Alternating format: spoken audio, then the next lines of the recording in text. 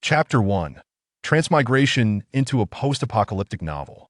By Lu lay on her bed, her gaze fixed blankly on the ceiling.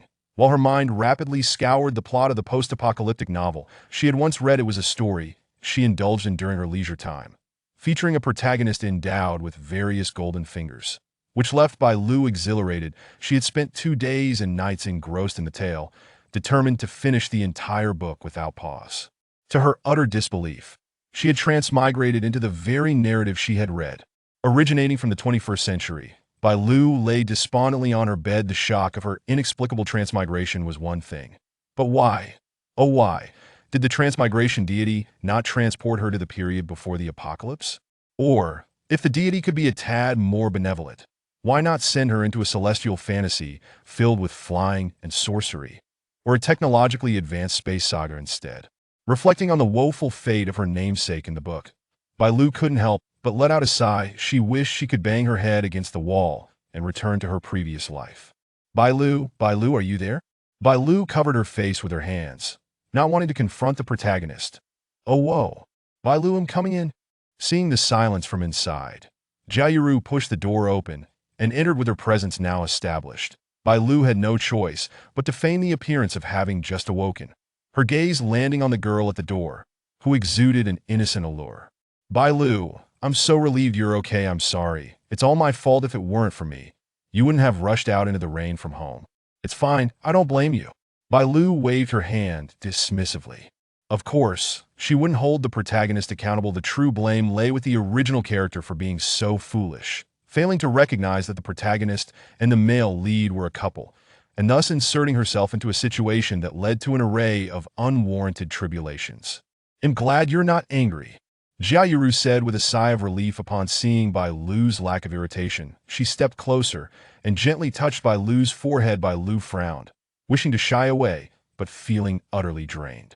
Bai Lu, you had such a high fever yesterday, it scared me to death. I stayed up all night watching over you, and when I saw you still burning with fever, I went out to find medicine. Look, Jean Fong, and I found some. Jiayuru pulled out some ibuprofen from her pocket, her small face radiating a desire for praise. Thank you, Yuru. Bai Lu managed to muster a weak smile.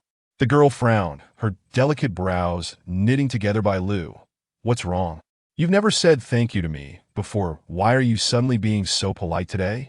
Bai Lu hesitated for a moment, then pretended to sigh dramatically. Because the world has changed, and you remain as kind to me as ever. It truly touches my heart. Jiayuru grasped Bai Lu's hand, offering reassurance. Rest assured, Bai Lu, I will always treat you well. Well, Yuru, could you fetch me a glass of water? I need to take the medicine. Bai Lu subtly steered the girl away. She was not accustomed to physical contact with strangers. Okay. Jiayuru used her abilities to conjure a glass of water and handed the pills to Bai Lu, watching her swallow them before exhaling in relief. Bai Lu knew her body was relatively resilient after taking the fever-reducing medicine and getting some rest. She would recover. She sincerely expressed her gratitude to Jiayuru. Thank you so much, Yuru. No need to thank me. We promise to be lifelong friends, of course. I will take care of you. Besides, now that I have abilities, it's only right.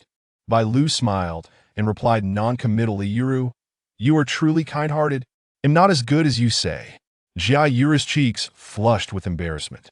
Bai Lu couldn't help but stare, her heart racing indeed. The protagonist was stunningly beautiful.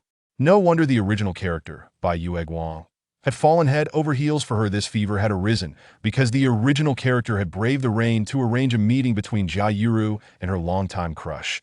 Bai Yueguang, little did she know, in her attempt to help, she had inadvertently lost herself. Bai Lu felt a twinge of pity for this unfortunate girl who shared her name. What are you thinking about? Come back to reality. Jiayuru sensed something was off about Bai Lu today, but couldn't pinpoint the issue. What? Bai Lu snapped back to attention. Jiayuru smiled. You slept for a whole day and night. You must be hungry. You'll go get you something to eat right away. Just wait a moment. All right, thank you. Once Jiayuru left, Bai Lu resumed staring blankly at the door, striving to recall the original story's plot. At the door, Jiayuru knitted her brows, gazing at the entrance for a few seconds before turning to descend the stairs. Meanwhile, a tall man sat on the sofa on the first floor. Jiayuru approached and sat beside him, her expression clouded with concern. Jean Fong, Bai Lu's fever has gone down. You shouldn't blame yourself. Bai Lu won't hold it against you. The man opened his mouth, intending to explain that Bai Lu had willingly helped him, but recalling that Bai Lu was Jia Yuru's close friend, he swallowed the words that were about to escape.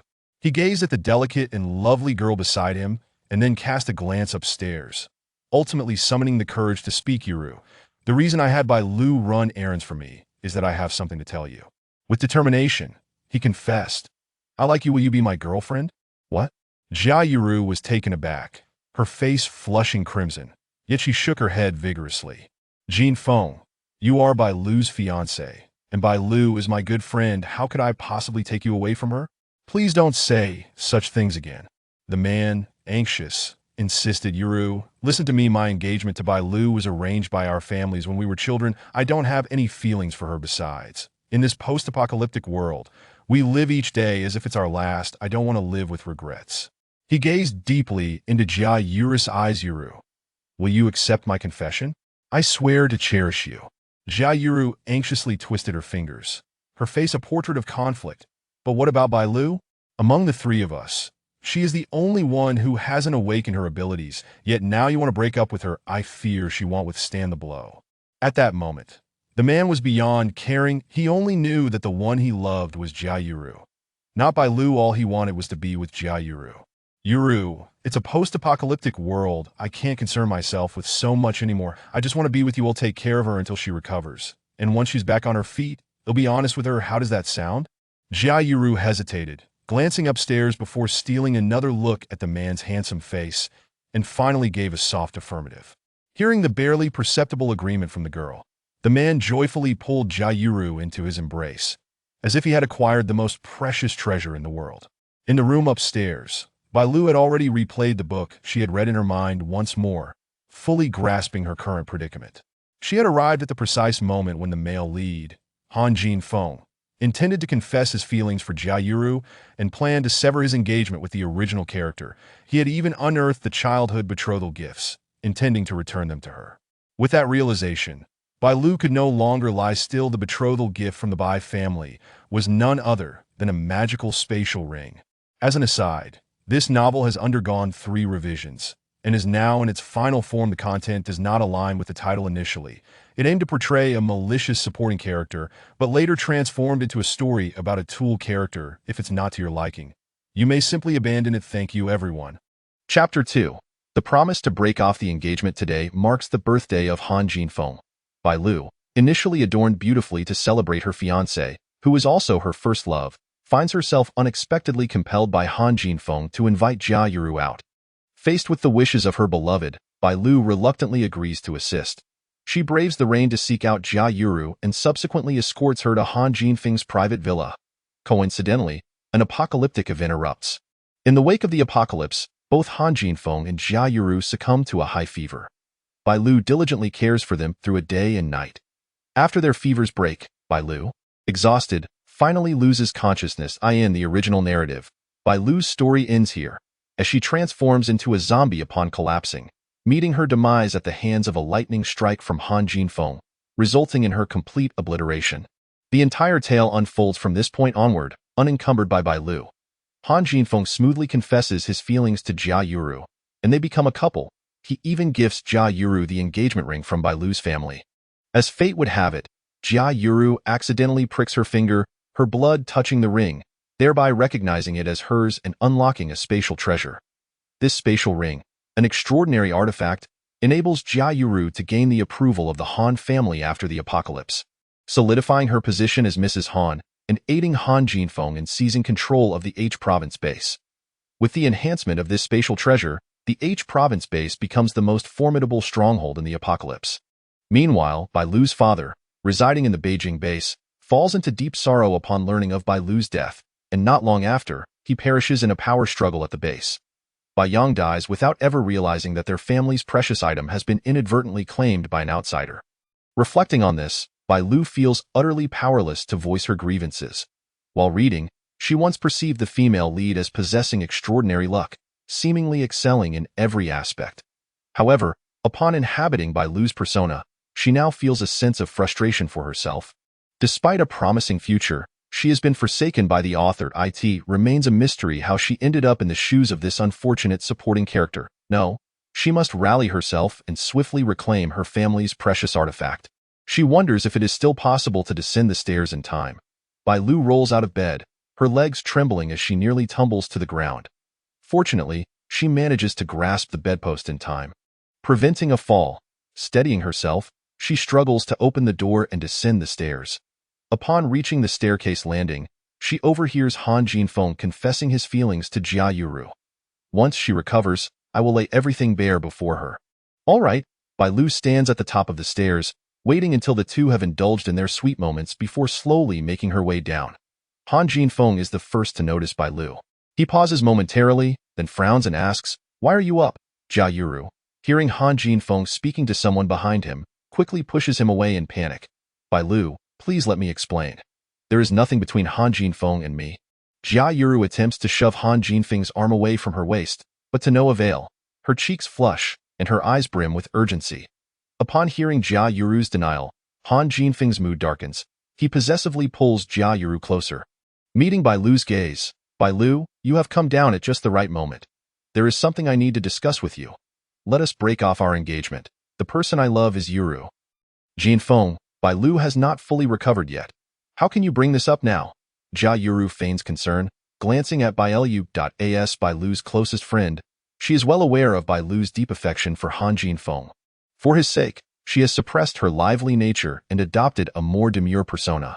Knowing that Han Jinfeng has a penchant for sweet treats, she has willingly abandoned her love for spicy food. Han Jinfeng favors long-haired beauties, prompting Bai Lu to grow out her hair, which she despises maintaining. How could someone like Bai Lu possibly let go of Han Jinfeng? In her mind, Jia Yuru calculates Bai Lu's potential reactions. What if Bai Lu becomes furious and attempts to confront her? Should she allow Bai Lu to act irrationally? If so, Han Jinfeng might come to despise her even more.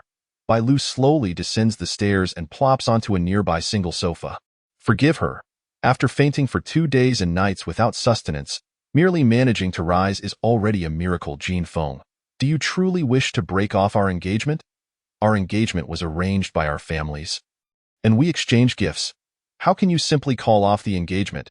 Due to her 2-day deprivation of water, Bai Lu's voice is slightly hoarse, sounding utterly pitiful. Han Jinfeng, however, grows impatient. "Bai Lu, I do not harbor feelings for you. Forcing ourselves together would bring no happiness to either of us. Let us end this engagement. Freeing me is also freeing yourself." Recalling the engagement gift, Han Jinfeng continues, "I have brought along that engagement gift from your family." Upon finishing this statement, his gentle gaze shifts to Jia Yuru. "I do not wish for Yuru to carry a tarnished reputation. Return the engagement gift to me, and we shall sever our engagement. Furthermore, the world outside has descended into chaos. If you agree to the annulment, I will arrange for you to be sent back to your father in H province." Han Jinfeng's words are a blend of 6 parts threat, 3 parts temptation, and only 1 part obligation. A long overdue explanation from him to Bai Lu after all these years. What a scoundrel! Bai Lu mentally curses him, her eyes reddening with emotion as she coughs twice. Feigning illness while genuinely feeling agitated, it seems that Jia Yuru has yet to acquire the engagement ring from Bai Lu's family. What a stroke of unexpected fortune! Bai Lu discreetly glances at Jia Yuru, who is now staring down, silent and seemingly the innocent victim. But is Jia Yuru truly innocent? Is it not suspicious that she has become involved with her best friend's fiancé so soon after her friend's demise? At this moment, Bai Lu fully immerses herself in the character of Bai Lu from the story. She is convinced that the seemingly naive Jia Yuru is not as blameless as she pretends to be. The original Bai Lu must have been deceived. However, these matters are not what she ought to dwell upon. Her primary objective now is to reclaim her family's engagement ring. All right. What? Both Han Jinfeng and Jia Yuru look up. Incredulity painted across their faces as they gaze at Bai Lu. After exchanging glances, they realize they have not misheard her. "I said, all right, Jinfeng, since the person you love is Yuru, and she loves you in return, I am willing to support your union. After all, one is my childhood companion, and the other is my dear friend." After uttering this, Bai Lu takes a breath and shifts her tone. "However, Jinfeng, you know that the engagement gift is of great significance to my family. You must return it to me if I am to agree to the annulment." Han Jinfeng gazes at Bai Lu with a complex expression for a moment. Chapter 3. The return of what belongs. Han Jinfeng can no longer recall the last time he truly observed Bai Lu. The girl before him has matured. Beneath her willow-shaped brows lie long, graceful eyelashes framing her enchanting phoenix eyes, filled with myriad emotions. Her cherry lips pout adorably, resembling a child seeking a favor. Han Jinfeng finds himself momentarily entranced. Realizing his lapse, he hastily averts his gaze, clearing his throat awkwardly. I will retrieve the engagement gift right away. After Han Jinfeng departs, only Bai Lu and Jia Yuru remain in the living room. Jia Yuru leans closer to Bai Lu, biting her lip nervously as she speaks. Bai Lu, you don't blame me, do you? I just found out that Jinfeng has feelings for me. I bear you no ill will. Jinfeng's affections are his own prerogative. I will wish you both well, Bai Lu replies, provided Jia Yuru does not covet her spatial ring. Her thoughts are solely fixated on that treasure. As for Han Jinfeng, she has no interest in him. Yuru, I am hungry. Could you please make me a bowl of noodle soup? Of course.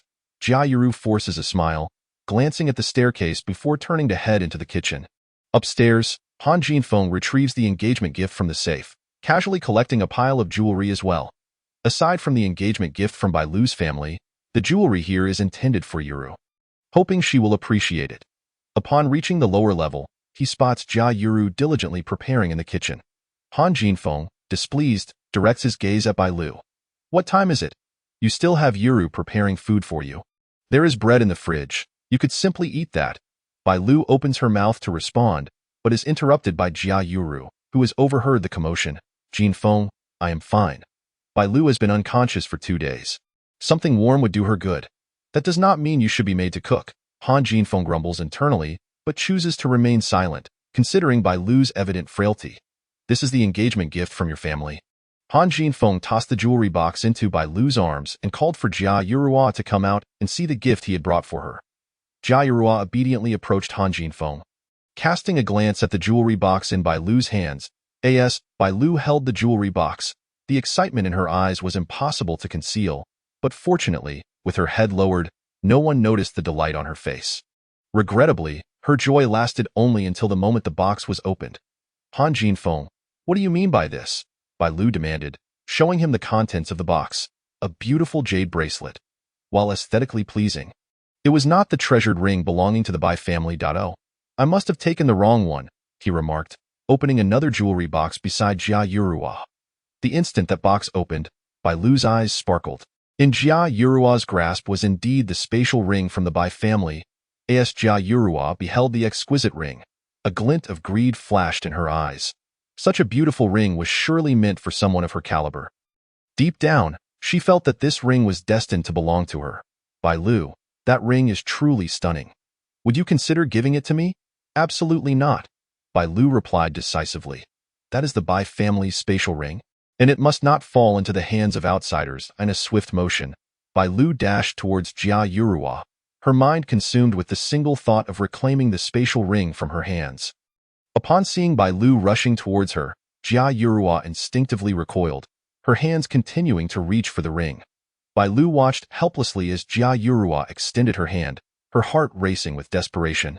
Was the plot of the story truly irreversible? Was the spatial ring meant solely for Jia Yuru? Witnessing this scene caused Bai Lu's anxiety to escalate to the point of a nosebleed. Give it back to me. Just as Jia Yuru's fingers brushed against the ring, time seemed to freeze. Bai Lu, disregarding her confusion about what had gone awry, rushed to Jia Yuru's side, snatching the ring and swiftly placing it on her finger. Time resumed its flow. Both Han Jinfeng and Jia Yuru were momentarily bewildered by the sudden turn of events. Just moments ago, Bai Lu had been desperately approaching them, and in the blink of an eye, she had already secured the ring. As Jia Yuru regained her senses, she noticed Bai Lu's blood dripping onto the ring. In that instant, she felt an overwhelming sense of loss, as if something profoundly important had slipped through her fingers. Leaving her heart uneasy, Bai Lu retreated to the sofa, utterly drained of energy. She glanced down at the ring on her finger. Good, the blood was not shed in vain. Bai Lu, what are you doing? It's just a worthless ring. What's the big deal? You don't need to snatch it from Yuru. Our Han family has plenty of fine treasures. One ring won't make a difference. Yes, you're right, Bai Lu thought. Having gained the upper hand, she was no longer interested in Han Jinfeng's sarcastic remarks. A wave of anxiety washed over her. This was just like her. If it were someone else, the spatial ring would surely have been taken by the heroine. By the way, how did that moment of time suspension occur? Bai Lu could only recall the moment when she saw Jia Yurua about to seize the spatial ring, her heart racing with urgency as she thought, I cannot let the heroine claim it with blood. Then, something extraordinary happened. Time stood still for 2 seconds. In those 2 seconds, she reached Jia Yurua's side and successfully reclaimed the spatial ring. Could it be that she had awakened some special ability? Time manipulation? Or perhaps the power to freeze certain things? Bai Lu wished to attempt it again, but a throbbing headache forced her to suppress the thought for later exploration. Seeing Bai Lu's reaction, Han Jinfeng could no longer muster any harsh words in frustration. He said, All right, you're awake now. Go make yourself something to eat. Stop bossing Yurua around. Okay. Bai Lu slowly rose, avoiding eye contact with Jia Yurua as she headed straight for the kitchen. In the living room, Han Jinfeng wrapped an arm around Jia Yurua's waist. Keep your distance from Bai Lu. With her reckless personality, you'll certainly get caught up in her troubles. Jia Yurua lowered her gaze, her eyelashes fluttering slightly as she quietly acknowledged him. Noticing her downcast mood, Han Jinfeng glanced towards the kitchen before retracting his gaze. Let's go upstairs. I have many rings there, of various styles, none of which pale in comparison to Bai Lu's. Thinking of the captivating ring, Jia Yurua did not refuse. What if there was something even more appealing?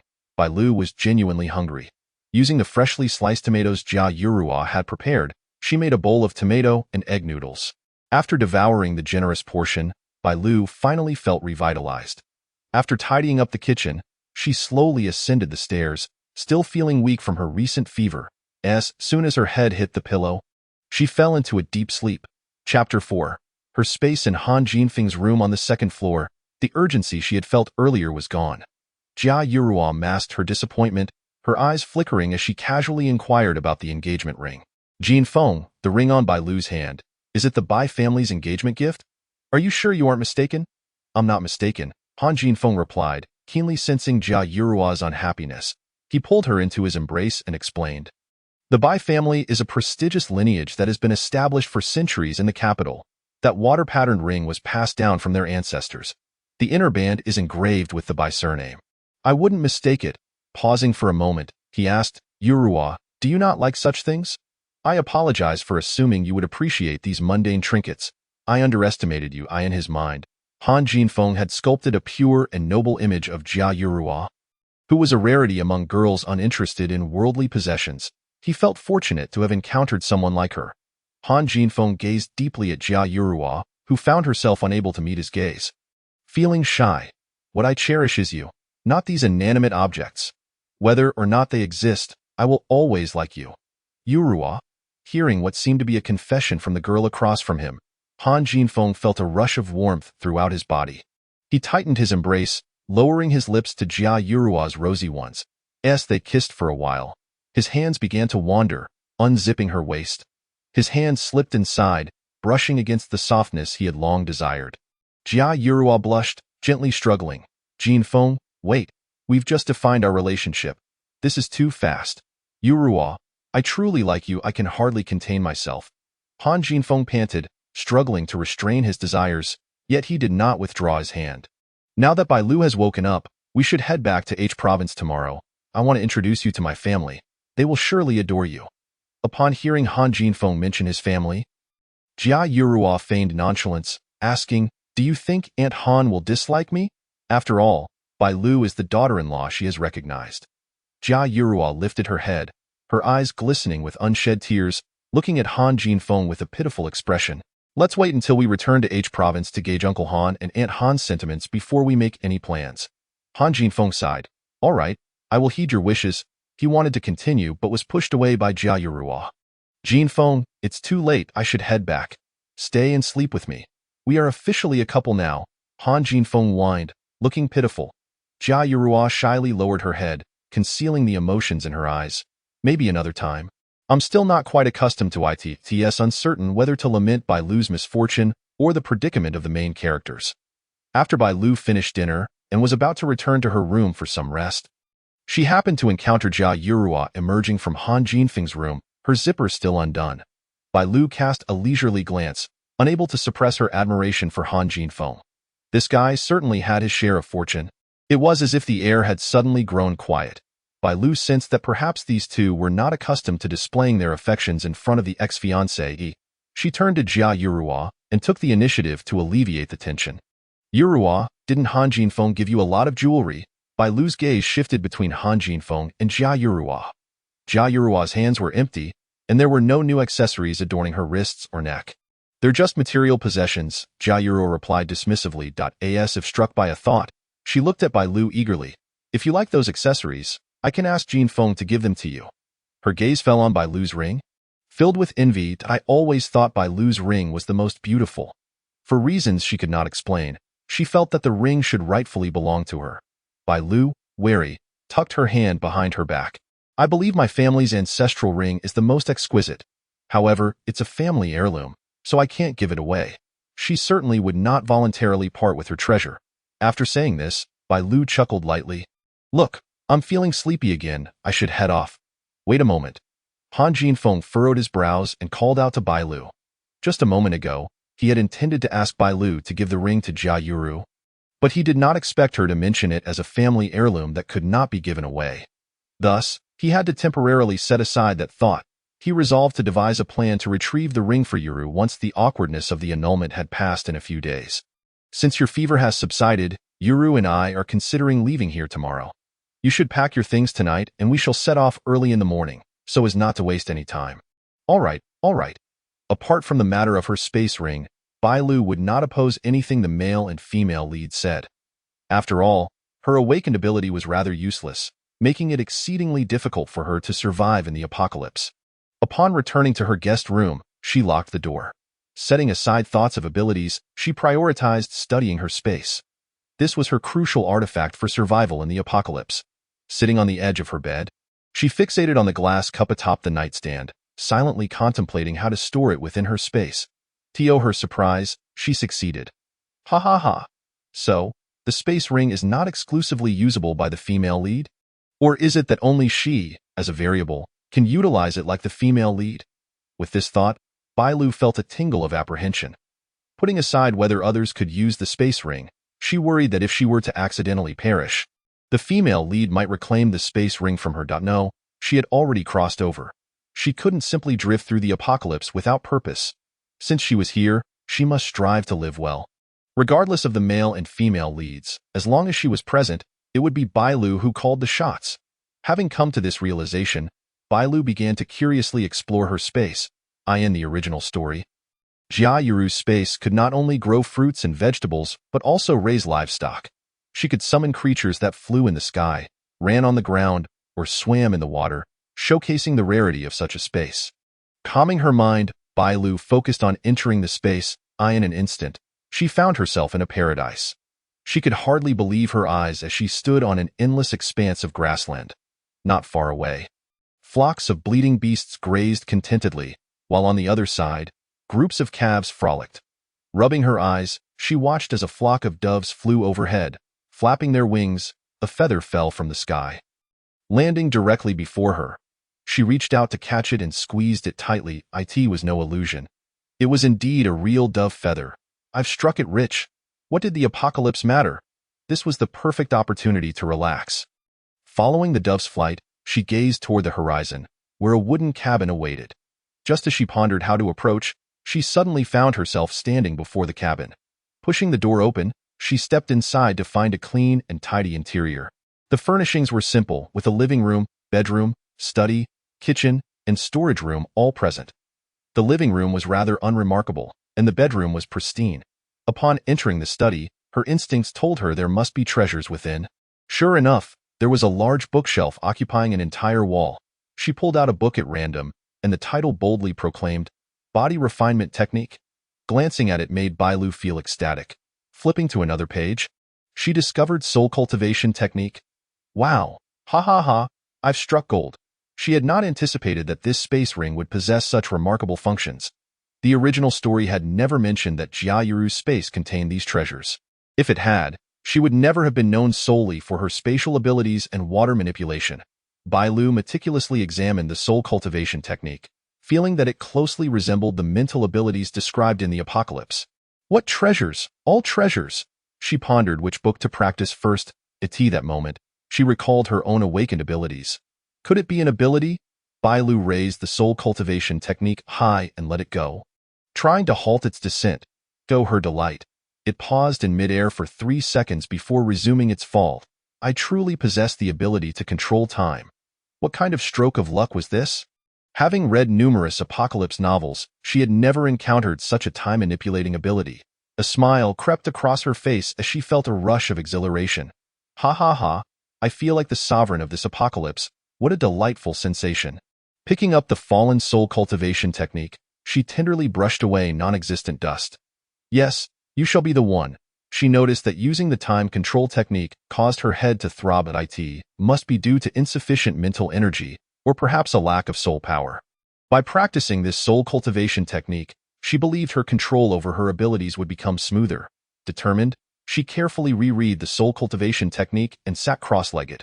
Following the instructions in the book, she regulated her breathing, attentively feeling the energy within her body, allowing it to flow along the pathways marked in the book. Once the energy circulated throughout her body, she felt the needle-like pain in her head dissipate. It truly was effective. Eagerly, she began her practice anew. Meanwhile, in the adjacent bedroom, Jia Yuru was experiencing a peculiar dream.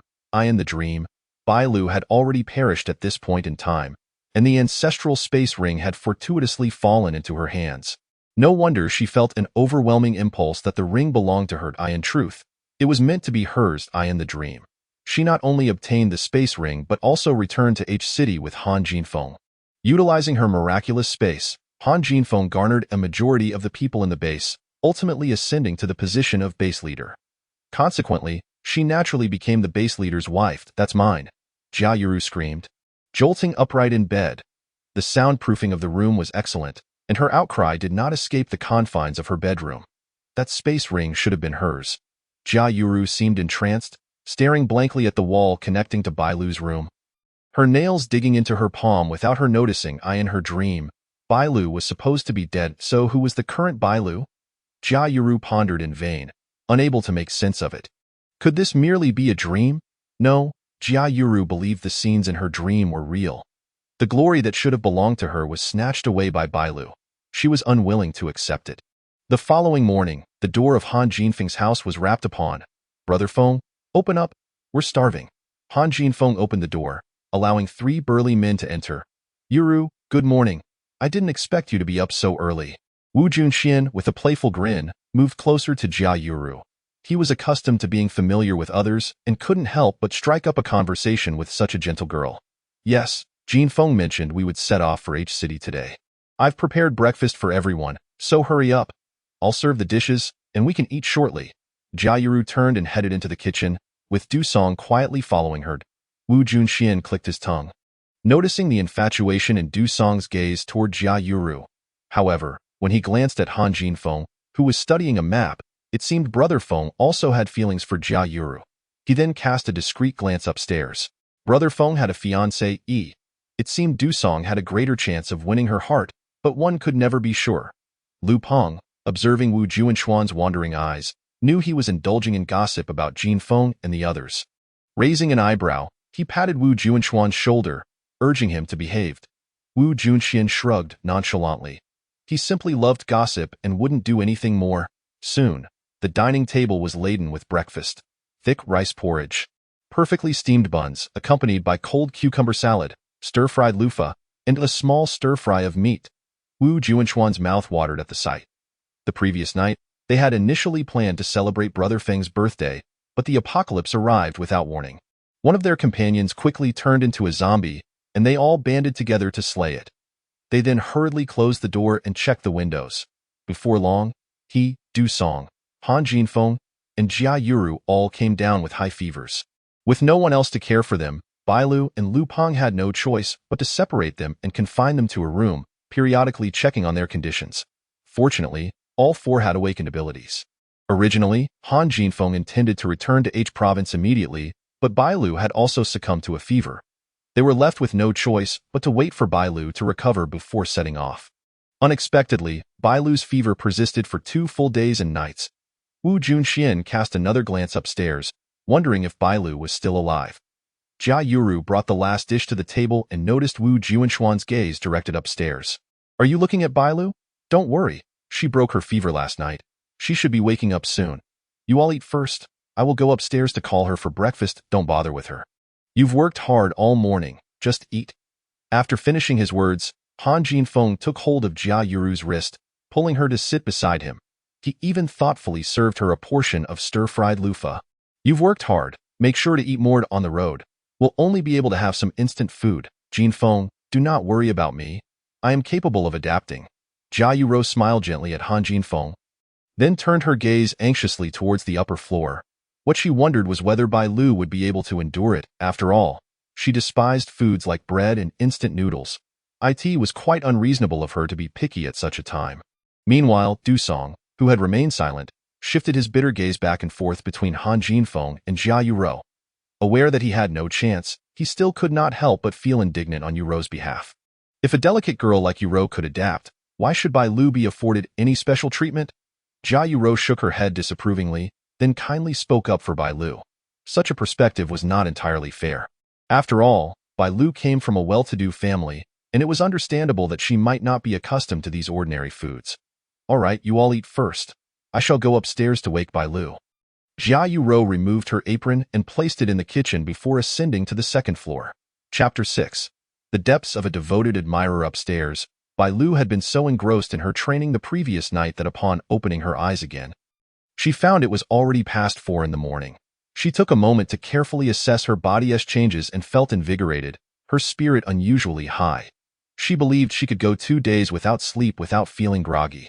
This soul cultivation technique was indeed a remarkable thing. She resolved to practice diligently in hopes of soon surpassing the minor realm described in the text.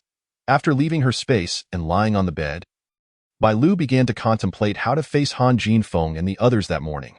She had trained for 2 days and nights, and by all accounts, she should have awakened her supernatural abilities. However, her powers were too unique. She did not wish to reveal her extraordinary time manipulation ability. Perhaps it would be wiser to feign a mental type ability. After all, she was also practicing the soul cultivation technique. And once her soul power increased, she would be able to sense the dangers around her, much like mental energy, without drawing attention to herself. Having devised her plan, Bailu finally closed her eyes to rest. Knock, knock, knock, the sound of knocking echoed. Jia Yuru twisted the doorknob, but it wouldn't budge. Bailu, are you awake? The door creaked open from within. Bailu stretched lazily, appearing as though she had just awoken. Yuru, good morning, I'll be ready shortly. Initially, she did not feel tired, but once she fell asleep, waking up became a challenge. It was simply her nature. She had a penchant for slumber, often described as laziness. Noticing Bailu's hair tousled atop her head, Jia Yuru glanced at her and then returned her gaze to Bailu's freshly awoken face. Rather than remind her, she smiled and said, Everyone has begun eating breakfast. Hurry down. I'm waiting for you to join me. After speaking, Jia Yuru cast another glance at the ring Bailu wore on her hand, her eyes flickering briefly before she turned and descended the stairs. Before long, Bailu had tidied herself and made her way downstairs. To the left of Han Jinfeng sat Jia Yuru, leaving only an empty seat on his right. With no other option, Bailu reluctantly took a seat, helping herself to a bun and eating heartily. After a night of cultivation, she was indeed hungry. Wu Junxian observed the strikingly elegant Bailu before glancing at the gentle and refined Jia Yuru on Han Jinfeng's other side. He thought to himself, Jinfeng truly is fortunate, embraced by beauty on both sides. He is indeed a paragon of desirability. After Bailu sat down, her peripheral vision surveyed the few men opposite her. Noticing a lingering gaze fixed on her and Jia Yuru, she looked back to find a flamboyant and handsome young man, a smirk playing on his lips. This could only be the gossip-loving Wu Junxian. In the narrative, Wu Junxian awakened wood-type abilities and had followed Han Jinfeng since the early days of the apocalypse, eventually becoming the second-in-command at the H province base. Bailu had had some interactions with Wu Junxian in her original life. And compared to others, she was more familiar with his character through her memories. He was simply a sunny, gossip-loving boy, warm-hearted and genuinely good-natured. The occasionally dark gaze sweeping over them undoubtedly belonged to Dusong, Jia Yuru's devoted admirer. He had awakened a rare healing ability and had saved the male and female protagonists numerous times during the apocalypse. In the original narrative, Song was infatuated with the female lead. Even knowing he had no chance with her, he vowed never to marry and silently stood behind her, helping her fend off those who dared to covet Han Jinfeng. The calm man eating beside Song was certainly Lu Peng. He appeared gentle, yet was cold-blooded at heart. Although he had not awakened any abilities, he was the most feared person within the H province base and the story. His true loyalty lay with Han Jinfeng and his close brothers, serving as the team's brain and steward, managing all affairs relating to the base. Bai Lu, why aren't you eating any vegetables? Seeing Bai Lu lost in thought, Jia Yuro smiled and offered her a pair of chopsticks filled with stir-fried bacon. I made this early this morning. You must try it and see if it suits your taste. Thank you, Bai Lu replied politely, taking a piece of bacon and savoring it. The flavor was indeed delightful. No wonder she was the female lead. Her culinary skills alone were impressive enough to be admired. Bai Lu attempted to take another piece of bacon, but to her surprise, Song snatched it away first and placed it in Jia Yuro's bowl. Yuro, you should eat more meat. You're too thin. It pains me to see, he said. Jia Yuro's gaze had remained fixed on Bai Lu. Upon seeing Song take the bacon from Bai Lu, she felt a small thrill in her heart, yet she forced a troubled glance at Bai Lu and cautiously murmured her thanks. Song returned a gentle smile but, upon turning his gaze back, shot a cold look at Bai Lu. Bai Lu merely paused for a fleeting moment, not angered, and directly stared at Song. She then took another piece of bacon and placed it in her own bowl. Song was infuriated. Bai Lu was clearly doing this on purpose. However, he could not let his frustration show too overtly. The first time he took a piece of Bai Lu's food could be dismissed as an accident, but if he did it again, anyone would think he was targeting her deliberately. When Jia Yuro consumed the bacon Song had taken, Han Jinfeng narrowed his eyes in displeasure. Previously, it had always been men at the table, and he understood that this fellow had an interest in Jia Yuro. However, Yuro was now his girlfriend. Han Jinfeng set down his chopsticks and looked seriously at everyone gathered. Since we are all here, I have something to announce. I have officially annulled my engagement with Bai Lu. After stating this, he allowed his gaze to linger on Song for a second longer before continuing. Now, Yuro is my girlfriend. I hope everyone will take good care of her and treat her with the same respect you show me. Congratulations. Lu Peng quickly scanned Bai Lu, noticing her lack of reaction, which puzzled him, yet he maintained a warm smile as he blessed the couple. Wu Junxian's eyes widened slightly. Jinfeng certainly knew how to play the game, but it was rare for both girls to remain so calm and harmonious. He resolved to learn a thing or two from this experience. Song, catching the warning glance from Han Jinfeng, felt his body tense up, his lips pressed tightly together, yet he said nothing. Bai Lu watched the expressions of those around her as though she were a bystander. Particularly, Song, who had just been targeting her, now appeared utterly dejected, as if he had lost everything. The sensation was rather delightful. When Song regained his composure, he noticed Bai Lu's seemingly mocking gaze, and his anger became uncontainable. Bai Lu, I've long considered you unworthy of Jinfeng. You've come to terms with it, and have allowed Jinfeng and Yuro to be together. At least you have some self-awareness. Bai Lu could not help but chuckle. Indeed, I possess self-awareness. What remains unknown is whether a certain fool has any self-awareness. After saying this, her gaze deliberately shifted between Song and Jia Yuro. In the narrative, Song had gone to great lengths to eliminate several women who appeared around Han Jinfeng for the sake of Jia Yuro. To be such a devoted admirer is indeed a remarkable feat. Chapter 7. Establishing one's strength. Seeing Bai Lu's pointed look, Song's temper flared. Bai Lu, what the hell are you blathering about? He slammed his hand on the table, standing up and pointing a finger at Bai Lu, shouting, Yuro and I are innocent. Do not maliciously tarnish her reputation. Don't think I can't see through you. You're envious of Jinfeng's affection for Yuro, so you're here trying to defame her. You are truly a vile woman. I'm vile. Bai Lu also slammed her hand on the table, standing up and pointing at Song with a cold smile. For a devoted admirer like you to twist the truth, I commend your audacity. Do not forget, I, Bai Lu, was the one engaged to Han Jinfeng since childhood. Now that he has taken a liking to Jia Yuro, I have nothing to say. After all, affection is a matter between two people. Unilateral devotion is rather pointless. Bai Lu shot a sarcastic glance at Song, adding, this is a piece of advice from someone who has been through it. Do not forget that Yuro is now Han Jinfeng's girlfriend. It would be wise to keep your little feelings to yourself. Bai Lu was not one to be trifled with. Previously, Du Song had looked down on her, and now, for the sake of the female lead, he was targeting her in various ways. Such a foolish person, she would not indulge if he dared to provoke her. She would retaliate in kind and see who could withstand it longer. You are the real devoted admirer. Du Song was furious, charging toward Bai Lu as if to strike her. Han Jinfeng. His face darkened, interjected, Du Song, stand down. Before he could stop Du Song, the man had already charged toward Bai Lu, swinging his fist toward her chest.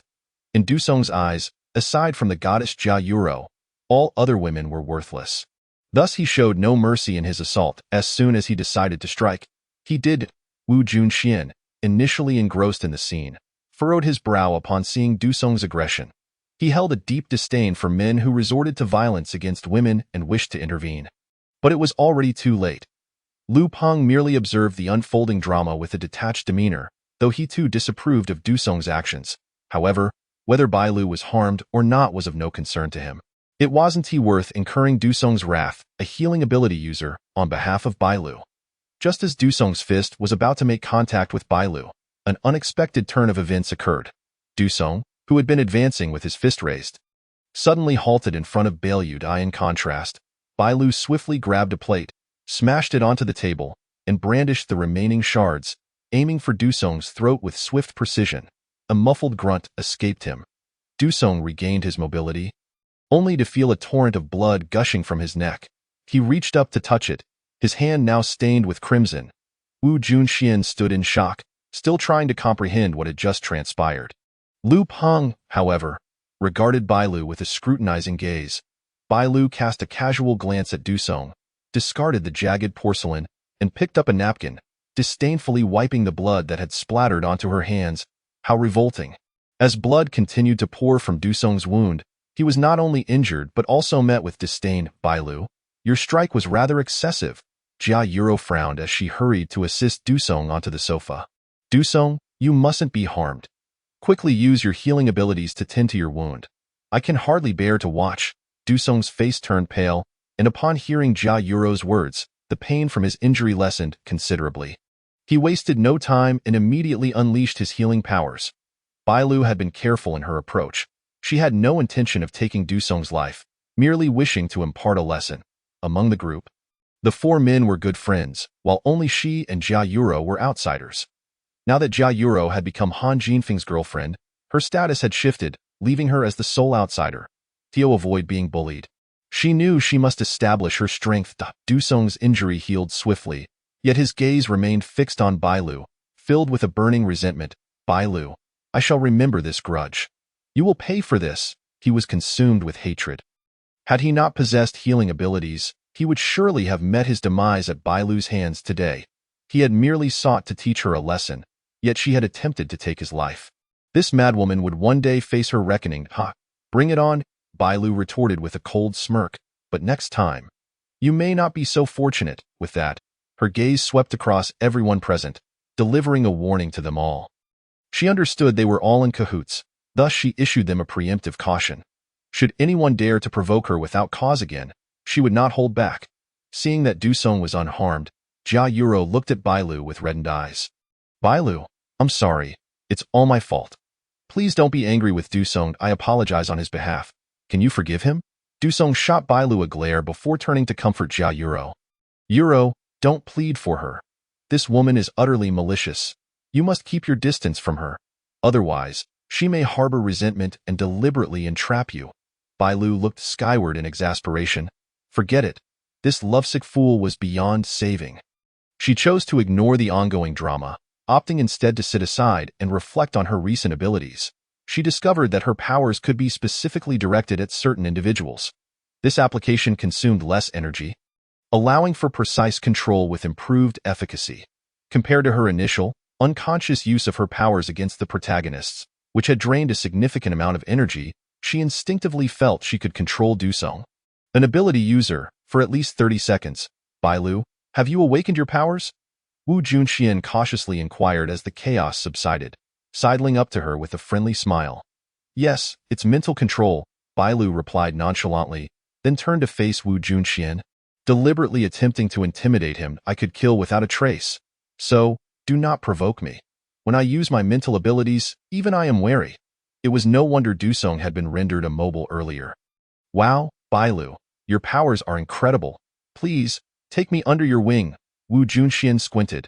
Adopting the demeanor of an eager admirer, Bailu rolled her eyes internally. She wondered if Han Jinfeng truly failed to notice Jia Yuro's unease. After all, she was the ex-girlfriend, and it seemed rather bold to express concern for his current girlfriend in front of his former love interest without facing repercussions. Forget it, that is a matter concerning the couple in question, and she is quite indifferent to it in no time. Han Jinfeng and Lu Peng, along with the others, had agreed to head to the Tianyue Mall situated on the street adjacent to their residential area. Their community is located in the suburbs of S-City, where the nearby residents are either affluent or distinguished families. This area is sparsely populated, yet the prices are unexpectedly high, as the mall caters to the nearby high-end clientele, who are not short of funds. Han Jinfeng was driving a Cullinan, with Lu Peng in the passenger seat, while Jia Yuru and Bailu occupied the back seat, and behind them followed a Unimog. Wu Junxian had longed to get his hands on a Unimog, but unfortunately, his father had frozen his bank card. To his surprise, he found himself with an opportunity to indulge in his desire. However, when he finally grasped the steering wheel, he felt little excitement, as thoughts of his father's stern face resurfaced in his mind. He wondered if his father was still alive. With that thought, Wu Junxian began to focus, determined to gather supplies swiftly and return to the H province base to surprise his father. The distance was merely a street away, taking less than 5 minutes for both vehicles to arrive at the entrance of Tianyue Mall. Bailu quickly exited the vehicle, resting the baseball bat on her shoulder, and marched forward with an air of indifference, leading the charge towards the zombie welcoming committee at the supermarket entrance. With a swift swing of her bat, one of the zombie ladies' heads rolled to the ground. Bailu took a couple of steps back, twirled her wrist, and raised the bat once more to deliver another blow. Wu Junxian stared in astonishment at Bailu's commanding presence. Was this woman reverting back to her former self? It felt quite pleasing. He recalled that Bailu had been a little tyrant in her childhood, earning thumbs up from her male classmates. When had she changed? It seemed to have been around middle school, ever since she met Han Jinfeng. Bailu transformed completely. Her laughter turned scarce, her anger no longer retaliated. And she secretly let her hair grow long, her voice becoming timid. Wu Junxian found it hard to adapt to this new version of Bailu, and their relationship had shifted from casual classmates to strangers. Lost in thought? Everyone has gone in. Hurry up and catch up. Dusong frowned and gave Wu Junxian a push. Upon seeing him snap back to reality, they followed into the mall. Wu Junxian was the last to enter, not forgetting to close the mall's entrance behind him.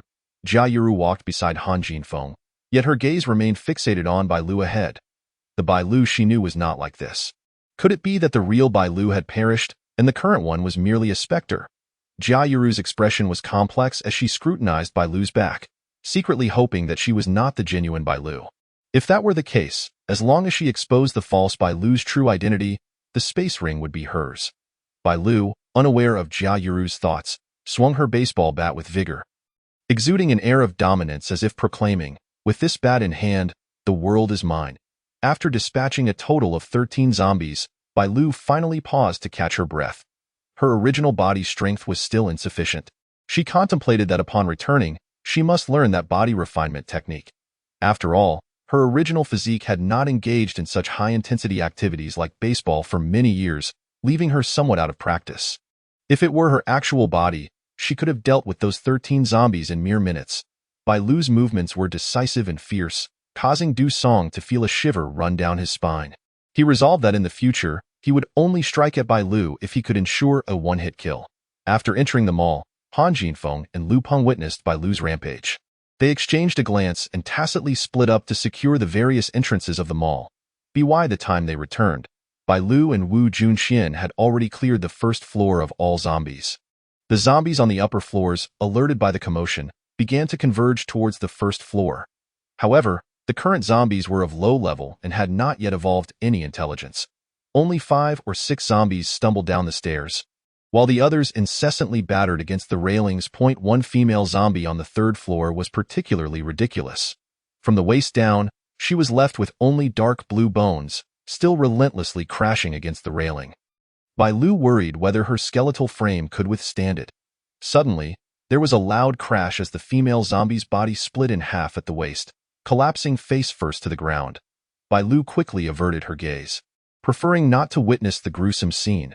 After all, she had eaten too much for breakfast and feared she might vomit. Chapter 9. Who gave you the courage? The first floor of the mall was predominantly adorned with women's clothing. Just as Bai Lu was about to search for a few outfits to change into, her arm was tugged by Jia Yuru.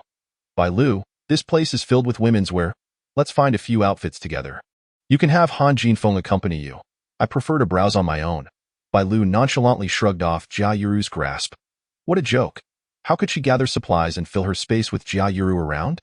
Jia Yuru, however, looked hurt as she gazed at Bai Lu. Bai Lu, are you still upset about Jin Feng's decision to annul the engagement? Is that why you're being so cold towards me? You weren't like this before. Biting her lip, Jia Yuru cautiously asked, Bai Lu, ever since you woke up from that high fever, I feel like I don't recognize you anymore. Are you? Jia Yuru deliberately paused to draw the attention of all the men present. Then continued, Bai Lu, are you still the Bai Lu we once knew? I feel like you've changed so much that I hardly recognize you. Upon hearing Jia Yuru's question, Han Jinfeng's expression tightened as he also gazed at the girl wielding the baseball bat. If it had been before, would Bai Lu have agreed without hesitation to annul the engagement? Reflecting on Bai Lu's tender gaze directed at him in the past, he now perceived something amiss with the Bai Lu standing in front of him and did not intervene against Jia Yuru's probing. I am not me? Then who am I? Bai Lu shot Jia Yuru an irritated glance. Wasn't it you who stayed by my bedside, taking care of me? What do you all want from me? Trying to pry words from me is futile. With visible impatience, Bai Lu turned to Han Jinfeng, her eyes clearly stating for him to manage his girlfriend. Han Jinfeng, just because I once had feelings for you doesn't mean you can treat me with suspicion. You were the one who initiated the annulment, and you were also the reason for my loss of face. Why should I feel obligated to cling to you? What, did Liang Jingru give you the courage to act this way? Han Jinfeng, he would never admit that was precisely what he was thinking. You and Jia Yuru are already a couple. As your ex-girlfriend, I should maintain a distance. It is better for both of you and for me. Bai Lu, feeling vexed, waved her hand dismissively, indicating that unless it was urgent, she preferred not to speak with him. I want to explore on my own, so don't follow me. Bai Lu, Jia Yuru, undeterred, attempted to follow but was restrained by Han Jinfeng. Let her be, but will Bai Lu be safe on her own? She'll be fine. Most of the zombies here have already been taken care of by Bai Lu. Unexpectedly, Wu Junxian spoke up in defense of Bai Lu. And while Jia Yuru was reluctant, she had no choice but to relent.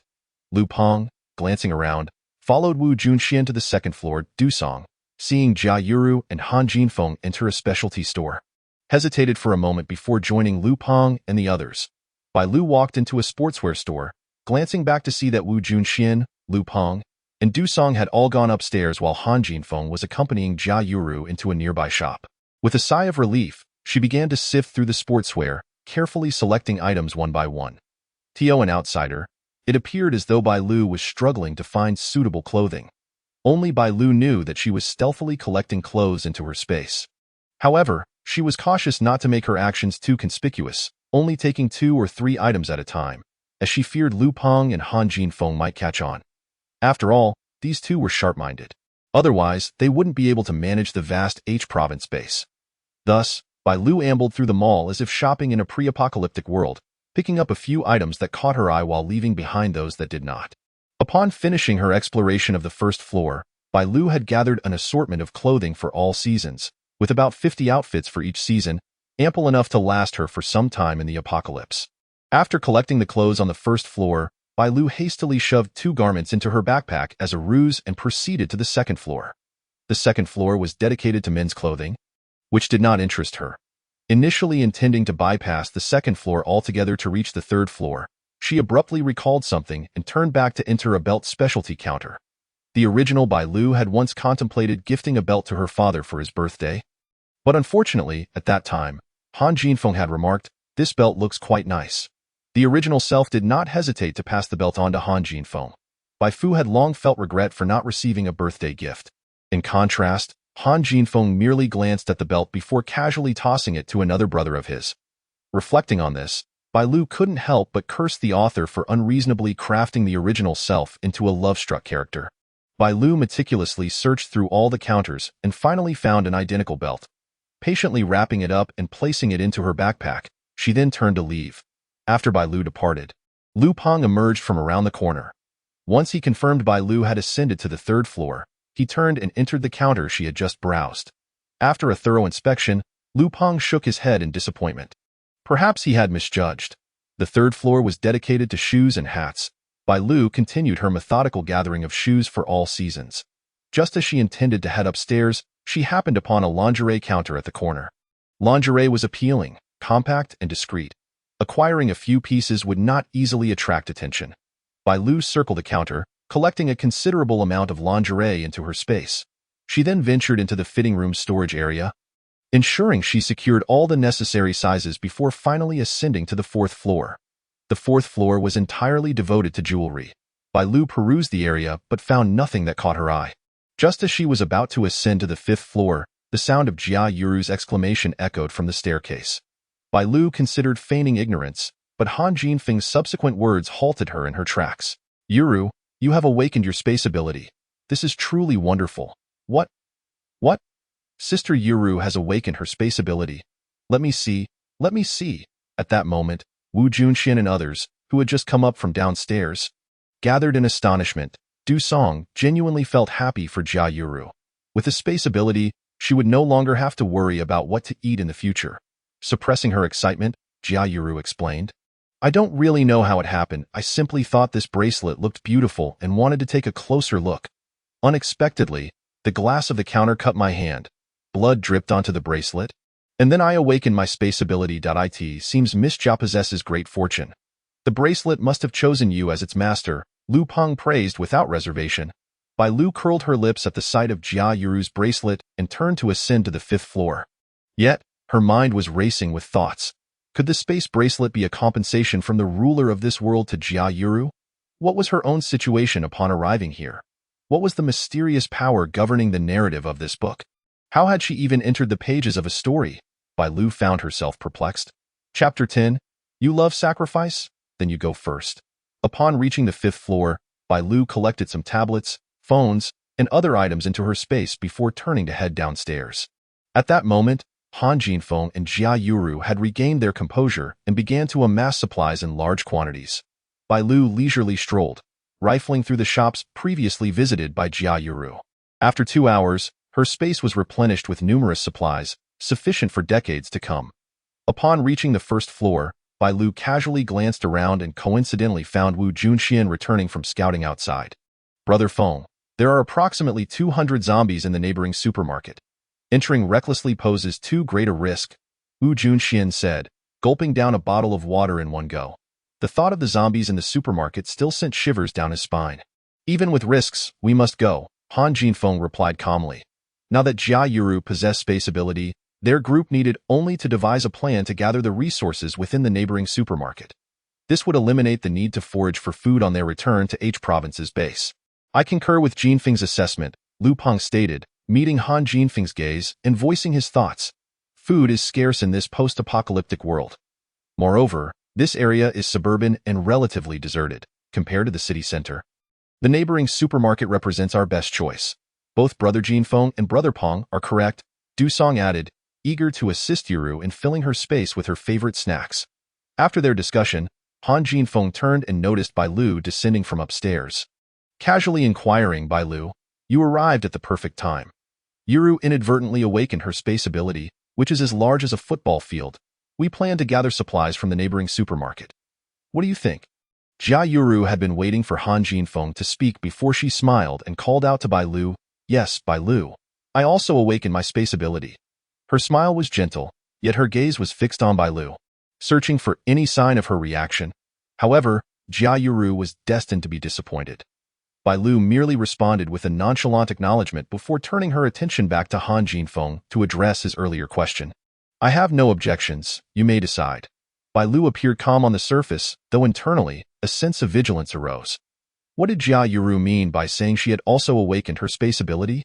Was she implying that not only had she awakened her water-based powers, but that she too had acquired a space ability? Or was it that Jia Yuru was aware of Bai Lu's storage space awakening and was hinting at her own? Was her statement merely a coincidence or a deliberate provocation? Bai Lu lowered her gaze to the ring on her finger, her eyes flickering. Could it be that Jia Yuru was privy to the secret of her space ring? How could she possibly know her secret? Bai Lu felt compelled to heighten her guard. After all, Jia Yuru was the protagonist of the original story. What if the plot sought to rectify any changes brought about by her presence? It seemed she needed to expedite her plans to distance herself from the group. When she raised her head again, all traces of contemplation vanished from Bai Lu's eyes. When shall we commence our operation? Han Jinfeng pondered for a moment before outlining his plan. First, let Junxian rest for 15 minutes. Then, Junxian and Lu Peng will be responsible for diverting the zombies within the supermarket. Du Song will keep watch at the entrance. While Bai Lu leads the way, Yuru and I will follow behind to gather supplies. How dare! With so many zombies, you expect her to take the lead. I can't believe Han Jinfeng holds her in such high regard. Bai Lu thought bitterly. Unfortunately, she had no intention of volunteering as bait. I disagree. Bai Lu was adamant, refuting, it remains uncertain how many zombies Junxian and Lu Peng can attract. If they can only draw away a handful, charging in would leave me overwhelmed. Han Jinfeng shot her a sidelong glance, furrowing his brow in contemplation before he revised his statement. Let's first wait for Junxian and Lu Peng to lure away the zombies, and then adapt our approach based on their numbers. If the situation appears dire, we can consider alternative strategies. However, this will inevitably delay our return to H Province. Han Jinfeng looked at Bai Lu, then surveyed the others, seeking their opinions. Du Song, noticing Jia Yuru's hesitant expression, foolishly remarked, Bai Lu, aren't you supposed to be capable? Why are you dragging everyone down at a crucial moment? We trust you to lead the way. Besides, we're all teammates. What's wrong with making a sacrifice for the group? Bai Lu thought, damn it, damn it, damn it. If not for the fear of Han Jinfeng and the others teaming up against her, I would gladly deal with this insufferable Du Song right now. With a cold laugh, she retorted, I have no love for sacrifice. If you're so eager to sacrifice yourself, then you go ahead. By the way, you're a healer, so you might be immune to the zombie virus. Why don't you clear a path for everyone? If he possessed Bai Lu's abilities, he would have stepped forward long ago. Bai Lu, I see you're deliberately opposing me. To hell with you. Bai Lu raised the baseball bat in her hand, poised to strike. Du Song, wide-eyed, was about to protest further when Bai Lu's swinging bat intimidated him into silence. Wu Junxian shot a disapproving glance at Du Song. His ideas were too extreme. Everyone understood the dangers of this mission, and Bai Lu's perspective was valid. However, now was not the time for infighting. Wu Junxian stepped forward, smiling as he grasped the baseball bat with both hands. Let us not harm one another, my esteemed colleague. Bai Lu shot Wu Junxian an annoyed glare, and, unable to restrain herself, she flipped Du Song the bird. Du Song, if you can't speak properly, just keep your mouth shut. If you dare to provoke me again, I will cut out your tongue. Calm down, you're magnanimous. Don't stoop to his level. With a huff, Bai Lu retracted the baseball bat and distanced herself from the group. She had acted too impulsively earlier. Had it not been for Wu Junxian stopping her, things would have escalated. Contemplating this, Bai Lu glanced at Wu Junxian with a complex expression. Among this group, he had been the most considerate towards her. During their time together, she didn't mind looking out for him a bit. As a gesture of their meager camaraderie, Jia Yuru's attitude towards her was also quite peculiar now. As for the others, they could go to hell. As the farce concluded, Han Jinfeng cast a stern gaze at Du Song. Du Song, you have crossed the line. Upon concluding this statement, he took the lead in taking action. Han Jinfeng and his group concealed themselves around the corner, observing as Wu Junxian frantically pressed the horn of the Unimog. Moments later, a horde of zombies surged out from the supermarket. Wu Junxian, feeling a surge of anxiety, started the vehicle, mindful that he could not accelerate too rapidly, lest the zombies trailing behind become separated. Chapter 11. The bait. Before long, Lu Peng drove another vehicle, successfully luring away a considerable number of zombies. Bai Lu stood at the corner, scanning the scene with her gaze. The two had collectively drawn away approximately 130 zombies. Yet at least 70 remained inside the supermarket. Only she, Han Jinfeng, Jia Yuru, and the rather incompetent Du Song were left. Du Song, it seemed, was only preoccupied with fawning over Jia Yuru, neglecting any other responsibilities. In terms of strength, he was no match for Bai Lu. Even if they teamed up, swiftly eliminating all the zombies here would prove challenging. Bai Lu hesitated, contemplating whether to retreat, when Han Jinfeng spoke up. The number of zombies here is excessive, Bai Lu. Do you have a way to distract them? Bai Lu was momentarily taken aback. She hadn't expected Han Jinfeng to bypass Jia Yuru and Du Song to consult her directly. She exchanged a glance with Jia Yuru and Du Song, coming to a realization.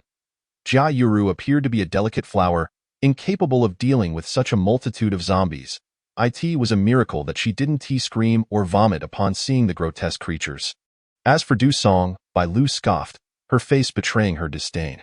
This fellow would likely try to escape with Jia Yuru at the first sight of danger. Asking him for help was laughable. Bai Lu, feeling exasperated, realized she had been conscripted by Han Jinfeng once more. There was, however, one possible solution, albeit at the expense of someone else's dignity. Han Jinfeng pressed on, inquiring, what method? Bai Lu scrutinized him for a moment before curling her lip. She didn't believe Han Jinfeng was oblivious to her insinuation. He merely wished for her to take on the role of the villain. Very well then. If being the villain was necessary, so be it. After all, she would not be teaming up with this lot for the long haul. As you can see, there are still at least 80 zombies left. The numbers are overwhelming, and it's beyond the capacity of just the two of us. However, if someone is willing to act as bait, like Wu Junxian and Lu Peng, voluntarily attracting the zombies, we would have ample time and energy to gather supplies. As she spoke, her gaze fell on Du Song, her expression clearly indicating that she was referring to him, which only served to infuriate Du Song. Why don't you go be the bait?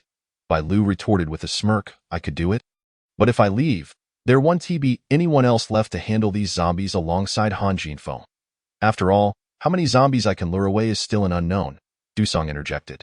Glancing at Jia Yuru before stepping forward, Jinfeng, let me go instead. I'm fast and will surely accomplish the task. Bai Lu feigned surprise as she looked at Du Song. Oh? You intended for Yuru to attract the zombies? Unfortunately, only Yuru possesses spatial abilities. If she leaves, our goal of gathering supplies would be futile. I'm going. Just wait. Du Song hastily clarified, fearful that Jia Yuru might misunderstand his intentions. Yuru, you're a girl. How can you undertake such a perilous task? Stay close to Jinfeng, and I'll lure the zombies away. Du Song, please be careful, Jia Yuru urged. Before departing, Du Song shot Bai Lu a fierce glare, to which Bai Lu responded with a dismissive gesture. Whether it was Du Song's misfortune or their good fortune, he managed to lure away nearly 50 zombies. Han Jinfeng and Bai Lu exchanged glances, swiftly dealing with the remaining zombies. Half an hour later, they entered the supermarket. Bai Lu lagged behind, shutting the large doors. Turning around, she found Han Jinfeng already leading Jia Yuru towards the grain and oil section. Given the limited space available to Jia Yuru, they needed to prioritize food that was filling and had a long shelf life. Seeing Jia Yuru place her hand on a bag of rice, Bai Lu was astonished to see it vanish in an instant. How intriguing! Jia Yuru's spatial abilities worked differently from hers. She merely needed a thought or a glance for the desired items to be absorbed into her space. Bai Lu glanced away, heading towards the hygiene products aisle. Her supplies were sufficient for sustenance and clothing, but she lacked female necessities, such as sanitary pads. Upon reaching the shelf, she took 2 packs of night-use pads and placed them in her backpack, leaving the rest untouched. Following the signs, she arrived at the supermarket storage room. Fortuitously, the warehouse door was ajar. Bai Lu pushed the door open with her baseball bat and quickly retreated. After a minute, 2 zombies staggered out from within. With a swift swing, she shattered one of their skulls and cautiously stepped inside. The warehouse was approximately 200 square meters. Bai Lu quickly located the sanitary pads, hastily gathering a significant portion of the boxes into her space. She then called out to the 2 outside, "There's a warehouse here." Upon hearing her shout, Han Jinfeng and the others hurried over, their faces lighting up with excitement as Jia Yuru's space quickly filled up. Looking at the remaining supplies, the trio shook their heads in regret. Jia Yuru furrowed her brow, realizing her space had indeed reached its limit, and her thoughts drifted to Bai Lu's spatial ring. She couldn't help but wonder if Bai Lu had awakened any abilities. If that ring were in her possession, it would be an unbeatable asset. Reflecting on the scenes from her dreams, Jia Yuru clenched her fists, vowing to reclaim the spatial ring. Bai Lu sighed, lamenting, "So many good items, yet I can't fit them all." As she spoke, she glanced at Jia Yuru and Han Jinfeng, internally chastising them, for if they weren't present, she would have undoubtedly gathered everything in the warehouse. The group exited the supermarket, frequently glancing back at that moment. Wu Junxian, who had been the first to drive out, returned just as they were leaving. After stepping out of the vehicle and wiping his brow, he eagerly inquired about their haul. Upon learning of their substantial gains, he beamed with delight. All right, now is not the time for celebration. Let us load the cars and then we'll depart. Understood. The two men enthusiastically began unloading supplies, while Jia Yuru remained busy as well. Bai Lu pretended to assist, running back and forth. Soon, Lu Peng returned, bringing with him the human target, Du Song. Du Song appeared disheveled, his face pale as he sat in the passenger seat.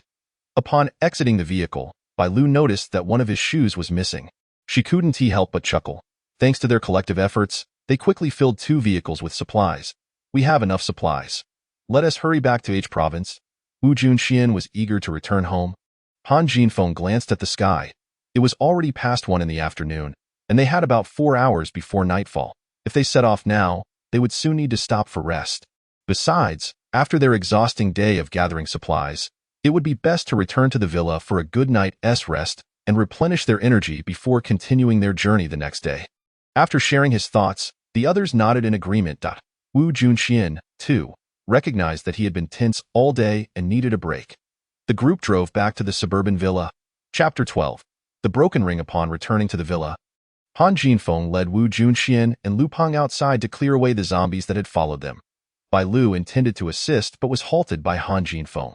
Relieved to have a moment of respite, she turned and ascended the stairs to wash up. Du Song, having lost his shoes and sustaining some abrasions on his feet, was left in the villa to recuperate in the living room on the ground floor. Jia Yuru retrieved a pair of casual leather shoes from her space and smiled as she handed them to Du Song. Du Song expressed his gratitude warmly. Thank you, Du Song. We're a team. There's no need to be so polite. Jia Yuru bit her lip, saying, Du Song, don't hold a grudge against Bai Lu. She just has a bit of a temper. I believe she didn't mean it. Humph, Du Song thought to himself, firmly convinced that Bai Lu was a cunning, selfish, and malicious woman who preyed on the weak.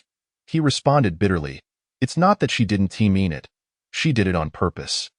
He then began to counsel Jia Yuru, Yuru, you must keep your distance from Bai Lu in the future. She is petty. What if she holds a grudge against you for winning Jin Feng's affection? Your water abilities wouldn't stand a chance against her. I worry for you. Not at all, Jia Yuru replied, her voice firm. Du Song, I don't think Bai Lu is like that. Although she said this, her face bore a look of uncertainty. Seeing this, Du Song's spirits lifted, believing that Jia Yuru had been swayed by his words, and he began to relentlessly disparage Bai Lu. Look at her, before the apocalypse. She shamelessly chased after Jin Feng, eager for the whole world to know she loved him. But what about after the apocalypse? Bai Lu's fickleness is astounding. Even if Han Jinfeng were to break off their engagement, she wouldn't be able to claim she didn't love him anymore. What she feels can hardly be called true love. What Du Song didn't say was that he was the one who would silently accompany Jia Yuru. Even knowing she had a boyfriend, without seeking anything in return. That was true love. Is that so? Jia Yuru replied with a bittersweet smile. No wonder what? Upon hearing Jia Yuru's sigh, Du Song promptly inquired further. Jia Yuru, with her head bowed and her eyes downcast, appeared melancholic and heart-wrenching. It's nothing. She deliberately halted the topic. Brother Du Song, after running such a long distance, you must be utterly exhausted. Hurry back to your room and rest. I remember you adore sweet and sour ribs. There's a bag of imported ribs at the supermarket. Shall prepare sweet and sour ribs for you today. After speaking, Jia Yuru bestowed Du Song with a gentle and healing smile. Leaving him momentarily entranced, it took him a while to regain his composure as he murmured, Yuru, you are truly wonderful. Bai Lu entered her room, closed and locked the door. She first took a shower in the bathroom and changed into a clean outfit. Contemplating the supplies she had gathered today, a thought struck her, and the next moment, she found herself in her space. She utilized her soul power to categorize the items she had collected. In the next instant, she stood amidst a strawberry field. Upon seeing the fruit and vegetable section in the supermarket, she had developed a craving for strawberries. This strawberry field was approximately half an acre in size. With plump, vibrant red strawberries as large as apples or goose eggs, each one glistening with juiciness, the sweet aroma tantalizing Bai Lu's senses, nearly causing her mouth to water. Plucking a strawberry, Bai Lu, without a second thought about washing it, wiped it on her clothing and took a bite. Delicious. She had never tasted such exquisite strawberries in her life. They were crisper than Suiju strawberries, sweeter than Snow White's, and juicier than cream strawberries. Most importantly, they matched her palate perfectly, with a delightful balance of sweetness and acidity that left her craving more. Bai Lu devoured 3 strawberries in quick succession, feeling a warm, full sensation in her belly. Could she already be full? She still yearned for more, but her stomach seemed unable to accommodate any further. Gazing at the ripe strawberries in the half-acre field, Bai Lu felt a pang of sorrow, wondering if they would spoil after a few days. With a thought, she used her soul power to pluck the strawberries from a nearby plant. Each plant bore 3 strawberries. Holding the strawberries in her hands, she shifted her focus to the wooden cabin in her space. Casually placing the strawberries in the kitchen, she turned and headed to the study. Given her original body's poor stamina, and having decided to swiftly distance herself from the original story's protagonists, she felt an urgent need to enhance her strength. Therefore, from this moment onward, she would diligently practice both body refinement techniques and soul cultivation. Upon glancing at the second page of the body refinement technique, Bai Lu suddenly understood. In no wonder she felt bloated after consuming 3 strawberries. It was because she had saturated her energy intake. Every food item in her space was imbued with the spiritual essence, which, in the terminology of body refinement, was referred to as the primal force. This primal force was the fundamental essence sustaining the existence of the world, elusive, formless, and colorless. Reading further, Bai Lu found herself puzzled again. If the primal force was so enigmatic, how did it manifest in the ring's space and remain stored in food for absorption? She quickly finished reading the entire book but found no answers to her queries. Unable to comprehend, she decided to set it aside. After encountering such bizarre occurrences as transmigrating into a book, she felt capable of accepting any mystery with calmness. Knock, knock, knock, Bai Lu, are you ready?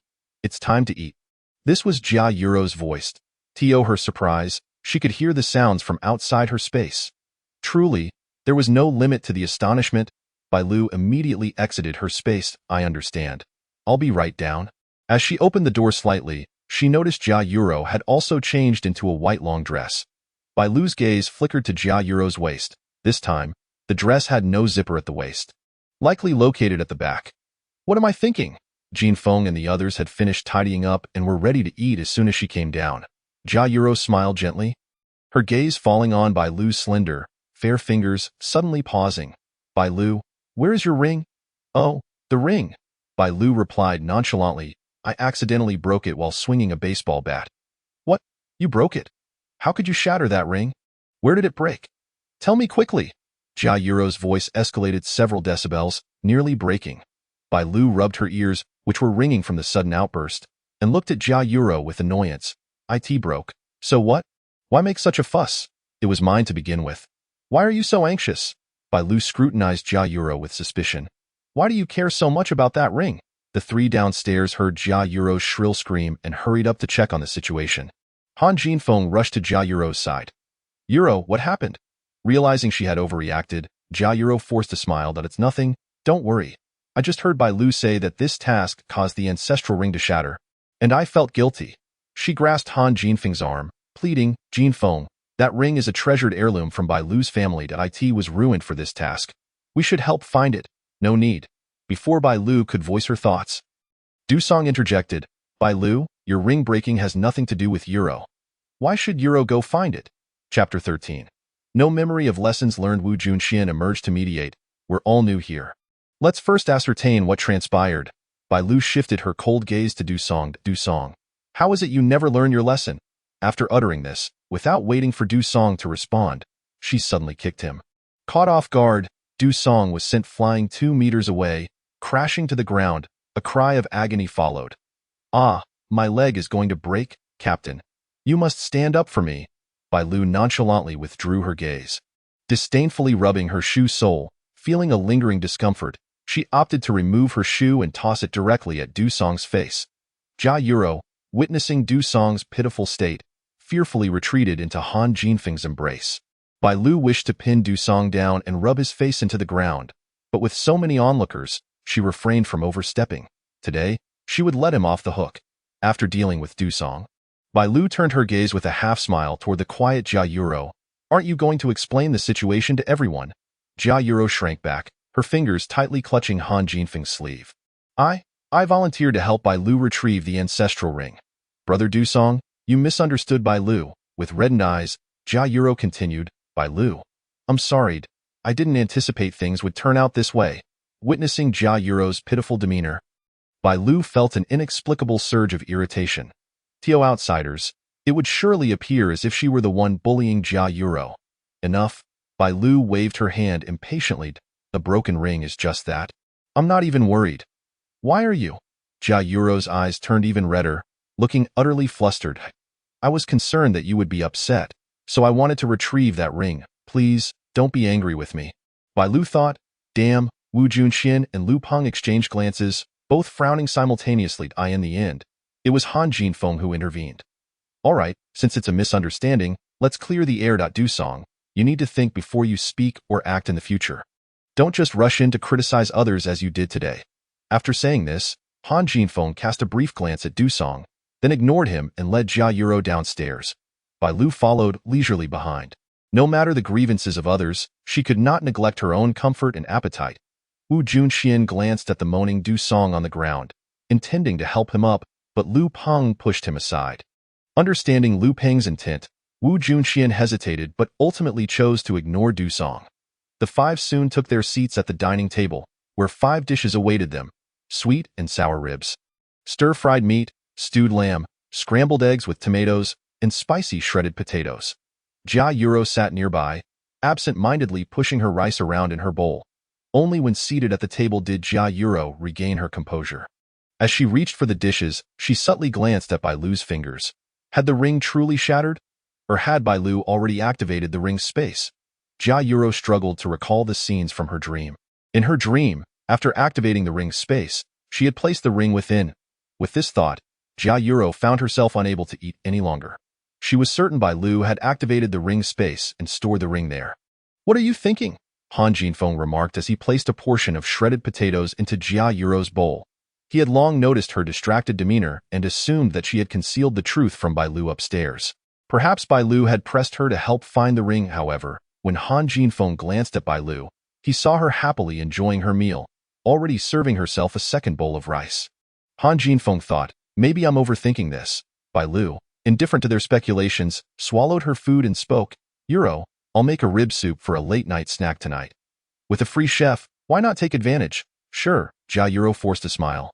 Lu Peng observed Bai Lu and then Jia Yuro, subtly tugging at the corners of his mouth. These two were quite interesting. I've had my fill. I'm heading upstairs now. Bai Lu picked up her bowl and chopsticks, preparing to take them into the kitchen when suddenly the doorbell rang. Everyone furrowed their brows and remained seated, unmoving. The doorbell rang incessantly, accompanied by distant shouts from outside. Open the door. I know you're in there. Don't hide and stay silent. I'm your neighbor from next door. Hurry and open the door. Wu Junxian glanced at Han Jinfeng, unsure whether they should answer. After a moment's thought, Han Jinfeng nodded slightly. Wu Junxian hastily finished the food in his bowl and got up to open the door. The others quickly finished their meals and tidied the dining table before Wu Junxian returned. At the entrance stood a woman in her 60s, holding the hand of a young boy, around 7 or 8 years old. The boy, growing impatient, kicked the large iron gate, exclaiming, "Why aren't they coming to open the door? Humph! When I see my dad, I will definitely have everyone inside caught." The elderly woman, with a proud expression, affectionately ruffled the boy's hair. "Little Bao is so impressive, just like our Huang family." The boy, annoyed, swatted her hand away. "Don't touch my head." As Wu Junxian opened the door, he overheard the exchange between the boy and the elderly woman. He truly did not wish to open this door. With a press of the switch, the heavy iron gate slowly creaked open. Why did it take so long to open the door? Don't you know that us old folks and young ones can't stand the sun? These young people nowadays, really? Before Wu Junxian could speak, the elderly woman shot him a glare, taking charge of the conversation. She then began scolding while leading the boy into the courtyard, her tone reminiscent of chastising a pet dog. "What are you staring at? Close the door quickly. That thing will be coming soon." What a brainless bunch. The boy also cast a disdainful glance at Wu Junxian, allowing the elderly woman to lead him into the villa. As soon as they entered the villa, the delicious aroma of food wafted through the air. The boy sniffed eagerly and tugged at the elderly woman's sleeve. "Grandma, I want sweet and sour ribs." All right, Grandma will get you some." The elderly woman lovingly patted the boy's head, only to have him rudely swat her hand away. Unfazed, she turned to face Han Jinfeng and the others, Bai Lu, intending to head upstairs to rest. Paused upon seeing the duo, curious about their intentions. The elderly woman then spoke. "Which of you is the owner of this villa?" She swung a large leather bag in her left hand, the contents bulging, with a familiar red hue peeking through the improperly zipped opening. Chapter 14. Not eating for free, the elderly woman assumed that the group before her was intimidated by her presence. Puffing out her chest, she declared, "My son is the developer here. If you have any food, hurry and bring it out. My grandson and I are starving. Don't worry, I want to eat for free." She pulled the boy to a chair, deliberately thumping her bag down on the dining table. "One meal costs 1,000. I want to let you suffer a loss." At that moment, Wu Junxian entered, and everyone turned to him, seemingly communicating with their eyes. "What nonsense have you brought in?" Wu Junxian innocently gestured. "Brother Feng, this is your neighbor," before retreating to a corner. The elderly woman followed Wu Junshuan's gaze to Han Jinfeng, saying, "How about this? For one meal, I'll waive a month's electricity bill. What do you think?" She felt a twinge of regret at the thought of losing such a substantial sum in a high-end villa where the monthly electricity bill could reach thousands. Taking a deep breath, Han Jinfeng replied, "Madam, we don't lack money. Please take it back." "Really? You want to have higher demands?" The elderly woman eyed Han Jinfeng warily. "A month's electricity bill is my limit. I cannot offer more. If you dare to make unreasonable demands, I want to engage in this business. There are plenty of people in the villa area who would gladly agree to my terms." "Then go ahead." Han Jinfeng suppressed his urge to curse. "We don't lack money. If you're looking for food, we have some bread and water."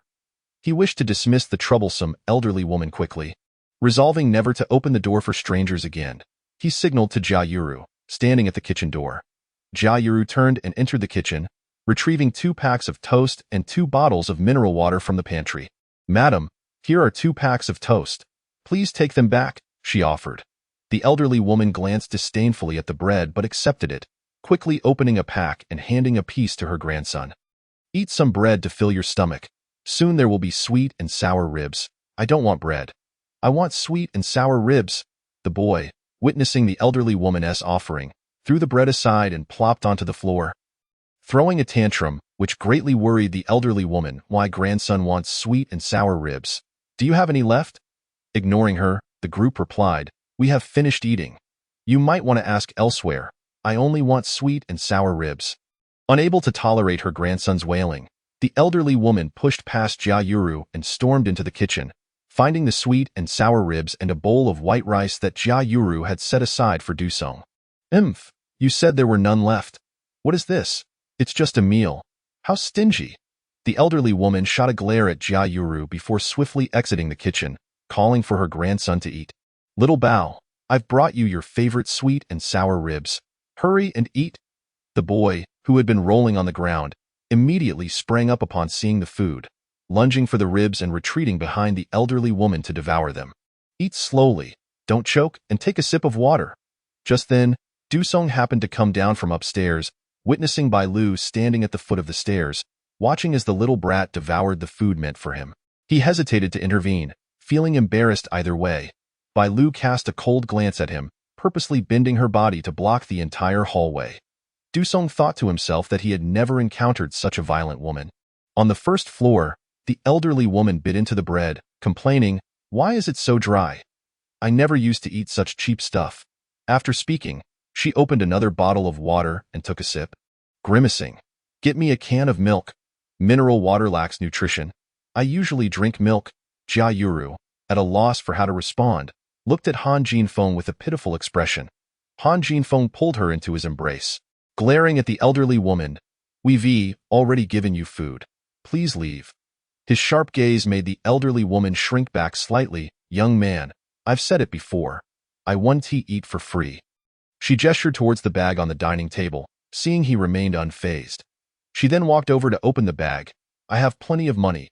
As she spoke, she pulled out a bundle of 100 yuan bills, slamming it onto the table with self-importance. "Here is 10,000 yuan.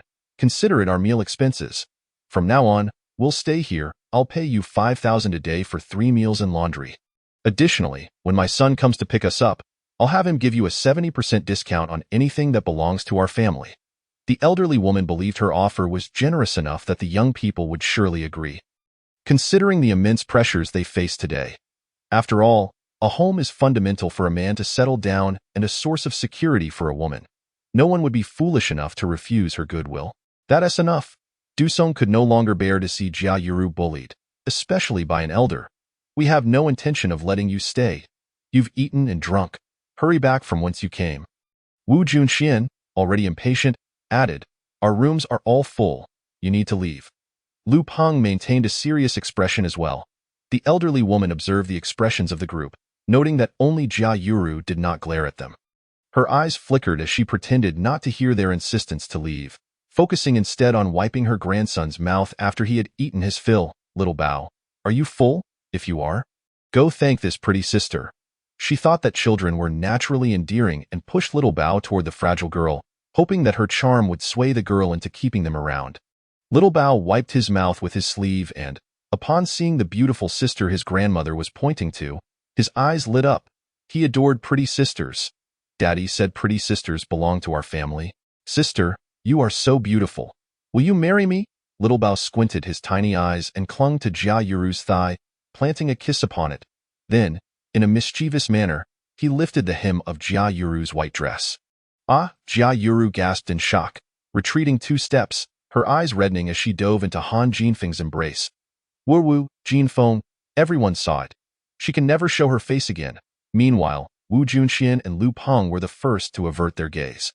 Du Song stared blankly for a moment, catching the murderous glint in Han Jinfeng's eyes, and shivered, hastily lowering his head. "Fear not," he reassured Jia Yuru softly. Han Jinfeng raised his hand, summoning a bolt of lightning that struck the ground before the young boy. Chapter 15. Zombie Crystal Core. With a loud wail, the young boy was reduced to tears, his face smeared with snot. The elderly lady, doting on him, exclaimed incessantly, "He's just a child. Why would you hold him accountable?" She enveloped the boy in her arms, casting a fierce glare at Han Jinfeng. Wu Junxian and the others exchanged glances, feeling somewhat speechless. It's no wonder such vexatious children exist. They learn from the adults around them. Han Jinfeng's expression darkened ominously. "Junxian, bind them and throw them out." "Understood." Wu Junxian was already itching for action. He should never have hesitated to allow these two inside at the door. They consumed their food and drink, shamelessly attempting to silence them with money. They ought to realize that we are in an apocalyptic world. No amount of RMB can save them now.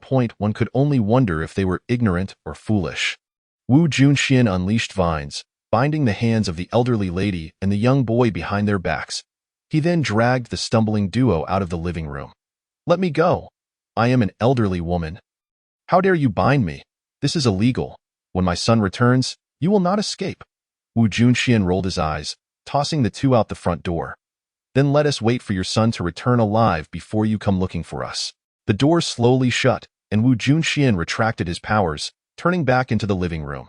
Lu Peng stood by the window, his gaze sweeping across the surroundings, noticing several households watching their commotion. Apparently, the noise from their return with supplies was not insignificant. Upon Wu Junxian's return, Lu Peng turned his attention to Han Jinfeng. "Tonight may be rather unsettled. Junxian and I will take the night watch. You all should rest well." Han Jinfeng nodded. "We will rest first. And later I will come with Du Song to switch shifts."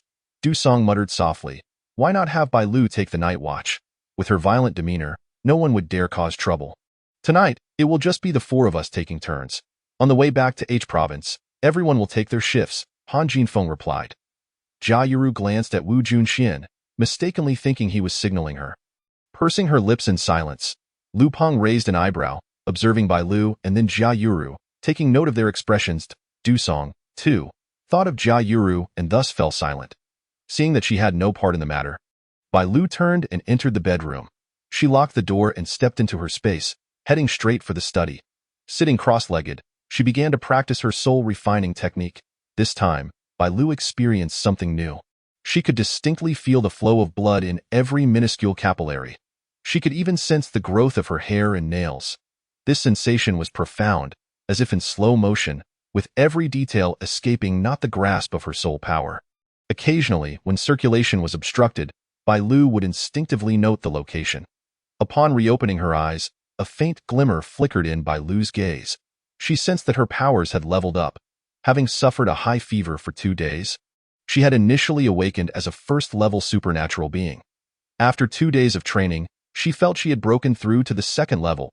A smile curled at the corners of her mouth as she eagerly prepared to practice her body-refining technique. Her physical strength now rivaled that of Han Jinfeng, yet it was still insufficient. She needed to elevate her abilities swiftly, striving for a prompt breakthrough to second-level physical prowess, and then it would be time to depart. Ah, help! Help! Suddenly, the anguished scream of the elderly lady echoed from outside the villa, sending Bai Lu rushing out of her space. She opened the door just in time to encounter Jia Yuru, who had come looking for her. "What are you doing here?" Jia Yuru chuckled awkwardly. "I heard commotion and wanted to call you down to have a look." Bai Lu scrutinized Jia Yuru suspiciously, recalling that she had heard the doorknob being turned when Jia Yuru opened the door. This Jia Yuru was indeed fabricating tales. How adept she was at feigning innocence! The two soon arrived at the living room on the first floor. Wu Junxian was peering intently out the window. "Look, it's that elderly lady and her grandson from this afternoon." Bai Lu looked outside. The elderly lady was clutching her injured thigh, limping toward the front door. "Help! Help!" Behind her, the young boy, no, now a small zombie, was tugging at the elderly lady's calf. "Xiao Bao, it's Grandma. I'm your grandma." The zombie, intent on tearing into the elderly lady's leg, paid her no heed. He gnawed on the flesh in his mouth, his pale eyes occasionally flashing with a hint of red. The elderly lady, filled with terror, caught a glimpse of her zombie grandson, and summoning an inexplicable strength, she shoved the creature away, a monster. The elderly lady finally grasped the imposing iron gate of Han Jinfeng's residence. A glimmer of hope illuminating her eyes. "Help! Open the door! Let me in, soon!" The young zombie caught up again, lunging at the elderly lady. "Get away, you monster!" The elderly lady's cries echoed into the still night, traveling far and wide. "Should we intervene?" Wu Junxian cast a worried glance at Han Jinfeng. If the elderly lady continued to scream like that, the noise would surely attract nearby wandering zombies to their meticulously cleaned neighborhood. "No need," Bai Lu's indifferent voice interjected. "She will soon be unable to scream. She is already turning into a zombie." Han Jinfeng looked over and saw the elderly lady's knocking slowing down, her eyes beginning to take on a pale hue. Soon, the knocking ceased.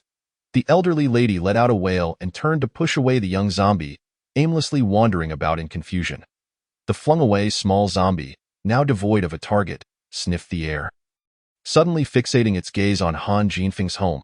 Inside, the group watched the scene unfold with cold detachment. Only Jia Yuru covered her mouth and rushed to the restroom to vomit. Bai Lu cast a fleeting glance at her before deciding to head upstairs to continue her training. "Junxian, come with me to deal with these two zombies," Han Jinfeng declared as he stepped outside. Hearing his words, Bai Lu paused, turning to Wu Junxian. "Be cautious of that small zombie. Something is off." Wu Junxian dismissed her warning nonchalantly. "It's just a mischievous child. Even as a zombie, it remains just a troublesome child." Seeing that Wu Junxian had disregarded her words, Bai Lu chose not to press further. Her goodwill was limited, and she would not waste it on those who did not believe in her. Outside the villa, Han Jinfeng unleashed a lightning orb that struck the zombie elderly woman on the head. Wu Junxian quickly followed up with vines that jabbed at the small zombie's head. To their surprise, the vines failed to penetrate the small zombie's skull. Han Jinfeng, witnessing this, launched another lightning orb, finally breaking through the small zombie's head. Almost immediately, a shiny object fell to the ground. "What is this?" Wu Junxian leaned in, using the vines to pry out the crystal core. Unable to discern its significance, he handed it to Han Jinfeng. The two returned to the villa, where the others gathered around to examine the white crystal core that had fallen from the zombie's head. Lu Peng took the crystal core and toyed with it for a moment. Could this be the energy source that allows zombies to move? Bai Lu cast a brief glance at the crystal core before withdrawing her gaze. Now a second-level supernatural being, she found little interest in this barely first-level crystal core. However, it appeared Han Jinfeng was on the verge of a breakthrough. If he absorbed this crystal core, he would undoubtedly become a true first-level supernatural being. Chapter 16. Departing for H province base, the original text mentioned that there are two methods to awaken supernatural powers in the Apocalypse. Point 1 method involves unconsciously absorbing the zombie virus from the air to develop immunity, subsequently awakening as a supernatural being. The external manifestation of this method is an emergency heat surge. The second method entails being scratched by a zombie, leading to a mutual consumption between the body's cells and the zombie virus. If the normal cells prevail, the individual awakens supernatural abilities. If the zombie virus wins, the individual inevitably becomes a zombie. However, the number of ordinary individuals awakening powers through this method is exceedingly rare. It is as though they were already carriers of the zombie virus, existing in a delicate balance. Not zombies, yet not awakened supernatural beings. But when a massive influx of zombie virus enters their bodies, this balance is shattered. The virus gains the upper hand, and the vast majority quickly mutate into zombies. Only a handful can, through sheer willpower and certain unique circumstances, transform positively into supernatural beings, upon seeing the crystal core. Jia Yuru's eyes brightened. Brother Jinfeng, why not try to absorb the energy within it? The group's gazes turned to Jia Yuru with skepticism. Feeling somewhat self-conscious under their scrutiny, she added, Lu Peng said this might be the energy source for zombies. Since it's all energy, perhaps we can absorb it too. I concur. Bai Lu cast a meaningful glance at Jia Yuro, being the first to voice support for her thoughts, in a world where the apocalypse has already unfolded. What remains impossible? Han Jinfeng pondered for a moment, recognizing the validity in the words of Jia Yuro and Bai Lu. But how should we utilize it? The group turned their attention once more to Jia Yuro.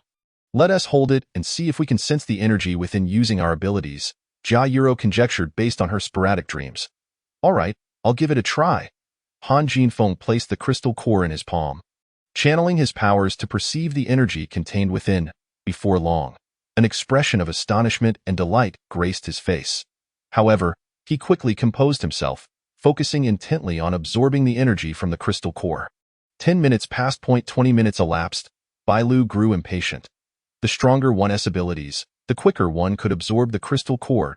By this measure, Han Jinfeng's powers seemed somewhat lacking. Just as Bai Lu contemplated departing, Han Jinfeng opened his eyes, he revealed his palm, and the once pristine white crystal core had been reduced to powder. He casually unleashed a bolt of lightning upon the basement door. The lightning was now twice as robust as before. Previously the width of chopsticks, it now resembled that of a sausage. With a resounding crash, a breach appeared in the iron door. Han Jinfeng had a premonition. His abilities had at least doubled since absorbing the crystal core. Overjoyed, he exclaimed, I can truly absorb it. My lightning powers have significantly strengthened. Upon hearing this news, the others were equally exhilarated. How did Miss Jia know all this? The collective gaze of the group turned toward Jia Yuro. Prompted by Lu Peng's inquiry, Han Jinfeng also realized and looked at Jia Yuro, awaiting her response. Jia Yuro glanced at Bai Lu, biting her lip. After the apocalypse, I often dreamed of scenes related to it. I thought it was merely a reflection of my daily thoughts, hence I didn't share it with anyone. Until I saw that peculiar object within the zombie's head. With unwavering determination, Jia Yuro declared, I believe I can somewhat foresee certain future scenarios. Han Jinfeng felt a surge of excitement. If Yuro truly possessed the ability to foretell the future, they could leverage this gift to navigate the apocalypse with great success. Everyone shared this thought, and Wu Junxian gazed at Jia Yuro with heightened enthusiasm. Yuro, you are simply remarkable. Lu Peng's expression, for once, revealed a hint of excitement. Du Song wore a look of prideful satisfaction. Only Bai Lu regarded Jia Yuro with skepticism, suddenly appearing to grasp something. No wonder Jia Yuro was so invested in her spatial ring. It turned out she could foresee certain events, regardless of the truth behind her prophetic dreams. It was clear that Jia Yuro was privy to the secret of the spatial ring. It seemed the decision to leave would need to be expedited. That night, Bai Lu dared not relax for a moment, fervently training her physical abilities until dawn broke. Han Jinfeng and Du Song had kept watch through the night. Thus Wu Junxian and Lu Peng took over driving duties that day. The vehicle sped out of S-City, following the direction of the rising sun.at. This moment, it was the 6th day of the apocalypse. On the 7th day, the zombies would undergo a collective evolution. Most of them would develop crystal cores in their heads, while a small portion of the famished zombies would prioritize awakening a desire to devour their kin. The young zombie in the villa on the outskirts of S-City belonged to this latter group. However, his misfortune struck when he encountered their group during his mutation. Had the young zombie evaded them to feast upon his brethren and survivors, he would undoubtedly become a formidable force in the zombie realm. The book mentioned a remarkably gifted high-level zombie, one just a step away from evolving into a zombie king. This particular zombie had a peculiar penchant for mingling among major bases. Nonetheless, he ultimately met his demise at the hands of the male protagonist. Han Jinfeng, who also claimed his crystal core. As a result, Han Jinfeng ascended to become the strongest in the apocalypse, a level 10 ability user. Reflecting on this, Bailu felt a wave of agitation. The future Han Jinfeng was overwhelmingly powerful, and he and Jia Yuro were a celebrated couple. Would he, upon growing stronger, be swayed by Jia Yuro to eliminate her? After all, Jia Yuro possessed the gift of foresight. It was conceivable that the scenario she envisioned could mirror the narrative from the book. She had noticed how Jia Yuro often seemed to cast seemingly casual glances at her fingers, a determination in her gaze that could not be concealed. That feeling arose once more. Annoyed, Bailu turned over, resting her head against the car window to avoid Jia Yuro's gaze from the passenger seat. Han Jinfeng, while driving, kept his eyes vigilant. He noticed Jia Yuro frequently glancing back. Bailu was asleep, oblivious to what Yuro was observing. Yuro, are you tired? If so, close your eyes and rest, brother Jinfeng. I'm not tired at all. Please don't worry about me, Jia Yuro softly replied, retracting her gaze. Yuro, did you dream of anything last night? Their route was relatively secluded, with few zombies encountered along the way. Seeing that Jia Yuro was not fatigued, Han Jinfeng initiated a conversation. Yes, I did, Jia Yuro replied, her gaze seemingly falling upon Bailu for a fleeting moment before quickly averting it. Han Jinfeng assumed she was merely trying not to disturb Bailu's rest and lowered his voice further. Did you dream of anything unusual? Yes, I dreamt of acquiring a miraculous space, 100 times more wondrous than the jade bracelet space I possess. Chapter 17. I won't force you, at this point. Jia Yuro deliberately paused, refraining from elaborating further. Han Jinfeng pressed, what kind of space was it? Where did you encounter that space in your dream? If circumstances permitted, they could seek out that miraculous space before returning to H Province. After all, H Province would always remain, but such extraordinary spaces were rare. Jia Yuro organized her thoughts. It was an infinitely vast space, capable of growing crops and raising livestock. She recounted the scenes she had witnessed in her dream. In her dream, she did not disclose to anyone that her space was granted through that ring. Even Han Jinfeng believed it to be an innate ability she had awakened. Reflecting on this, Jia Yuro's gaze flickered. She regretted revealing the wonders of the space, fearing that Han Jinfeng might become covetous. Upon hearing Jia Yuro's narration, Han Jinfeng tightened his grip, his breath quickening. The vehicle's direction wavered momentarily before stabilizing. This revelation was too astonishing. There existed such a miraculous space in the world. From Yuro's words, this space appeared to be similar to the jade bracelet's external space. It was uncertain whether this treasure still existed. Yuro, think carefully about where that miraculous space appeared, Han Jinfeng urged, pressing for details. Jia Yuro glanced at Bailu, her eyes flickering uncertainly, hesitating to speak. Han Jinfeng inquired again, urgency in his tone. Brother Jinfeng, please stop asking. I want to say anything. Jia Yuro abruptly shut her eyes, adopting an expression that suggested she had her reasons and preferred not to discuss it. Han Jinfeng noticed her apparent distress, unsure of what had transpired in her dream. Realizing he had been too hasty, he moderated his tone. Yuro, do you have something difficult to disclose? Rest assured, if it truly burdens you, I won't force you.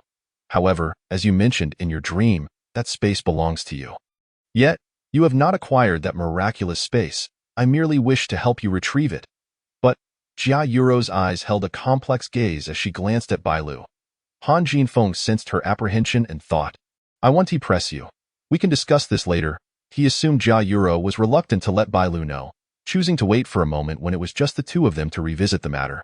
Jia Yuro thought to tantalize Han Jinfeng further, but now that he had ceased to inquire, how could she continue? Bailu regarded Jia Yuro with a cold stare, a sardonic smile gracing her lips. Indeed, Jia Yuro was aware of the spatial ring she possessed. Yet, the space belonged to her, and there was no way she would relinquish it. Otherwise, while they were still vulnerable, she might as well eliminate them. Bai Lu was contemplating the possibility of silently disposing of them when a sudden bang echoed. The vehicle ahead veered erratically for over 20 meters before crashing into a nearby signal tower, nearly toppling over. Damn it! After finally stabilizing the vehicle, Wu Junxian cursed under his breath, slamming his hand against the steering wheel. Exiting the car, he discovered a row of nails strewn across the ground. The sturdy off-road vehicle had burst 2 tires, nearly leading them to disaster. Who the hell is scattering nails on the road? Are they trying to get themselves killed? Hearing Wu Junxian's expletives from the front vehicle, Han Jinfeng rolled down the window to survey the road ahead, which was littered with sharp nails, extending for about 10 meters. Everyone stay put. I'll check it out. The nails were evidently placed there intentionally, their scattered and chaotic arrangement indicating that other vehicles had encountered trouble before them. What should we do? Should we really squeeze everyone into one vehicle? Lu Peng cast a glance at the surrounding environment. This place marked the boundary between City S and City B, with only a gas station and a small convenience store in sight. However, approximately 5 kilometers ahead lay a small county town. Han Jinfeng also took note of that county town. Let us proceed ahead and see if we can find a usable truck or perhaps a spare tire. Let us focus on locating a spare tire, he suggested. Wu Junxian was reluctant to abandon the rugged vehicle, reasoning that the speed of a truck could not compare to that of an off-road vehicle. If they switched to a truck, their return journey to the base in H province would undoubtedly take much longer. All right, Jia Yuru said, retrieving a bundle of climbing rope from her space. Wu Junxian connected the rope between the 2 vehicles, clearing a path sufficient for one vehicle to pass. Han Jinfeng drove ahead, slowly leading Wu Junxian and the others in their off-road vehicle. After approximately 20 minutes, both vehicles came to a stop at an auto repair shop located on the southern ring road of the county town. The shop was cluttered with scattered tools, and there were dried bloodstains near the entrance. Lu Peng furrowed his brow, saying, Jinfeng, something feels amiss here. Wu Junxian glanced at the eerily quiet road and remarked, perhaps formidable survivors reside here. We'll change the tires and leave. As long as we don't provoke them, we should be fine. Bai Lu shot a glance at Wu Junxian before the bald man flexed his wrists, producing a series of cracking sounds. He then approached Han Jinfeng's off-road vehicle and delivered a powerful punch, instantly caving in the front hood. Brother, we are trying to negotiate amicably, yet you refuse. Truly, you are refusing a toast and instead opting for a penalty drink. Han Jinfeng's brow furrowed deeply. They were vastly outnumbered, making them no match for their opponents. However, he was equally unwilling to surrender Jia Yuro. Setting aside the fact that Jia Yuro was the woman he cherished, she was also a water-type ability user with a spatial storage capability. She simply could not be handed over. Furthermore, it was evident that this group had no intention of letting them go. Whether they handed over a person or not, the consequences would be the same. Thus, it would be better to fight back. They still had Bai Lu's abilities to turn the tide, though it remained uncertain how many individuals Bai Lu could control simultaneously. As Han Jinfeng contemplated how to communicate with Bai Lu, Dusong suddenly shouted, Euro cannot be given to you.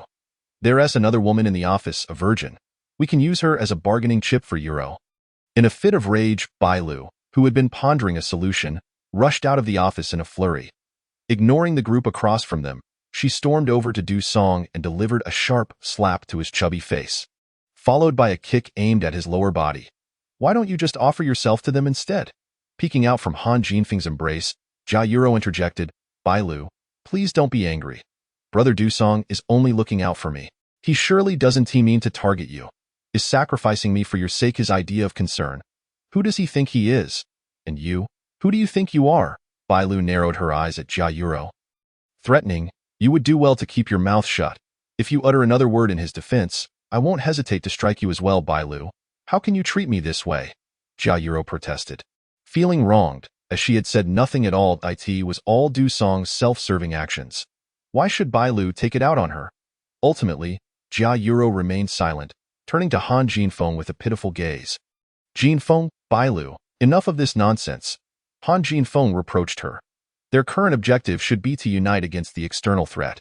Did they not see how the opposing group was eyeing them with predatory intent? He shot Dusong a glare, having initially planned to notify Bai Lu of the situation, but now he was forced to confront it in such a manner. He wondered if Bai Lu could indeed control so many people at once.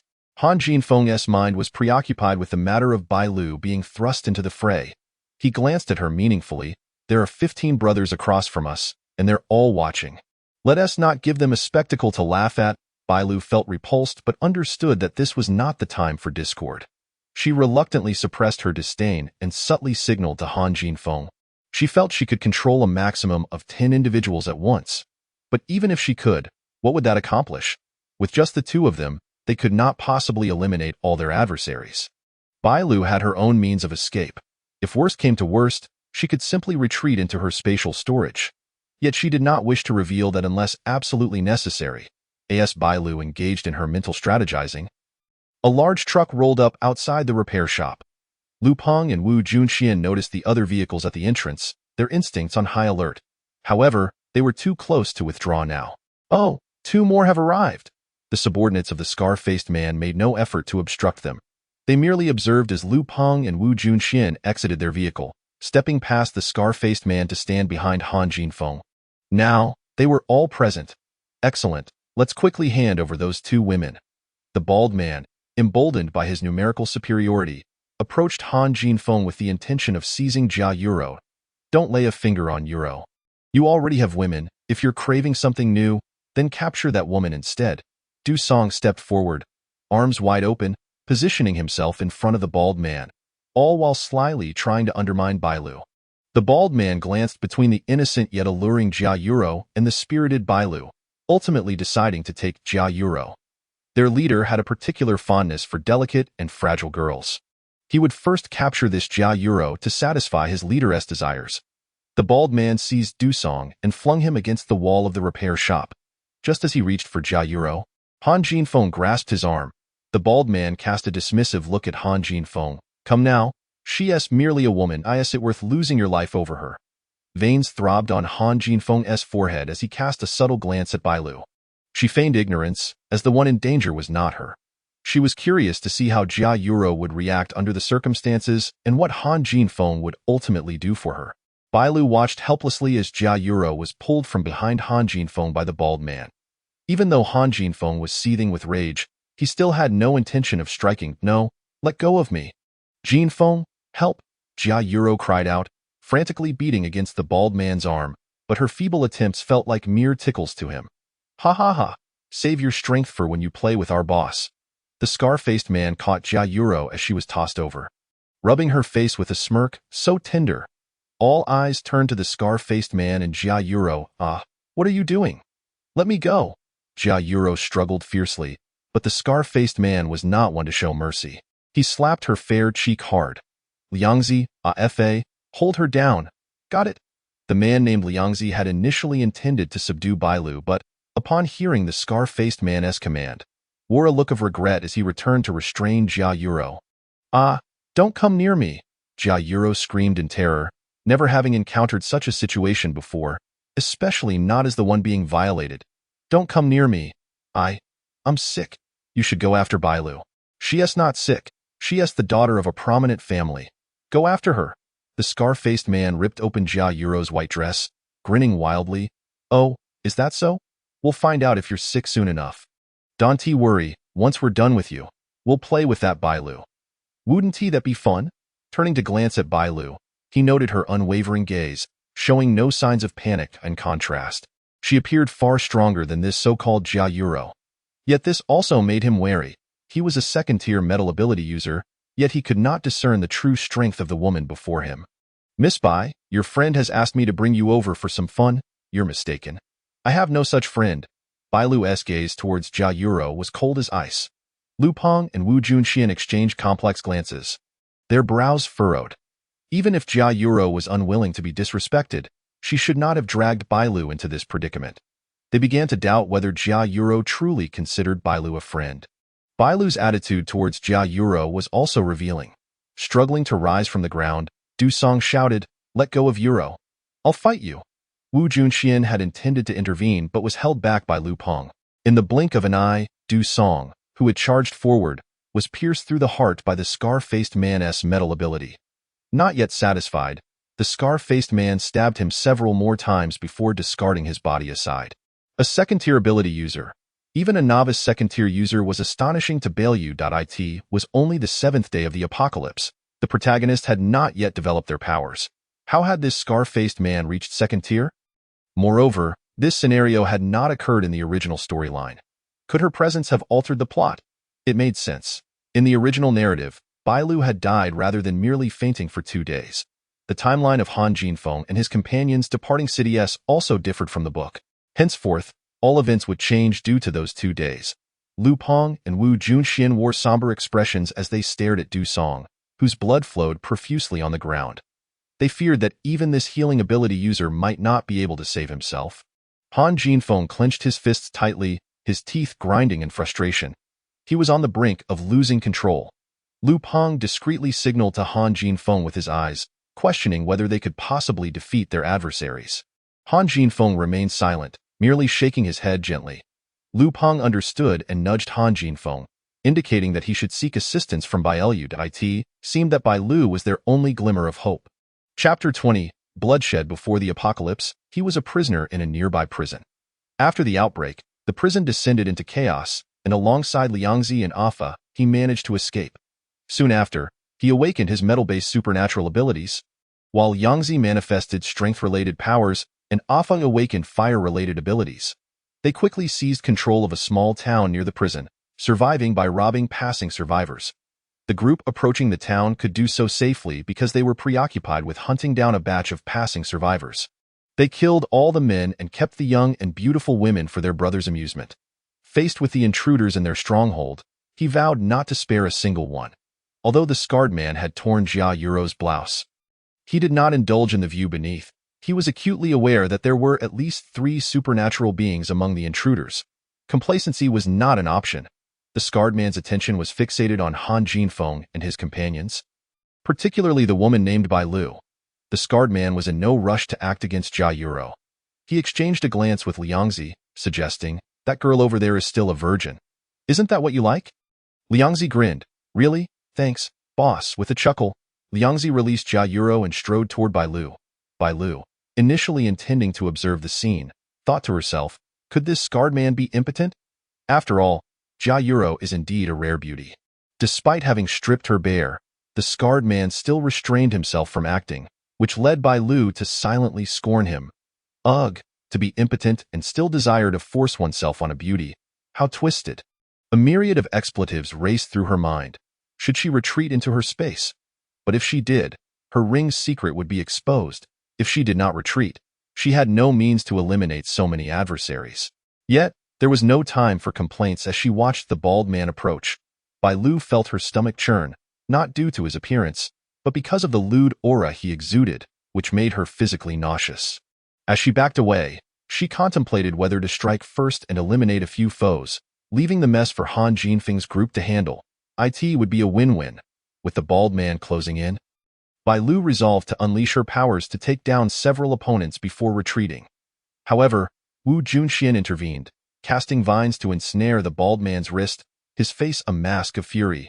"You, bald bastard, stop right there." It was over. Bai Lu sighed inwardly.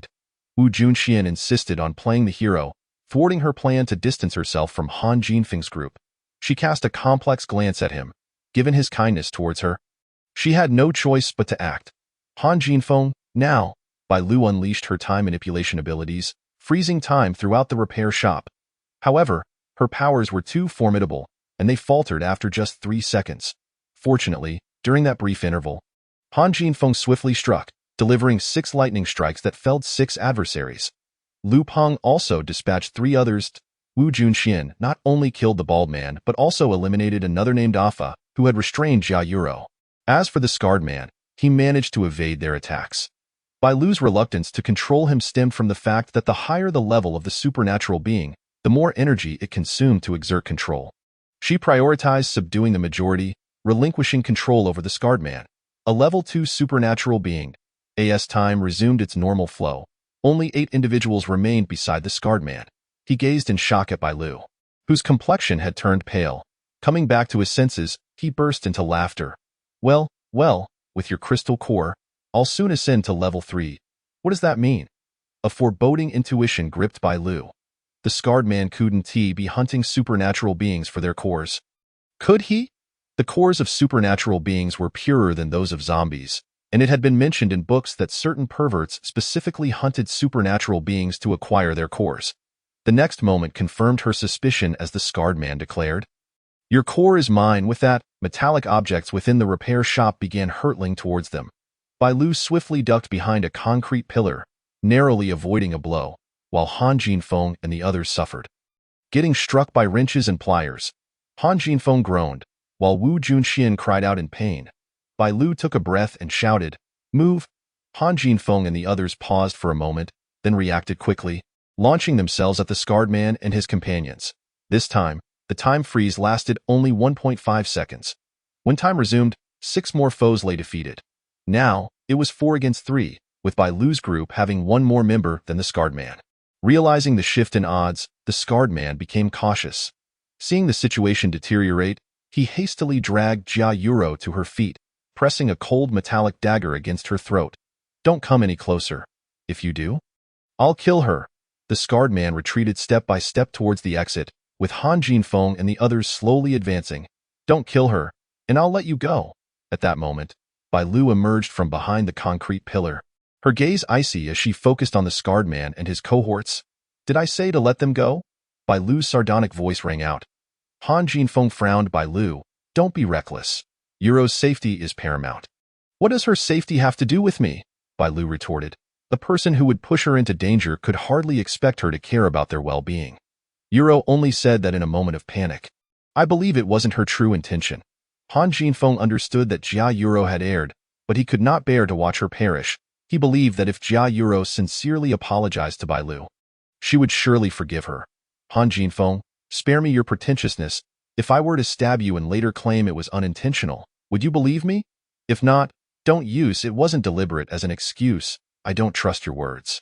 Han Jinfeng was left speechless by Bai Lu's rebuttal. Aware of his own shortcomings, he opened his mouth, wishing to say something, but was interrupted by Du Song. "Bai Lu, you're just jealous that Han Jinfeng likes Yuro and want to take this opportunity to settle a score." As Du Song foolishly attempted to embrace Bai Lu to incapacitate her, Bai Lu would not allow him to succeed. She kicked him squarely in the chest, sending him crashing to the ground once more. Bai Lu often found herself incredulous. The scarred man had stabbed Du Song in the heart, and yet he still lived? Did he truly need to be devoured by zombies or dismembered to meet his end? What a stroke of bad luck. Chapter 21. Parting ways. Seeing Bai Lu and the others embroiled in a dispute, the scarred man's eyes flickered. Seizing the moment when Han Jinfeng's attention was diverted by Bai Lu, he swiftly retreated to the entrance. He pushed his subordinates forward and turned to flee. Bai Lu had been keeping a close watch on the scarred man's movements. Upon seeing his intention to escape, she immediately advanced. However, she was obstructed by Jia Yuro, who had been pushed forward. "Get out of the way!" Bai Lu forcefully shoved Jia Yuro aside, but the scarred man had already reached the entrance. It was too late for Bai Lu to pursue him. Han Jinfeng rushed forward to catch Jia Yuro, showing no intention of confronting the scarred man. Suddenly, a kitchen knife flew from beside Bai Lu, striking the scarred man in the calf, causing him to collapse to the ground. Bai Lu turned in astonishment to see a girl who had been huddled in the corner, her eyes glaring fiercely at the scarred man. The kitchen knife had been her doing. Without hesitation, the girl lunged forward, delivering another knife strike that opened a gash on the scarred man's head, before she collapsed, exhausted. By then, all of the scarred man's subordinates had been eliminated. Bai Lu cast a glance at the pale, delicate girl before returning to the office. When she emerged, she was wielding her baseball bat and casually tossed a clean set of sportswear to the girl. The girl stared in surprise, her face ashen as she looked up at the indifferent Bai Lu, stammering, "Thank you." Bai Lu offered no response as she exited the repair shop, circling around the 2 vehicles belonging to the scarred man. A cursory glance revealed them to be filthy and disorganized. It was hard to fathom how the scarred man, dressed in a tailored suit, could remain in such a vehicle. Bai Lu suspected that if the doors were opened, rodents would have taken over. Neither vehicle met her approval, so she would have to venture into the county town to find another. Behind her, Han Jinfeng and the others emerged. Wu Junxian was supporting a half-conscious Du Song, while Lu Peng trailed behind the 3 girls. Jia Yuro leaned against Han Jinfeng, her almond-shaped eyes red and teary, resembling a frightened little rabbit, which made her appear quite endearing. Summoning her courage, she approached Bai Lu. But before she could speak, tears began to flow. "Bai Lu, I'm sorry that I was just scared earlier. I didn't mean what I said. Can you forgive me? I forgive you. My foot. Bailu initially contemplated leaving discreetly, but she never anticipated that matters would escalate so swiftly. There was no longer any need for stealth. This time, she intended to depart openly and sever all ties with Jia Yuru. She lifted her gaze, casting a cold glance at Jia Yuru, then snorted lightly, surveying Dusong and finally resting her eyes on Han Jinfeng. Han Jinfeng, how do you propose we handle this situation? Han Jinfeng fell silent for a moment. Bailu, this situation was instigated by Yuru and Dusong. Yet, Dusong is on the brink of death, and Yuru is terrified. Both have been punished. You needn't hold it against them. What if I insist on holding it against them? Bailu retorted icily, locking her gaze on Han Jinfeng. Bailu, we are all part of the same team. Show some magnanimity, and I will have Dusong and Yuru apologize to you. I will ensure they promise never to treat you this way again. Sound fair? Not a chance. Bailu dismissed Han Jinfeng's words with disdain. Since they want to face the consequences they deserve, I no longer wish to remain in this team. From this moment forth, I sever my ties with you all. You may continue to cherish each other as a family. However, Bailu paused, turning to Wu Junxian and Lu Peng. With me gone, take care of yourselves. Be wary of the next time danger strikes. A scapegoat may find you. Wu Junxian, alarmed, shot an irritated glance at Dusong and Jia Yuru. Bailu, don't act impulsively. The outside world is perilous, and it's unsafe for you to be alone. Rest assured, I will keep a close watch on Dusong. If he dares to mistreat you again, I will be the first to confront him. Don't let your emotions dictate your actions. Lu Peng, his expression disapproving, added, Bailu, don't be headstrong. This is the apocalypse. Traversing alone is far too dangerous. If you wish to avoid Dusong and Jia Yuru, then ride with me and Wu Junxian, and let Jinfeng take them to this point. Lu Peng shot a meaningful glance at the silent Jia Yuru. Bailu, it's not so bad. Teaming up with us is safer than going solo. Han Jinfeng, maintaining his composure, attempted to soothe her. We'll proceed as Lu Peng suggests. You'll ride with him and Wu Junxian. Bailu, don't be obstinate. Surely, we shouldn't expel Dusong and Yuru from the team over this. They lack combat prowess. Abandoning them is tantamount to condemning them to death. I know you aren't so cruel at heart. Bailu snapped back, know your place. She regarded Han Jinfeng with a dispassionate glance. She questioned his audacity, believing she would heed his commands. She was not the tragic pawn of her former self. She harbored no affection for a man like Han Jinfeng, who merely watched as Jia Yuru was harassed, too fearful to intervene.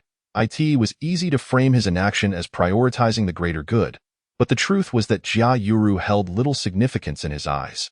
Such men often operate from a standpoint of self-interest, reveling in accolades while only extending help when it serves their purpose. Yet, fundamentally, Han Jinfeng had not committed any wrongdoing. Human nature is inherently selfish. Everyone instinctively considers their own interests first. No one is exempt from this norm. Was she not also such a person? Thus, there was little room for complaint. Bailu composed herself and stated with resolve, Han Jinfeng, I believe you still do not comprehend. I am not jesting that I am serious about leaving this team. This matter is settled. You may do as you please. I must seek out usable vehicles in the town. I shall take my leave.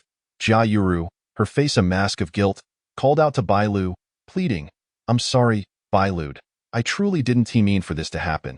I was just so frightened. Please forgive me this once. I promise it won't happen again. Bailu, don't go.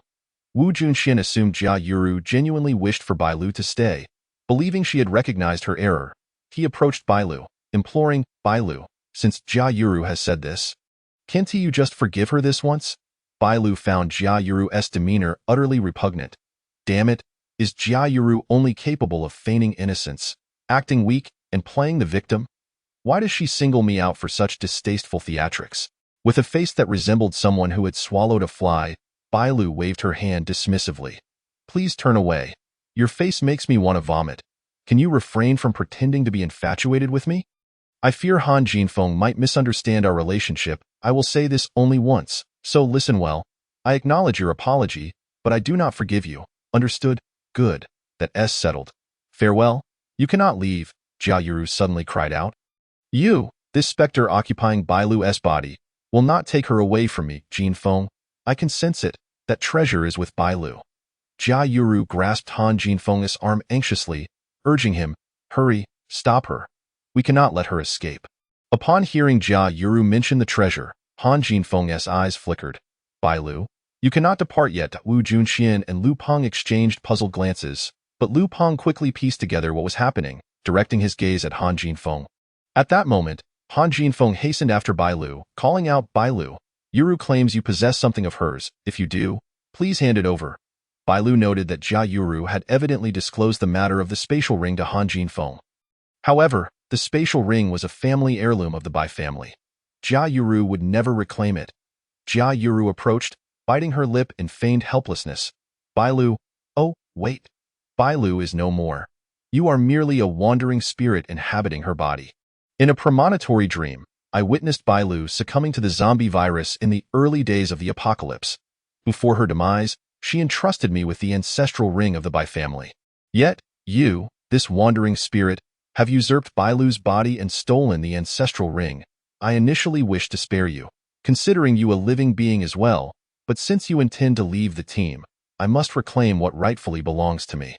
Return the Bai family ancestral ring and I shall persuade Jinfeng to let you go. Are you out of your mind, Jia Yuru? Bai Lu shot a wary glance at Han Jinfeng and Jia Yuru, quickly pondering her escape. You claim to have had a premonitory dream, yet you failed to foresee the danger of this town? I lack strong premonition abilities and can only glimpse fragmented images. Jia Yuru replied, her eyes darting. She had only seen images relating to the spatial ring, not the current peril. I believe you are lying. You covet our Bai family ancestral ring. It seems I cannot leave in peace. Why bother? What is yours. What is not yours cannot be taken. Bai Lu shot a scornful glance at Jia Yuru before addressing the others. Surely, you don't believe Jia Yuru's so-called premonitory dreams. Do you? Lu Peng remained silent, his lips pressed together. Wu Junxian glanced at Jia Yuru before turning back to Bai Lu. I tend to believe Bai Lu's account more. You? Jia Yuru glared at Wu Junxian, then turned to Han Jinfeng with a pitiful expression. Jinfeng, you know me well. For a matter of such magnitude, I would never lie. If you compel Bai Lu to surrender the ring, the truth will soon be revealed. Han Jinfeng furrowed his brow, looking at Bai Lu. Bai Lu, do you have any way to prove you are indeed the real Bai Lu? Privately, Han Jinfeng leaned towards believing Jia Yuru. If that ring truly was a spatial artifact, then could it be taken from Bai Lu? Bai Lu scoffed. Han Jinfeng had clearly begun to trust Jia Yuru's words. Whether or not she was Bai Lu mattered little. What was crucial was that ring. Han Jinfeng, spare me the theatrics. You have already chosen to believe Jia Yuru, Haven Tu? Who are you putting on a show for? I simply wish to ascertain the truth of the matter. Han Jinfeng replied after a moment of silence. Oh, the truth? What truth? Are you curious whether I am truly Bai Lu or whether my family's ancestral ring is indeed a treasure? You think you know my identity? Since the apocalypse began, I have not been apart from these people. It is indisputable that this body belongs to Bai Lu. Yet, Bai Lu's attitude toward him had shifted dramatically. Bai Lu, your demeanor has indeed changed. You would never have spoken to me so forcefully before. How should I speak to you? Bai Lu shot back. You know full well that you confessed your feelings to Jia Yuru, professing your disinterest in me. Should I kneel at your feet like a lovesick fool? Do you truly believe that aside from you, no one else would want me, Bai Lu? Don't forget, in terms of status, you were the one who was fortunate to be engaged to me. Han Jinfeng's countenance was exceedingly grim, for Bai Lu's words rang true. The Han family were mere merchants, lacking the formidable background of the Bai family's military. His engagement to Bai Lu was solely due to her unwavering affection for him in the past, a sentiment that had now faded.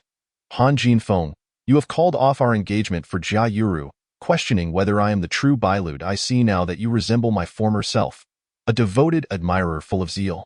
Han Jinfeng clenched his fists, lips pressed tightly, silently staring at Bai Lu.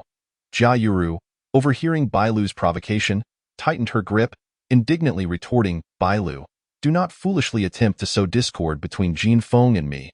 Our love is genuine. She grasped Han Jinfeng's arm, exuding the confidence of a victor, and don't think you can change the subject. Show me the ring and we shall see. You say see, but who do you think you are? One of our Bai ancestors? Bai Lu chose not to engage in further dialogue, prepared to risk a backlash to utilize her time control ability once more. if Jia Yuru and Han Jinfeng sought their demise. She would gladly oblige. Adopting a defensive posture, she kept a wary eye on both Han Jinfeng and Jia Yuru. Han Jinfeng spoke, Bailu, I merely wish for Yuru to confirm if the ring in her dream resembles the one you possess. The atmosphere grew tensed. Wu Junxian, observing the situation from the sidelines, was at a loss for how to proceed. Understanding Han Jinfeng's nature, he knew once he made a decision, he would pursue it to the end. He hesitantly addressed Bailu, why not let Jia Yuru take a look at the ancestral Bai ring? It wouldn't cost you anything. Our family heirlooms are not for display at anyone's whim. Bailu was acutely aware of Han Jinfeng and Jia Yuru's intentions. They merely sought to deceive her into relinquishing the ring. Hemph, dream on. For dreams hold all manner of things. Wu Junxian glanced between Bailu and the stern-faced Han Jinfeng, feeling helpless. One was their leader. The other a childhood friend. He did not know whom to support. Bailu, you have always been obedient to my words. Hand over the ring, and I will allow Yuru to inspect it. If all is well, it will be returned to you. Bailu, vigilant, fixed her gaze on Han Jinfeng as he approached. I will not allow my family's possessions to fall into the hands of outsiders. Bailu, be reasonable. Show me the ring. Her eyes, cold and unyielding, bore into Han Jinfeng. Do not force my hand. Jia Yuru, behind Han Jinfeng, silently smirked at Bailu, as if flaunting her claim over him and the ring's space. Bailu's attention remained on Han Jinfeng. While she discreetly observed Wu Junxian and Lu Peng's expressions, Wu Junxian appeared unfazed, but Lu Peng seemed poised to spring into action at any moment. Jia Yuru too was keenly attuned to Bailu's every move. Noticing Bailu's distraction as she assessed Lu Peng's stance, a sinister smile crept upon Jia Yuru's lips. In an instant, a water arrow shot forth from Jia Yuru's hand, aimed directly at Bailu's chest. Bailu swiftly activated her time control ability, evading the oncoming attack. Once the frozen moment ended, she found herself in close proximity to Jia Yuru, swinging a baseball bat at her head. Just then, the time freeze concluded, and Han Jinfeng, his eyes ablaze with fury, unleashed a bolt of lightning toward Bailu's arm. Bailu had intended to claim Jia Yuru's life in exchange for her own, but a sudden twist of fate ensued. Watch out! Wu Junxian reacted just in time to see Bailu's bat descending toward Jia Yuru's head, while Han Jinfeng's lightning was perilously close to Bailu. Instinctively, he conjured vines to intercept Han Jinfeng's attack. But it was too late. In his heart, he had already lit a candle for Bailu. Unexpectedly, two vines emerged from behind Bailu. One wrapped around her waist, while the other countered Han Jinfeng's lightning sphere. A loud explosion ensued as the lightning collided with the vines, and Bailu found herself enveloped in a broad chest.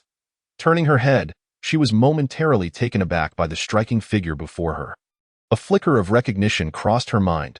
This man seemed familiar, yet she couldn't quite place him. Glancing back at Han Jinfeng, realization dawned upon her.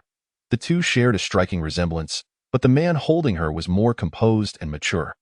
His chiseled features and captivating eyes held an inscrutable depth, his expression devoid of emotion. Han Jincheng? Bailu's mind raced to recall everything she knew about this man. The only details she could summon were that he was 5 years her senior and Han Jinfeng's half-brother. Their initial engagement had been between Bailu and Han Jincheng, but upon developing feelings for Han Jinfeng, the arrangement was altered. Back then, Han Jincheng had harbored no particular feelings for Bailu and had been amenable to the change.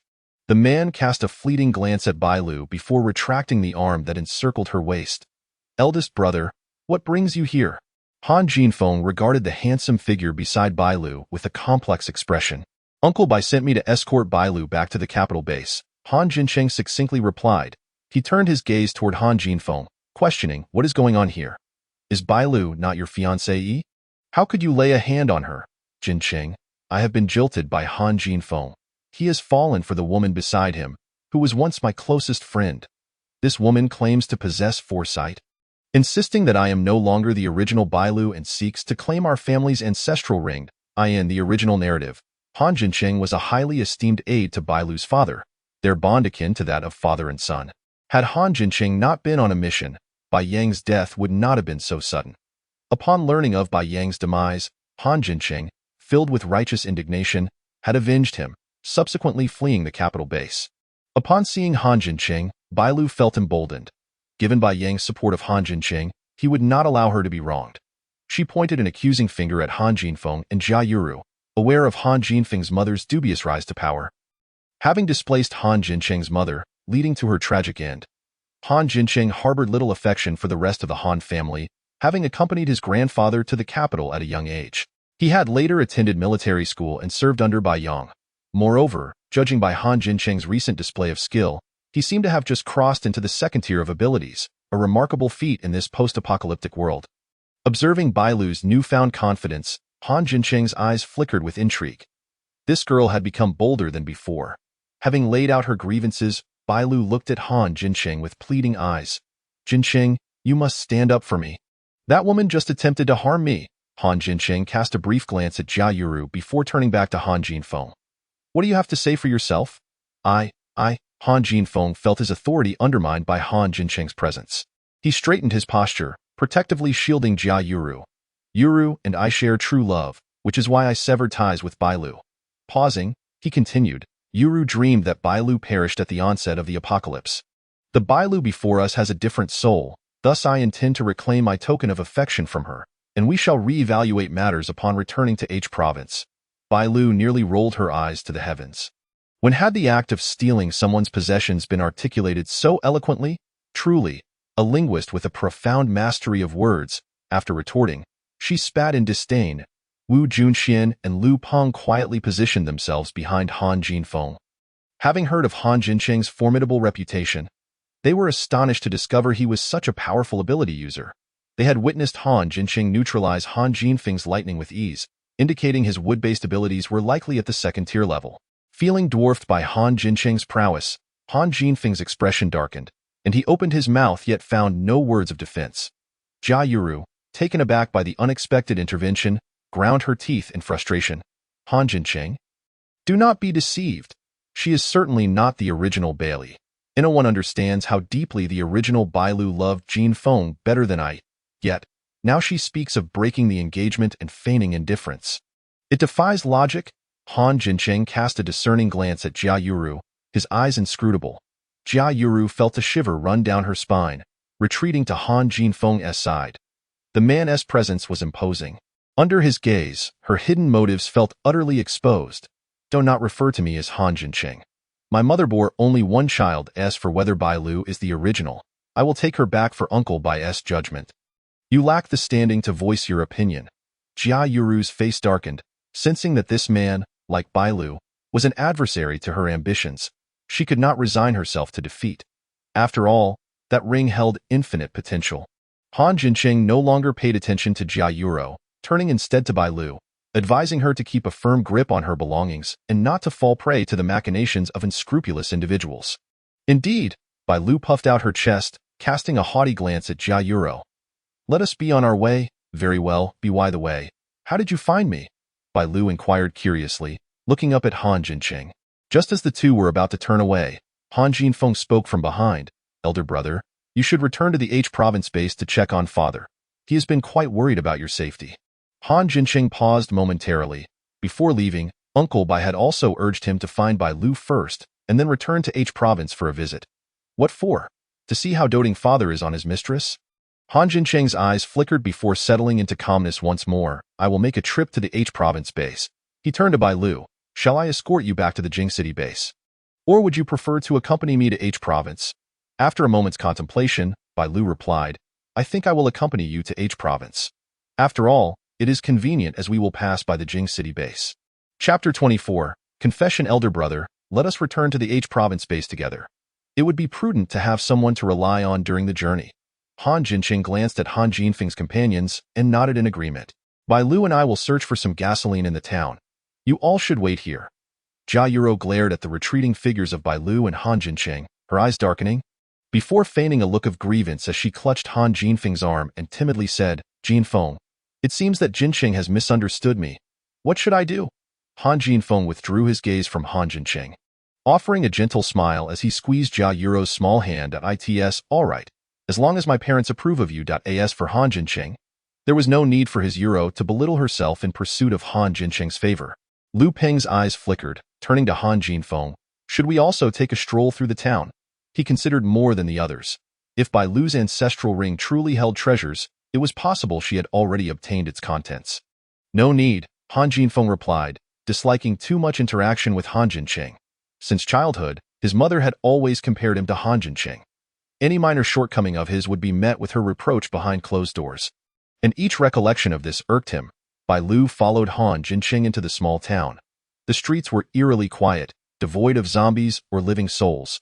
This feels off, Bai Lu remarked. Indeed, it is quite strange that there are no zombies on the road. She frowned at a town should have at least several 100,000 residents, yet the silence was palpable, not a single zombie in sight. Something felt amiss. Han Jincheng kept his head down, leading Bai Lu directly to the entrance of an underground market, where he halted. "What are you looking at?" Bai Lu asked, glancing around but seeing nothing unusual. "There are zombies below, many of them," Bai Lu gasped.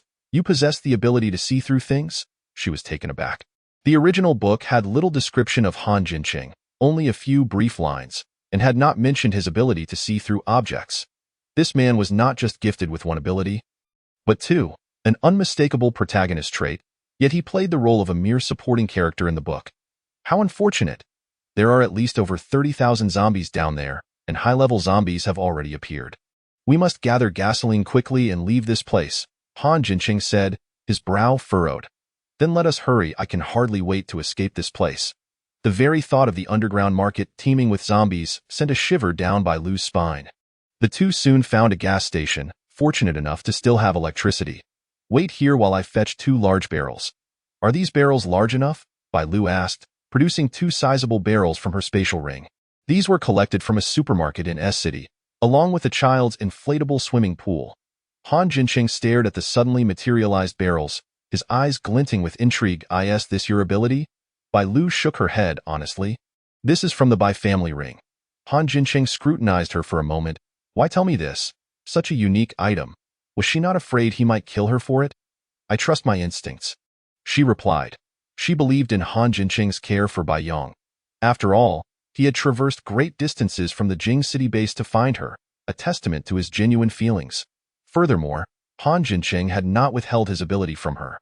Moreover, if she intended to gather resources later, she could hardly evade someone with a military background like Han Jincheng. Revealing this to him early on might earn her goodwill.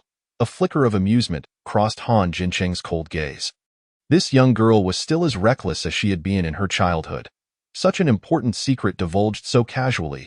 He would need to keep a closer watch on her to prevent her from being deceived. "How vast is your space?" "Infinite?" Han Jincheng was momentarily taken aback. Considering Uncle Bai's current predicament in the Jing City base, he murmured quietly, "This could prove quite useful." Afterward, Han Jincheng guided Bai Lu to collect 2 fuel tankers and 2 well-performing off-road vehicles before they began extracting gasoline from the underground tanks. Bai Lu remained vigilant, monitoring their surroundings while glancing at Han Jincheng as he worked. The 2 large barrels filled up quickly. Bai Lu's eyes lit up as she spotted the gasoline hose in Han Jincheng's hand and suddenly proposed, "What if I directly stored the gasoline in my space?" Upon hearing her idea, Han Jincheng raised his head slightly. "Can your space contain oil tanks?" "We shall find out," Bai Lu replied. Han Jincheng, using his ability, discerned that there were 3 oil tanks, each approximately 50 cubic meters, underground. The 2 retreated from the location of the tanks. "The tanks are 5 meters ahead of you, measuring 2.2 meters in height and 1.8 meters in diameter. Close your eyes and visualize them." Bai Lu complied, imagining the appearance of the tanks, and to her astonishment, they indeed materialized within her space.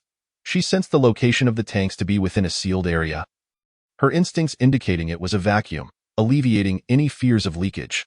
Before she could open her eyes, Han Jincheng noticed the corners of Bai Lu's mouth lifting, indicating her success. Han Jincheng's lips curled slightly, pleased that Bai Lu possessed such a remarkable space. Thoughts of the arms factory within Qingluan Mountain in H province filled his mind with determination. As soon as Bai Lu opened her eyes, the moment vanished without a trace. Following this, Bai Lu quickly stored another oil tank as per Han Jincheng's guidance. "Let us drive around this town before checking out other gas stations." All right, the town was not large. The 2 took one of the newly acquired off-road vehicles, spending about an hour collecting the oil tanks. They returned to the underground market where they had first encountered the zombies. Han Jincheng accepted the 4 large barrels of gasoline from Bai Lu and began pouring them through the entrance of the underground market. After completing this, Bai Lu retrieved 4 lighters she had prepared earlier and ignited one, tossing it into the entrance of the underground market. The flames quickly spread, and as they walked a short distance away, the sounds of zombies roaring from below reached their ears. Bai Lu glanced back, concerned. Do you think those high-level zombies will emerge? It is possible. Let us regroup with Han Jinfeng and then deal with any high-level zombies that appear. At that moment, Han Jinfeng and his companions had just finished their lunch when they heard the roars emanating from the town center. Waves of heat, accompanied by the acrid scent of burning flesh, wafted into their nostrils. What is happening? Wu Junxian was the first to rush to the roadside to observe the center of the town. The flames shot into the sky, and Wu Junxian widened his eyes. Could it be that Brother Han possesses fire abilities? Impossible, Lu Peng, stepping out right after, frowned. Did you not catch the scent of gasoline? Wu Junxian sniffed vigorously, indeed detecting a hint of gasoline amidst the stench of burning flesh. He immediately covered his mouth and nose. Shooting Lu Peng a glare. You have quite the nose, don't you? Lu Peng thought to himself, wishing to knock some sense into Wu Junxian for being so oblivious. This ruckus must have been caused by Brother Han. Lu Peng said, uninterested in Wu Junxian's antics, turning to Han Jinfeng, who had just emerged. Han Jinfeng wore a grim expression, ready to leave immediately. Are we not waiting for Bai Lu and Brother Han? Wu Junxian scratched his head and murmured. They will return shortly. Chapter 25. Unfinished inside the off-road vehicle, Bai Lu frowned as she held her breath, retrieving a large bag of masks from her space. She donned 2 for herself and tossed 2 to Han Jincheng. The burnt odor is so strong it makes me crave roasted meat. Han Jincheng twitched his lips. You have quite the unique taste. Bai Lu ignored him, continuing, you wouldn't understand. While teamed with Han Jinfeng and the others, I dare not eat or drink, fearing they might catch on to my secret. Even gathering supplies has been a cautious endeavor. Leaving my space still rather empty, speaking of her space piqued Han Jincheng's interest. What exactly is your space like? Do share. The previous sentence was a question, while the latter was a discussion. Bai Lu was thoroughly pleased with what she heard. Let me tell you, the space in my home is quite magical. As she spoke, she retrieved a ring from the space and waved it in front of Han Jincheng, revealing an endless supply of beef, lamb, and fish. And there are plenty of vegetables and fruits as well, so much that we can't possibly consume it all. Han Jincheng glanced briefly at the black ring on her jade-white finger before diverting his attention back to driving. Upon recalling Bai Lu's mention of beef and lamb, he voiced his confusion. Is it beef and lamb, or just meat? It's lamb, but in the end, it's all just meat anyway. The thought of lamb skewers, stewed lamb, grilled lamb chops, and braised lamb trotters made Bai Lu swallow hard, causing her to automatically filter out even the acrid smell in the air. She was so eager to eat meat. Han Jincheng couldn't help but smile at Bai Lu's earnest tone. Indeed, she is the daughter of Uncle Bai, as stubborn about certain matters as ever. The two soon returned to the repair shop on Nanhuan Road. By this time, Han Jincheng's brother and the others had already departed. They wouldn't have abandoned you and fled, would they? Bai Lu inquired, glancing at the road they had traveled and away. Han Jincheng would never miss an opportunity to invite him back to the H province base. He assured her. Meanwhile, Wu Junxian was driving, with Du Song seated in the passenger seat, while Han Jincheng and Jia Yuru were in the back. Lu Peng drove the truck, trailing the first vehicle. A small car followed behind, carrying just 3 girls. Qingqing, do you think these people truly want to take us to the H province base? One of the girls in the back leaned against Su Qingqing and whispered. The girl speaking was Su Miaomiao, Su Qingqing's cousin. After the apocalypse, their families had fled S-City together, only to unexpectedly encounter Brother Dao and his group in this small town. They had robbed passing survivors, and Su Qingqing's father, brother, and her parents had all been killed by Brother Dao's group. Had it not been for Brother Dao's interest in their youth and beauty, they might not have been spared. I don't know, Su Qingqing replied hoarsely. When did you awaken your abilities? She had always been with Su Qingqing, so how could she have been unaware of this awakening? Had Su Qingqing been keeping it a secret from her? After all, they were cousins. Su Qingqing couldn't possibly hide such an important matter. Su Qingqing remained silent, focusing instead on the rearview mirror. When a black SUV appeared in the mirror, her tightly pressed lips relaxed slightly. Seeing that Su Qingqing was ignoring her, Su Miaomiao pouted and turned away. Fine. Ignore me then. Who does she think she is? Heartless creature.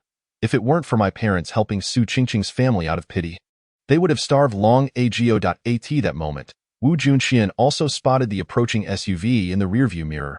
Jin Feng, Bai Lu and Brother Han are catching up.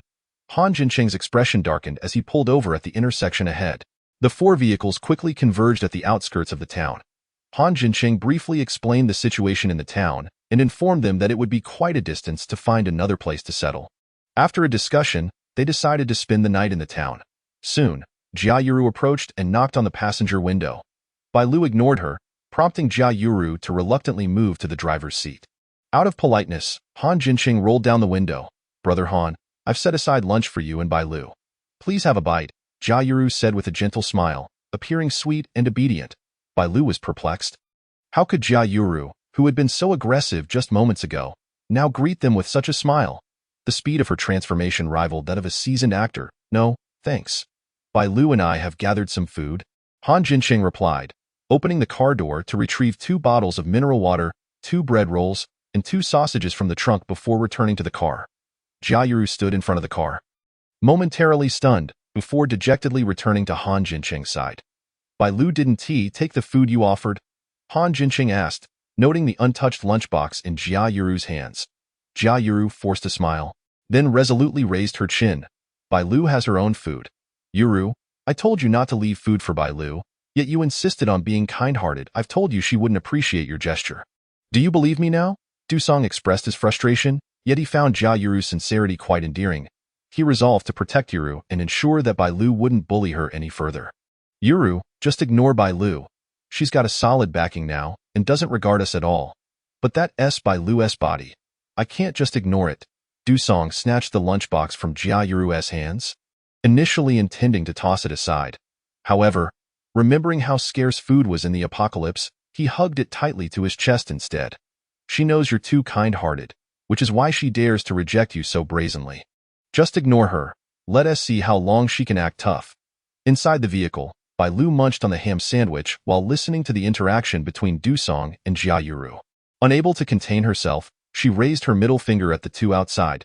As they both possessed the same level of abilities, Han Jincheng naturally overheard the conversation. He perceived Jia Yuru as a scheming girl and wondered how Bai Lu could befriend her.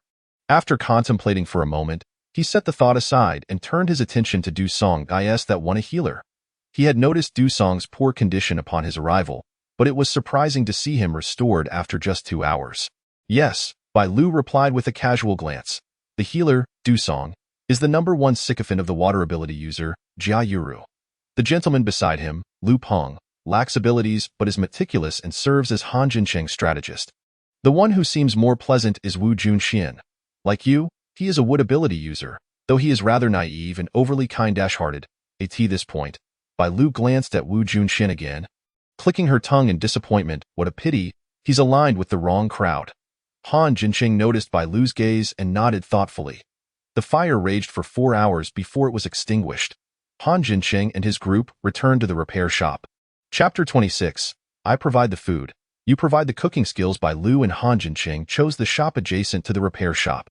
The upper floor housed 2 bedrooms and a kitchen, the latter equipped with a functioning gas canister. Bai Lu thought of the pickled vegetables and vacuum-packed wild boar meat in her space, unable to suppress her salivation. She wondered if Han Jincheng could cook. She was well aware of her own culinary limitations and feared wasting good ingredients. Perhaps she should ask him. If Han Jincheng could cook, she wouldn't have to rely on bread during their journey back to the Beijing base. In the adjoining bedroom, Han Jincheng had just changed his clothes when he heard a series of knocks at the door. He tossed his dirty clothes into a nearby hamper and turned to open the door. "What's the matter?"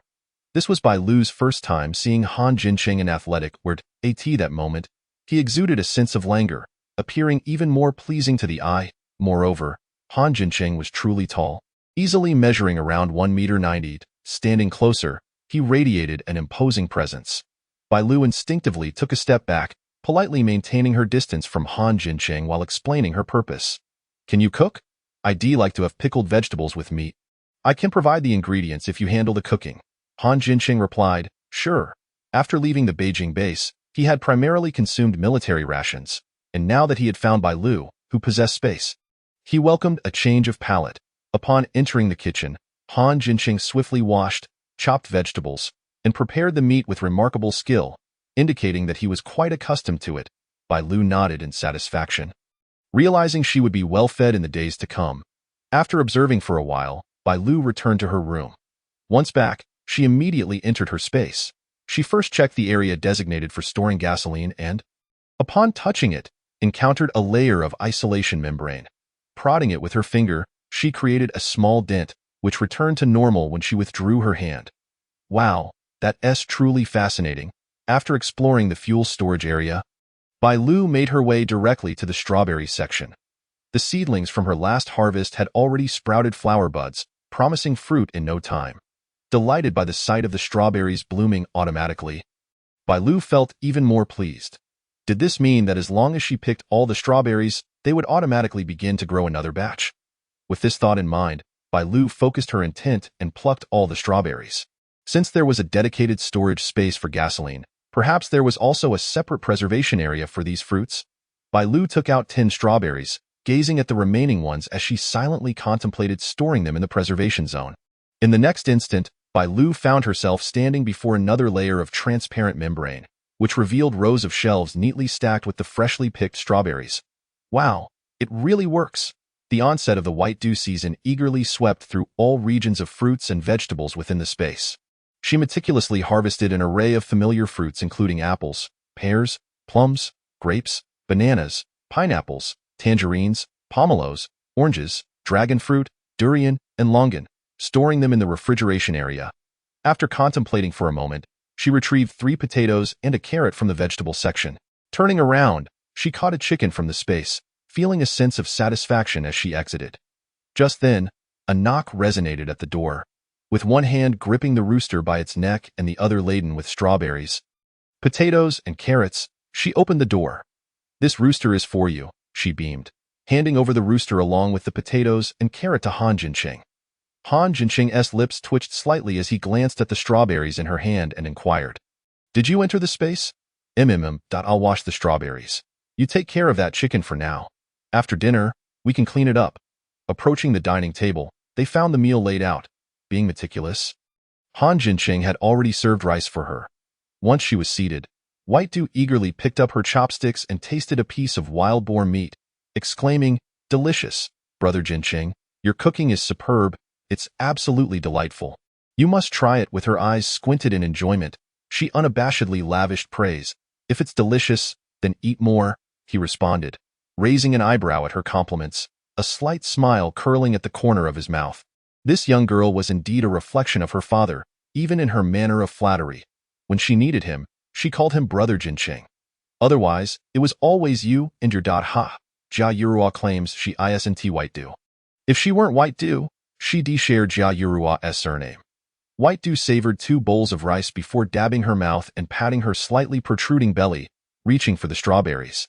Noticing her put down her chopsticks, Han Jinqing returned to the kitchen to finish off the remaining rice, pairing it with pickled vegetables and wild boar, consuming it all with gusto. Must be said that Han Jinqing's upbringing was impeccable. He ate swiftly yet maintained impeccable manners. Furthermore, his striking looks would have undoubtedly captivated anyone before the apocalypse. Enchanted by Han Jinqing's beauty, White Dew unknowingly devoured 3 more strawberries until she felt that familiar warmth coursing through her body, prompting her to stop. At that moment, Han Jinqing had also finished his meal. White Dew offered him the remaining 6 strawberries, cheerfully saying, "Here, have some fruit after the meal. It's a nice palate cleanser." Han Jinqing shook his head. "You keep them. Fruits are rare delicacies now. They're better saved for you, little girl." His desire to partake was indifferent. White Dew persisted, nudging the plate forward. "Come on, eat. I have plenty more. And if you don't, you will regret it."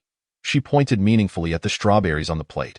Han Jinqing, a military man before the apocalypse, possessed exceptional physical abilities among humans. White Dew was curious whether the fruits in her space could enhance his physique.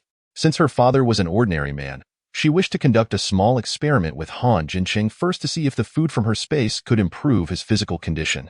She intended to begin strengthening her father's body once they reached the Beijing base, hoping to increase their chances of survival in this harsh new world. Gazing at White Dew for a moment, Han Jinqing picked up a strawberry and consumed it. "How does it feel? Any special sensations?" After a moment of contemplation, he merely sensed a gentle warmth within his belly, a subtle feeling. He nodded, noting the warmth in his stomach. After speaking, Han Jinqing ate 4 more strawberries, feeling the warmth within gather into a pool. Seeing him devour 5 strawberries in one go, White Dew asked, "What about now? Do you feel a sense of special fullness?" She had felt full after just 3 strawberries her first time. Yet Han Jinqing showed no signs of stopping after 5, a true powerhouse indeed. With Han Jinqing's assistance, her father would undoubtedly secure a foothold in the Beijing base. White Dew retrieved 10 more strawberries from her space, watching Han Jinqing eat. Chapter 27. Collecting crystal cores. Han Jinqing had consumed a total of 11 strawberries when that peculiar sensation of fullness washed over him. He felt a warmth enveloping his body, a tingling ache in his previously injured areas, hinting at a sense of rejuvenation. Receiving Han Jinqing's astonished gaze, White Dew smiled with delight. It seemed to be effective. She happily grabbed another strawberry to eat. Han Jinqing, eyeing the strawberry in her hand, inquired, "What is going on?" "Hee. These are fruits produced in my space. They can refine the body, akin to a cleansing of one's essence. I didn't expect you'd eat 11 strawberries on your first try. I could only manage 4 on my first attempt." "You are brimming with potential," White Dew proclaimed, patting Han Jinqing's shoulder. Han Jinqing twitched his lips, carefully assessing the changes within his body. "All right, I'll handle the dishes. You should focus on channeling that energy within you and strive for greater heights." After tidying up the dishes, White Dew entered the kitchen, leaving Han Jinqing in the living room to channel his energy. Once she finished washing the dishes, she boiled a pot of water and lifted the chicken she had retrieved from her space. With a knife raised in her right hand, she closed her eyes and swiftly made a decisive cut to the chicken's neck, then quickly dropped the rooster into the sink. It was her first time slaughtering a chicken. White Dew felt goosebumps rising all over her skin. She returned to the living room and saw Han Jinqing still channeling his energy. Taking a seat on the sofa, she pulled out a tablet she had collected from the market. It contained numerous free tutorials. White Dew opened a home cooking tutorial and began studying. Having food in her space was futile if she didn't know how to prepare it. While on the road, she could rely on Han Jinqing for cooking, but once they reached the Beijing base, she couldn't depend on him forever. It was far more useful to be self-sufficient. Uncertain of how long she had been watching, she felt herself growing drowsy, her head bobbing. Nearby, Han Jinqing, having absorbed the energy within, suddenly opened his eyes wide. He stood up, stretching his legs and discovering he was indeed more agile than before. With a complex expression, he glanced at White Dew, who was dozing off on the sofa. The space belonging to the Bai family was undoubtedly a rare treasure. Such a valuable asset was worth guarding closely. Contemplating Jia Yurua's covetous gaze towards this treasure, Han Jinqing frowned slightly.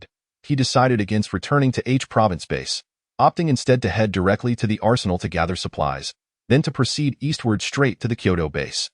When White Dew awoke from her dreams of cooking, startled by the thought that she had added too much salt, she blinked at the man standing before her. "Are you done?" As she became fully awake, she noticed Han Jinqing's abilities had advanced to mid-level 2. Goodness! Han Jinqing's rapid enhancement of abilities astonished her. Was he advancing even faster than Han Jinfeng, the male lead? The scarred man they had encountered earlier had relied on hunting his kind to elevate his abilities. What then was Han Jinqing's method of upgrading? While White Dew pondered this question, Han Jinqing, with keen eyes, fixed his gaze on the nearby auto repair shop. Through the lens of his abilities, he spotted 4 first-level zombies surrounding the repair shop. They moved at twice the speed of ordinary humans, their eyes glowing red, their charred bodies indistinguishable in gender. "Be cautious, first-level zombies are approaching." "Where?" White Dew sprang to her feet, warily regarding the door. 4 first-level zombies have entered the adjacent auto repair shop, and 2 are downstairs. "We'll take 1 each." White Dew retrieved a baseball bat from her space, her eyes sharp as she focused on the door. The sky had darkened significantly. Han Jinqing used vines to open the door, and the 2 of them stood at the threshold, 1 on each side, waiting for the first-level zombies to approach. Screams from women echoed next door. Zombies had already ascended to the 2nd floor. The creatures, drawn in by a sweet, enticing scent, bared their teeth and lunged into the room. Han Jinqing reacted swiftly, conjuring 2 vines.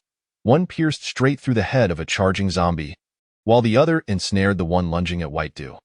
White Dew also swiftly dispatched another zombie, striking its head off. Both were level 2 ability users. Dealing with 2 first-level zombies felt like slicing through vegetables. From the moment the zombies entered to their defeat, a mere 3 seconds elapsed. Are there any more zombies heading our way? White Dew raised her bat, vigilantly eyeing the door. No. Those 4 zombies are all focused next door. Oh, then I can relax. White Dew approached the head she had just struck off and delivered another blow, smashing it to pieces. She carefully sifted through the remnants of the shattered brain for crystal cores. Jia Yurua had mentioned that these were called crystal cores, the source of life for zombies. Bailu donned her gloves and picked up the crystal core, presenting it before Han Jinqing. Those endowed with extraordinary abilities can enhance their powers by absorbing crystal cores.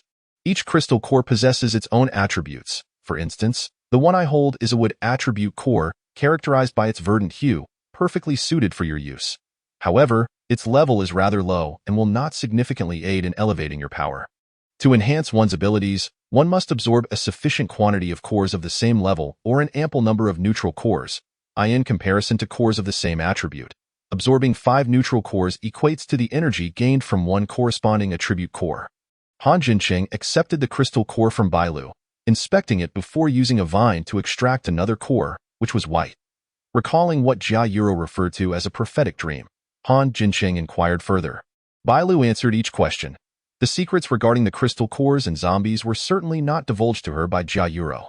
Nonetheless, based on her understanding of Han Jinqing, this man would neither directly question Jia Yuro nor engage in extensive conversation with Han Jinqing and the others.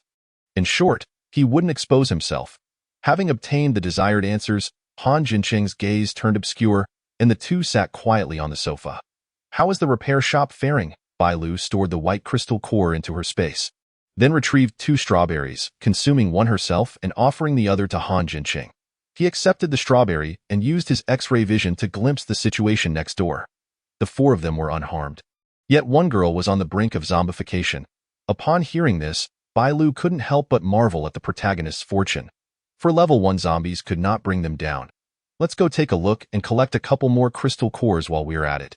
Bailu clapped her hands and, wielding a baseball bat, stepped out the door. Han Jinqing leisurely wiped his hands and followed in Bailu's wake.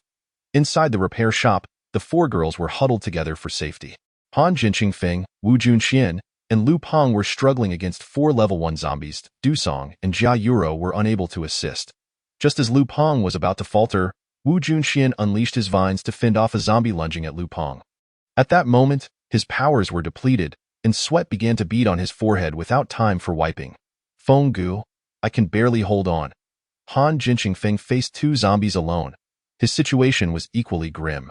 He unleashed 2 bolts of lightning, driving the zombies back, and gasped, "Hang in there." He cast a glance at the neighboring room, uncertain if those 2 would come to their aid. Chapter 28. Eyes are meant to vent frustration. He too looked towards the adjoining room, opening his mouth but ultimately refraining from calling out. Should he shout for help? He remembered Jia Yuro pushing Bailu out during a crisis without a second thought. If he cried out for assistance, how would that differ from Jia Yuro's actions? What if Bailu fell into danger due to his plea? That was not the outcome he wished to see. That moment, Han Jinqing and his companions were at their limits. The zombies across from them, however, showed no signs of exhaustion. They lunged once more at Han Jinqing, Wu Junxian, and the others. Meanwhile, one of the girls huddled together was now sporting a bruised arm, her eyes vacant. The black of her pupils gradually turning a pale blue. A low growl erupted from her throat. Ah, ah, ah. Su Miao Miao shrieked as she was bitten on the arm by the zombified girl. Get away! Get away! Qingqing, help me! Save me! Upon hearing Su Miao Miao's cries, Su Qingqing snapped back to reality, straining to gather her powers, and struck the zombified girl's neck with her blade. Fortunately, the girl had only mutated into a low-level zombie and was swiftly dispatched by Su Qingqing. This sudden turn of events disrupted the thoughts of Han Jinqing and his companions. Wu Junxian, in his folly, considered turning back to assist. After repelling a zombie, he intended to support Jia Yuro and the others. This action provided an opening for another zombie, which abandoned its attack on Lu Peng and charged straight for Wu Junxian. Its claws, half a finger long, were poised to pierce Wu Junxian's chest. Wu Junxian noticed the incoming threat, but with his powers depleted, he could only watch helplessly as the claws drew nearer. Despair washed over him, and he closed his eyes, his thoughts drifting to the fate of his father at the base in H province. He regretted always arguing with the old man, causing his hair to turn white out of anger. If only he could return alive. He vowed never to upset his father again. A dull thud echoed in Wu Junshuan's ears as a blunt object struck the zombie's head.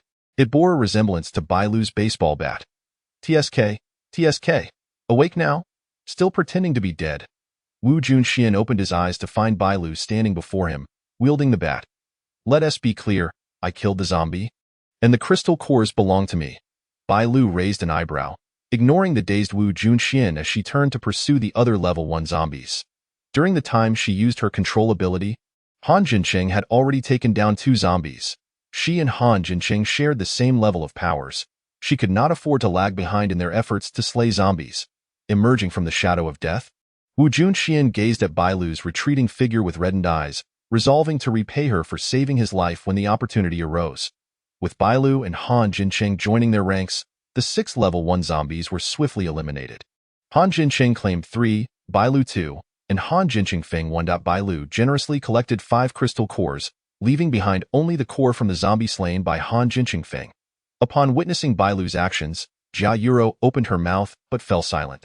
Du Song, however, was unwilling to remain quiet. Seeing the danger dissipate, he pulled Jia Yuro swiftly to Han Jincheng Feng's side. He did not forget to glare at Bai Lu, exclaiming to Bai Lu, "Why are you so greedy? We all contributed to killing the zombies. These crystal cores should be divided equally. Why do you get to take 5 for yourself?" Bai Lu chose to ignore Du Song, dismissing his remarks as barking, and walked over to Han Jincheng instead.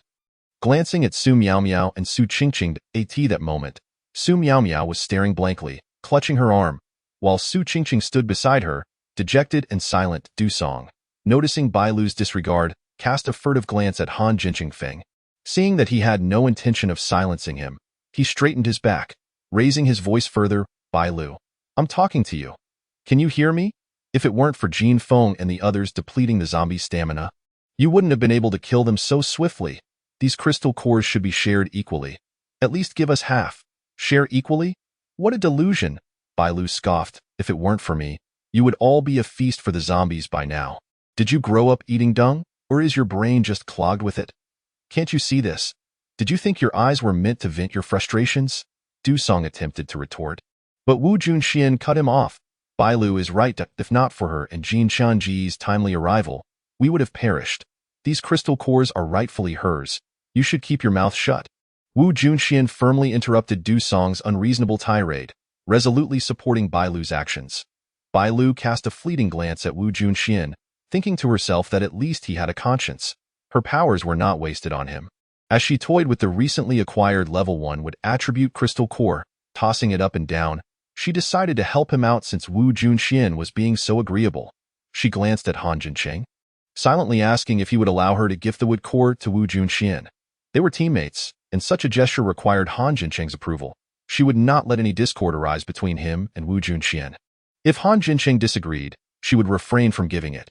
Receiving Bai Lu's silent cue, Han Jincheng nodded slightly in agreement. Wu Junxian, catch. Bai Lu tossed the wood attribute crystal core to Wu Junxian casually. This is a token of gratitude for your help yesterday. And, by the way, refrain from meddling in others' affairs. You barely keep yourself afloat, so focus on your own development. It was not that Bai Lu aimed to belittle him, but with his powers barely reaching level 1, he truly was of little use.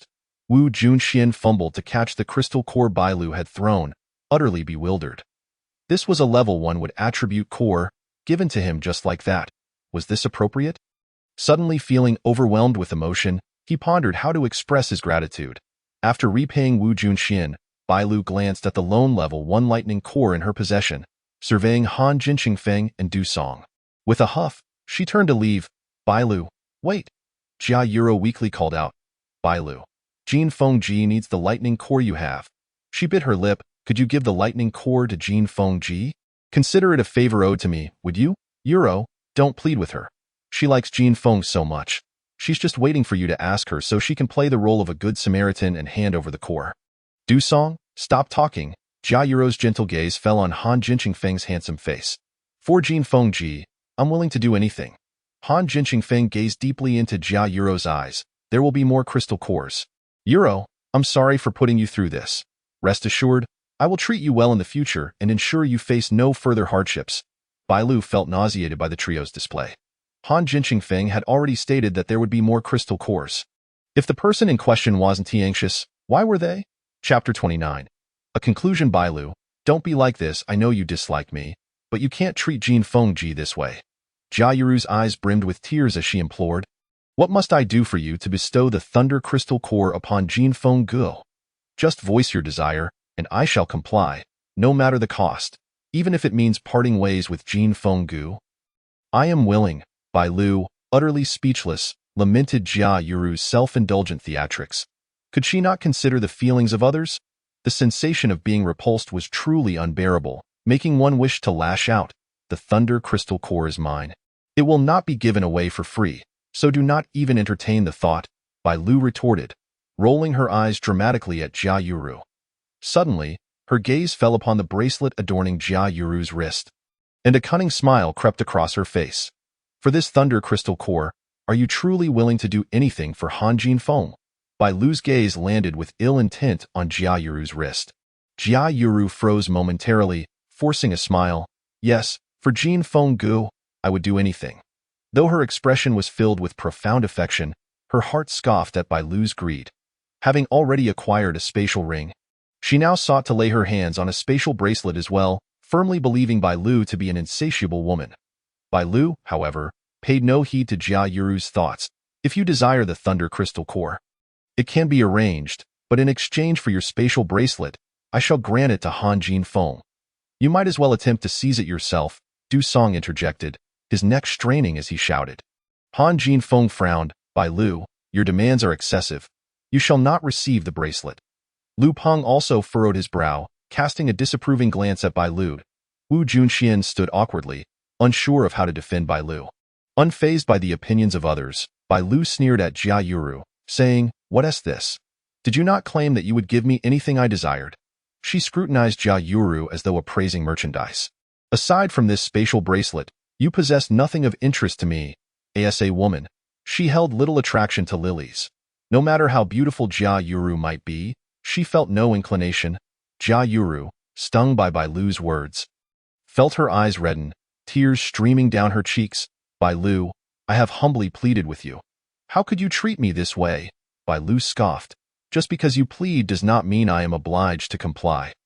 If the roles were reversed, would you part with the spatial bracelet for me? I beg you. Bai Lu's tone dripped with sarcasm, a clear mockery to Jia Yuru's ears. She had no intention of relinquishing the spatial bracelet. Despite already possessing ample resources, having been the coveted heiress before the apocalypse and now wielding a powerful ability, Bai Lu was still fixated on Jia Yuru's spatial bracelet. Why, she wondered, should Bai Lu, an esteemed lady, be entitled to such privileges while she was merely a destitute student relying on student loans? Hatred and jealousy consumed her as she seized Han Jinfeng, yearning for Bai Lu to beg her for him. She envisioned that moment to be exquisitely satisfying. Yet, awakening to an apocalyptic world shattered her dreams.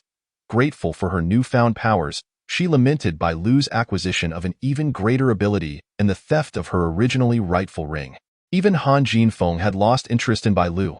Now, the sole comforting thought was her recent acquisition of a spatial bracelet, which she swore she would never part with. Bai Lu, observing Jia Yuru's clenched jaw and pallid complexion, smirked. Look, it seems your love pales in comparison to a spatial bracelet die. Jin Fenggu is not like this. Jia Yuru desperately clung to Han Jinfeng's sleeve, urging, You must believe me. You are my utmost priority. Enough, Yuru. Han Jinfeng gently ruffled Jia Yuru's hair. I trust you.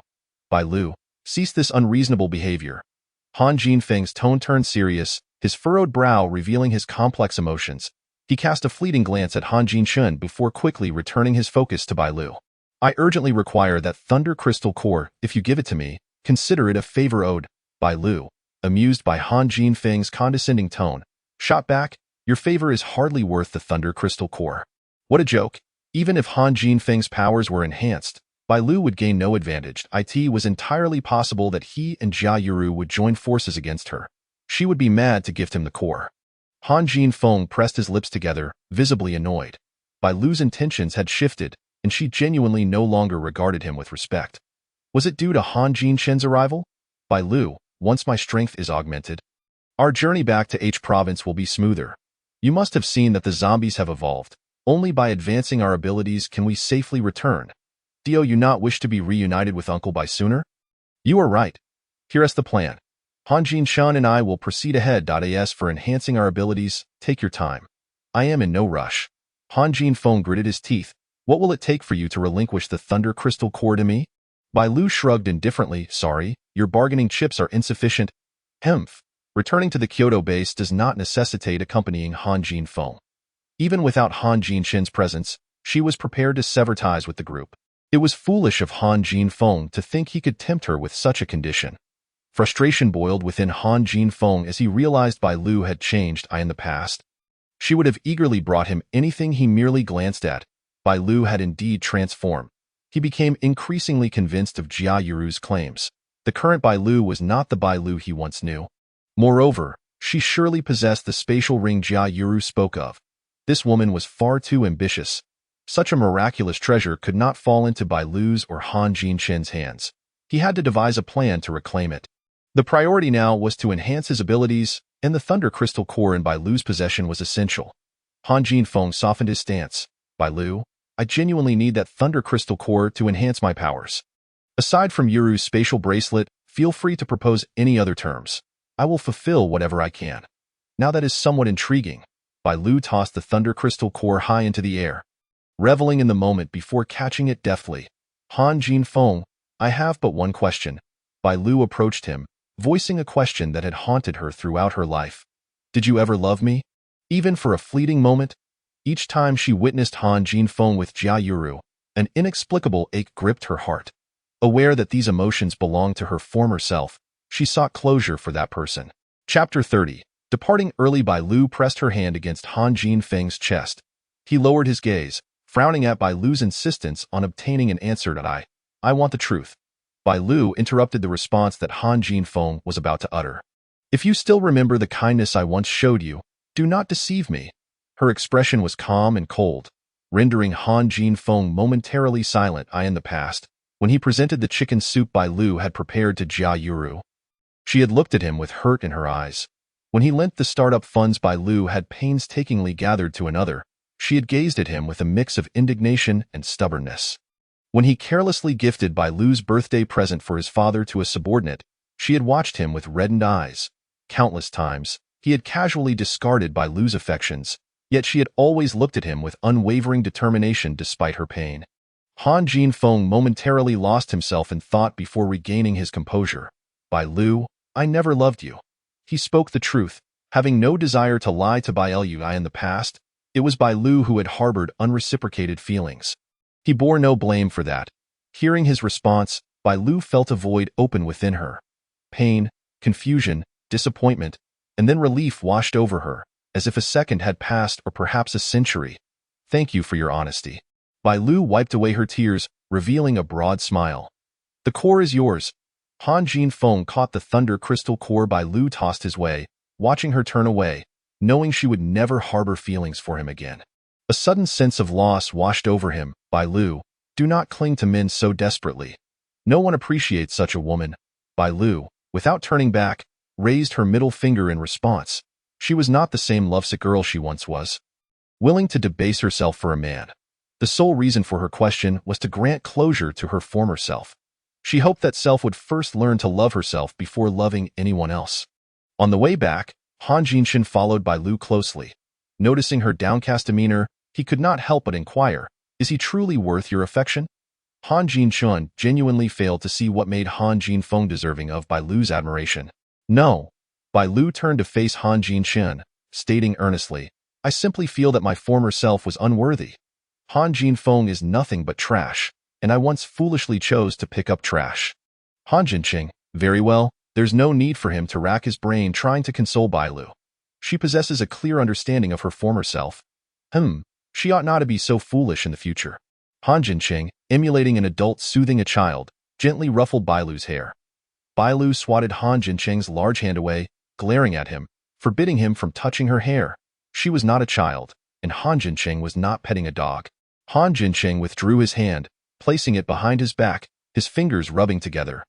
The delicate sensation of her hair lingered on his fingertips, a pleasing feeling indeed. It was no wonder so many people adored fluffy pets. Upon returning to the Kyoto base, he contemplated adopting a fluffy companion. Unbeknownst to Bailu, Han Jinqing likened her hair to that of a fluffy creature. Had she realized this, she would surely have retorted, "You are the dog? You are the dog, Han Jinqing. I regret it." Bailu cast aside her original emotions, exhaling slowly, stating, "I do not wish to collaborate with them to return to H Province base. How about the two of us go our separate ways? It's best not to bring along those burdensome individuals, as they would hinder my progress in becoming stronger." "Agreed. Tomorrow morning, we shall depart without them." Han Jinqing readily consented. The two returned to the second floor and hastily freshened up. The following morning, Han Jinqing descended the stairs, feeling refreshed and ready for breakfast. The cooks were Jia Yuru and Su Qingqing, while Su Miaomiao had succumbed to zombification the previous night, only to be eliminated by Su Qingqing. "My abilities have ascended to level 1. Wu Junshuan's excitement was palpable, and he thought, "I must go next door to thank Bailu." Speaking to himself, Wu Junxian summoned his powers, weaving a circular ring from vines. Muttering that in the absence of flowers, this would suffice, Lu Peng followed closely behind Wu Junxian, urging him, "Hurry back. If you're late, there will be nothing left to eat." Once Wu Junxian left, the others took their seats. "Jinfeng, your abilities have grown stronger again." Observing Han Jinfeng's cheerful demeanor, Lu Peng surmised that his powers had indeed increased. It seems I have reached the mid-level of rank 1. I must continue to strive." Jia Yuru smiled gently, "Brother Jinfeng, you are remarkable. Do not place too much pressure on yourself. I believe you are the most exceptional." Last night, Jia Yuru had yet another dream. In her dream, she and Han Jinfeng returned to the H Province base, where he introduced her to his parents as his girlfriend. However, upon learning of Bailu's demise, Han's mother sought to arrange a marriage between Han Jinfeng and Zhang Ming, the daughter of the base chief. Fortunately, Han Jinfeng firmly stood by her side. Following this, she accompanied him on a mission, successfully acquiring a substantial cache of weapons. During the mission, Zhang Ming met her end at the jaws of a high-level zombie. Having pieced together the entire dream, Jia Yuru felt increasingly despondent. Her bracelet space could only accommodate 200 square meters, while the weaponry in the armory was countless, with 5 missiles alone and an innumerable number of tanks and vehicles. Her space was utterly inadequate. This led her to think of Bailu's space ring. If the space ring were in her possession, the challenge of collecting weapons from the armory would be effortlessly resolved. "Bailu, Bailu, you have stolen my belongings. You are detestable." No, she needed to devise a plan to reclaim what belonged to her. She recalled a faint voice in her dreams that had provided her with a packet of sedative. Yes, a sedative. The mysterious voice claimed this sedative was extraordinary. Merely allowing the intended target to inhale it would render them unconscious instantly. Jia Yuru was oblivious to the origins of that enigmatic voice, nor did she care, as long as it served her purpose. With a thought, Jia Yuru's consciousness indeed located the vial of sedative within her space. Gazing at the vial, a cruel smile crept upon her lips. "Bailu, I shall reclaim what is rightfully mine." Before long, Wu Junxian returned, his head drooping. What were Bailu and Brother Jinqing up to so early in the morning? Haven't seen them around. Lu Peng handed him a pair of chopsticks and casually inquired. "Well, I called out a couple of times with no response, so I returned. Perhaps Bailu is still sleeping in?" "Brother Junxian, hurry and eat. I've had my fill. I will go check on them." Jia Yuru was contemplating how to discreetly drug Bailu when unexpectedly, an opportunity presented itself. "You all eat first. I will be back shortly." However, Jia Yuru was destined to come up empty-handed this time, for at that moment, Bailu and Han Jinqing had already ventured over 100 miles into the territory of Qingsong City. Chapter 31. 4 men and 2 women. The two set off before dawn, traveling for 4 continuous hours, and it was now past 9 in the morning. Bailu reclined in the back seat, indulging in another brief slumber, stretching lazily and yawning several times until she felt fully awake. "Brother Jinqing, let me take the wheel. You should rest for a bit." At present, Bailu was quite agreeable, as she was indeed in the wrong. They had agreed the night before that she would stay awake for the latter half of the night while Han Jinqing would take the first half. This arrangement allowed Han Jinqing to have the energy to drive. However, she had slept until dawn without being roused by Han Jinqing. She truly did not intend to take advantage of him. She swore she merely overslept. Han Jinqing glanced at Bailu's coy demeanor through the rearview mirror. A faint smile gracing his lips. "There's no rush. Let's eat breakfast first. Han Jincheng parked the off-road vehicle on the outskirts of Qingsong City, and they both exited the vehicle. Bai Lu skillfully retrieved the stewed chicken and potatoes and a pot of rice from her space. The food was still warm, and they set up a small table, each taking a stool to sit before it, silently enjoying the delicious meal. Brother Jincheng, you must try this chicken. It's so tender and flavorful. Han Jincheng stared at the 2 pieces of chicken she had placed in his bowl, bemused by Bai Lu's eager expression. He understood that Bai Lu was apologizing for the events of the previous night. Yet, there was truly no need for such gestures. With Han Jinfeng by his side, he would not have been able to sleep regardless. He thought it best to let the young girl rest a little longer. After they finished their delightful breakfast, Bai Lu graciously offered Han Jincheng a bottle of water, drinking one herself as well. She then wiped the table with the remaining water, tidied up the small table and stools, and settled into the driver's seat. While Bai Lu organized the dining area, Han Jincheng stepped away for a brief moment.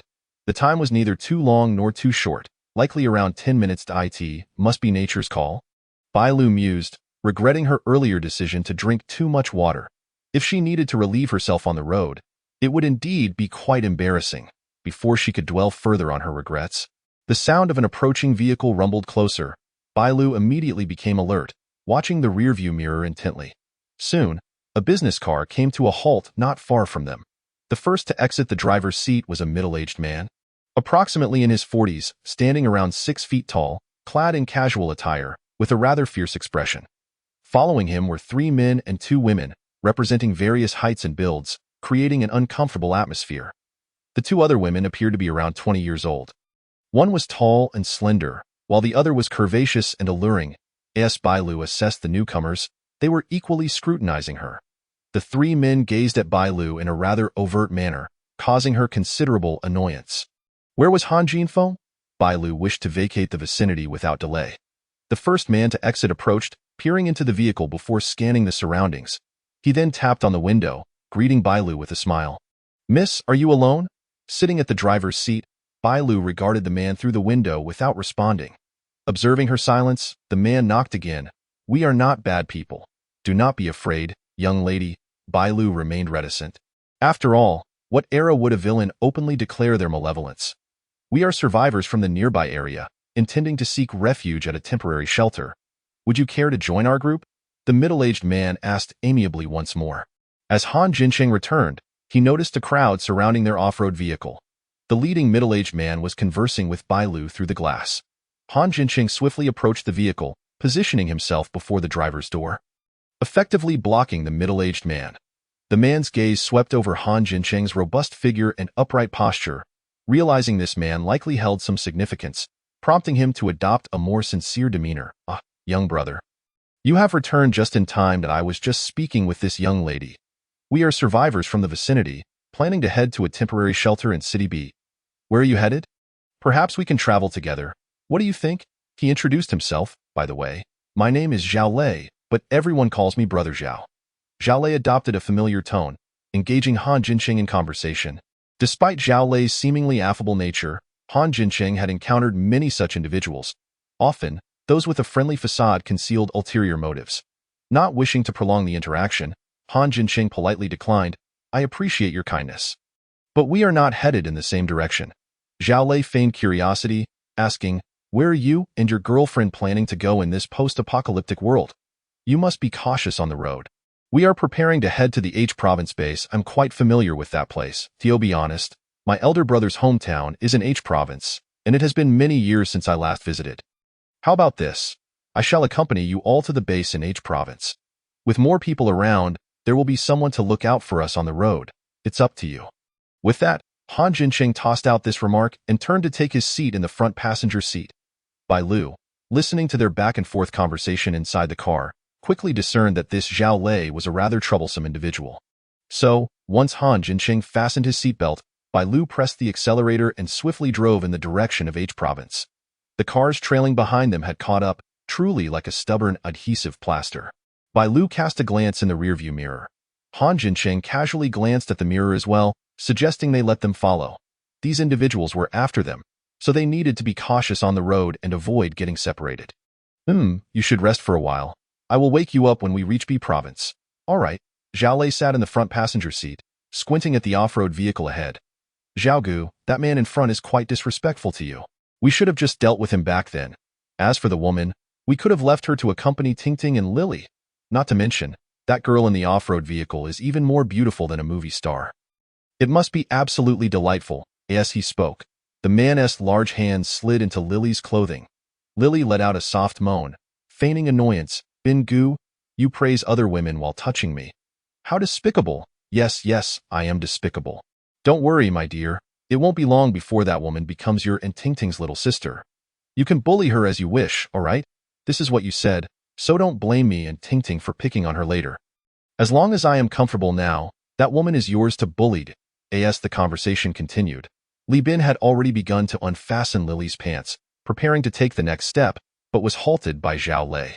Li Bin, keep your hands to yourself. Zhao Lei narrowed his eyes, casting a cold glance at Li Bin, causing him to shiver.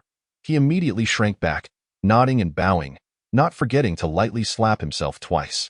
Zhao Ge, I was wrong. Chapter 32. The beauty scheme Li Bin, aside from being lecherous, possesses the redeeming quality of being able to read the room. Noticing Zhao Lei's sullen expression, he quickly changed the subject. Zhao Ge, are we just going to follow those two in front? Weren't you planning to avoid the temporary shelter? Zhao Lei fixed his gaze on the off-road vehicle ahead, a cold smile curling at the corners of his mouth. That woman is a space ability user. Such a treasure must be acquired. After a pause, as if struck by a thought, Zhao Lei asked another man, Hui, how many sedatives do you have left? Bring them all out. Next time we stop, have Tingting go over and get close to the man in the off-road vehicle. Find a way to trip him up, preferably knock him out, got it? Zhao Ge. Tingting obediently nodded in agreement. Seeing Zhao Lei's expression brighten somewhat, Li Bin hurriedly flattered him. As expected of Zhao Ge, you have the best ideas. You are my role model. Bai Lu drove for 4 hours before switching with Han Jincheng. They took turns, and by around 4 in the afternoon, the off-road vehicle stopped at a gas station situated in a desolate area. A dozen cars were parked by the roadside, including a flipped-over off-road vehicle. After disembarking, they swiftly dealt with the scattered zombies. Han Jincheng used his X-ray vision to glance at the 2 underground oil tanks, noting they still contained a considerable amount of gasoline. However, neither of them had immediate plans to collect it. Instead, they headed straight into the gas station's office. The office was in disarray, and after surveying the area, Han Jincheng locked the back door and summoned vines to entwine it securely. Bai Lu arranged the sofa and bedding, and the two planned to spend the night in that office. Soon after, Zhao Lei and his group approached. They entered the adjacent mini-supermarket. This time, Bai Lu and Han Jincheng did not make a show of retrieving food from their space, but discreetly took supplies from the trunk. Nibbling on bread and chicken legs, Bai Lu idly surveyed her surroundings. After receiving a bottle of water from Han Jincheng, she drank about half. What do you think their purpose is in following us? Bai Lu's gaze drifted through the wall to the mini-supermarket next door. Hearing her question, Han Jincheng swallowed his food and pondered before replying, supplies or women. Bai Lu raised an eyebrow. It could also be men. After all, Han Jincheng possesses a heavenly appearance, is a soldier by profession, and carries an air of righteousness. Undoubtedly an attractive figure. Girls adore him, and so do boys. Although I can't quite discern which man in the business vehicle is gay. In any case, those 2 girls will surely be captivated by Han Jincheng's looks. Bai Lu casually retrieved 2 bunches of grapes from her space, handing one to Han Jincheng while keeping the other for herself. The sweet and sour flavor was utterly delightful. Han Jincheng quickly finished his food and similarly glanced toward the mini-supermarket next door before retracting his gaze. You are mistaken. Their sexual orientation is normal. Having X-ray vision is impressive, isn't it? Humph. Upon receiving Bai Lu's eye roll, Han Jincheng remained unfazed. I suspect they are after your space. How could that be? Bai Lu exclaimed in surprise, as so far, only Han Jincheng had witnessed her using her space. How could these people possibly know? Think about it. Han Jincheng, not rushing to clarify, popped a grape into his mouth. Wait, it seems this group arrived shortly after we had breakfast. That means they saw you retrieving food from your space.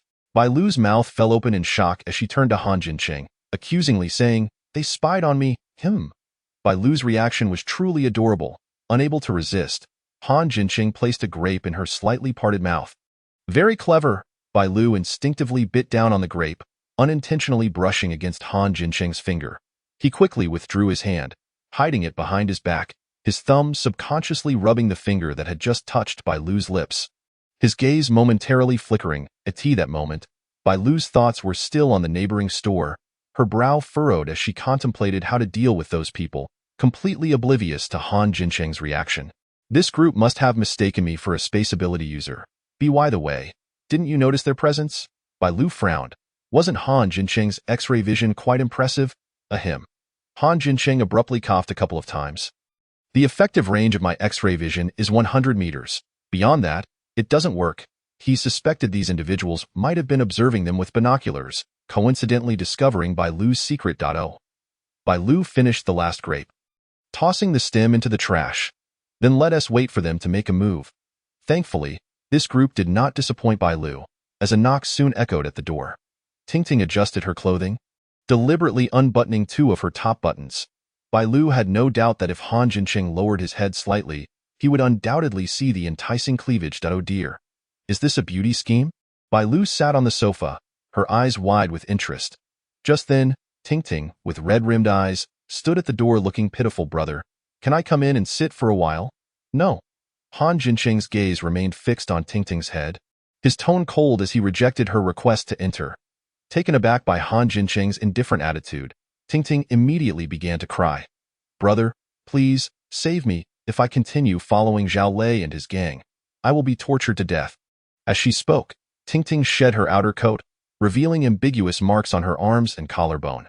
She deliberately moved closer to Han Jincheng, displaying her injuries for him to see. They are not human. They torment me daily and even deny me food, forcing me to eat their disgusting leftovers. Please, take me in. I promise to do whatever you ask. Han Jincheng frowned, stepping back to avoid the woman who lunged toward him, opening the door wider.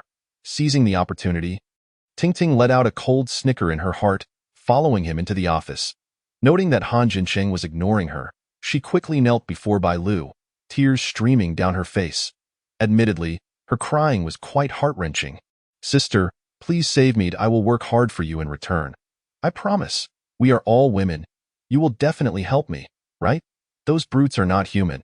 If I stay with them any longer, I will die. Bai Lu listened intently to the woman's sob story.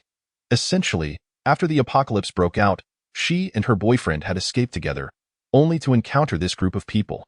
Not only had they killed her boyfriend, but they had also forced her into submission. Initially, they had no intention of letting her go, but after she awakened her water abilities, she managed to survive in their group, albeit as their plaything. Ting continued to lament in front of Bai Lu, pleading, Sister, look at this. She raised her arm and tugged at her short skirt, revealing numerous bruises. They abuse me every day. I can't take it anymore. Sister, please, keep me here. Otherwise, I will break down. Chapter 33. She will be renamed by Xiao Xiao. Bai Lu listened with great interest, her heart filled with indignation as she replied, All right, sister, I accept your presence. However, I have no intention of allowing you to become a mere servant to me. Bai Lu gestured towards Han Jincheng's direction, saying, That is my brother.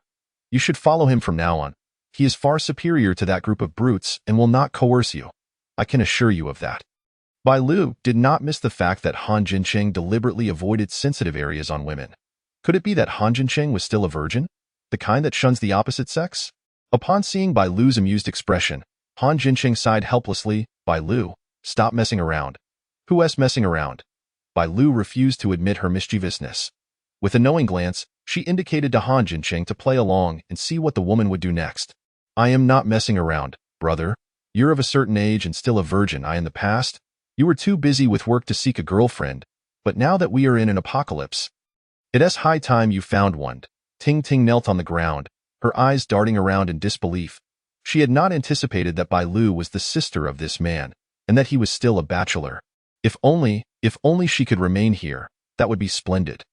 Bai Lu was a rare space ability user, and this man also possessed abilities. If the two of them could survive Zhao Ji's grasp, then joining them would be quite advantageous. Upon hearing Bai Lu suggest finding a girlfriend, Han Jincheng felt an inexplicable knot forming in his chest.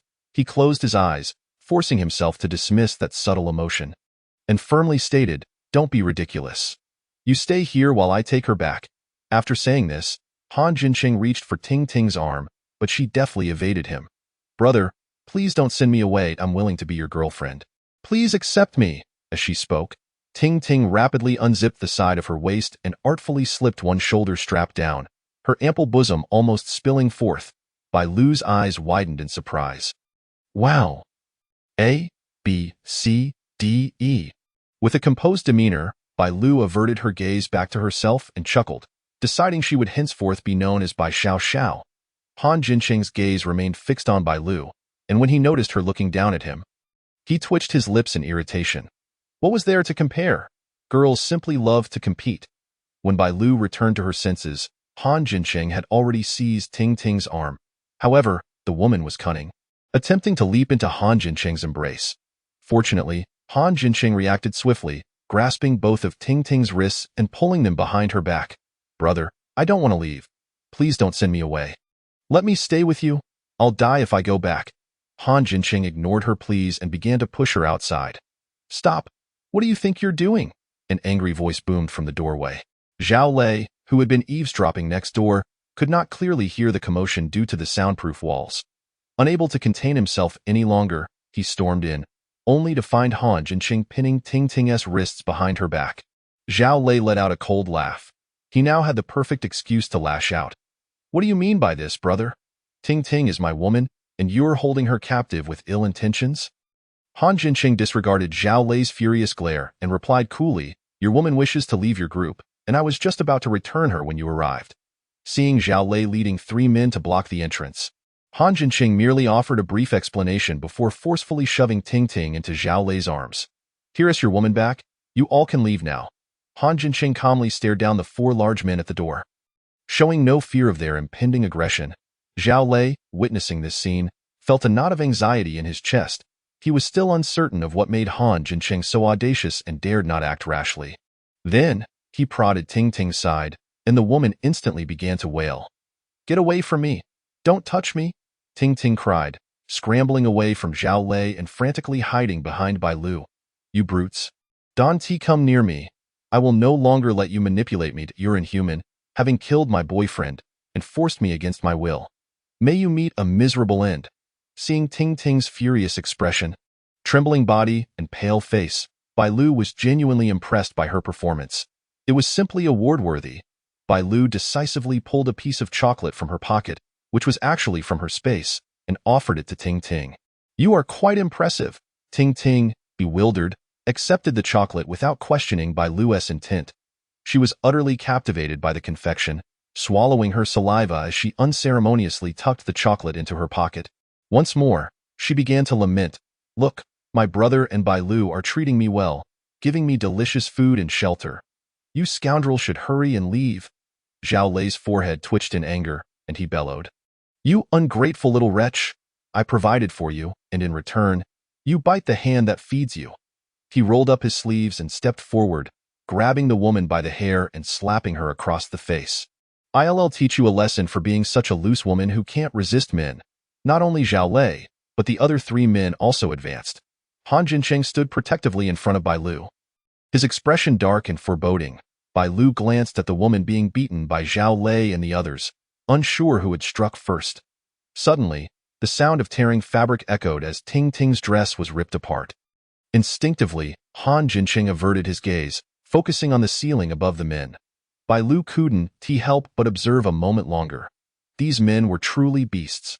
The woman was left bruised and battered, with the most severe injuries in her most private areas. In the apocalypse, the elderly, women, and children found it exceedingly difficult to survive.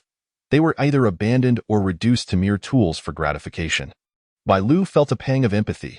Fortunately, she had awakened her abilities and had a good father willing to send someone to rescue her. Bai Lu silently vowed that once she returned to the Kyoto base, she would treat her biological father well, assist him in ascending the ranks, and ensure he lived comfortably in his old age. Stop! Help, brother! Save me! Ting Ting crawled to Han Jinqing's feet, gripping his trousers desperately. Weeping pitifully, Bai Lu quietly returned to the sofa, casually pulling an apple from her space and taking a bite, slipping back into spectator mode. Han Jinqing's lips twitched, but he did not stop Bai Lu's actions. Zhao Lei, seeing Bai Lu nonchalantly munching on her apple, found his thoughts drifting. He pondered why Bai Lu appeared so composed. Was she simply naive, or did she believe Han Jinqing could handle them all? Just as Zhao Lei was lost in thought, Li Bin, standing behind him, spoke up, "Zhao Gu, you're right. This woman is indeed a space ability user. With her, we'll never have to worry about storing supplies again." Bai Lu felt extremely uncomfortable under Li Bin's lecherous gaze. She swiftly grabbed an ashtray from the coffee table and hurled it at him. Li Bin, unafraid, conjured a flame that collided with the ashtray, resulting in a loud explosion. Zhao Lei, initially planning to seize the opportunity to strike, was unexpectedly thwarted by Li Bin's foolishness. Zhao Lei exchanged a knowing glance with Ting Ting, and they subtly nodded in agreement. Then, Zhao Lei turned his wary gaze back to Han Jinqing. "Release my woman, and I will let today's incident slide." Han Jinqing shrugged dismissively, attempting to pull his leg free but failing to do so. Zhao Lei feigned fury. "You wretched woman, let go of him at once." Ting Ting trembled at Zhao Lei's roar, her face pale with fear as she instinctively recoiled. "Brother, don't abandon me. These beasts won't spare you. They re-planning to kill you and then take Bai Lu." Han Jinqing had initially engaged with these people merely for amusement alongside Bai Lu. However, upon hearing Ting Ting's words, a surge of rage welled up from deep within him. He was not fond of killing. He had intended to merely play along with Bai Lu as long as these people did not resort to violence. Little did he expect they would dare to set their sights on Bai Lu. "You dare to covet Bai Lu?" Han Jinqing's aura shifted dramatically, resembling a demon that had just emerged from hell, instilling fear in Zhao Lei and his companions. Ordinary individuals could merely sense Han Jinqing's intense anger. But as ability users, Zhao Lei and the others felt the oppressive force emanating from Han Jinqing, making it difficult for them to breathe. Zhao Lei realized he had encountered a formidable opponent. He suppressed the urge to kneel and trembled as he spoke. "Brother, don't believe this woman's lies. She is merely trying to sow discord between us. I had intended to travel with you. How could I possibly have designs on your sister?" Seeing the murderous intent in Han Jinqing's eyes, Zhao Lei turned to Bai Lu with a forced smile. "I, too, have a sister. How could I commit such a heinous act?" No matter how Zhao Lei pleaded, Han Jinqing remained unconvinced. With the matter now personal, Bai Lu lost interest in watching the spectacle, utterly disgusted by these individuals. "Enough. I've grown weary of this farce. You may leave now. Do not follow us again or entertain any notions against me. I am not someone you can provoke." Zhao Lei's eyes flickered momentarily as he cast a swift glance at Han Jinqing, then spoke. "All right, there are numerous routes to Province B. We shall take a detour." After uttering this, noticing Han Jinqing's lack of movement, he tentatively stepped forward. Yet, as he advanced, Han Jinqing's imposing aura caused him to retreat in fright. Unable to vent his anger on Han Jinqing, Zhao Lei redirected his fury towards Ting Ting, barking at her to hurry back. He glared at her furiously while discreetly signaling his companions behind him. Han Jinqing observed Zhao Lei coldly, taking in the entire scene without intervening. At this moment, the individuals before him appeared to him as mere corpses. Ting Ting trembled, gradually releasing her grip from Han Jinqing's calf, adopting a pitiful demeanor as she cast a resentful glance at him before limping towards Zhao Lei. Upon reaching Zhao Lei's side, he glared and slapped Ting Ting across the face. The force of the blow sent her tumbling onto Bai Lu, who she clung to desperately. Bai Lu frowned and forcefully pushed Ting Ting off her, leveraging her superior physical strength honed through rigorous training, easily shoving her onto the armrest of the sofa. Ting Ting emitted a pained grunt as her back collided with the chair, causing fresh tears to stream down her cheeks as if orchestrated. At the moment Ting Ting lunged at Bai Lu, Zhao Lei and his cohorts unleashed their powers. Flying blades, fireballs, wooden spikes, and clumps of earth all launched towards Han Jinqing. Bai Lu, having pushed Ting Ting aside, kept a watchful eye on Zhao Lei's group. Observing their various abilities being summoned against Han Jinqing, she thought, this small team, though not numerous, possesses a full array of powers: metal, wood, water, fire, and earth. Given the confined space of the office, Bai Lu feared that their powers might inadvertently harm her, prompting her to activate her time control ability. Time froze for 2 seconds, in that fleeting moment. Han Jinqing summoned vines that pierced through the foreheads of 4 men. When time resumed, the 4 remained bewildered, feeling a sharp pain akin to being pricked by needles, before collapsing to the ground. Unconscious. Ting Ting snapped back to reality, her eyes wide with terror as she witnessed the scene before her, letting out a piercing scream. Bai Lu, situated near Tingting, felt as though her eardrums might burst from the high decibel level. She quickly retreated to the far end of the sofa, rubbing her buzzing ears, taking a moment to regain her composure. How perilous! She had narrowly escaped having her eardrums shattered by that woman. "Are you all right?" Han Jinshin disregarded the shrieking woman, crouching beside Bai Lu, inspecting her for injuries. Once assured of her safety, his anxious heart settled back into his chest. "I'm fine," Bai Lu replied, feeling a lingering discomfort as she instinctively rubbed her wrist where Tingting had touched her, now reddened from her incessant rubbing.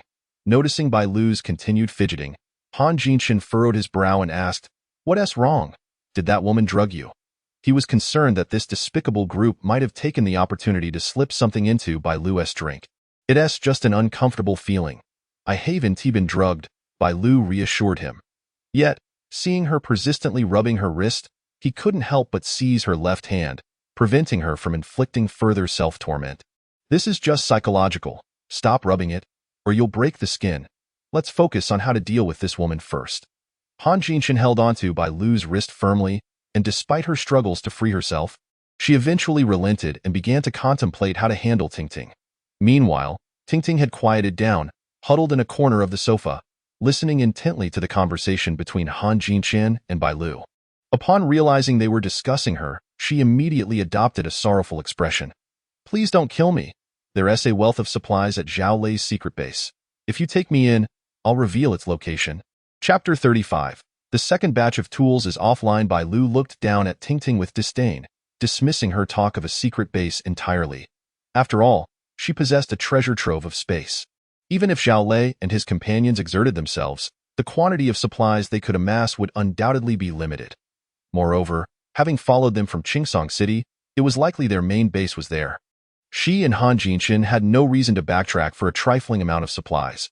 Ignoring Tingting, Bai Lu turned to Han Jinshin to address the question he had posed earlier. "This woman is far too cunning and fails to grasp the situation. Let us toss her out to feed the zombies. The undead in that bus nearby must be starving.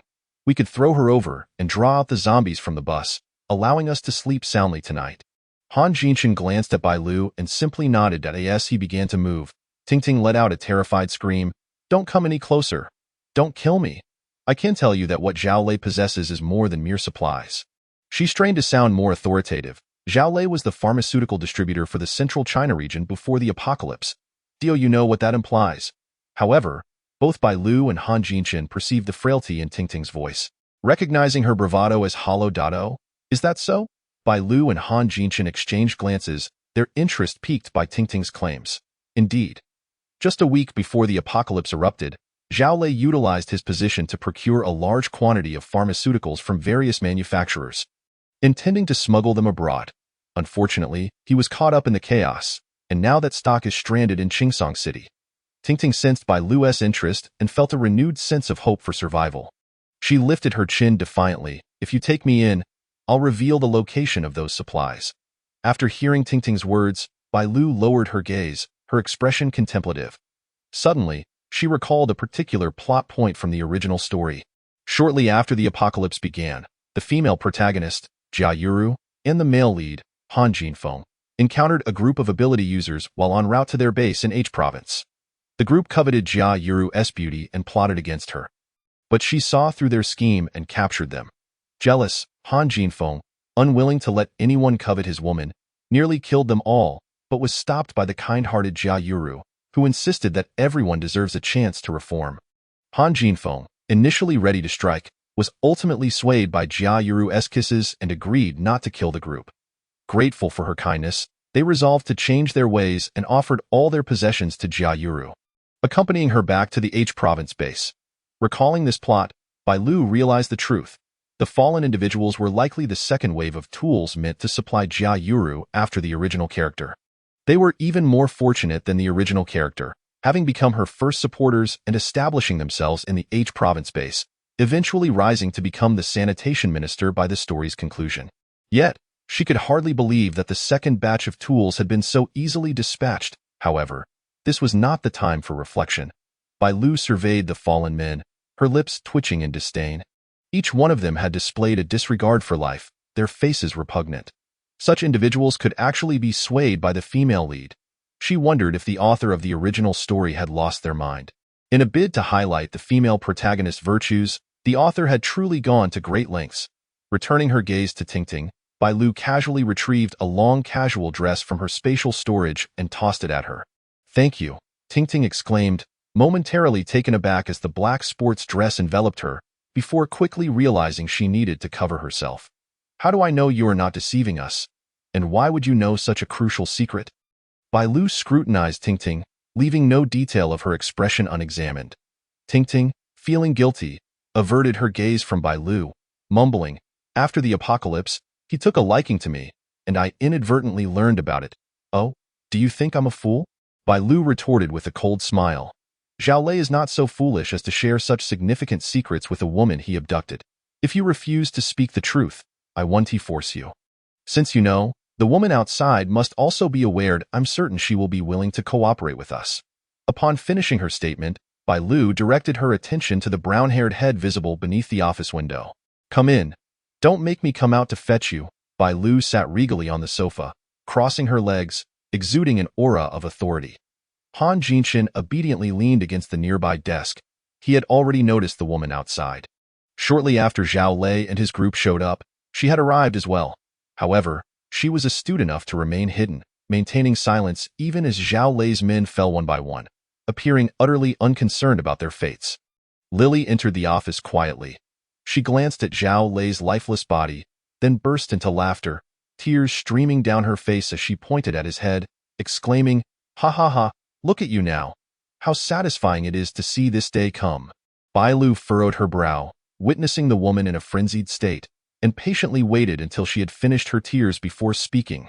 "Now, tell me, what is the relationship between Tingting and Zhao Lei?" Once Lily had cried enough. She fell silent and, as if a floodgate had opened, began to divulge everything she knew. Before the apocalypse, Tingting was Zhao Lei's clandestine lover and was also the one assisting him in connecting with drug buyers. Lily cast a scornful glance at Tingting, recalling that when the apocalypse struck, Tingting was indeed with Zhao Lei, and both had subsequently awakened their supernatural abilities. Later, the two led their followers, who had also awakened powers, to plunder and pillage, seizing beautiful women as their prizes. I was one of those they captured. A painful memory seemed to flash across Lily's face, intertwining anguish and regret. Did she deceive you into believing that her boyfriend was killed by Zhao Lei and that she was coerced by him? Laughter erupted from her. Such an incident did occur, but I was the protagonist, and it was Tingting who orchestrated my trust. Lily pointed a finger at Tingting, accusing her of deliberately approaching and drugging both her and Shanggu. When she regained consciousness, Shanggu was barely alive, hidden beneath a chair, while she had been violated by that group of beasts. They even forced me to personally kill Shanggu. I am filled with hatred. But I am also terrified of death. I compelled myself to cater to their whims, all the while plotting to take revenge on them for what they did to Shanggu. You are spouting nonsense. Tingting, now agitated, lunged at Lily in an attempt to grab her hair, only to be deflected as Lily flipped over and straddled her, pulling her hair and delivering a series of slaps. Chapter 36. I say it is all your fault.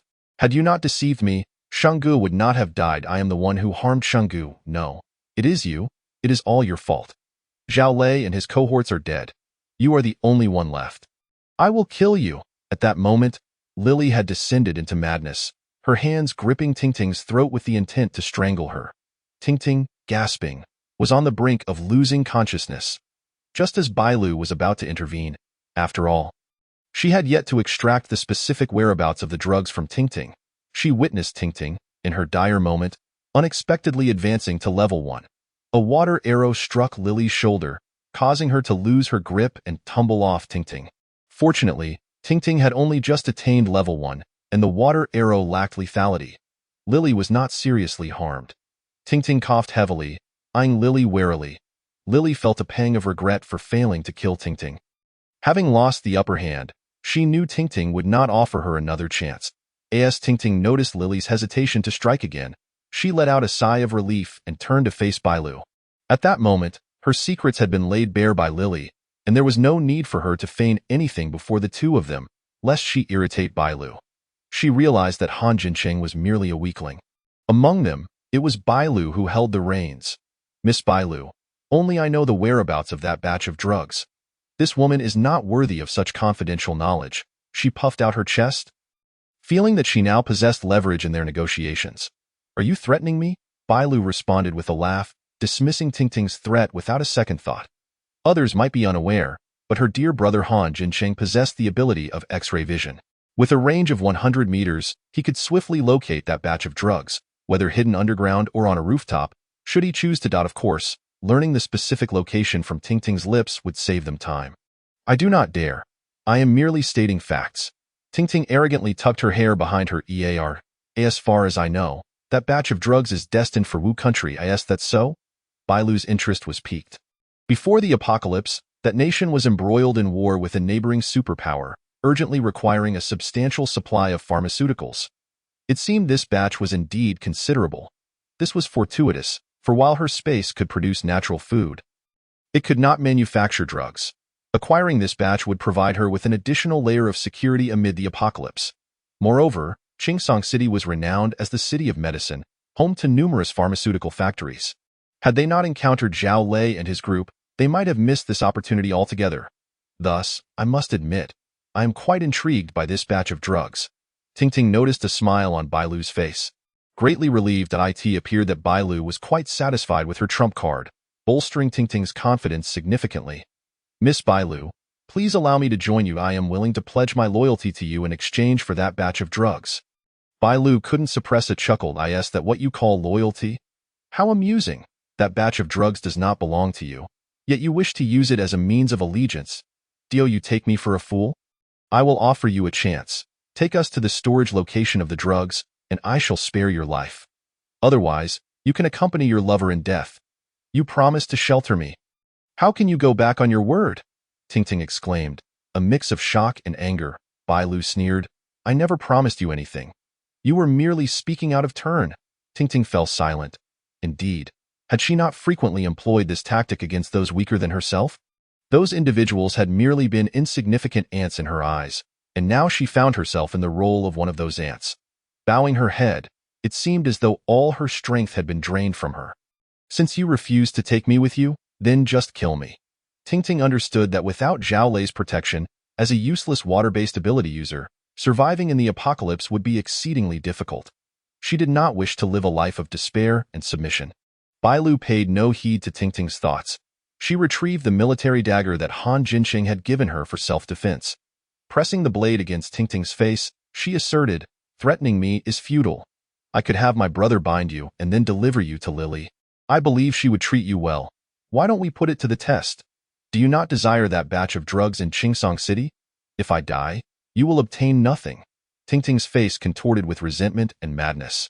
Perhaps perishing alongside Bailu would be a fitting end. Why should anyone live better than her? Yet Bailu merely shrugged, completely unfazed by Tingting's threats. They knew the drugs were in Chingsong City, even without her. They could find them, albeit taking a few extra days. They had time to spare. Bailu exchanged a glance with Han Jincheng, who promptly summoned vines. Tingting watched helplessly as she was bound tightly, unable to move a muscle. In that moment, fear gripped her, yet she clenched her teeth in silence. Bailu was not about to indulge her. She casually handed the dagger to Lily. This woman is yours now. Whether she lives or dies is entirely up to you. As Tingting realized she was about to fall into Lily's hands, terror surged within her. She recalled the look Lily had given her when Xiaoxing died. Lily would not spare her. No, do not hand me over to her. I will tell you everything. Chapter 37. The sky had completely darkened. Han Jincheng, gripping the bound Tingting, tossed her into the adjacent micro-supermarket. After securely locking the doors and windows from the outside, he proceeded to the office to deal with the corpses of Zhao Lei and his group. Meanwhile, Bailu had smashed the bus door, and a stream of zombies poured out. With each swing of her baseball bat, she sent a zombie's head crashing to the ground, earning Lily's admiration. After observing for a while, Lily mustered her courage, brandishing the dagger she had scavenged from Zhao Lei's corpse. With determination, she lunged at a plump, elderly female zombie. The dagger plunged into the zombie's skull, splattering her face with brain matter. Undeterred, she withdrew the dagger and thrust it back in with ferocity. Once Bailu had dispatched a zombie, she raised an eyebrow at Lily. Not bad. You have the courage to slay zombies. Even an ordinary person deserves respect for that. Bai Lu merely glanced at her before returning to her task of eliminating zombies. With so many zombies around, they could collect quite a number of zombie cores. By the time Han Jinqing arrived, Bai Lu had already begun directing Lily to gather the cores for her. After clearing the road of all zombies, Bai Lu had accumulated 65 cores, though none were at level 1. This was expected, as the area was remote with few people, preventing the zombies from leveling up by consuming the flesh of the living. However, Bai Lu was not greedy. Having such results was already commendable in life. One should be content. Bai Lu placed a small box of cleaned cores on the office coffee table. They sparkled, a delightful sight.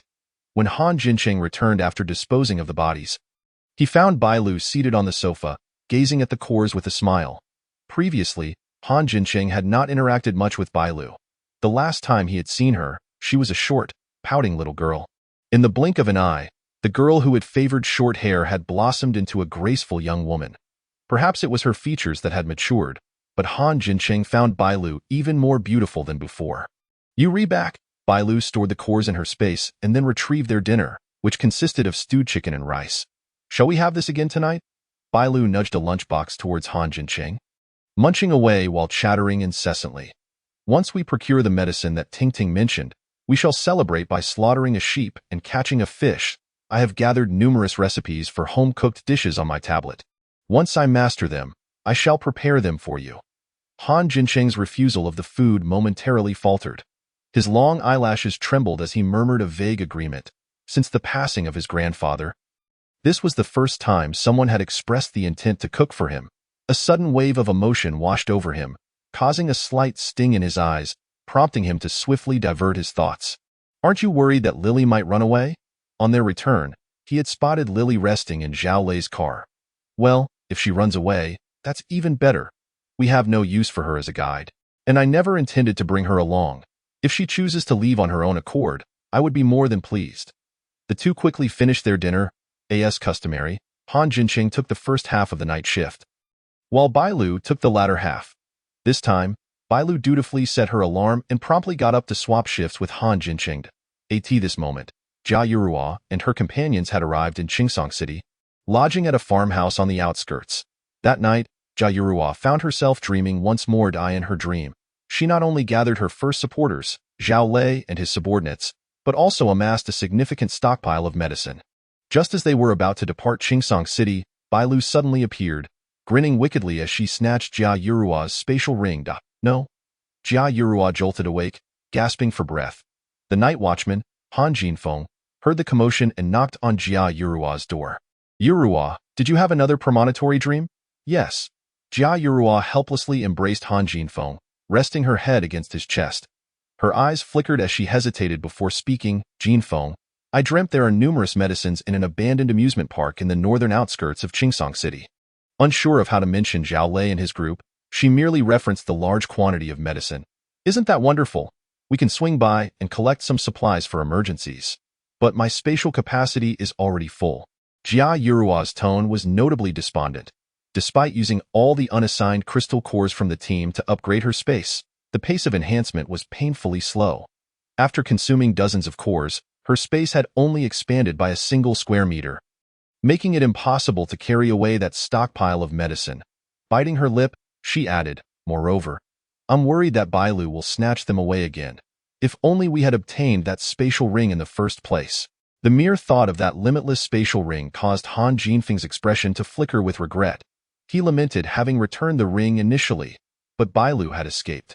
Han Jinqing gently patted Jia Yurua's shoulder, urging her not to dwell on it, emphasizing the importance of rest. We have no idea where Bai Lu and the others have gone. Once we locate her, we'll devise a plan to retrieve the spatial ring. Okay. The following morning, Han Jinqing drove with Bai Lu in the passenger seat. Ting Ting remained bound in the back seat, while Lily piloted the business vehicle as the quartet made their way back to Qingsong City. They halted outside an abandoned amusement park in the northern outskirts. Ting Ting pointed toward the amusement park, stating, Inside is where Zhao Lei is hiding the medicine. Beneath that children's cinema. Bai Lu followed Ting Ting's gesture, unable to discern anything significant from her vantage point. As the off-road vehicle entered the amusement park, which was situated in a desolate area with sparse human presence, Bailu drove over a few wandering zombies without hesitation. During the drive, Han Jincheng utilized his X-ray ability to scan the area, finding no imminent threats within his line of sight. Stop. As the vehicle approached the children's cinema, Han Jincheng's gaze fixated on the ground at the cinema's entrance. Bailu slammed on the brakes, the vehicle skidding to a halt, while the business vehicle behind them also came to an abrupt stop, Lily narrowly avoiding a collision. Thankfully, both Bailu and Han Jincheng were buckled in. Without a moment to check for any damage to the vehicle, Bailu asked Han Jincheng in a low voice, "What's the matter?" Instead of responding immediately, Han Jincheng scrutinized Tingting through the rearview mirror. "When was the last time you were here?" Hearing his question, Bailu turned her attention to Tingting, awaiting her reply. Dazed from the sudden stop, Tingting took a moment before answering, "It was 3 days ago." "Did something happen?" She glanced at the unscathed entrance, oblivious to any discrepancies that Han Jincheng had noted. "There's a bomb buried at the entrance of the children's cinema." Chapter 38. Acquiring the medicine impossible. Tingting refused to believe Han Jincheng's assertion, insisting, "There's absolutely no bomb in Zhao Lei's possession. If there were, you wouldn't be standing here unharmed." Realizing her mistake, Tingting quickly corrected herself. "In any case, Zhao Lei definitely doesn't have a bomb." "Mr. Han, are you mistaken?" Han Jincheng ignored Tingting, turning to Bailu to analyze the situation. "This bomb is buried very discreetly, with no signs of disturbance on the surface. If I hadn't possessed X-ray ability, I wouldn't have detected anything buried beneath." After contemplating Han Jincheng's analysis, Bailu voiced her suspicion, "I suspect Jia Yuruo might be up to something behind the scenes." Bailu had a hunch that since Jia Yuruo could have premonitory dreams, she might have foreseen this batch of medicine. Based on their travel times, if Jia Yuruo and her group had taken the same route, they would have arrived yesterday to ask for how Jia Yuruo managed to bury the bomb without a trace. Bailu found herself at a loss. However, considering her ability to have premonitory dreams, it was possible that this book, in an attempt to restore the plot, would provide Jia Yuruo with tools to eliminate her adversaries. After all, according to the original storyline, Bailu was no longer present, and the spatial ring had fallen into Jia Yuruo's hands. Han Jincheng fell silent for a moment, scanning the surroundings before finally resting his gaze on a public restroom approximately 500 meters away. The area was open, with only the restroom providing cover. Following Han Jincheng's gaze, Bailu observed the restroom, her lips twitching. Tio witnessed her demise. Jia Yuruo truly harbored no disdain for filth, as Han Jincheng had surmised. At that very moment, Jia Yuruo, Han Jinfeng, and Du Song were hiding behind the restroom's back wall. Upon spotting the arrival of Bailu's off-road vehicle, Jia Yuruo seized the binoculars from Han Jinfeng's hands. Watching Bailu's every movement intently. "Why did they stop?" Du Song fretted, acutely aware that Yuruo had buried something significant at the entrance of the children's cinema. If they didn't approach, how could they trigger the bomb? Han Jinfeng also pressed his lips together, keeping a close watch on the off-road vehicle's every action. Jia Yuruo felt a tightening in her chest, uncertain as to what had gone awry. The individual in her dream had mentioned that this bomb was specially crafted. Once placed on the ground, it would quickly sink to the appropriate depth. Any person weighing between 80 to 110 pounds within a 3-meter radius would trigger the bomb. Why had the off-road vehicle come to a halt? Fortunately, the vehicle soon revved back to life, alleviating Jia Yuruo's anxiety. The three slowed their breathing, fixating on the off-road vehicle, but to their dismay, it did not stop at the children's cinema entrance. Instead, it circled around before vanishing from their sight. Where did they go? Du Song couldn't resist peeking out from behind the wall, eager to investigate immediately. Jia Yuruo followed closely behind, discarding the binoculars as she stared at the empty children's cinema. Her delicate wrists bulging with tension. Han Jinfeng was the last to emerge, his expression stern as he declared, "Let us go take a look." Bailu drove the vehicle around the children's cinema, confirming that the only bomb was at the main entrance. Then, guided by Tingting, they entered through the side door of the cinema. This side door was an escape route left by Zhao Lei, allowing for a quick getaway in case of emergencies. Han Jincheng led the way, followed by Tingting in the middle, with Bailu trailing closely behind, and Lily coming along as well. Upon entering through the side door, Tingting fumbled along the wall, causing the corridor lights to illuminate. The four arrived at a massive underground storage facility on the 3rd floor. Filled to the brim with cartons, using a dagger, they sliced open the boxes, confirming that they were indeed filled with medicine. With a sweeping gesture, Bai Lu stored all the cartons from the warehouse into her spatial ring. Ting Ting and Lily were left in a WE.IT was their first time witnessing Bai Lu utilize her spatial abilities. Previously, they had only learned of such extraordinary powers through Zhao Lei's descriptions while he held the binoculars. Bai Lu sensed the medicine within her spatial realm, happily retrieving 2 oranges, handing one to Han Jincheng and keeping one for herself. As for the 2 beside her, she considered them merely living backdrops. By the way, Qingsong City is renowned as a medical hub. Let us stay here for a few days and gather more supplies. All right. Han Jincheng peeled a segment of the orange and popped it into his mouth, relishing the sweet tart flavor he had previously overlooked. Not wanting to waste the bomb from earlier, Bai Lu retrieved her baseball bat once more. The 4 individuals once again returned to the ground. The off-road vehicle maneuvered from the side entrance of the cinema to the front, where 3 unfamiliar yet familiar figures approached. Coming to a halt, Bai Lu swung her baseball bat and hurled it towards the location of the bomb. In an instant, with a resounding bang, the bat shattered into countless fragments. Oh dear, the wicked contraption that Jia Yurua produced truly packs a punch. Bai Lu, it's such a delight to see you here. Jia Yurua's voice floated from behind. Bai Lu cast a half-smile, half-sneer at Jia Yurua, utterly unfazed. Ignoring Bai Lu's taunt, Jia Yurua casually inquired, "What brings you here?" "Yurua, if I recall correctly, your father is unknown, and your mother is merely a live-in maid, right? Therefore, this amusement park shouldn't belong to you. And I see no need to inform you of my reasons for being here." Bai Lu replied innocently, not missing the shifting hues on Jia Yurua's face. She could not abide Jia Yurua's pretentious demeanor, acting nonchalant after just having plotted against her. Aware of Jia Yurua's disdain for her background, she knew precisely what to say to provoke her to the fullest extent. Since her life was already in peril, she saw no reason to spare Jia Yurua's feelings. Chapter 39. A complete rift. Bai Lu, how could you so mercilessly expose someone's wounds? Dusong interposed in front of Jia Yurua, wishing he could leap and slap Bai Lu hard if he weren't at a disadvantage against her. Bai Lu paid him no heed, earnestly advising Jia Yurua and Han Jinfeng, "You truly lack civic responsibility. When taking your pet out, not only do you neglect to put a muzzle on it, but you also allow it to foul the surroundings without reprimanding it in the world before the apocalypse. Such negligence would surely lead to a beating. Bai Lu, that's enough." Han Jinfeng shouted angrily, "Dusong is my teammate. You have no right to speak to him like that, Edo. Is that so?" Bai Lu raised an eyebrow. "I thought he was merely your lapdog." Although Han Jinfeng shared this sentiment internally, he resolutely refused to admit it in front of the subject. "Bai Lu, please don't be like this." Jia Yurua stepped out from behind Dusong. "I had a dream last night where I saw many medicines here, so I came with Brother Jinfeng to take a look. I didn't expect to encounter you here." Jia Yurua seemed to have just noticed Ting Ting and Lily, her gaze flickering. She had seen these 2 women in her dream. "Are these 2 your new teammates?" "No, then are they the owners of those medicines?" "Sort of."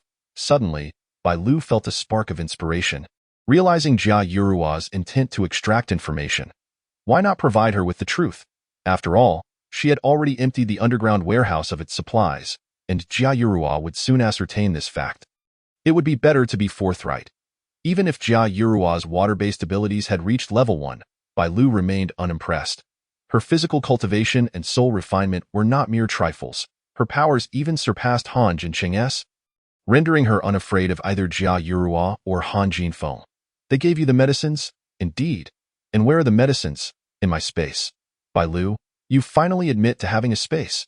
Jia Yurua regarded Bai Lu with a reproachful gaze, as if to say, "Why didn't you say so earlier? Is it that ring? But that ring should have rightfully belonged to me. You brazenly stole it." Bai Lu felt as if a horde of grass-mud horses had galloped through the sky. "Hold on," Bai Lu interrupted Jia Yurua. "Let me return to Kyoto and ask my elder, old Bai. When the Bai family's ring became yours?" Jia Yurua paused. "No, you can't take the ring." Engaging in a fruitless argument was exhausting. "Fine, if you can defeat me, I'll give you the ring." Upon hearing Bai Lu's words, Jia Yurua experienced a fleeting thrill, but before she could revel in her excitement, Bai Lu charged towards her. Jia Yurua watched helplessly as a dagger lunged towards her heart. Fortunately, Han Jinfeng was quick on his feet, yanking her aside just in time.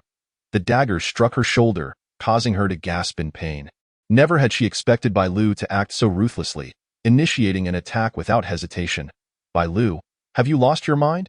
Han Jinfeng shielded Jia Yurua in his embrace, while Du Song hurriedly stepped forward to treat her. Yurua, don't be afraid. I'll save you right now. Lu Peng and the others, having in the realm of dreams, Wu Junxian sneered coldly, you are aware that it is merely a dream, are you not? I see you covet the ring of Bai Lu. Junxian, be silent. Han Jinfeng reprimanded Wu Junxian. Brother Jinfeng, Bai Lu is right. It is just a dream after all. How can one take dreams seriously? Wu Junxian, I perceive you have been brainwashed by Bai Lu. Haven't you? Yuru asserted that everything she said was true. The space ring is genuine, the crystal core is real, and even the medicines here are authentic. Does this not suggest that Yuru's prophetic dream could very well be true? Have you developed feelings for Bai Lu? Du Song, unable to tolerate Wu Junshuan's defense of Bai Lu, began to argue with him. Wu Junxian momentarily fell silent, suddenly realizing and continuing, even if Jia Yuru's prophetic dreams are authentic, it does not imply that these items belong to her. Perhaps she is envious of Bai Lu and wishes to harm her. This way, the ring and the associated medicines would all be his. The more Wu Junxian spoke, the more he felt justified, as if he had uncovered a profound truth. Upon hearing Wu Junshuan's cunning reasoning, the group turned their scrutinizing gazes toward Jia Yuru. You are spouting nonsense. What Yuru claims is undoubtedly true, Du Song firmly defended Jia Yuru. Who can prove that what Jia Yuru says is genuine? Wu Junxian retorted with a cold sneer directed at Du Song. Jia Yuru's heart surged with indignation, her eyes reddening as she exclaimed, Brother Junxian, I know you like Bai Lu, but you cannot malign me simply because of your feelings for her. You are mistaken. I do not have feelings for Bai Lu. Wu Junxian protested vehemently, feeling wronged by Jia Yuru's counterattack. I am merely speaking the truth. Do not slander me. He turned to Han Jinfeng. Brother Jinfeng, you must believe me. I do not harbor any affection for Bai Lu. Silence, all of you. Han Jinfeng groaned, his head throbbing from their bickering. Rubbing his forehead, he calmed his temper and addressed Wu Junxian. Junxian, I trust Yuru. Please refrain from making such statements in the future. Brother Jinfeng. Enough. Junxian, please calm down. Lu Peng approached and patted Wu Junxian on the shoulder, signaling him to cease his protests.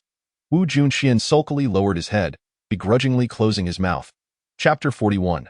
Cultivating and collecting resources simultaneously after Bai Lu led Han Jincheng into the space. The two collapsed onto a patch of grass. Bai Lu mused that the romanticized portrayals in dramas of using the heavens as a blanket and the earth as a bed were utterly fictitious. For the ground was far too hard. With a fleeting thought, the two found themselves once again on the bed in the wooden house. This is much more comfortable, Bai Lu sighed as she awkwardly moved her neck. Observing Han Jincheng as he diligently surveyed the room. Fortunately, though both were drained of energy and unable to use their abilities, they could still converse without issue. Welcome to my space. Once we regain our strength, I will take you on a tour, she announced. The bedroom was merely around 10 square meters, furnished with a single bed and a wardrobe, simple and straightforward. Han Jincheng returned his gaze and nodded in acknowledgement. I wonder if there will be a horde of zombies waiting for us when we step outside. Indeed, they exchanged knowing smiles, their perceptions of Jia Yuru and Han Jinfeng surprisingly aligned. Han Jinfeng and the others did not disappoint. When they exited the space, they found themselves surrounded by zombies. However, that was a matter for later. Bai Lu and Han Jincheng rested in the space for 6 hours. During this time, Bai Lu feigned sleep while practicing body refinement techniques. By the time she could move again, night had fallen outside. Fortunately, time within the space was under Bai Lu's control. She guided Han Jincheng on a tour of her domain, which he found reminiscent of a paradise untouched by the chaos of the world. The idyllic peach blossom spring described in textbooks might very well have been a fortunate discovery of a hidden spatial realm. After exploring thoroughly, Bai Lu led Han Jincheng to where a multitude of sheep and cows grazed. Pointing at one particular sheep, she seriously declared, I believe this sheep would make an excellent dinner. Han Jincheng followed her gaze to a plump goat peacefully munching on grass not far away. Indeed, your taste is impeccable. Whether roasted or boiled, this goat would be delightful, he commented. Bai Lu then brought the goat to the stream.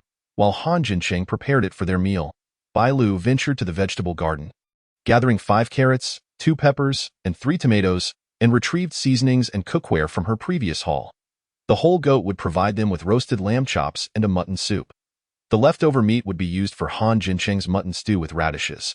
After dinner, Bai Lu tossed Han Jincheng a book on body refinement and soul cultivation techniques. The body refinement manual was straightforward, and Han Jincheng quickly grasped it. "What is this book?" he inquired, flipping through the blank pages. "Oh, this is the soul cultivation technique. Does it not say so?" Bai Lu exclaimed, snatching the book back to check the title. "I must have taken the right one." Han Jincheng pursed his lips and handed the book back to her, noting it is blank. "I cannot see anything." Bai Lu was momentarily taken aback. "How can that be?" "I have been practicing according to the content of the book." She inspected it closely, certain that it contained text. This book must be visible only to those destined for it. She then stored the book away with her mind. In a wonder there was no mention of Jia Yuru obtaining these 2 tomes. She likely had no connection to them. With this realization, Bai Lu ceased to dwell on the matter and reminded Han Jincheng, the body refinement technique enhances the body's functions and increases physical strength. Practice diligently, and I shall observe the results. In her mind, Bai Lu resolved to share this book with Old Bai once they reached the Kyoto base, believing it could extend his lifespan, if not grant him immortality. That night, within the space, Bai Lu and Han Jincheng each occupied their own rooms, both focused on cultivating body refinement techniques. The night swiftly passed. Outside the space, Jia Yuru and her companions lodged in the southern outskirts of Chingsong City. Preparing to hasten their journey toward Province H at dawn, Bai Lu's time manipulation ability was exceedingly formidable. If she were to seize control, there would be no chance for survival for them. Early in the morning, Du Song stealthily slipped out of Tingting's room, inadvertently bumping into Lu Peng, who was on night watch. Du Song wore an awkward expression. "Brother Peng, good morning." Lu Peng regarded the door with a knowing smile and then turned his gaze to Du Song. "It's no longer early. We should be on our way." Right. I'll get ready right away." Upon returning to his room, the others gradually began to wake. Lily followed closely behind Su Qingqing, both waiting at the door. It was not until just before departure that Tingting finally made her appearance. Han Jinfeng, Jia Yuru, Tingting, and Du Song shared one vehicle, while Wu Junxian, Lu Peng, Su Qingqing, and Lily occupied a business van. Du Song drove with Tingting in the front passenger seat, while Jia Yuru leaned against Han Jinfeng in the back. Along the way, Tingting occasionally teased Du Song, leaving him feeling both anxious and exhilarated. Flirting with Tingting in front of Jia Yuru added an illicit thrill to the experience. In the back seat, Wu Junxian drove while Lu Peng napped in the passenger seat, and the 2 women sat quietly in the rear. As the car faced the rising sun, it quickly vanished from the boundaries of Chingsong City. After enjoying breakfast, Bai Lu and Han Jincheng checked on the fruit and vegetable area. They toiled to clear a patch of land, hoping to test whether they could plant seeds from the outside world. Bai Lu selected a small bag of lettuce seeds and planted them in the shallow furrow they had created. Han Jincheng fetched 2 buckets of water from the stream to irrigate the seeds. Successfully completing their planting, if you were to ask, didn't Bai Lu have the ability to control all objects within her space with her mind? Indeed, it is both true and false. Bai Lu discovered that in order to plant these foreign seeds, she could not till the soil with mere thoughts, nor could she water them mentally. Every task necessitated her direct involvement. She contemplated that perhaps the spatial realm did not permit foreign life to take root within it. As she planted a row of lettuce, Bai Lu had already prepared herself for the possibility that they might not flourish. After completing these tasks, the pair stepped out of the space in that instant. A time control ability was unleashed, and time within the amusement park came to a complete standstill. Han Jincheng wielded vines with dexterity, swiftly clearing a spot for them to land. Once Bai Lu retracted her time control ability, the 2 adeptly maneuvered through the horde of zombies, quickly dispatching them all. After collecting the zombie cores, they rode a motorcycle around the entire Chingsong City. Encountering thousands of zombies, they either retreated into the space or unleashed their time control ability. When faced with smaller groups, they fought together. Over the span of a week, they turned Chingsong City upside down, gathering all collectible resources, which included but were not limited to pharmaceutical equipment, generator sets, transport vehicles, and medical instruments. Naturally, they encountered some survivors during this time, but the duo had no grand ambitions of saving everyone. They extended a helping hand to those they could but felt powerless against the more perilous situations. Chapter 42. Being disdained after a week had passed, Bai Lu and Han Jincheng returned to the abandoned amusement park, planning to set off for the survivor base in Province B the following morning. Today, the car radio was able to receive messages from the survivor base in Province B.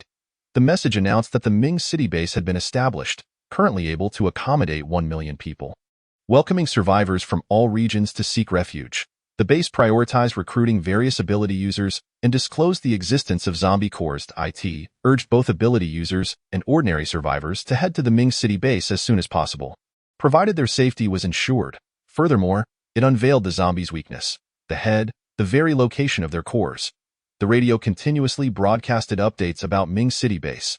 After listening to the broadcast, Bai Lu felt a tumult of emotions. The book had mentioned that the first base established after the apocalypse was the Rong city base in Province H. To her surprise, the Ming city base in Province B was established even more rapidly than the Rong city base in Province H. It seemed that reality had diverged significantly from the narrative in her book. Bai Lu pondered whether to visit the Ming city base, considering they would only need to travel an additional 80 kilometers down this road to reach it. Before she could voice her thoughts, Han Jinqing spoke first. Bai Lu, let us make a trip to the Ming city-based as he drove. He discussed their subsequent journey with her. I want to see if the Ming city base can establish contact with Kyoto. I need to reach Uncle Bai quickly to inform him of your situation. Additionally, the waters in Kyoto are quite deep, and Uncle Bai's position there is precarious. I intend to seize the armory within Qingwan Mountain in Province H, thereby solidifying Uncle Bai's standing in Kyoto. I need Uncle Bai to send more people to support our efforts. All right, we shall proceed as you suggest. Bai Lu felt comforted by Han Jinqing's thoughtful planning for Bai Yang. Though the storyline had unraveled, Han Jinqing's character remained steadfast, truly a good thing. The next morning, Bai Lu took the wheel, and the two set off towards Province B. Province H lay to the west of Province B, and they would not encounter Jia Yuru and her companions on their journey. Bai Lu felt a tinge of disappointment. Jia Yuru had attempted to take her life on multiple occasions, and even the most patient of individuals could be provoked. Moreover, Bai Lu did not consider herself particularly virtuous as she drove. She mused that the next time they crossed paths, it would either be Jia Yuru's demise, Han Jinqing's, or perhaps both would perish after a day of travel. As evening approached, Han Jinqing parked the off-road vehicle by the roadside.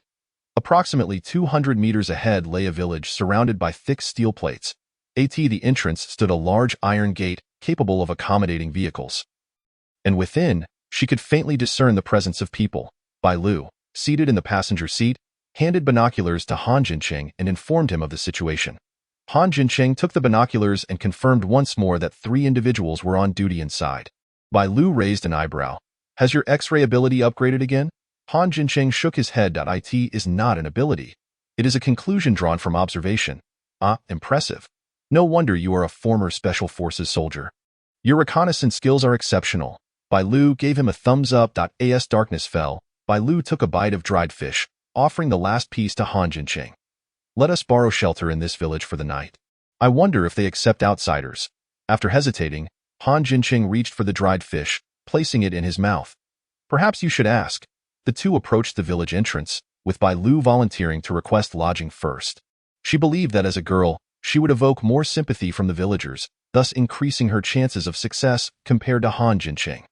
However, before Bai Lu could utter a word, an impatient voice called from within. Leave, leave. Our village does not allow women to stay overnight. You must hurry. Bai Lu, feeling disdained, was taken aback. She hadn't even spoken yet, and already she was being rejected. How utterly frustrating. Han Jinqing, who had just disembarked, was momentarily stunned by the dismissal. Unwilling to give up, Bai Lu decided to put on a pitiful act, saying, Dear sir, please allow me and my brother to stay for one night. We have supplies and can trade them for accommodation. All right. She felt nauseated by her own desperation, yet the young man inside remained unmoved. Another man within the gate, unable to bear the scene, nudged Yin Haong and whispered, Are you crazy? Why not let them in? He then pulled Yin Haong aside, saying, You can let them stay for a night. Wait, I will open the door to Wu Yabo. Before Yin Haong could finish his sentence, the gate swung open. Seeing the turn of events, Yin Haong chose to remain silent, casting a glance at Bai Lu before storming off in annoyance. Bai Lu stared at the retreating figure of the tall boy, feeling somewhat bewildered. Wu Yabo chuckled lightly. Don't mind him, that fellow is just in a bad mood and is taking it out on you. Come, I will show you to your lodging. He glanced at the off-road vehicle and then at Han Jinqing. Smiling, as long as you have food supplies, the vehicle can be stored in a small yard. Bai Lu moved to the back seat, while Wu Yabo sat in the passenger seat. guiding Han Jinqing. Along the way, Bai Lu expressed her admiration. "Brother Ya, your village is remarkable. In such a short time, thick steel plates have been erected all around. Which influential figure is behind this? To be honest, I am also an ability user. Though my powers are rather weak, I can only manipulate a little water." "Ah? You have asked the right person." Wu Yabo slapped his thigh, beaming with pride. "Since we are both ability users, I won't hide it from you. The one who erected these steel plates is my cousin. He is a formidable metal-type ability user. These plates were crafted from discarded vehicles. By the time they reached their destination, Wu Yabo collected a bag of rice as payment for their lodging and meals. Oh, and I forgot to mention, our village operates communal dining. Someone will bring your dinner over." "Thank you, Brother Ya." "No need for thanks. Dinner will be plentiful, so be sure to eat well." Bai Lu offered a gentle smile as she watched Wu Yabo depart with the bag of rice. Leaving their temporary abode. Chapter 43. Unwillingness. The dwelling where Bai Lu and her companions were staying followed the typical layout found in rural areas. Upon entering, one found a spacious living room. Leading into a corridor, to the west was a storage room, while 2 bedrooms flanked the corridor to the north and south. Further in, the northern room served as a kitchen, and the southern room contained a bathroom. The interior was relatively clean, devoid of clutter. Perhaps the survivors in the village had gathered their belongings for easier management. As Wu Yabo had mentioned, the kitchen was indeed empty, with only the sink visible among the kitchen utensils. After inspecting their quarters, the duo returned to the living room. Bai Lu retrieved a small stool from the space, and they sat across from each other. Han Jinqing spoke first. "This village is peculiar." Bai Lu nodded, recalling their journey. There were elders and children present, yet no women. Reflecting on the boy who had initially spoken to her, she furrowed her brow, pondering that perhaps Yin Heong did not harbor malicious intent. "Not only that, I utilized my ability of clairvoyance to survey the surroundings. There are indeed women in the village, but it seems they only engage in activities within their homes." Han Jinqing felt embarrassed to admit that he had seen a woman in the house attending to her needs, and he had not intended to spy on her. The moment he noticed her preparing to remove her trousers, he averted his gaze, claiming to have seen nothing. The very act of using the restroom indoors during daylight hours struck him as utterly absurd. To his knowledge, even in rural areas, most families prefer to use outdoor toilets for hygiene reasons. Bai Lu did not delve into how Han Jinqing arrived at the conclusion that the women in the village remained indoors. Instead, she continued the conversation in accordance with his remarks. Moreover, the notion of communal meals was inherently unreasonable. It was not that she harbored ill intentions. Rather, the circumstances of each household varied significantly, and she believed that the idea of pooling resources for equal distribution was currently impractical. Yes, they should refrain from consuming the meals they provided. Han Jinqing rhythmically tapped his fingers on the coffee table, suggesting that if they sensed someone to watch them eat, they should assess the situation accordingly. Above all, prioritizing their safety was paramount. Agreed, Bai Lu shared the same sentiment. Should anyone harbor malicious intentions towards them, she would not hesitate to wield a cleaver and eliminate the wrongdoers. After a moment of silence, Bai Lu inquired about Han Jinqing's progress with his body refining technique. "Very well. I feel lighter than before.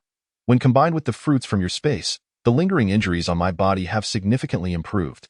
If I persist with this body refining regimen, it will undoubtedly enhance my physical strength."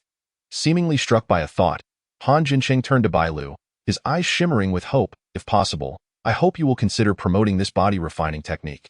Bai Lu understood his intent. This technique could bolster physical health and improve overall fitness, and it was suitable for ordinary individuals as well. She did not oppose the idea. However, the technique must first be made available to her father's trusted aides. Only after Bai Yang's influence was firmly established would she contemplate disseminating the technique. Whether perceived as selfish or petty, she believed that only after she had satisfied her own needs could she allow others to benefit. Soon, it was time for dinner. Today, Yin Heong was responsible for maintaining order in the communal dining hall. Wu Yabo, having eaten his fill, exited the hall carrying 2 portions of food. Upon encountering Yin Heong at the entrance, he deliberately bumped into his shoulder. "Are you seeking death?" Recently, Yin Heong had been harboring a simmering anger, and upon witnessing Wu Yabo's intentional collision, he couldn't help but curse aloud. Wu Yabo, undeterred, retorted, "I believe it is you who is courting disaster." He jangled the food container in his hand and sneered, "If you offend that person, none of us will survive. Behave yourself and refrain from repeating today's antics." If there is a next time, I will surely inform my cousin. Hmph. Were it not for Yin Haiyong's father being the village chief, possessing a modicum of authority, Wu Yabo would hardly regard him with any respect. Yin Haiyong watched as Wu Yabo strutted away from the communal dining hall, his eyes betraying a mix of helplessness and indignation. He angrily returned home after finishing his meal. At tea that moment, Yin village chief was anxiously standing by Yin Ruerue's bedside. Ruerue, how are you? Are you about to give birth? Yin village chief's hair had turned completely white, and with red-rimmed eyes, he stood before the bed, utterly at a loss. He prided himself on being the most knowledgeable man in the village. Yet he had no idea how to assist in childbirth. Dad, don't worry that it might just be false contractions. Yin Ruerue managed a weak smile, her voice lacking strength. I'm fine. It will pass in a moment. It is my inadequacy that has caused you distress. Hearing her father's words, Yin Ruerue quickly reassured him. Dad, this has nothing to do with you. It's that person's madness, not your fault. When Yin Haiyong entered the room, he saw his sister seemingly in pain, gritting her teeth to endure, while their father stood beside her, shoulders drooped, appearing as though he had aged a decade. The wave of panic washed over Yin Haiyong as he rushed forward, asking, Is my sister about to give birth? Little brother, I'm fine. No, it's not time yet, you're lying. Your due date is in just a few days. You've been in pain for 2 days now. It's all that promiscuous woman's fault. If it weren't for her, Xingu wouldn't have ended up like this. Why didn't she die sooner? It would have been one less complication. Enough. Stop speaking of such things. Yin village chief interrupted his younger son. Why say this in front of your sister? Hurry and bring her some food. Let her eat first. Oh, right? Yin Haiyong reined in his emotions and cautiously handed the food container to Yin Ruerue. Sister, you should eat. There's chicken today. I saved you some extra pieces. The mention of chicken, Yin Ruerue paused, her eyelids fluttering. Yin village chief and Yin Haiyong fell silent. Dad, when will these days come to an end? Yin Ruerue set down her chopsticks, staring vacantly out the window. Yin village chief moved his lips, ultimately letting out a heavy sigh. Yin Haiyong tightened his grip on his chopsticks, closed his eyes, and mustered his courage. Dad, I will strive to become stronger. Once I am powerful, I will kill him. Wu Yabo knocked on the door of Bailu's courtyard with familiarity. This is your dinner. Potato stew with chicken. You should give it a try. Really? I haven't had chicken in ages. Bailu excitedly accepted the food container from Wu Yabo. Thank you, brother Ya. Have you eaten? Would you like some more? I've already eaten. You all enjoy it. Wu Yabo quickly waved his hands in refusal. Brother Ya, don't be polite. If it weren't for your help, we wouldn't even have made it into your village. Please eat a bit more. It's our small token of gratitude. No, you eat. I've already had my fill. Chapter 44. Approaching labor. Brother Wu, are you awake? Dinner is ready. A man spoke hesitantly, as if afraid of disturbing the person resting on the bed. Wu Exine abruptly opened his eyes, his once honest and simple expression transforming into a sinister glare. He fixed a fierce gaze on the newcomer, causing the man to tremble, nearly dropping the food container. Brother Wu, it's Ning Zi. You don't remember me? The man spoke haltingly, hunched over, cautiously observing the man sitting up in bed. Wu Exine stared at him, a flicker of murderous intent flashing in his eyes. Terrified, the man immediately knelt on the ground. Brother Wu, please don't kill me. Newcomers have arrived in our village today. It's a very beautiful woman. You will surely like her. Oh, is that so? Wu Exine, already suffering from a splitting headache, felt a strong urge to eliminate this foolish intruder. However, upon hearing about the newcomers, his expression softened slightly. Have Yin Haiyong take her to my prison. After uttering this command, Wu Exine raised his hand. You may leave now. Understood, Brother Wu? The man bowed repeatedly as he crawled out of the room. Wu Exine once again envisioned the scene of that woman entwined with a wild man, his eyes bloodshot and threatening to burst, veins throbbing on his forehead. With a wave of his hand, all the metallic objects in the room crashed against the walls, leaving 3-centimeter deep imprints. Wu Exine dashed out of the room, racing towards a mine cave located in the back mountains of the village. Upon opening the cave door, a foul stench wafted out, followed by the sounds of women crying and moaning in distress. After Wu Yabo left, Bailu turned her back to store the food in her space and retrieve the potato stew with chicken that Han Jinsheng had prepared. The two quickly finished their dinner. When Wu Yabo returned, he found Bailu cleaning the food container with the creek water from her space. Noticing Bailu using her ability to wash the container, Wu Yabo hurriedly took it from her, glancing at the remnants of food on the ground, which included 2 chicken bones, and finally felt relieved. Miss Bailu, you needn't worry about that. We have designated personnel to handle the containers. So just give it to me. Thank you. Bailu smiled gratefully. Wu Yabo collected the container, gazing at Bailu for a moment, a hint of regret flashing in his eyes. This was the first time he had encountered such a beautiful woman. Get some good rest. Wu Yabo exchanged pleasantries, just as he was about to leave when he spotted a figure rapidly heading towards the back mountains. Both Bailu and Han Jincheng, who were seeing Wu Yabo off, also noticed the figure. Bailu casually inquired, "Who is that? It's already dark. Are they going up the mountain?" Upon hearing Bailu ask about the person's identity, Wu Yabo momentarily stiffened before chuckling. It should be someone on duty. All right, you've been on the move all day. Hurry and get some rest. After Wu Yabo departed, Bailu and Han Jincheng turned and entered the living room. Meanwhile, Ningzi arrived at the village chief's house, instructing him to have Yin Haiyong take the newcomer to the back mountains. Yin Haiyong furrowed his brows tightly, stubbornly declaring, "I want to go." Ningzi sighed, patting Yin Haiyong's shoulder. "Yongzi, heed my advice. Don't be stubborn. It could cost you your life." He lowered his voice. "We are not a match for that madman." After Ningzi left, Yin Haiyong turned to Yin village chief, who stood at the doorway. "Dad, I don't want to partake in such heinous deeds." Yin village chief silently smoked a cigarette, tapping the ash against the door frame. His back hunched, lowering his head as he spoke. "Go. Sometimes, refusing to compromise means losing your life." Yin Ha-yong's eyes suddenly filled with tears. Inside the house, Yin Ha-rue, who had been listening to the commotion, began to weep silently. Suddenly, she felt a warm rush beneath her, and she realized that her amniotic fluid had broken. In a panic, Yin Ha-yong shouted, "Dad!" The two rushed into the room, only to find a wet patch beneath Yin Ha-rue. "What should we do?" Yin Ha-yong exclaimed, frantically pulling at his hair. "Elder Yin, hurry, go find someone to assist your sister with her delivery." "I am on it." Yin Ha-yong hurriedly dashed out of the house. Half an hour later, at 8:30, the sky had completely darkened. Bailu and Han Jincheng exchanged glances and stealthily exited the small courtyard, making their way towards the back mountain under the cover of night. They had not walked far when they heard 2 voices arguing. Bailu and her companion paused, inching closer to the source of the sound.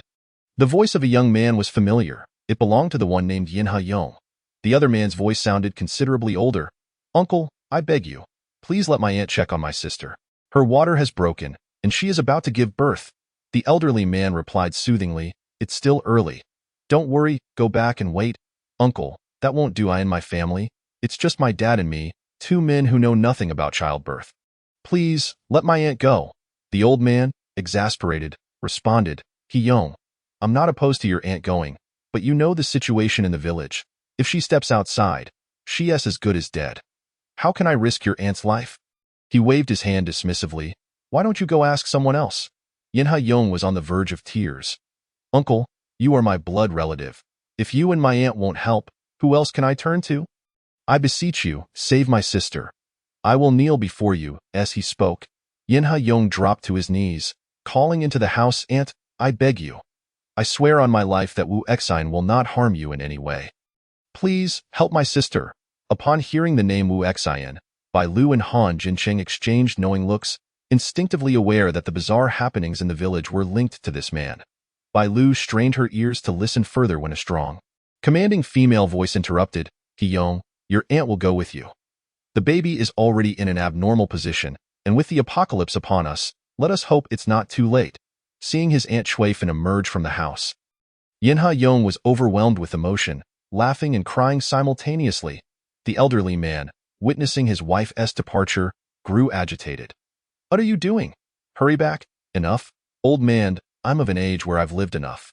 If that scoundrel Wu Exine wants to kill me, so be it. I'm tired of living in such a cowardly state." Subsequently, with endless gratitude, Yin Ha-yong led his aunt back home. After eavesdropping, Bailu and Han Jincheng took advantage of the darkness to head towards the back mountain of the village. After the apocalypse, the vision of those with abilities had generally evolved, allowing them to see faintly in the dark. Bailu followed closely behind Han Jincheng as they ascended the mountain. Suddenly, a shadow darted out, its green eyes glinting eerily in the night, startling Bai Lu so much that she almost cried out. She quickly covered her mouth, stifling her scream. Han Jincheng glanced in the direction of the shadow and whispered, "Don't be afraid. It's a pregnant mutated squirrel. Thanks to his ability, he could see the little ones nestled within her. Don't worry. It's already far away." Ignoring this minor distraction, the two pressed on until they arrived at the entrance of a mine halfway up the mountain. The mine's door was ajar. Before Bai Lu could get closer, faint whimpering sounds emanated from within. They hesitated to enter recklessly. Han Jincheng activated his ability to scout the situation inside the cavern.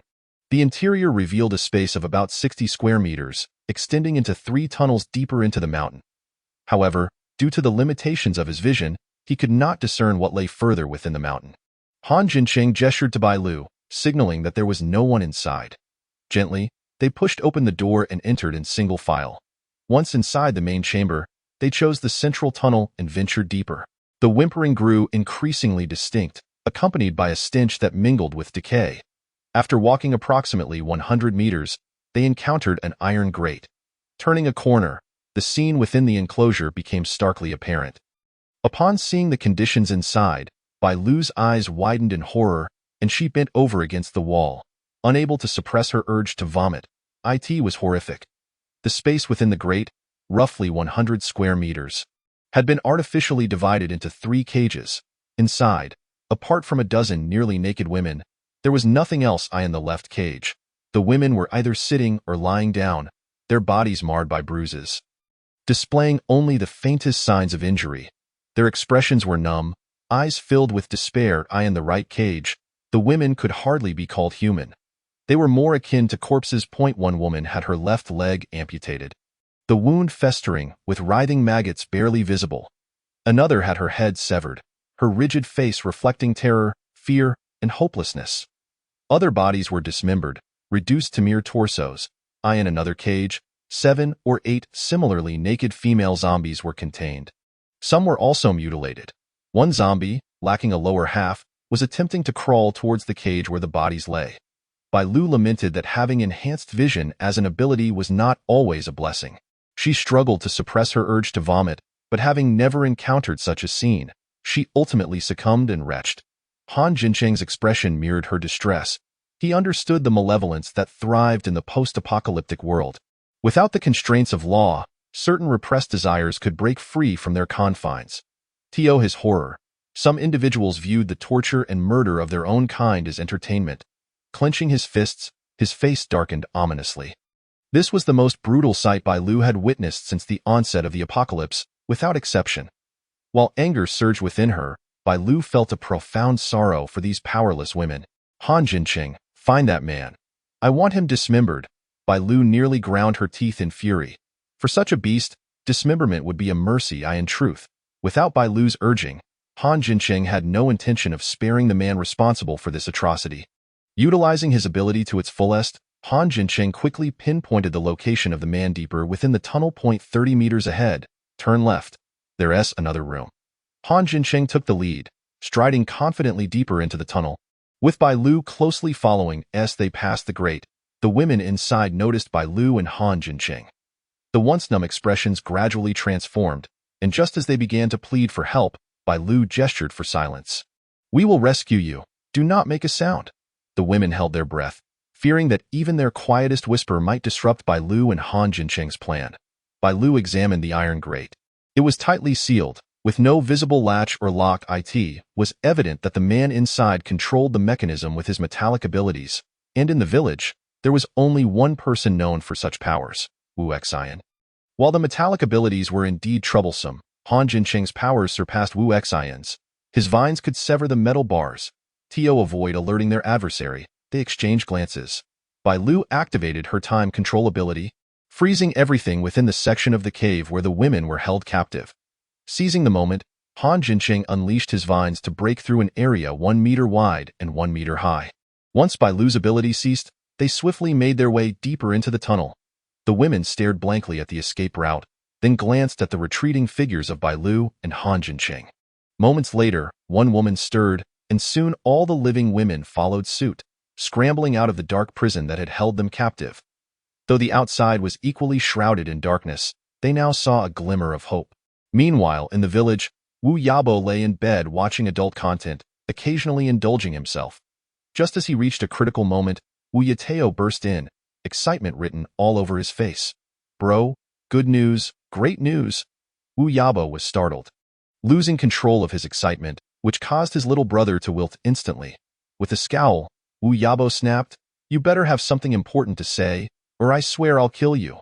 Wu Yateo shrank back, squinting at Wu Yabo's predicament with disdain but maintaining a subservient demeanor. "Yinha Rue is in labor. Her Aunt Shuifan went to Yinha Yong's house. I saw it with my own eyes. I hurry to inform you." "What?" Wu Yabo's face lit up with glee as he zipped up his pants. "Quick, let's go notify Xian Gu," he cursed. "Damn it, the Yin family always has the upper hand over the Wu family. Now, their daughter and daughter-in-law have breached Xian's rules. Let's see how that village chief continues to hold his position."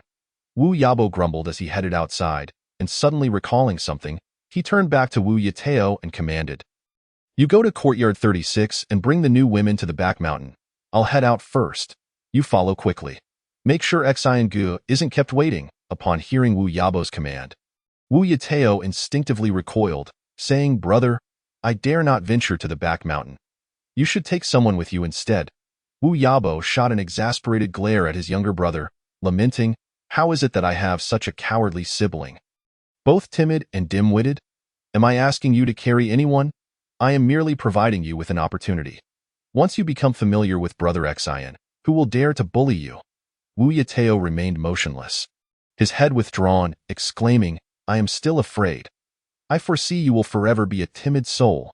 Wu Yabo, lacking the time to educate his brother and fearing a missed opportunity, made his way to the small courtyard numbered 36. Upon arrival, he discovered the room was empty. The wave of anxiety washed over Wu Yabo, but he quickly reassured himself. The village had previously seen its share of ability users, all of whom had met their demise at Xian's hands. With clarity restored, he set his worries aside and ascended the mountain. As Wu Yabo arrived, he witnessed a dozen women emerging from a pit. "Get back to where you came from," he bellowed, attempting to intimidate them into retreat. However, how could those who had seen the light willingly return to darkness? The women, undeterred by Wu Yabo's shouts, dashed frantically down the mountain. Chapter 46. Roasting human flesh. Wu Yabo disregarded the women. Hastening into the depths of the pit was his moment to shine. Should he assist Wu Xian in tidying up the aftermath within, he would rise to become the second most prominent figure in Shangling village, second only to Wu Xian. When Bai Lu and Han Jincheng reached the end of the pit, they beheld a tall, imposing man with a commanding presence, his back turned to them as he grilled meat. On the ordinary wooden table to his left lay a platter of golden brown roasted meat, accompanied by a large bottle of medicinal wine infused with ginseng and goji berries. The aroma of the roasting meat mingled with the pungent stench of decay. Assaulting Bai Lu's senses, upon closer inspection, she nearly retched. To the right of the towering man dangled a gaunt figure, skeletal and emaciated. The man's torso was little more than a stark white skeleton. His sunken eye sockets and gaping mouth were devoid of life, and one of his ears was missing. Upon noticing the two strangers, the tall man paused momentarily, his gaze lingering on Han Jincheng before breaking into a sinister grin. "So, your ability users who managed to find this place. You must possess some intellect. Since you're here, you shall abide by my rules. Defeat me, and you may leave alive. Lose, and you shall remain here." Though his words seemed unremarkable, the chilling tone sent shivers down Bai Lu's spine. The atmosphere was thick with tension, yet it appeared that Wu Xian did not wish to engage Bai Lu and Han Jincheng at that moment. He placed the last piece of roasted meat onto a plate and flashed a smile at them, saying, "I apologize, but my wife and daughter are particularly fond of roasted meat. Once I have fed them, I shall attend to you." Wu Xian disregarded Bai Lu and Han Jincheng, turning instead to open two metallic coffins, leaning against the wall with his gold-based powers. As the lids creaked open, a nauseating stench wafted out, nearly blinding Bai Lu. She took a cautious step back, fearing Wu Xian had some trick up his sleeve.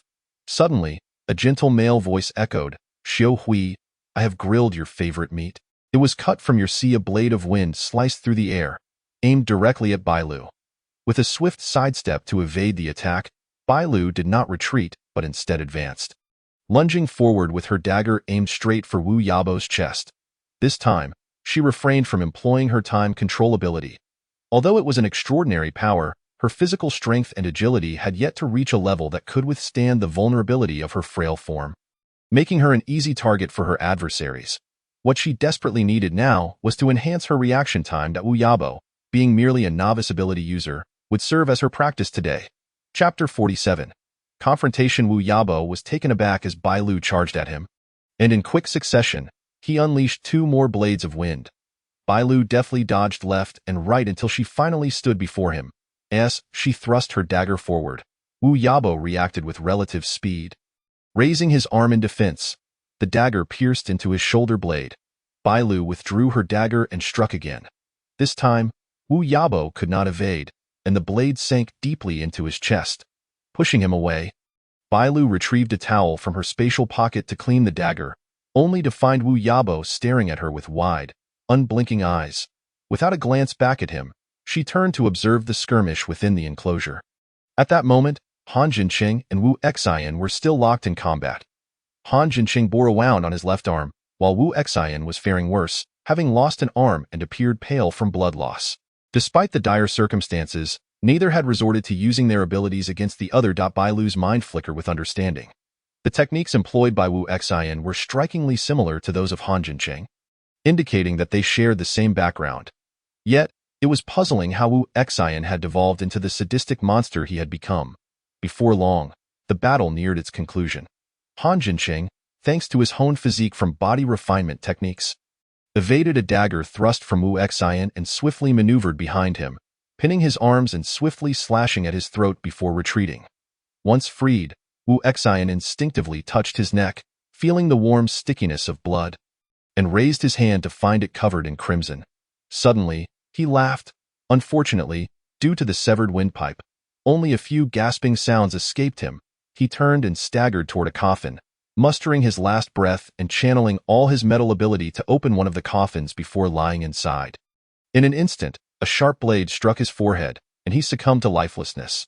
Han Jinqing watched Wu Xian's final act with a heavy heart. "Are you all right?"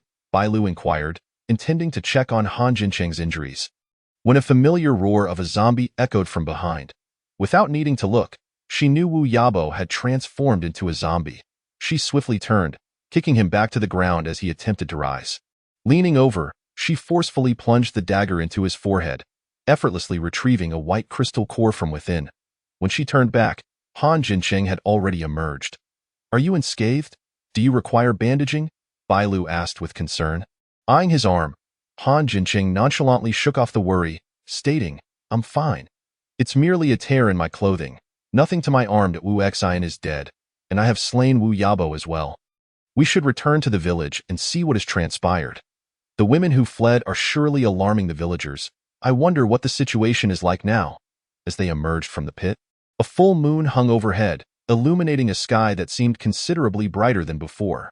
Descending the mountain, the villagers had gathered at its base, and the escaped women had been bound once more. Bai Lu counted approximately 30 men of varying ages. Upon seeing Bai Lu and Han Jinqing, they froze in place. Yin village chief approached cautiously, inquiring, "You two are the ability users who stayed here today, correct?" He glanced up the mountain, his eyes brimming with excitement, uncertainly asking, "What happened to Wu Xian?" Bai Lu replied coolly, "He is dead." "Dead?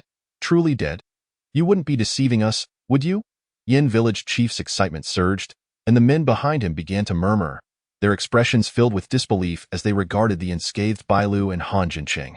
Bai Lu chose not to respond to their inquiries and turned her attention to the bound women, frowning as she asked, "What is going on here?" Yin village chief stammered, and the others lowered their heads, casting furtive glances around, unwilling to provide an explanation. Without waiting for their response, Bai Lu stepped forward, slicing through the ropes binding the women with her dagger. "Speak," she commanded. One of the women pulled the cloth from her mouth, tugging at her lips as she uttered a simple, "Thank you." Bai Lu recognized her as the first woman to escape from the enclosure. With her mouth unimpeded, the woman immediately divulged her story. "My name is Li Yuman. My companions and I are mere travelers seeking shelter in Ling village. The villagers are beasts. They not only drugged us, killed our companions, but also sent us to the mountain to be defiled by that monster." Please, save us.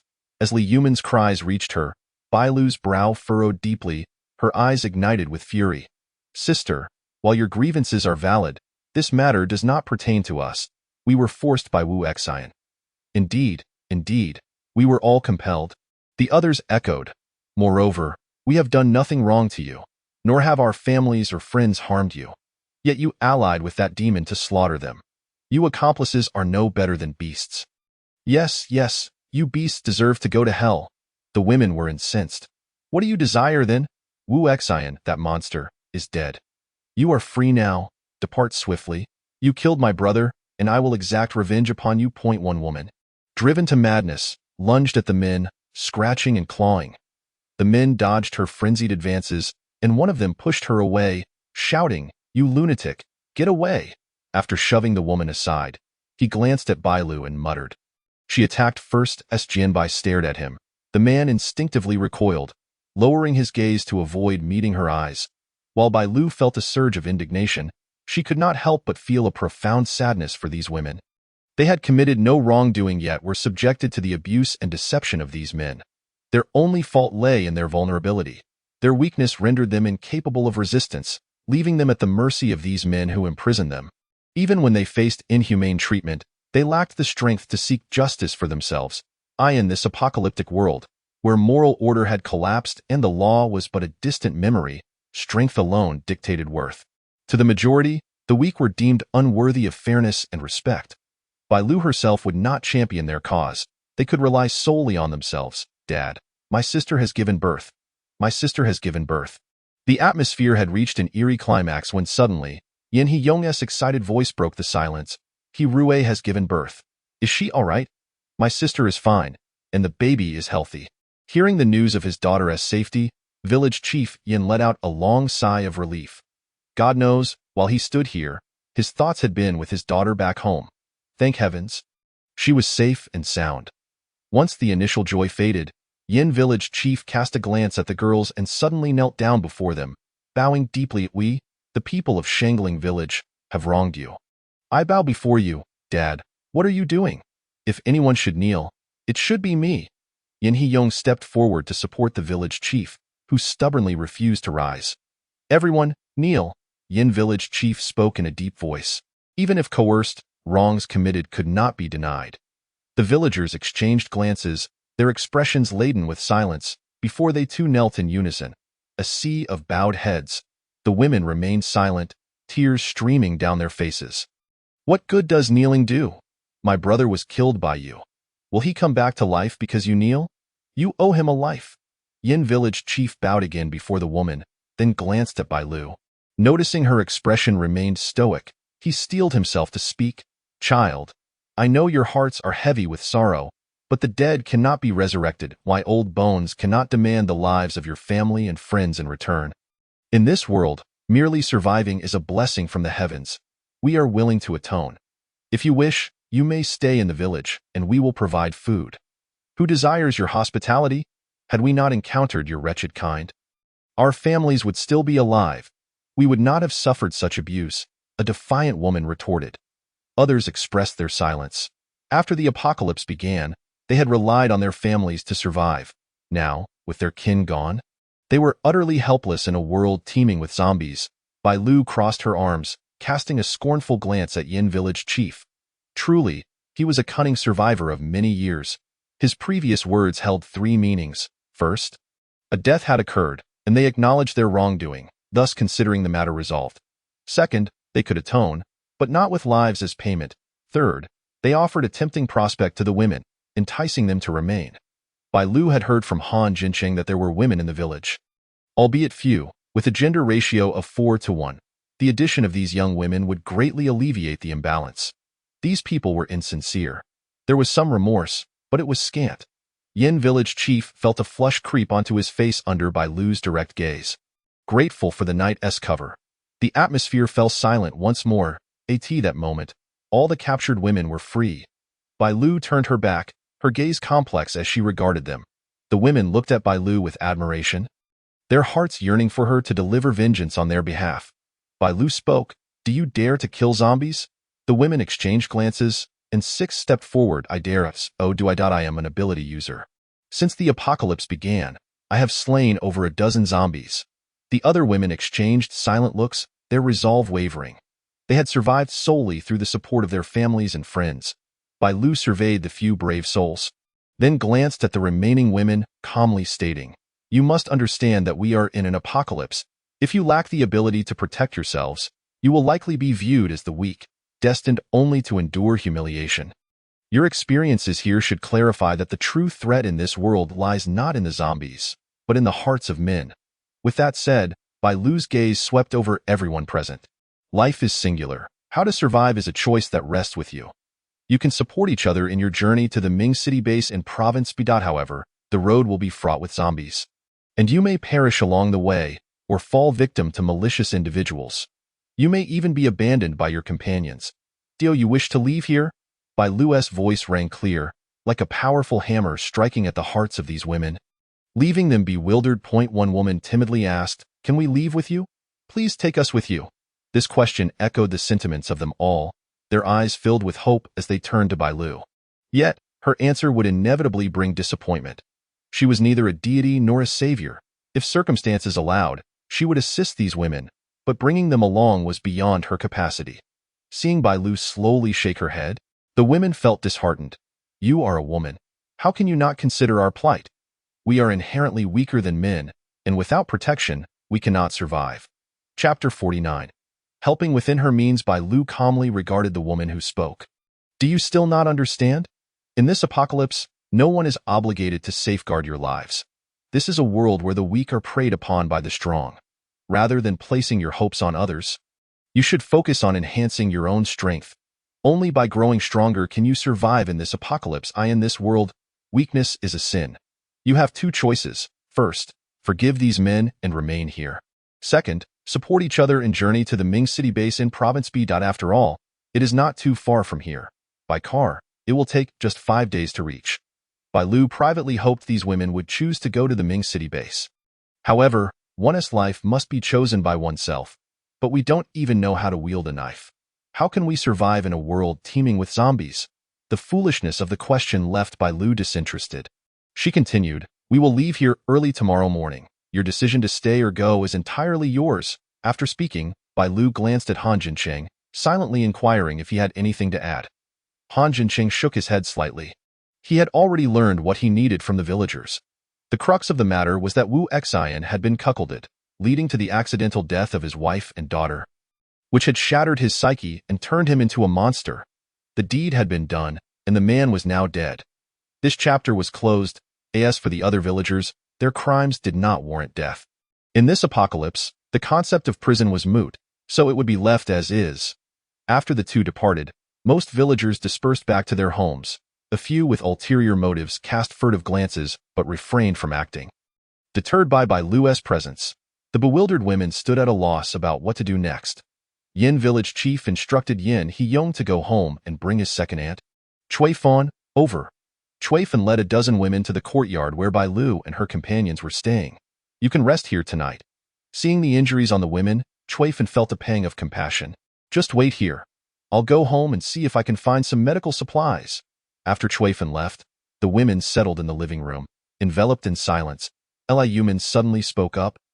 "I plan to leave Shangling village. Who among you wishes to leave? Let us depart together tomorrow."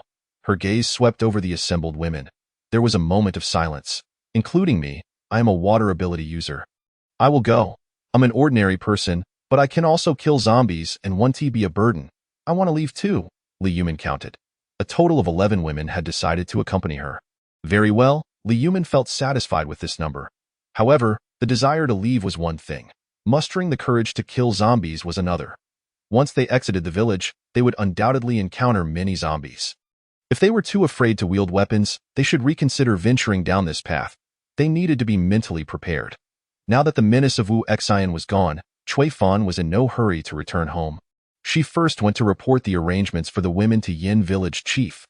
What a sin! That scoundrel Wu Xian has brought these girls to such a state. Every inch of them is injured. It pains my heart to see. No more talk. I will go deliver the medicine. Wait! Yin village chief called out to Chui Fan, frowning as he lowered his voice. Chui Fawn, when you deliver the medicine, inquire how many wish to stay.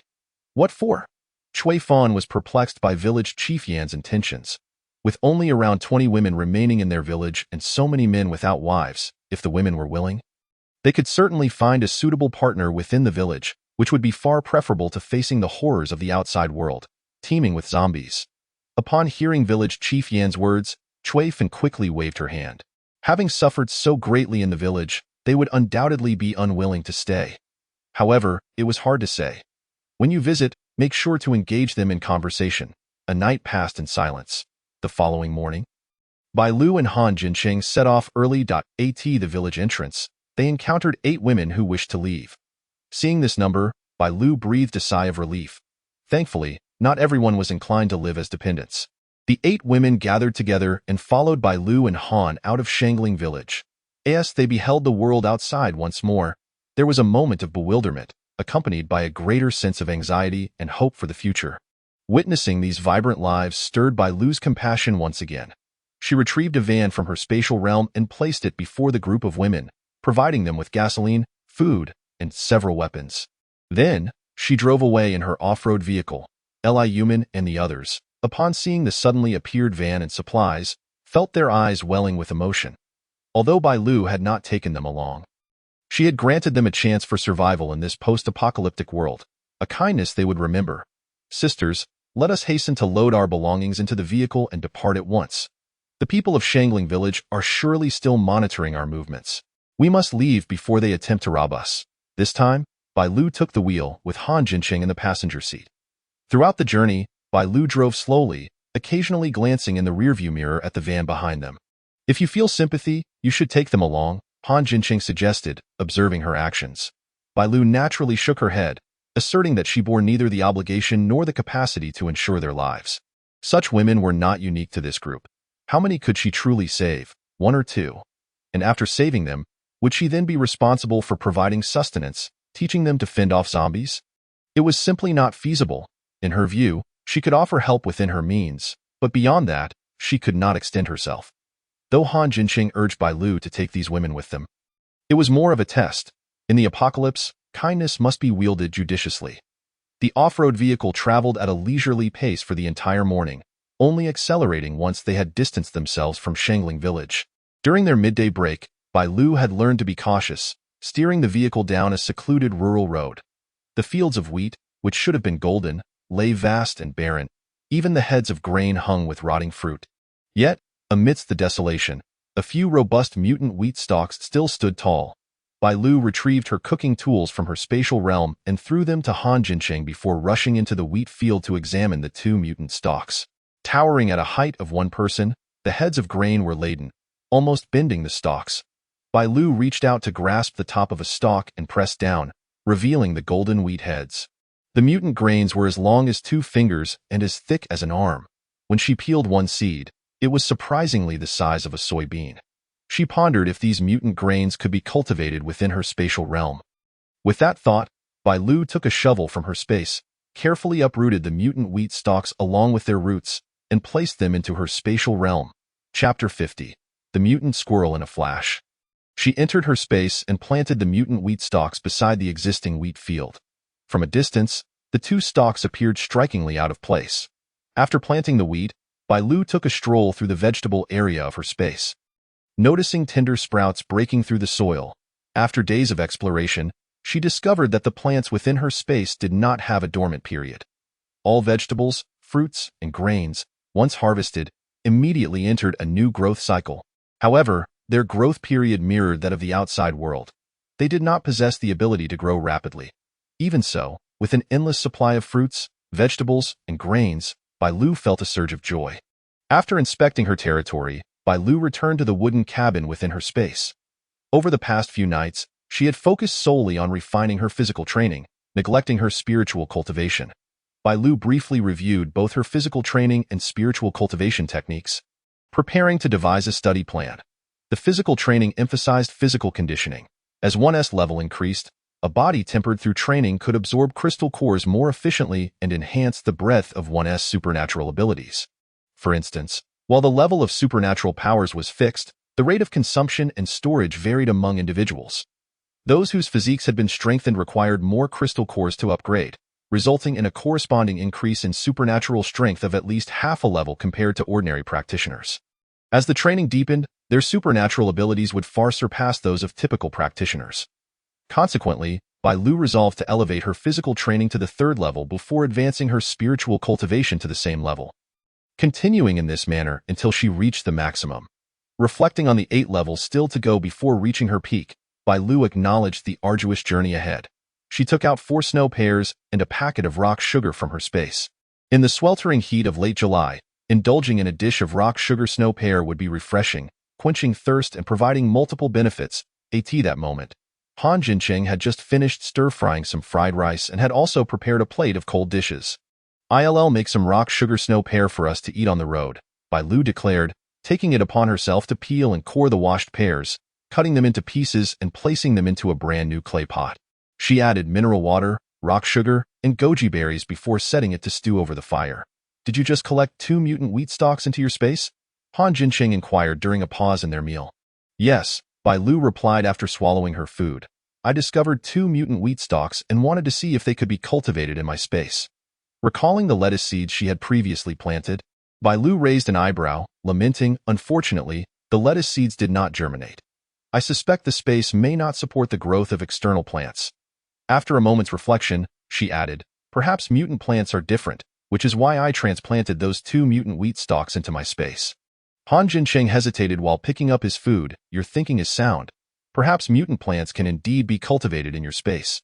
After lunch, Bai Lu stored away her cooking tools, including the clay pot of rock sugar snow pear along with the gas stove. Having completed these tasks, she turned her attention to the now empty trunk, deciding to replenish her supplies. As Bai Lu opened the trunk, a striking red-tailed squirrel suddenly appeared before her eyes. This palm-sized red-tailed squirrel fluffed up its fur in alarm. Standing protectively in front of its 4 young, yet refraining from aggression, Bai Lu questioned, "Where did this squirrel come from? How did it get into the car?" With a decisive movement, she slammed the trunk shut, blinked, then opened it again. To her relief, the red-tailed squirrel remained, confirming that she was not imagining things. When Han Jincheng returned, he noticed the commotion. "What is going on?" he asked, stepping closer to see the 5 squirrels that had suddenly appeared in the trunk. He pursed his lips, recognizing that this must be the mutant squirrel they had seen in the back mountains of Shangling Village. "I know. I'm just curious how they got in here," the mutant squirrel chirped a couple of times. And Bai Lu, surprised, thought she detected a tone of endearment in its sounds. "What should we do with these little creatures?" Bai Lu felt a shiver of apprehension seeing the 4 tiny, red, and rather unsightly squirrels, which were still hairless and only about an inch long. Instinctively, she took a couple of steps back, hiding behind Han Jincheng, and nudged him forward. "You deal with it," resigned. Han Jincheng stepped forward a couple of paces. He too had observed the mutant squirrel's affectionate demeanor towards Bai Lu. Perhaps this mutant squirrel had awakened some intelligence. Han Jincheng cautiously inquired, "How did you hide in my trunk?" The mutant squirrel remained fixated on Bai Lu. Upon hearing Han Jincheng's question, it seemed to ponder for a moment, then nudged its 4 young ones back a bit before shifting its body. Bai Lu peered out from behind Han Jincheng, astonished to see the mutant squirrel vanish from sight. No, it wasn't that it disappeared. Rather, its body became transparent, and it passed through the vehicle. It truly did pass through. This was a mutant squirrel with the ability to phase through objects. Having grasped the nature of the mutant squirrel's powers, they were left with one lingering question. Why had the mutant squirrel chosen to board their vehicle? Logically, with its phasing ability, it could effortlessly acquire food. Was it perhaps attracted by the bags of nuts inside the car? Bai Lu examined the nuts, noting that there were no signs of disturbance. What could this mean? Bai Lu then tentatively retrieved a bag of nuts from her space. But the squirrel showed no interest in them. Instead, it fixated on the hand that held the nuts. Suddenly, Bai Lu seemed to have an epiphany. She cautiously opened her space, and the mutant squirrel became visibly excited. As if it longed to leap directly into her arms. "Do you wish to enter my space?" Bai Lu asked uncertainly, and to her surprise, the squirrel nodded. "Very well, but let me make one thing clear. Once you enter my space, you belong to me. You must heed my commands, and you will do as I say. This includes, but is not limited to, aiding in theft and gathering intelligence, primarily for the purpose of stealing." exploring intelligence, and the like. Even if the mutated squirrel comprehends it, it is utterly incapable of recounting it to itself. Without a moment's hesitation, the mutated squirrel fervently nodded in agreement. Bai Lu cast a glance at the mutated squirrel, then at the 4 little cubs nestled in the trunk, feeling a sense of loss. To care for a single mutated squirrel, she also had to sustain 4 little ones. This simply wouldn't do. Once the mutated squirrel emerged from its confinement, she resolved to ensure it contributed to her endeavors. Han Jincheng, upon hearing Bai Lu's request for the mutated squirrel to pilfer, could not help but twitch his lips. It seemed he had indeed ventured into Bai Lu's space before. Thankfully, she had not made such a request of him. Had he known that Bai Lu was scheming to enslave the mutated squirrel, he would likely have been even more speechless. Reluctantly, Bai Lu gathered the 5 squirrels, 1 large and 4 small, into her space, placing them atop the mountain within. The mutated squirrel instantly perked up, bowing respectfully to Bai Lu before turning to delve into the forest in search of a suitable burrow. Before long, it successfully discovered a natural cave, and thus, the 5 squirrels made their home within Bai Lu's space. Chapter 51. Tier 3 Zombie Dog. Since parting ways with Bai Lu, Jia Yuru's luck had skyrocketed. Her bracelet space had doubled in size, now exceeding 500 square meters. Yuru, do sit down and rest for a moment. I hope you weren't too frightened just now, Du Song inquired solicitously, handing Jia Yuru a bottle of functional beverage. With a gentle smile, Jia Yuru replied, not at all. Jin Feng is quite formidable. With his protection, I have nothing to fear. After speaking, Jia Yuru handed the drink to Han Jinfeng, saying, Jin Feng, you must be thirsty too. Have a drink.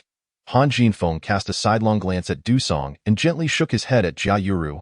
You drink first. Feeling the warmth of Han Jinfeng's gaze, Jia Yuru lowered her head shyly. Du Song watched the scene with a bitter expression, while Tingting beside him lowered her eyelids to conceal her disdain for both Jia Yuru and Du Song. After a moment, Tingting leaned playfully into Du Song's embrace, exclaiming, Song Gu, those zombies were terrifying. I was so scared. Du Song awkwardly pushed her away from his arm, shooting an apologetic glance at Jia Yuru, and impatiently retorted, what is there for an ability user like you to fear from zombies? Tingting pouted, looking aggrieved. I just wanted to be close to you. At that moment, Wu Junxian, having finished collecting crystal cores, glanced at Du Song with a disdainful snort. Lu Peng patted his shoulder, saying, you're tired, right? You should rest for a while. Lu Gu, I'm not tired. After absorbing the first-tier wood-type crystal core Bai Lu had given him, his powers had successfully advanced to the early stage of Tier 1, making him quite adept at handling these ordinary zombies. Thinking of the crystal cores, he couldn't help but ponder about Bai Lu and the others. Wu Junxian muttered to himself, I wonder where Bai Lu is gone. Lu Peng paused upon hearing Wu Junxuan's murmurs, glanced at Jia Yuru, and warned in a low voice, in the future, refrain from mentioning Bai Lu in front of Miss Jade. Do you understand? Wu Junxian, displeased, replied, Bai Lu saved my life. What's wrong with mentioning her? It doesn't affect her in any way. Seeing Wu Junxuan's unhappy expression, Lu Peng changed his tone. You do realize that Jin Feng is now with Miss Jia. If you keep bringing up Bai Lu, it will affect their relationship. Surely, you wouldn't want to see them quarrel over her. But Bai Lu is Jin Feng's fiancée, Wu Junxian exclaimed, shooting a glance at Jia Yuru. Lu Peng face-bombed, reiterating, in any case, Jin Feng's girlfriend is Miss Jia now. Understand? Wu Junxian glanced at Han Jinfeng again, reluctantly nodding, got it? Meanwhile, Su Qingqing and Lily handed the collected crystal cores to Wu Junxian, stepping aside silently, observing with keen attention. Their group was merely 2 days' journey from the H province base. Su Qingqing and Lily were both eager to reach the base as soon as possible. As for Jia Yuru, she was lost in thought, staring at the space bracelet on her wrist. Her dreams had been increasingly frequent, and just yesterday, she dreamt of Han Jinfeng's mother, a cold, cruel, and proud woman.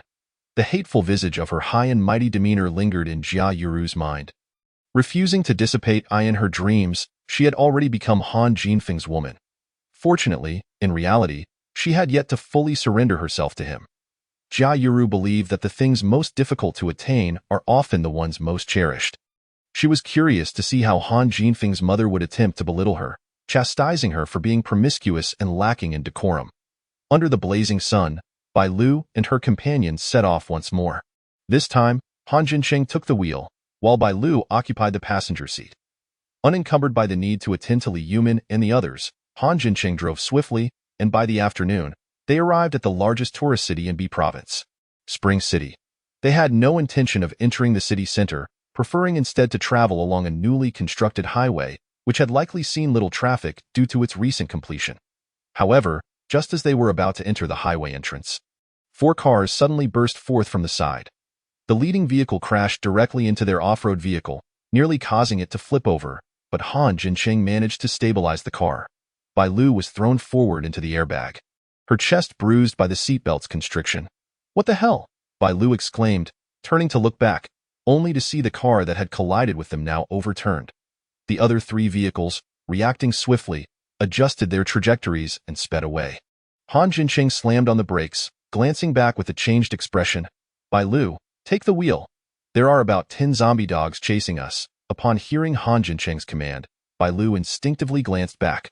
Almost immediately, a 2-meter-tall zombie dog charged into view. Without needing further prompting, Bai Lu decisively slid into the driver's seat, flooring the accelerator and hurtling towards the highway. She understood that she was somewhat vulnerable. Her abilities primarily suited for speed, while Han Jincheng's wood-type powers were versatile for both offense and defense. At this moment, it was best to leave the fighting to him. As their vehicle burst onto the highway, a dozen zombie dogs emerged from a corner. Hot on their heels, 3 of the zombie dogs quickly surrounded the overturned vehicle, their sharp claws rending the car's body, dragging the occupants out to feast. Bai Lu felt a chill run down her spine. The lead zombie dog appeared to have reached Tier 3, its eyes glinted with a faint yellow light, vicious and greedy as it pursued their vehicle. Through the rearview mirror, Bai Lu watched the Tier 3 zombie dog leap into the air, its massive form lunging toward their off-road vehicle. Han Jincheng scrambled out through the sunroof, promptly unleashing vines that sent the foremost Tier 3 zombie dog flying. The Tier 3 zombie dog spun in midair before landing firmly, quickly preparing to launch another assault on the off-road vehicle. Bai Lu pressed the accelerator to the floor, pleased to see that they were about to overtake the car ahead. But her joy was short-lived as she noticed the vehicle ahead weaving erratically, refusing to let her pass. "Damn it," Bai Lu cursed, urgently swerving to avoid the car in front. If they were to be caught in a rear-end collision, it was highly likely that the zombie dogs behind would seize the opportunity to pounce. Taking a deep breath, Bai Lu commanded herself to remain calm, seeking the right moment to overtake the car ahead. "Boss, the off-road vehicle behind is catching up. What should we do?" The scrawny, pockmarked boy in the passenger seat of the white car trembled as he radioed the middle-aged man in the first vehicle about the situation. "What do you think? Block the road and prevent them from passing us." The leader, son, in the black Hummer barked orders to the white car to obstruct the off-road vehicle's path. Bai Lu kept her eyes fixed on the white car. Searching for an opportunity to overtake, she feigned a rightward maneuver, and as expected, the white car followed suit, turning right in response. "Got it." Bai Lu seized this chance, turning the wheel as she accelerated, crashing into the rear of the car ahead. With the white car angled to the right and the force of the off-road vehicle's impact, it instantly overturned, rolling 3 times before coming to a stop. Bai Lu's off-road vehicle sped past, hugging the curb tightly. Upon witnessing yet another vehicle flip, the zombie dogs contemplated halting their pursuit. However, the Tier 3 zombie dog let out a low growl, prompting the others to continue their chase after it. Chapter 52. Slaying the Tier 3 zombie dog. Han Jincheng deftly maneuvered, dispatching 3 zombie dogs along their route, leaving 7 still in pursuit. With the white car out of commission, Bai Lu's field of vision opened up, revealing only a black Hummer and a blue modified car ahead. Bai Lu pressed the accelerator fully, finally catching up to the blue modified vehicle, which matched their speed. Suddenly, the window of the modified car rolled down, and a scruffy man leaned out from the passenger seat, casually tossing a wind blade to fend off the pursuing zombie dogs. With the addition of a wind-type ability user, Han Jincheng felt a significant reduction in pressure. Before long, the 3 vehicles reached the end of the highway entrance. "Brother son, the road ahead is blocked. We can't escape." The man behind the wheel cast a fleeting glance through the rearview mirror at the relentless zombie dogs pursuing him, his expression etched with despair. Sun Laoda, with his rotund face and large ears, surveyed the road ahead and realized it was impassable. He turned back to the rear, smiting his thigh in frustration. Bai Lu and the occupants of another modified vehicle noticed the Hummer abruptly decelerate and instinctively slammed on their brakes. The tires screeching against the asphalt, igniting a shower of sparks. The path ahead was blocked. Instantly, a man from the modified car turned to Han Jinfeng atop the vehicle, declaring, "Brother, the road ahead is obstructed. Let us join forces and confront the zombie dogs behind us. Perhaps we may yet salvage our lives." Having witnessed Han Jincheng's formidable abilities, a flicker of hope ignited within him. Perhaps, against all odds, they could escape the jaws of the zombie dogs this time. Han Jincheng glanced at the modified vehicle, where an elderly man in his 50s occupied the driver's seat. Upon catching Han Jincheng's gaze, the old man nodded slightly in acknowledgement. "I in the back seat." A young woman was gently soothing two trembling children in her arms. It seemed that only this wind elemental adept possessed any combat prowess among them. Han Jincheng nodded coolly, instructing, "You handle those 3 low-level zombie dogs. I'll take on the Tier 3 one." He furrowed his brow as he looked again at the Hummer, where its occupants remained huddled inside. The wind elemental adept followed Han Jincheng's gaze and scoffed, "Don't expect anything from that lot. Their inaction is already a blessing. Those zombie dogs are of their own making, and we are merely collateral damage.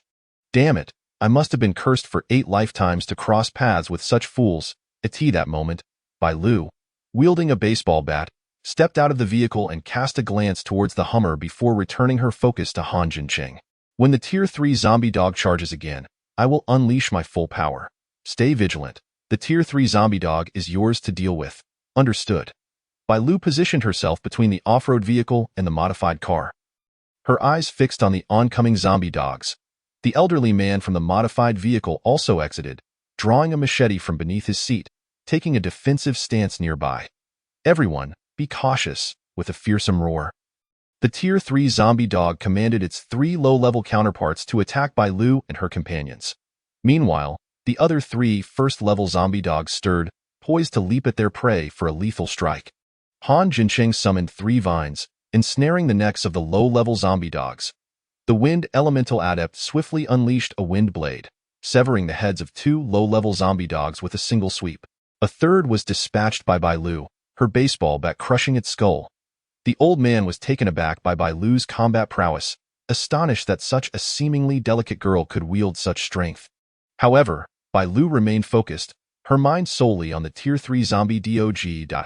As the low-level zombie dogs fell, the Tier 3 one let out a furious roar, prompting the 3 first-level zombie dogs to spring into action with increased speed and sharper claws. Their agility markedly superior.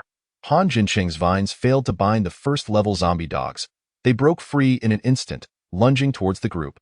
The wind elemental adept deftly dodged one of the first-level zombie dogs and retaliated with wind blades. Engaging in combat, Han Jincheng hurled the remaining zombie dogs away. As 2 zombie dogs regained their footing, the Tier 3 zombie dog emitted a low growl, and the 2 first-level dogs lunged at Han Jincheng from either side. Just as Han Jincheng unleashed his vines toward the 2 first-level zombie dogs, the Tier 3 one surged forward with the swiftness of the wind, jaws agape, aiming for Han Jincheng's head. In that critical moment, Bai Lu sprang into action. She activated her time manipulation ability to its utmost, locking onto the Tier 3 zombie dog. Quickly, she positioned herself to intercept the first-level zombie dog attacking from the right. As Bai Lu immobilized the Tier 3 zombie dog, Han Jincheng's vines shifted direction, targeting the fierce creature. The sharp tips of the vines pierced the Tier 3 zombie dog's eyes, reaching its brain, where they exploded into a multitude of fine needles, penetrating various regions of its cerebral territory. Exhausted from her exertions, Bai Lu's ability waned, and just as the Tier 3 zombie dog collapsed lifelessly to the ground, the first-level zombie dog surged forth. Bai Lu planted her left leg firmly, leveraging her weight as she swung her baseball bat at the incoming threat.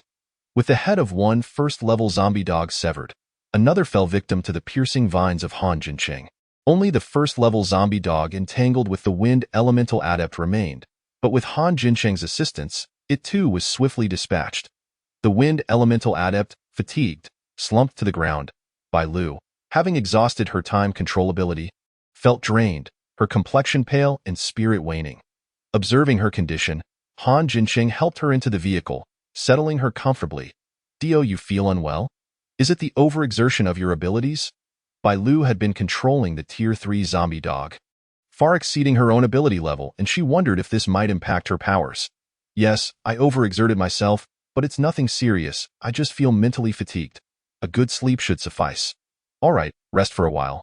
If it becomes unbearable, call for me, and I'll massage your temples. Okay. Just as Bai Lu was about to close her eyes, she caught sight of 4 men and a woman disembarking from the Hummer. 2 of them were furtively attempting to extract the cores from the fallen zombie dogs. Han Jincheng, I'm fine now. Please retrieve the cores before those scoundrels take advantage. Understood. Han Jincheng directed his vines toward the 2 men, ensnaring them and hanging them upside down from a nearby gnarled tree along the highway. Sun Laoda, initially pleased to see his subordinates had unearthed the cores, had been fantasizing about his imminent ascension to a Tier 2 adept. Suddenly, 2 vines shattered his dreams of elevation. Sun Laoda sprang to his feet, ready to curse, but the thought of Han Jincheng's terrifying powers rendered him deflated, and he reluctantly sat back down. Chapter 53. Ascending to Tier 3, Bai Lu slept soundly through the night, awakening to find her head clear and her spirit remarkably invigorated. Upon further reflection, she was elated to discover that her time manipulation ability had indeed ascended to Tier 3. Thrilled, she sat bolt upright, realizing she was nestled within a double tent, with Han Jincheng vigilantly at her side.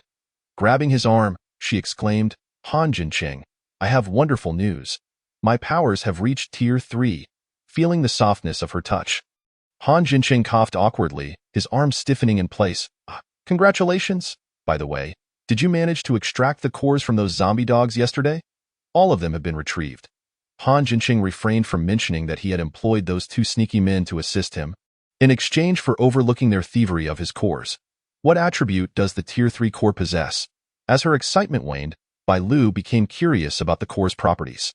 The Tier 3 core is of the neutral attribute, perfectly suited for your use. As he spoke, Han Jincheng retrieved 7 cores from his pocket. 1 Tier 3 core, 3 Tier 1 cores, and 4 low-level cores. Wang Kai had slain 2 zombie dogs, earning a Tier 1 core and a low-level core. The remainder is here. Take them for now. Accepting the cores from Han Jincheng, Bai Lu's eyes sparkled with delight.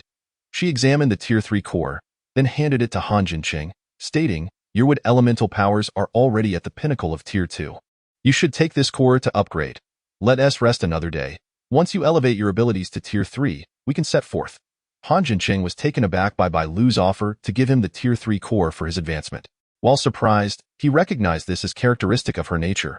However, he declined, insisting, Your powers have only just ascended to Tier 3. You need this core to solidify your abilities. Use it first. I can wait until we capture a Tier 2 core before upgrading. Using this Tier 3 core would be wasteful. Bai Lu understood Han Jincheng's perspective. Elemental adepts could only absorb 60% of the energy from neutral cores, the remainder dissipating into nothingness.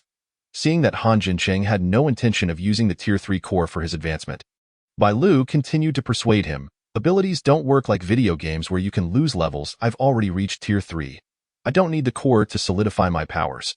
Moreover, with Tier 3 zombie dogs now in play, it stands to reason that densely populated cities must have Tier 3 zombies or even stronger Tier 4 ones lurking. And no matter how powerful my abilities become, they are ultimately supportive. Only by hastening your ascension to Tier 3 can we swiftly eliminate high-level zombies. I unleash my full power, you deliver the finishing blow. It's a perfect strategy. Furthermore, she sensed that her recent breakthrough in abilities was closely tied to her practice of the soul cultivation technique. Bai Lu felt that her rate of advancement might accelerate even further with continued training. Having made her case, Han Jincheng found it hard to refuse any longer. He grasped the Tier 3 core tightly in his hand, his expression serious as he looked at Bai Lu, assuring her, "Very well.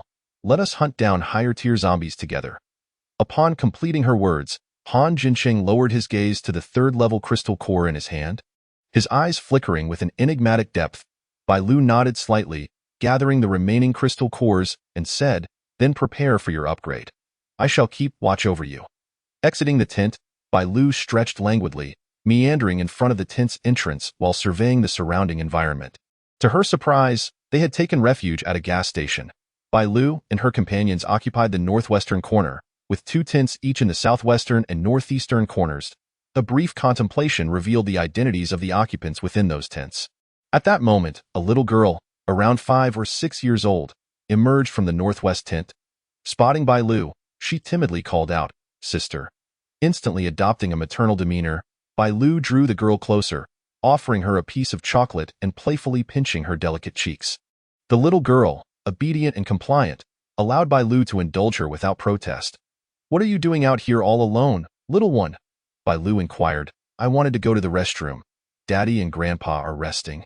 And Mommy is feeding my little brother, so I came out by myself. Oh, what a good child you are." Bai Lu couldn't help but ruffle the girl's hair. Glancing around, she pointed towards the restroom to the south. "That should be the restroom. Go ahead, I'll watch over you." "Thank you, sister." After the girl finished her business, she quickly returned to the tent. Shortly thereafter, a slightly plump young woman approached, stopping about 2 meters away from Bai Lu. "Hello, Miss Bai. My name is Wang Shuyi and I am the wind-type ability user who fought the mutated dogs with you yesterday. That was my husband." "Hello," Bai Lu replied, pausing her steps and nodding slightly. Wang Shuyi, delighted that Bai Lu was willing to converse, thought perhaps Miss Bai would agree to accompany them to the Mingxing base in Province B. Miss Bai, I heard from my husband, Wang Kai, that you also intend to go to the Mingxing base in Province B. We are headed there as well. Would you mind if we traveled together?" Wang Kai had already informed her that not only was the wood-type ability user formidable, but Miss Bai's abilities surpassed his as well. If they could journey alongside these two, their chances of safely reaching the Mingxing base would significantly increase. Bai Lu clearly perceived the anticipation in Wang Shui's eyes, yet she could not make a unilateral decision without consulting Han Jincheng. After a moment of thought, Bai Lu candidly replied, "I cannot answer that question at the moment. I must first seek my companion's opinion." Upon hearing this, Wang Shui's smile brightened, her tension easing. "My husband spoke to Mr. Han yesterday. Mr. Han responded similarly to my husband. You truly are not a family. You do not reside under the same roof, yet your bond is quite strong. This has nothing to do with their bond. The two were teammates, and such a significant matter as traveling with strangers required mutual discussion before arriving at a decision." However, if what the woman said was true, it seemed Han Jincheng had not rejected Wang Kai's proposal, indicating a potential willingness to travel together.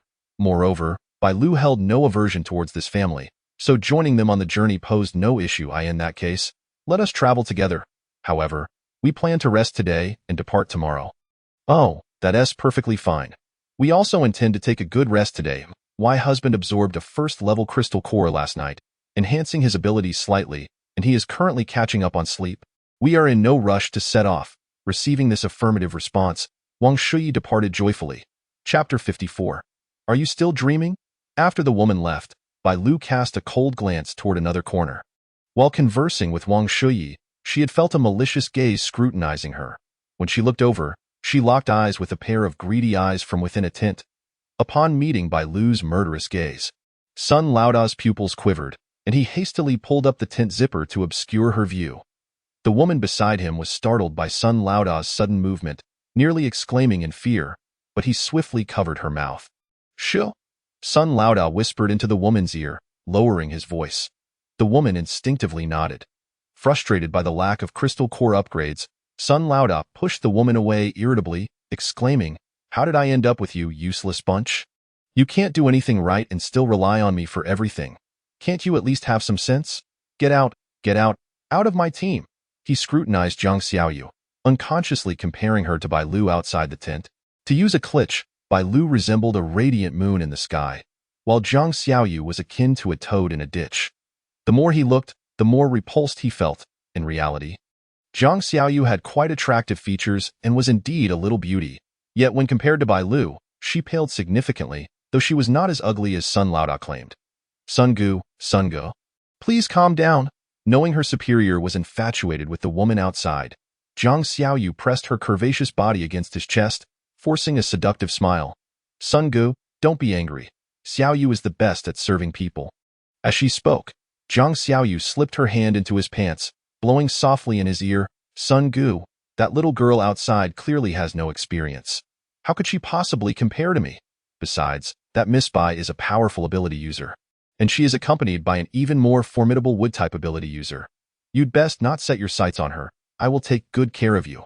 Before the apocalypse, Sun Laoda was merely an average worker, lazy and unable to find even a girlfriend, let alone a beautiful woman like Zhang Xiaoyu. It was only after awakening his abilities in the post-apocalyptic world that he began to hold his head high. However, Sun Laoda currently had no interest in flirting with women, He was focused on establishing good relations with this group to journey to the Province B base, and he could not afford to tarnish his image now. Who said I had my sights set on Miss Bai? Don't wrongfully accuse me. Sun Laoda swatted away the woman's teasing hand and muttered, Get lost, get lost. All day long, you are just thinking about seducing me. I am not made of iron. I can't withstand your advances. Not far away, Bai Lu, having overheard Sun Laoda and the woman's exchange, rolled her eyes. She thought to herself that once Han Jincheng's abilities reached the 3rd level, she would find time to deal with this group. Han Jincheng opened his eyes again. 3 hours later, he felt an abundance of energy within him, and the resilience of his vines had improved significantly. He opened his hand, and a slender vine emerged from his palm, its surface adorned with barbs and its tip remarkably sharp. The moment Han Jincheng's abilities ascended to the 3rd level, Bai Lu keenly sensed the pressure he was emitting. When Han Jincheng stepped out of the tent, Bai Lu exhaled in relief, grateful for the opportunity to stretch her limbs. It was now midday, and both were ravenous. Last night, Han Jincheng had remained by Bai Lu's side, concerned for her well-being, unwilling to leave, and once she awoke, he resumed upgrading. Bai Lu, having slept through the night while watching over Han Jincheng's upgrade, had only consumed a few snacks, leaving her energy depleted. With 2 teams nearby, they intended to have a casual meal, retrieving some bread and bottled water from the trunk. Wang Kai's family was eating similarly to Bai Lu's group. Sun Laoda, seeing the food of Bai Lu and Wang Kai's group, curled his lip in disdain. He beckoned Sun Xiaohai over and whispered a few words. Shortly after, Sun Xiaohai glanced at Bai Lu with a sheepish smile as he stepped outside. Before long, he returned with a bulging backpack, slightly bent over as he handed it to Sun Laoda. Sun Laoda opened the backpack and retrieved a ham, while Sun Xiaohai expressed his gratitude and stepped aside. Cough, cough, cough. Sun Laoda feigned a cough, deliberately directing it toward Bai Lu's group. Though, how are there so many beef cans and fish cans left? I've said I don't like these things. Take them and distribute them among everyone. Jiang Xiaoyu accepted the backpack from Sun Laoda, her heart brimming with joy. Thanks to Bai Lu and her companion, they could also enjoy canned meat now. Previously, these delicacies were reserved solely for Sun Laoda, while they were left to eat whatever he deemed unworthy. Jiang Xiaoyu's eyes gleamed as she took out 2 cans of meat and swayed her hips toward Bai Lu. Miss Bai, our elder brother has plenty of canned meat left over. If you don't mind, would you like to share some with us? Bai Lu looked up to see the woman eyeing the canned meat, nearly drooling. She disdainfully shifted her small stool back, casting a glance at Sun Laoda across the way, and waved her hand to refuse. Miss Bai, don't be polite. This is our leader treating you. The mutated dogs were drawn here by us. Consider this as our leader's compensation for everyone. Bai Lu remained indifferent, shaking her head before turning her back on Jiang Xiaoyu. Ridiculous. They thought to win her over with just 2 cans of food. Were they still dreaming? If Miss Bai doesn't want it, then we will eat it. My daughter loves canned meat. Wang Kai rolled his eyes and, noticing that Bai Lu was unresponsive, approached Jiang Xiaoyu with a grin. Jiang Xiaoyu instinctively retreated 2 steps in the direction of Han Jincheng. Intending to feign a stumble, however, Han Jincheng suddenly unleashed his vines, targeting the very direction Jiang Xiaoyu was about to fall. Upon seeing the vines, Jiang Xiaoyu's face turned pale with fright, prompting her to stand upright, abandoning her pretense of losing balance. Seizing the opportunity, Wang Kai snatched a can, exclaiming, "Daughter, we have meat to eat now." As if fearing that Sun Laoda might retract his offer, Wang Kai swiftly opened 2 cans, distributing one to his daughter while sharing the other between his wife and father-in-law. Sun Laoda, observing with a darkened expression, shot a glare at Wang Kai, who deliberately raised an eyebrow at him. Thanks, Jiang Xiaoyu, feeling awkward, glanced left and right, catching the disapproving gaze of Sun Laoda, and timidly retreated to his side. Realizing that his attempt to win hearts had failed, Sun Laoda attributed it to Jiang Xiaoyu's incompetence. Indeed, this woman was merely a waste of resources. With one plan thwarted, Sun Laoda devised another. He casually kicked Sun Xiaohai beside him. This lad was typically quite clever and full of crafty ideas. With his assistance, Sun Laoda believed he could reveal his special abilities to the others. In doing so, Bai Lu and the Wood Elemental ability user would undoubtedly take notice of him. Chapter 55. The predictive tool, by the way. Sun Laoda, is your ability about to reach level 2? Once you achieve that, we need not fear those disgusting zombies anymore. Sun Xiaohai spoke loudly, ensuring everyone heard him. Sun Laoda pretended to cough. My ability only allows me to sense danger. It possesses no other remarkable traits. With 2 strong teammates to assist me, I could surely reach the Mingxing base swiftly.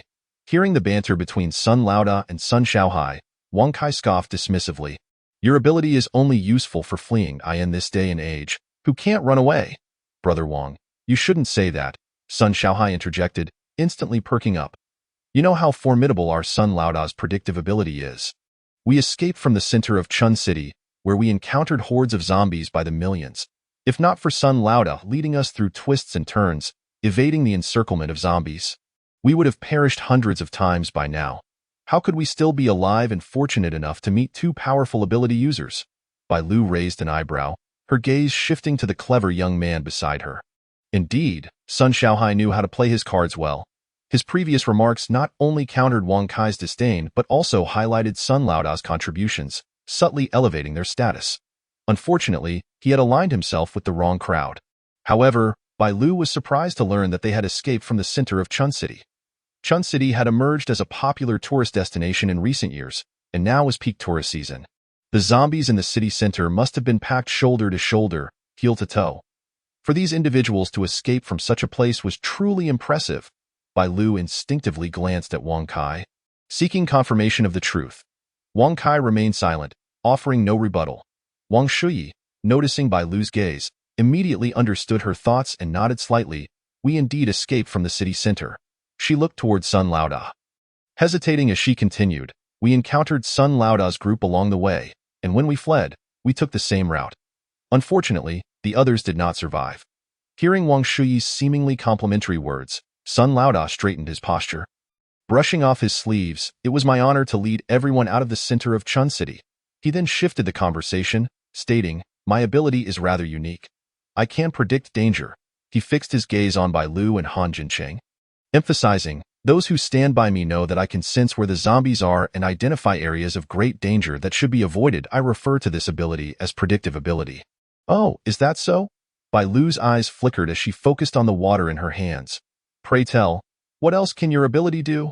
Upon noticing Bai Lu's interest, Sun Laoda cleared his throat. I can foresee that danger will soon arise here. But it's not a major issue. There will be no casualties. Bai Lu's expression turned skeptical. You sound like a charlatan. Before the apocalypse, were you perhaps a fortune teller at a street stall? Not at all. I loathe those who swindle others. Since the apocalypse, Sun Laoda had taken pride in his predictive ability and would not allow anyone to disparage it. I don't mind telling you that my predictive ability can also be applied individually, akin to foreseeing fortune and misfortune. Fearing Bai Lu might doubt him, Sun Laoda attempted to activate his ability, envisioning her future. However, to his dismay, his mind revealed no images. How could this be? Sun Laoda felt incredulous and tried again. But the result was the same. He then used his ability to predict Han Jincheng's fortune, only to encounter the same void. Impossible. My ability has never failed. Panic surged within Sun Laoda. If his ability were to malfunction, how would he survive in this apocalypse? Unwilling to accept defeat, he directed his ability towards Wang Kai, and soon, an image formed in his mind. In some living room, he secretly handed his daughter a piece of candy while instructing her not to tell her mother. Sun Laoda sensed that this scene took place at the Mingxing base in Province B, indicating that Wang Kai's family would undoubtedly reach it safely. However, whether they would arrive safely was of no concern to him. He was solely focused on his ability. Thankfully, his ability had not faltered. Sun Laoda let out a sigh of relief, but then suddenly grew cautious, fixing his gaze on Bai Lu and Han Jincheng. You two are quite peculiar. I can't seem to foresee anything regarding your fortunes. Perhaps it's because our abilities are of a higher level than yours. Bai Lu shrugged nonchalantly. That could be the case. Sun Laoda pondered for a moment, finding some merit in her words. He then shifted his focus and posed a question he had long anticipated. Why not both of you join my team? With my abilities and your strengths, I believe we can establish a foothold at the Basin province. Uncertain of who had granted him such audacity to make such a bold claim. Bai Lu, having gleaned the information she sought, opted to remain silent. She exchanged a few words with Han Jincheng about needing rest and then retreated into the tent. Outside the tent, Han Jincheng leisurely finished his food and responded coolly. Your abilities are impressive, but we do not require them. With one succinct sentence, Han Jincheng blocked all of Sun Laoda's contingency plans. he had intended to recruit the two into his ranks. If that failed, he would join theirs. However, he never anticipated that both avenues would be firmly shut by Han Jincheng's declaration. They simply did not need his abilities. Inside the tent, Bai Lu lay back, furrowing her brow as she searched her mind for the plot of the original story. It seemed there was mention of a person connected to the female lead, Jia Yuru. Just before the downfall of the base in Province B, a unique predictive ability user had suddenly appeared beside Jia Yuru. He had helped her avoid numerous catastrophic events and even assisted her in finding a magical cloak, akin to a human treasure-hunting mouse. Although she could not recall his name, she wondered if it was this very Sun Laoda. Oh, what a small world, she thought, encountering yet another supporting character for the female lead. She pondered whether this Sun Laoda could foresee his own fortune. It would be best to prevent such a formidable auxiliary ability user from aiding Jia Yuru in her nefarious endeavors. Achoo! Achoo! Just as Sun Laoda returned to the tent, he suddenly shivered and couldn't help but rub his arms, looking around. Something felt amiss. Why did he suddenly sense impending danger? This feeling vanished almost as quickly as it had come, leaving Sun Laoda bewildered, unable to comprehend the situation. Chapter 56. The Professional Q Alliance. That day, as Sun Laoda had predicted, they encountered a small group of low-level zombies. Bai Lu leisurely watched as Han Jincheng dispatched the zombies with a few swift flicks of his vines. Oh, is this your new ability after leveling up? Bai Lu inquired, observing the vine in Han Jincheng's hand, which was as thick as a wire and bore barbs. Yes, after upgrading, I can solidify the vines.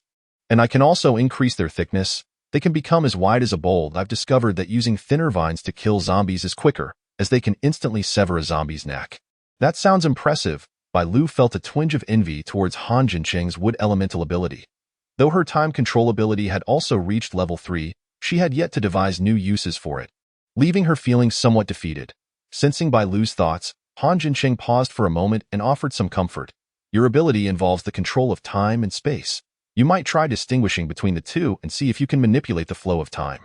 This proposal is akin to opening a window for Bai Lu, allowing her extraordinary abilities to shine brilliantly in her future endeavors. But let us set aside the future and focus on the present. After dispatching the low-level zombies, Bai Lu informed Han Jincheng and then retreated into the tent, which was, in fact, her entry into the spatial realm. In just 2 days, the mutated squirrels had adapted to their new home. Upon her entrance, Bai Lu observed a large squirrel foraging for hazelnuts atop a tree. Sensing Bai Lu's presence, a red-tailed squirrel eagerly rolled the gathered hazelnuts to her feet, chirping in an endearing manner. Bai Lu knelt down to stroke the head of the red-tailed squirrel, saying, "Feel free to eat. All the fruits here are yours. This mountain will be yours from now on. You must collect the fruits from the trees, ensuring there is enough for your sustenance, while the remainder should be placed in the clearing ahead. Do you understand?" The prospect of an endless supply of fruit thrilled the red-tailed squirrel, which nodded vigorously, thinking how generous its master was, and even nuzzled against Bai Lu's hand. Satisfied with the squirrel's response, Bai Lu retrieved a level 1 crystal core from her pocket. "This is your reward. Follow me, and I promise your family will dine luxuriously." Upon seeing the crystal core, the red-tailed squirrel's eyes widened with excitement. It scampered over, grabbed the crystal core from Bai Lu's hand, bowed, and returned to its tree hollow to upgrade. Bai Lu glanced back at the 4 little creatures in the hollow before returning to the wooden house. After indulging in a hearty meal, she began her training in body refinement techniques. Bai Lu aimed to elevate her body refinement skills to level 3 before entering the Mingxing base. The night passed without incident. The following morning, the group set off together. Bai Lu's off-road vehicle led the way, while Sun Laoda squeezed his vehicle into the middle of the convoy, with Wang Kai's vehicle bringing up the rear. Thanks to Sun Laoda's predictive abilities, they encountered little danger on the journey. After 2 days, the trio of vehicles arrived at the outskirts of the Mingxing base in Province B. As they drew closer, the number of survivors and those returning from missions gradually increased. Upon reaching the base entrance, they found a long queue ahead. It seemed unlikely they would enter the base that night. Bai Lu exchanged greetings with Wang Kai and the others before driving around the base. The book did not clearly state the reasons for the Mingxing base's downfall, and Bai Lu was curious to see if she could discern any clues from the periphery. The geographic position of the Mingxing base was exceptional. To the east and north were mountains, while the south opened to vast plains, with the only entrance to the west. Logically, it should have been difficult for zombies to breach. "What are you looking at?" Han Jincheng, seated in the passenger seat. Noticed by Lu frequently gazing into the distance, then deep in thought, furrowing her brow.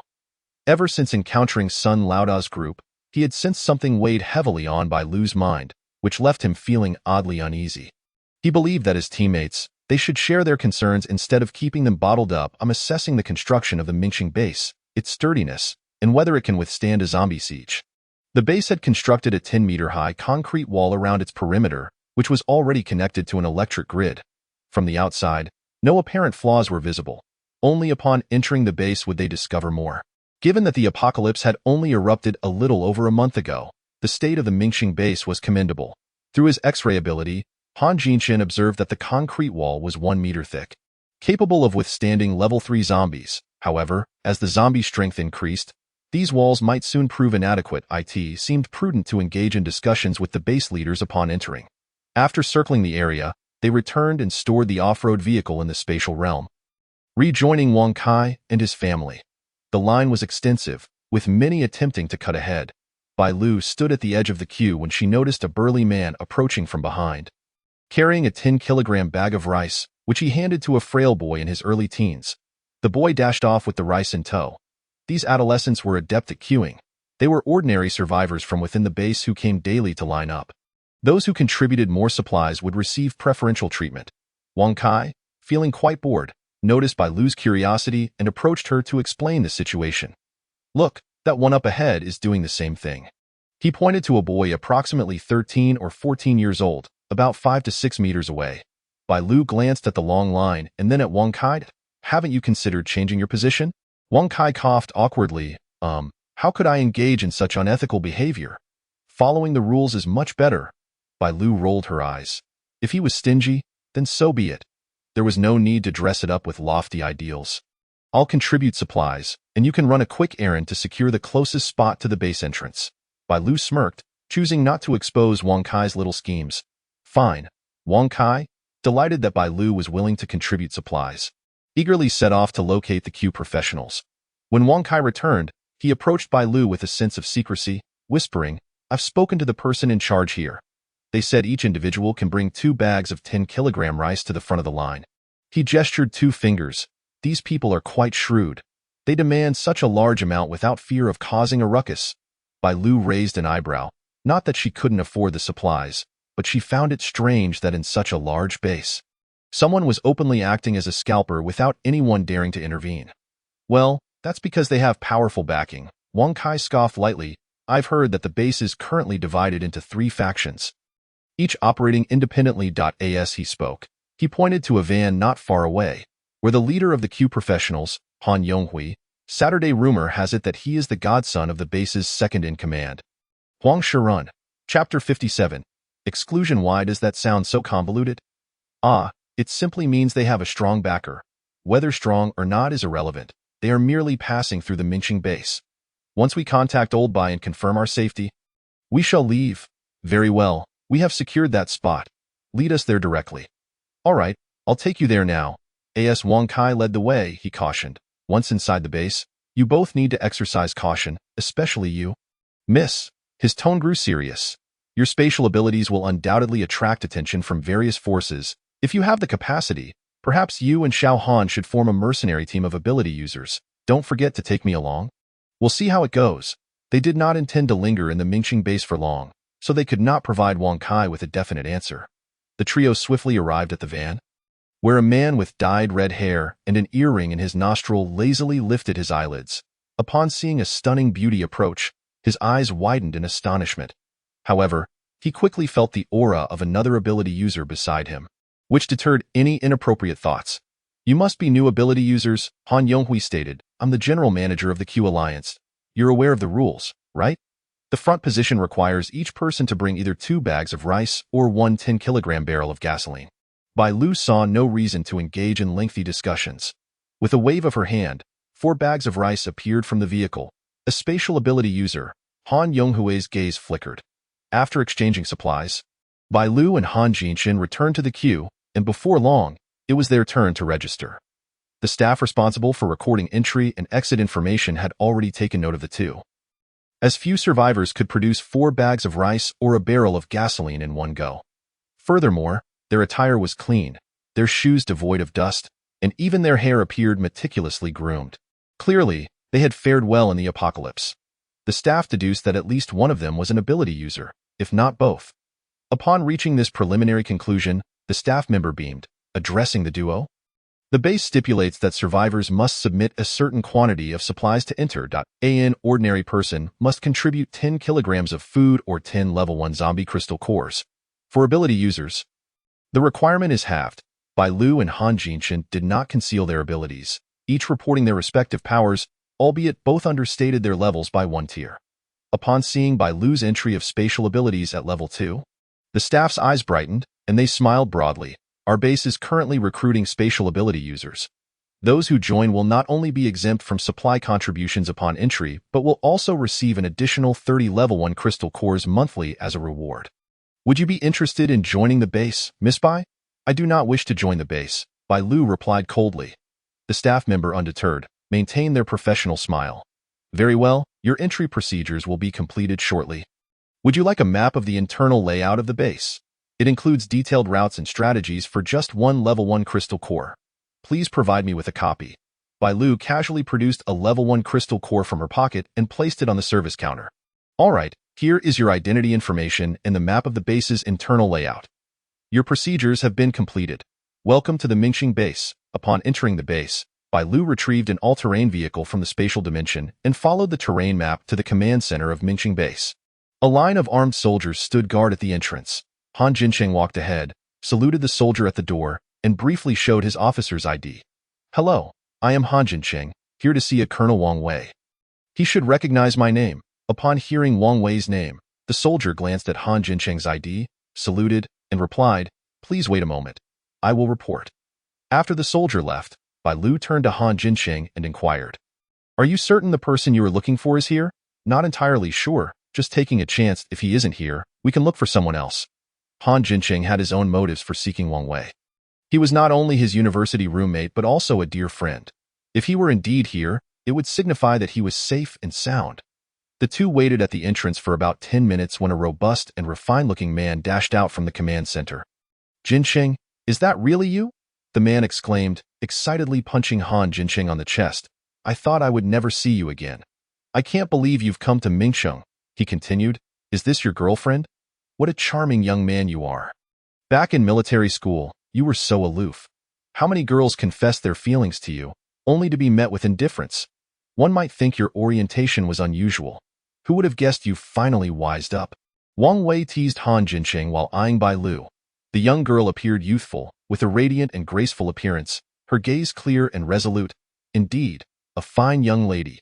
Enough with the teasing. This is Bai Shu's daughter. Bai Lu. After introducing Bai Lu, Han Jinshin turned to her and said, This is Wang Wei. We were university roommates. Hello. Greetings. They exchanged a brief handshake before letting go. Why apologies. Young lady, I assumed you were Jinshin's girlfriend. Bai Lu smiled and shook her head. After their brief introductions, the soldier on duty resumed his post, and Wang Wei led Han Jinshin and Bai Lu into his modest office. It may be simple here. Please don't mind. Make yourselves comfortable. Wang Wei poured them both a glass of water and then pulled out a chair from behind his desk, sitting next to Han Jinshin. The office was a mere 10 square meters, likely having once been a storage room. Upon entering, Han Jinshin noticed several statistical reports and documents on Wang Wei's desk.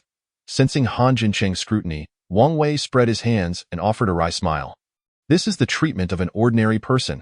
Han Jinshin furrowed his brow. What is the situation at the base now? He was eager to inquire how Wang Wei had ended up in such a predicament. Back in school, he had been a master of navigating social situations. Wang Wei sighed. The visible authority at the base is the former mayor of Mingxing.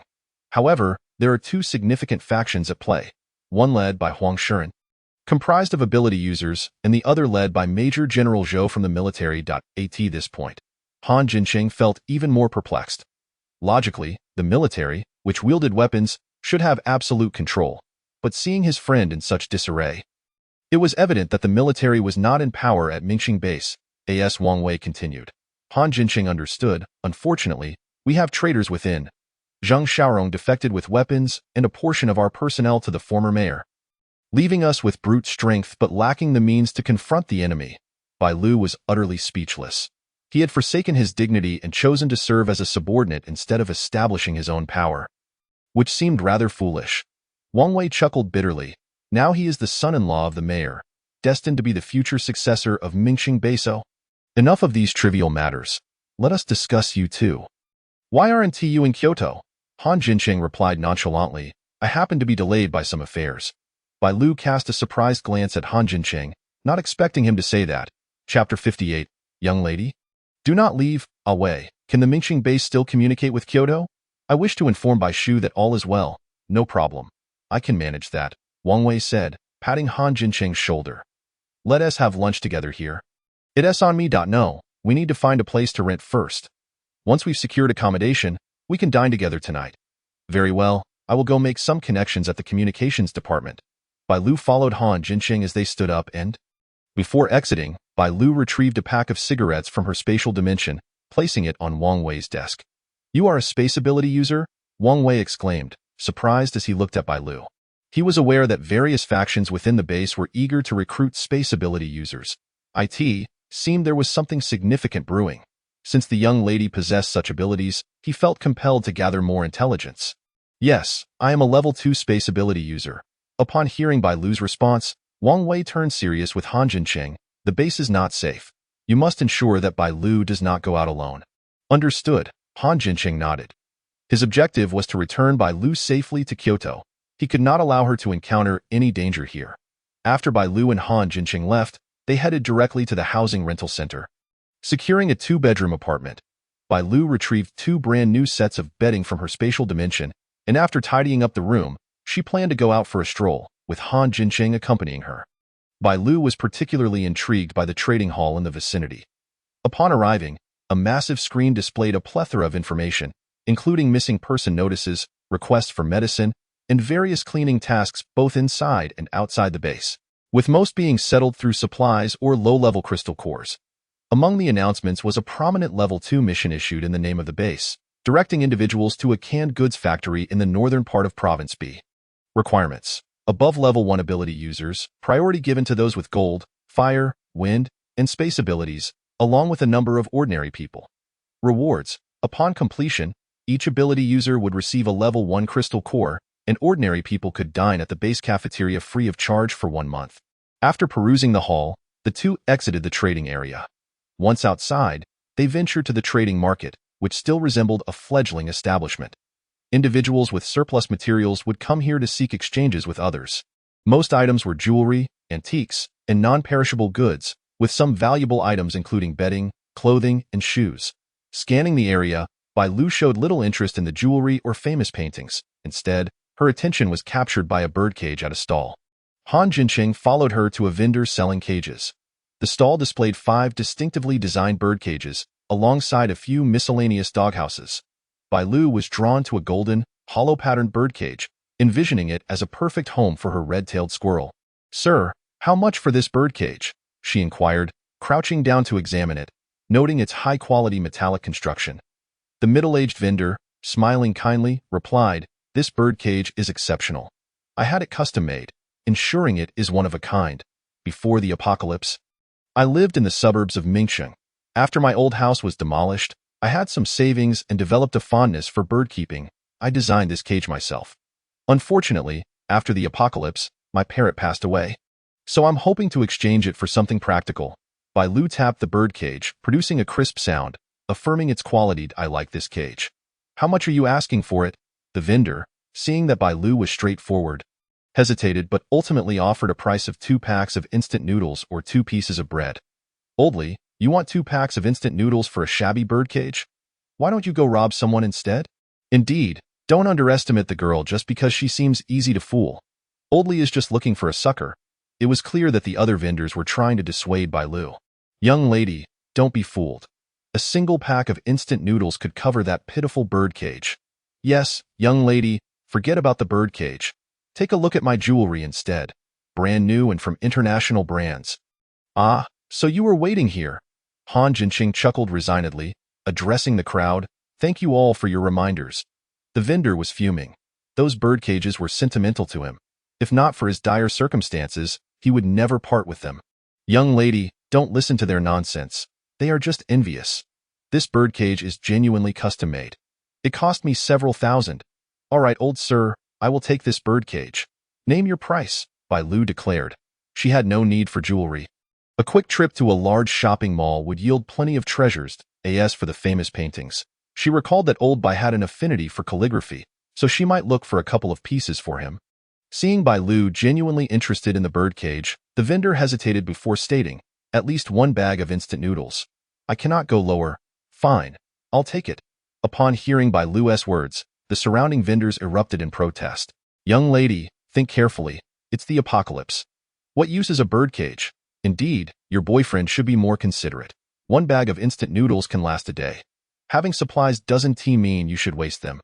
"Exactly, young lady. You really ought to be more prudent." As the crowd beheld Bai Lu, they were unaware of the art of bargaining, harboring an unspoken mixture of envy and jealousy, questioning why Bai Lu seemed to lead a more comfortable existence than they. After all, she was merely a woman who relied on the support of men to sustain her life. Unperturbed by the complex expressions directed at her, whether envy or jealousy, Bai Lu casually tossed aside a bag of instant noodles and picked up her cage to depart. Just as the two were about to leave, a cacophony arose from outside the throng. "Make way! Don't block Master Chang's path." Amidst the commotion, a man with a sharp face and a sycophantic demeanor parted the crowd. Bowing slightly as he ushered a middle-aged man with a lecherous appearance and an unsteady gait forward, flanked by two unruly thugs. Upon sighting these three individuals, the stall owners displayed fear, instinctively falling silent. Apprehensive that trouble might find them, "Master Chong, it is this girl I spotted from afar. Do you find her sufficiently enchanting?" The sharp-faced man gestured towards Bai Lu, addressing the lecherous man with obsequiousness. "I hear she is a newcomer. What are your thoughts?" Upon hearing the voice behind her, Bai Lu glanced back at this group of fools, disinterested in engaging with them. Little did she know, they were eager to court disaster.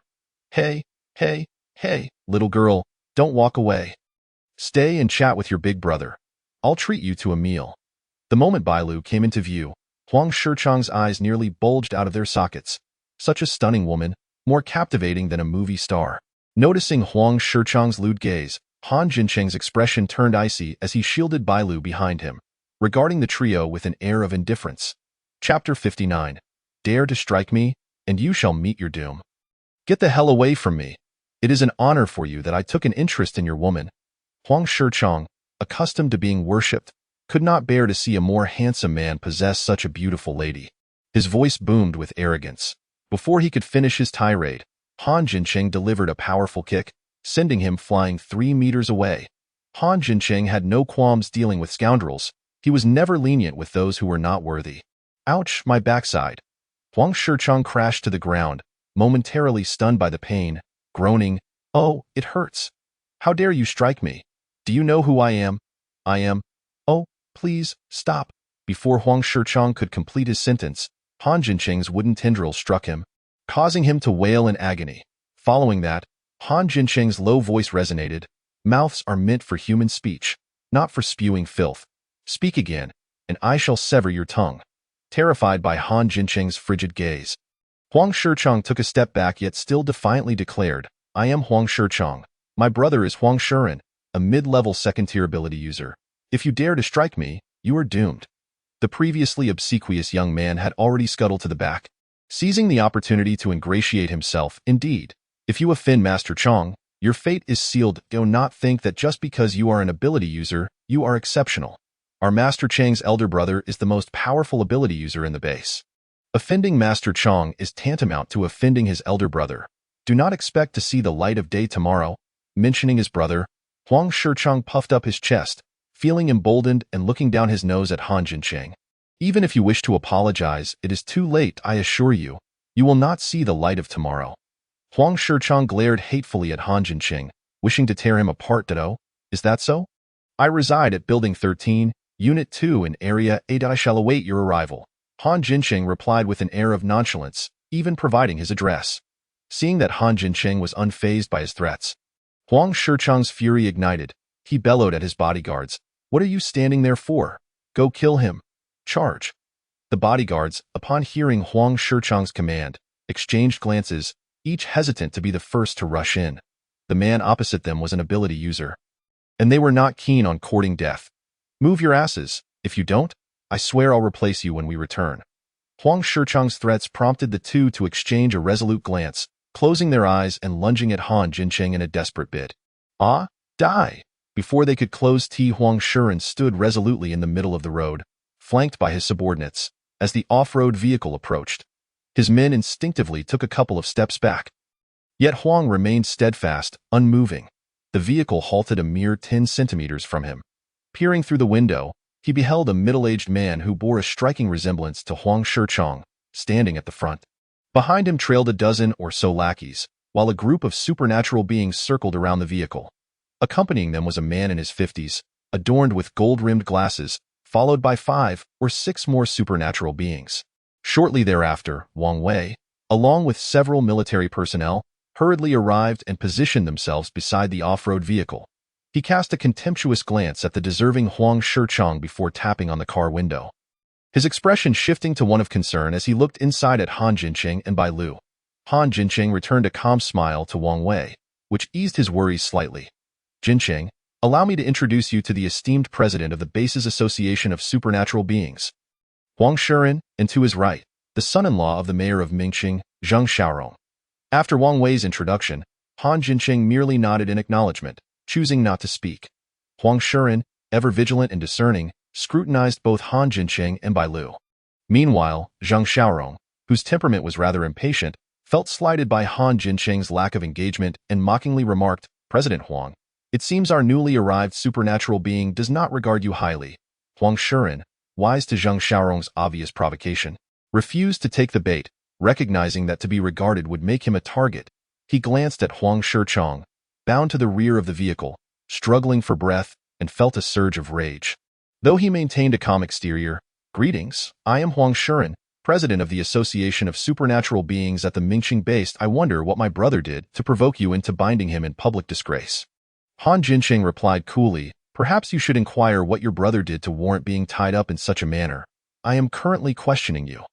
When the time comes to verify with my brother, I shall do so." As Huang Shiren and Han Jincheng exchanged words, additional supernatural beings from the metal and wood categories approached, preparing to sever the vines. However, all attempts proved futile. Huang Shiren's expression darkened as he said, "Release my brother first, and we can continue our discussion." Han Jincheng scoffed, "Apologize to Bai Lu first, and I may consider releasing him. Besides, it is merely a woman. There is no need to make such a fuss. Do not overstep your bounds. If anything were to happen to my brother, I would ensure you pay for it." Huang Shiren retorted, "As for your brother's fate, it is uncertain. However, I can assure you, he will no longer be humane." Bai Lu interjected, candidly informing Huang Shiren of Huang Shichang's current predicament. "What did you say?" Huang Shiren's eyes widened in disbelief as he fixed his gaze on Bai Lu. "He is ill and cannot reproduce." Huang Shichang was the only male in his family capable of carrying on the lineage. If he were to be rendered incapable, the family line would be extinguished. The thought made Huang Shiren seethe with rage against the woman before him, convinced she had seduced Huang Shichang. He knew his brother to be foolishly lustful yet cowardly. Had it not been for this woman's influence, Huang Shichang would never have dared to act so recklessly. I mentioned he might no longer be humane. However, you need not worry about the Huang family's lineage being cut off. In this apocalyptic world, there may yet be a healer among the supernatural beings who can mend his afflictions, Bai Lu said innocently. From the look in Huang Shiren's eyes, it was clear he deemed her words as mere fabrications. Suspecting her of having ensnared his foolish brother, though Huang Shiren appeared cautious, he shared the same arrogance as Huang Shichang. It seemed neither brother had ever looked in a mirror, oblivious to their own countenance. With such a face, one would have the audacity to accuse others of seduction.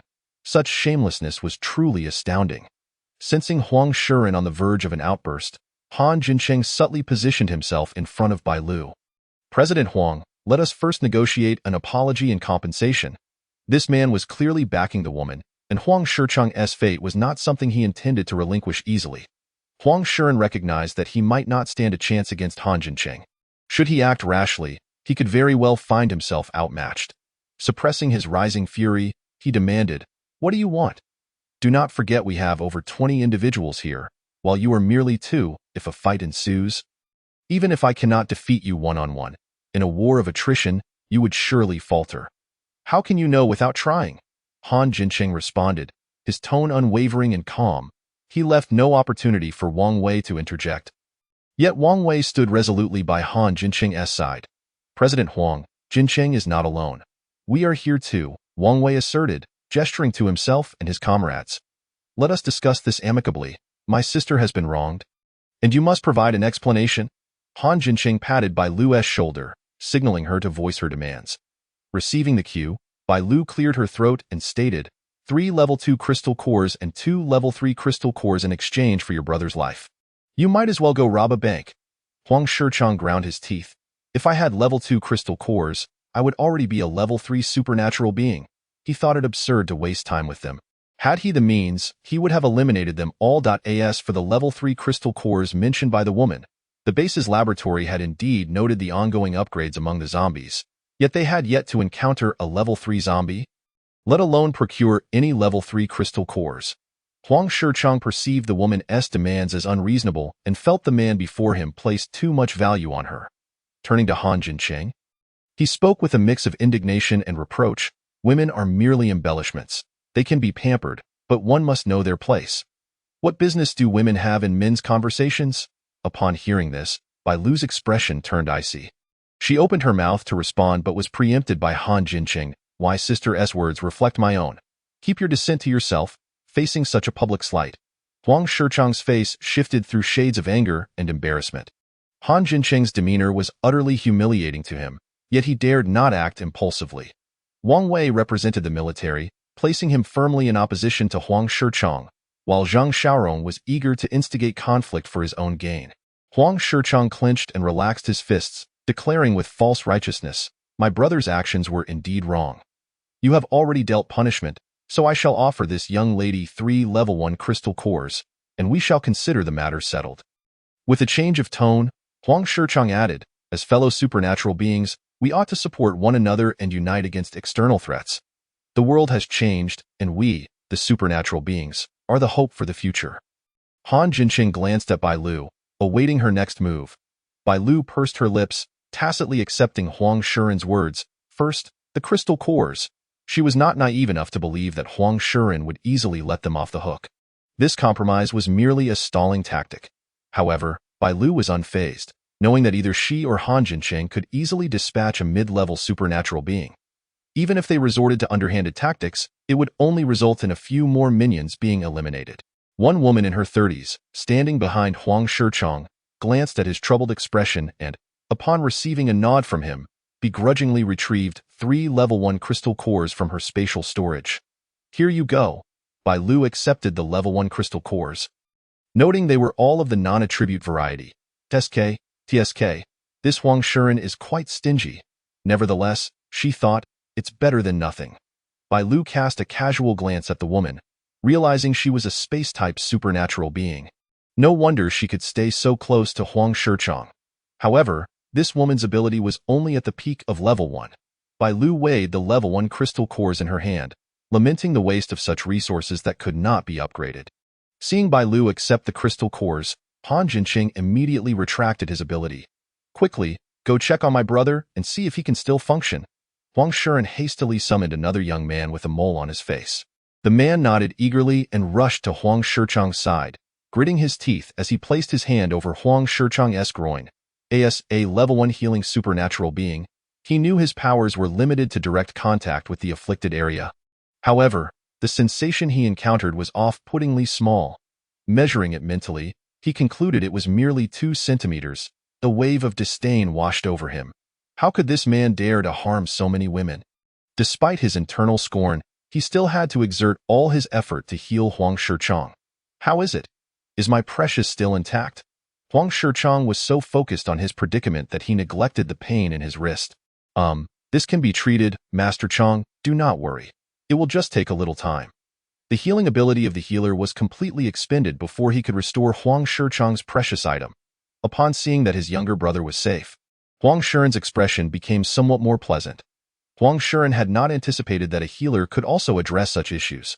Listening to Hu Zai's words, Huang Shiren was tempted, pondering that perhaps infertility could also be cured. Meanwhile, Zhang Xiaorong, after witnessing Huang Shichang's predicament, turned his gaze towards Han Jinqing. Captain Han, it has been a long time. The last time we met was at the training grounds in Kyoto, where I was defeated by this man.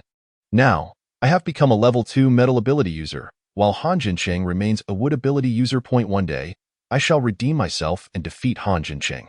Zhang Xiaorong was not deeply impressed by this man, and Han Jinqing merely nodded coldly in acknowledgement. Welcome to the Mingqing base. Should you require anything in the future, feel free to seek me out. Observing Zhang Xiaorong's demeanor, which exuded an air of authority over his domain, Han Jinqing chose to remain silent. Mayor Zhu Ming was undoubtedly not an easy person to deal with, having consolidated power promptly at the onset of the apocalypse to establish the Mingqing base. Zhang Xiaorong's calculations regarding him may very well be flawed. Noticing Han Jinqing's continued indifference, Zhang Xiaorong's expression soured slightly. He turned to Bai Lu beside him, displaying a confident and charming smile. I am the deputy base leader of Mingqing base. May I inquire as to how this beautiful young lady is addressed? If I recall correctly, Captain Han does not have a younger sister, Bai Lu, a teammate of Han Jinqing.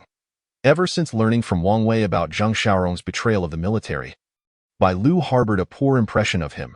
Moreover, if she was not mistaken, this insufferable man had just attempted to flirt with her. What a nuisance, Bai Lu, Bai Lu! Upon hearing the surname Bai, Zhang Xiaorong's eyes flickered. Curious about Bai Lu's relation to Bai Yang, I wonder how Chief Staff Officer Bai from the Kyoto base is related to Miss Bai. He is my father, and no wonder she seemed familiar. She was indeed the beloved daughter of Chief Staff Officer Bai. This made sense. Han Jinqing must have brought Bai Lu back to the Kyoto base upon receiving orders from Bai Yang. Realizing Bai Lu's connection to Chief Staff Officer Bai, Zhang Xiaorong deliberately puffed out his chest, smiling even more sincerely. I have had the pleasure of meeting Chief Staff Officer Bai a few times. I wonder if Miss Bai has the time. I would like to invite you to dinner to extend my hospitality. I'm not free today. Perhaps another time. Bai Lu dismissed Zhang Xiaorong's invitation perfunctorily. Turning to Han Jinqing, aren't we supposed to invite Brother Wei to dinner? Since he is here, let's head back together, indeed. Han Jinqing glanced at Wang Wei. Brother Wei, Bai Lu is treating today. Since you're here, let us eat before you leave. He then looked at the 4 soldiers behind Wang Wei. Everyone, stay and join us for a meal. Considering Bai Lu's space ability, they should have ample supplies for the 5 of them. And Wang Wei readily agreed. After all, he had come with a mission.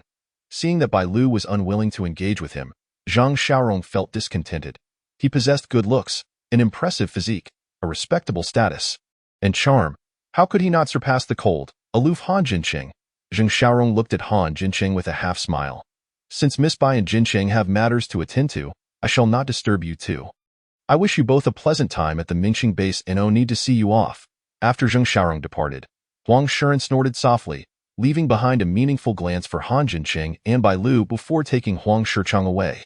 Han Jinqing and Wang Wei's group ascended the stairs. Make yourselves comfortable. Han Jinqing gestured for Wang Wei and his group to sit on the sofa. Wang Wei moved aside for another man in his 40s. Old Chen, please have a seat. Chapter 62. Secretary Chun. Once everyone was settled, Wang Wei introduced, this is Secretary Chun, who works alongside Major General Zhou. And this is Han Jinqing and Miss Bai Lu. Secretary Chen slightly bowed, smiling as he shook hands with Han Jinqing and Bai Lu. I apologize for the interruption. Wang Wei approached Major General Zhou today and relayed news about the 2 of you. Major General Zhou promptly contacted the Kyoto base and established communication. He had previously worked alongside Chief Staff Officer Bai for some time. Knowing you were here, he asked me to invite you both to dinner. Hoping you wouldn't, he declined.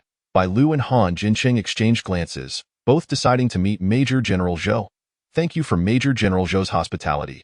Encountering the daughter of an old friend and a promising protege brought joy to Major General Zhou's heart. Tonight at 8 o'clock, at Villa Number 3 in the Military Family District. Please be punctual. We will certainly attend. I shall take my leave now. Secretary Chun stood and glanced at Wang Wei. You brothers haven't seen each other in a long time. Enjoy your time together. After seeing Secretary Chen and his party off, they closed the door and settled down. Bai Lu retrieved the meal prepared by Han Jinqing during his entry into her space, braised beef, lamb stew with radish, stir-fried lettuce, and tomato scrambled eggs.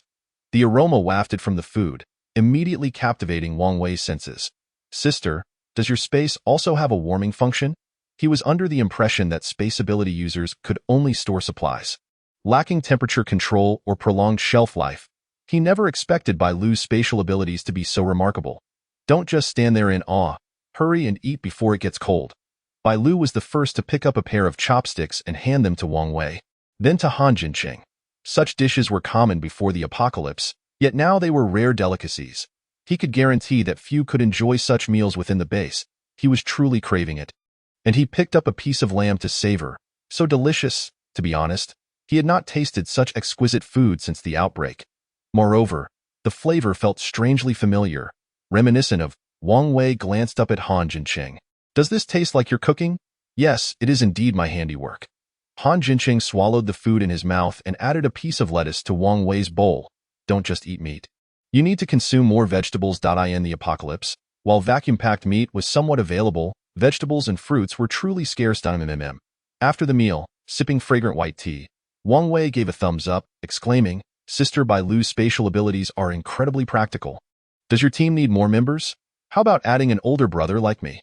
Wang Wei was not joking.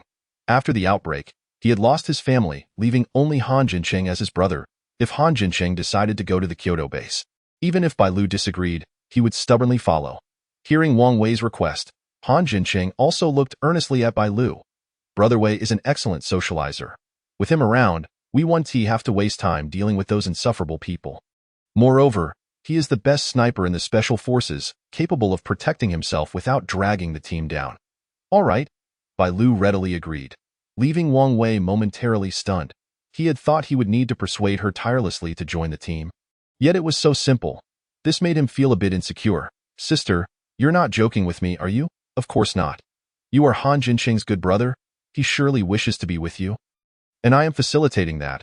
What did she mean by facilitating them? That sounded a bit strange. But whatever, being able to join the team was what mattered.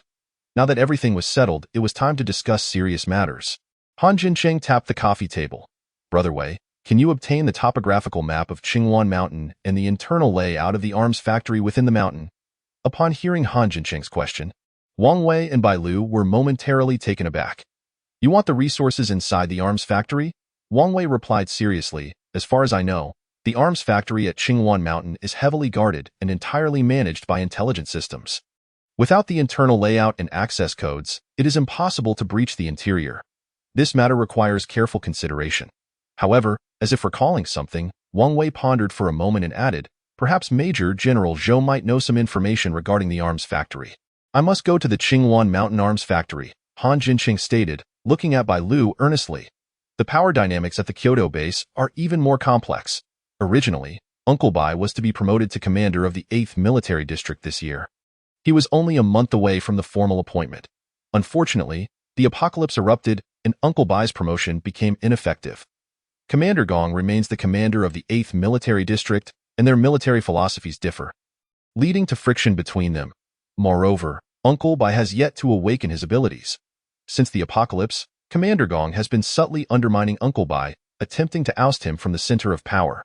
Fortunately, Uncle Bai has a loyal group of subordinates, which has allowed him to maintain his position with great difficulty. Bai Lu, Uncle Bai desperately needs these resources to solidify his power. Is the situation that dire?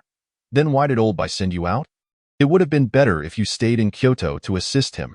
Upon hearing Han Jinqing's narration, Bai Lu abruptly rose to her feet, a wave of panic washing over her. Whether it was the lingering emotions of her original self or not, her heart trembled violently. The text offered scant details regarding Bai Yong, and she was unaware that his circumstances were so dire. Noticing Bai Lu's flustered demeanor, Han Jinqing gently urged her to sit down, offering words of reassurance, do not fret. Our primary objective now is to establish contact with Uncle Bai to inquire about the current situation at the Kyoto base, after which we shall devise our next steps. Indeed, sister. I was present when we reached out to the Kyoto base, and I can assure you that Uncle Bai is safe. I will return immediately to monitor the situation, and as soon as Uncle Bai communicates, I will inform you without delay. After Wang Wei's departure, Bai Lu found herself devoid of any desire for amusement and immediately retreated into her space to cultivate her soul-refining technique. Previously, during her training, Bai Lu had always relied on her instincts, believing that things would naturally fall into place in due time, and her abilities would ascend effortlessly. However, upon learning of Bai Yang's precarious situation today, she could no longer maintain her previous mindset and was solely focused on rapidly enhancing her powers. Upon entering her space, she promptly settled in her study to meditate, swiftly achieving a state of deep concentration.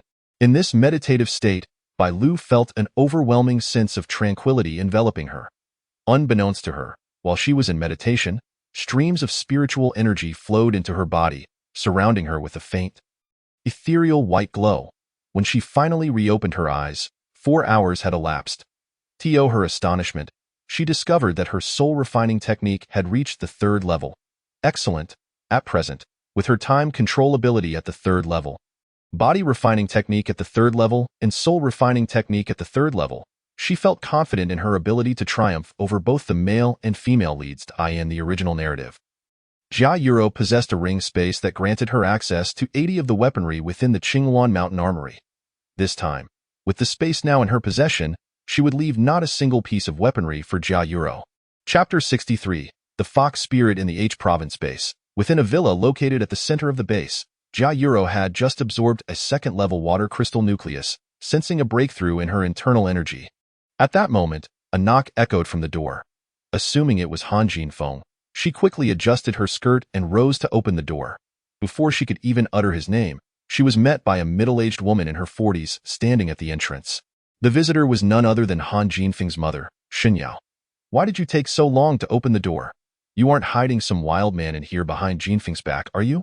Upon recognizing Shen Yao, who was accompanied by Han Jinfeng's cousin, Shen Yujia, Jia Yuro could not help but huff inwardly, though she maintained a facade of innocence. Auntie, it's not what you think, I was just upgrading my abilities, which is why I couldn't open the door promptly. Hemph, little aunt, Jia Yuro is undoubtedly making excuses. She harbors resentment because you disapproved of her being Jinfeng's girlfriend and deliberately left you waiting outside. Shen Yujia clung to Shen Yao's arm, casting a jealous glare at the graceful and beautiful Jia Yuro. Just because she has a pretty face, she thinks she can keep Jinfeng hooked. Such a brazen vixen has no right to step into the Han family. Hearing Shen Yujia stoke the flames of animosity, Shen Yao's expression darkened as she glared at Jia Yuro. I have already told you, only an exceptional woman like Zhang Meng deserves my son. You should give up on the idea of marrying Jinfeng. As long as I am alive, he shall never wed you. Here we go again, in the dream. When Han Jinfeng first introduced himself to Shen Yao, she had a cold expression on her face, berating her for being a toad wishing to eat swan meat, daring to harbor delusions about her son, and ordering her to leave. Han Jinfeng had immediately revealed his dual ability status. Yet Shen Yao still commanded the Han family's maid to push her out, looking down on her with disdain. Oh, what if you are a dual ability user? What's so impressive about that? Just look at Zhang Ming. She is not only outstanding but also possesses abilities that can support Jinfeng. Now look at you. Aside from that pretty face, you offer nothing of value. Auntie, there is no need for you to belittle me. I have already made it clear to Jinfeng that if he chooses to be with Zhang Ming, I will not entangle him any further. You are wasting your time here. It would be better for you to persuade Jinfeng. If he is willing to give up, I will not shamelessly cling to him. Jia Yuro felt a surge of frustration. Her humble beginnings were her Achilles' heel. She had thought that possessing dual abilities in this apocalyptic world would change her fate and allow her to be with Han Jinfeng openly. To her dismay, she was still mocked by Shen Yao for being utterly worthless. What was Shen Yao, after all, but an unwed mother and a mistress, someone even less respectable than herself? What right did she have to point fingers at her? How dare you talk back? Have you lost your mind? Since taking on the role of Mrs. Han, Shen Yao had not faced such a ruthless rebuttal in many years. She loathed Jia Yuro, who had not only seduced her son but also caused the rupture of his engagement with Bai Lu. And now she dared to confront her with such sarcasm. Shen Yao was infuriated. She stepped forward and slapped Jia Yuro hard across the face. What are you so smug about? Don't think that just because Jinfeng likes you, you can dictate terms to me. Let me be clear. In the Rongqing base, aside from the Zhang family, the Han family calls the shots, and I, Shen Yao, hold the power. I warn you, you must break up with Jinfeng today. If you fail to comply, I have plenty of ways to deal with you. Shen Yao scrutinized Jia Yuro, sneering, you are just a woman. If someone else were to take advantage of you, I doubt Jinfeng would still be interested in you. You? Jia Yuro clutched her throbbing face with one hand while her other hand clenched into a fist, her eyes ablaze with hatred. She would remember this slap and ensure that this woman paid her back tenfold one day. Startled by the venomous gaze from Jia Yuro, Shunyao quickly regained her composure and smirked. Clearly, she was not someone to be trifled with, and she resolved not to let her son fall prey to this woman any longer. Chapter 64. Contacting Old Bai. Soon after, Wang Wei received communication from the Kyoto base. He swiftly signaled to his subordinates, and the soldiers hurried away to the residence of Han Jincheng and Bai Lu. Upon receiving the news, Bai Lu made her way to the communications department, her heart filled with trepidation. Her memories of Old Bai were scant, with their last encounter occurring 2 years prior, that time. Her original self had finally been accepted into S University in Shanghai, not only attending the same school as Han Jinfeng but, more importantly, distancing herself from Old Bai. Since then, Bai Lu had not returned home. At this moment, Bai Lu's emotions were exceedingly complicated, as her original self held a deep-seated resentment towards Old Bai. She resented him for being unaware of her mother's illness, for not being by her side during her mother's critical condition, and even for failing to return home to manage her mother's funeral after her passing. While lost in her memories, the phone was handed to her. "Is it you, Xiao Lu?" A cautious yet fervently excited voice belonging to Bai Yang emerged from the other end upon detecting her faint breath. Bai Lu paused momentarily before responding, "It's me. Are you injured? Have you been bullied?" Sensing the concern in Old Bai's tone, Bai Lu fought to suppress the sudden wave of grievance rising within her. Taking a deep breath, "I have awakened my abilities. No one dares to bully me. That's good, that's good." Upon hearing Xiao Lu's bright voice, Bai Yang finally felt a sense of relief. He suppressed his excitement and admonished, "Even though you have awakened your abilities, you must always prioritize safety. Do not act recklessly, and do not venture out alone. Remember to discuss any matters with Jincheng." "Understood." Recalling the dynamics between her original self and Bai Yang, Bai Lu replied coolly. Despite this, Bai Yang's eyes reddened with emotion, filled with joy that it had been a long time since Bai Lu had spoken to him, and he remembered vividly the day she left home, glaring at him with fury, declaring her hatred for him and that she never wished to see him again. Each time he recalled that moment, his heart felt heavy. Now, with just a few words from Bai Lu, he felt as if he had been revived. No, he must pull himself together to support Xiao Lu. "Xiao Lu, I will send someone to assist you. Stay safe at the Mingqing base and do not wander about." Upon hearing that Bai Yang intended to send someone over, and recalling Han Jincheng's comments about Bai Yang's precarious situation, Bai Lu promptly declined. No need to send anyone. Having too many people around is troublesome. What she truly meant was to suggest that Bai Yang retain capable individuals by his side for precaution. However, the words that escaped her lips came out as somewhat disdainful. Perhaps it was the remnants of her original self's sentiments. Although she genuinely cared for Bai Yang, her words were laced with sharpness. One could only say that she was indeed a true daughter. After all, who would pamper a stranger?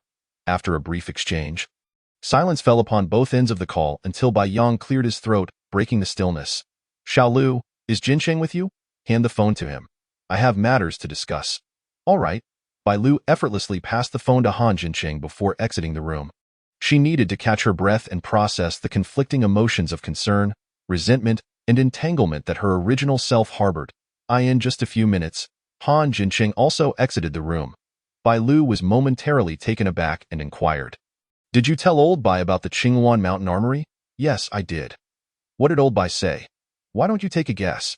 Reflecting on Uncle Bai's demeanor, Han Jincheng found himself in an unusually playful mood. Exchanging banter with Bai Lu, after some contemplation, Bai Lu concluded that given Bai Yang's doting nature as a father, he would undoubtedly disapprove of her accompanying them to the Qingwan Mountain Armory. Thus, she resolutely shook her head, stating, "Uncle Bai will definitely not permit me to go there, and he has instructed you to keep an eye on me, forbidding me from wandering off." "You are absolutely right."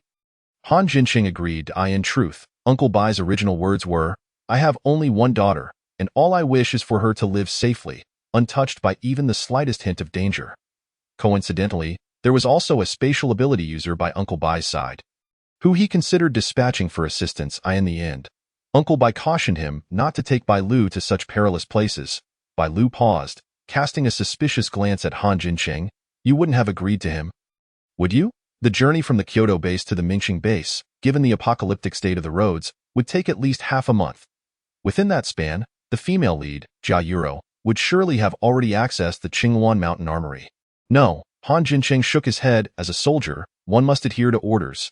Bai Lu gave a thumbs up, realizing she could say nothing but commend Han Jincheng for his actions. It's getting late. We have a dinner appointment with Major General Zhou. We must hurry. Bai Lu glanced at the time. It was already 7:30.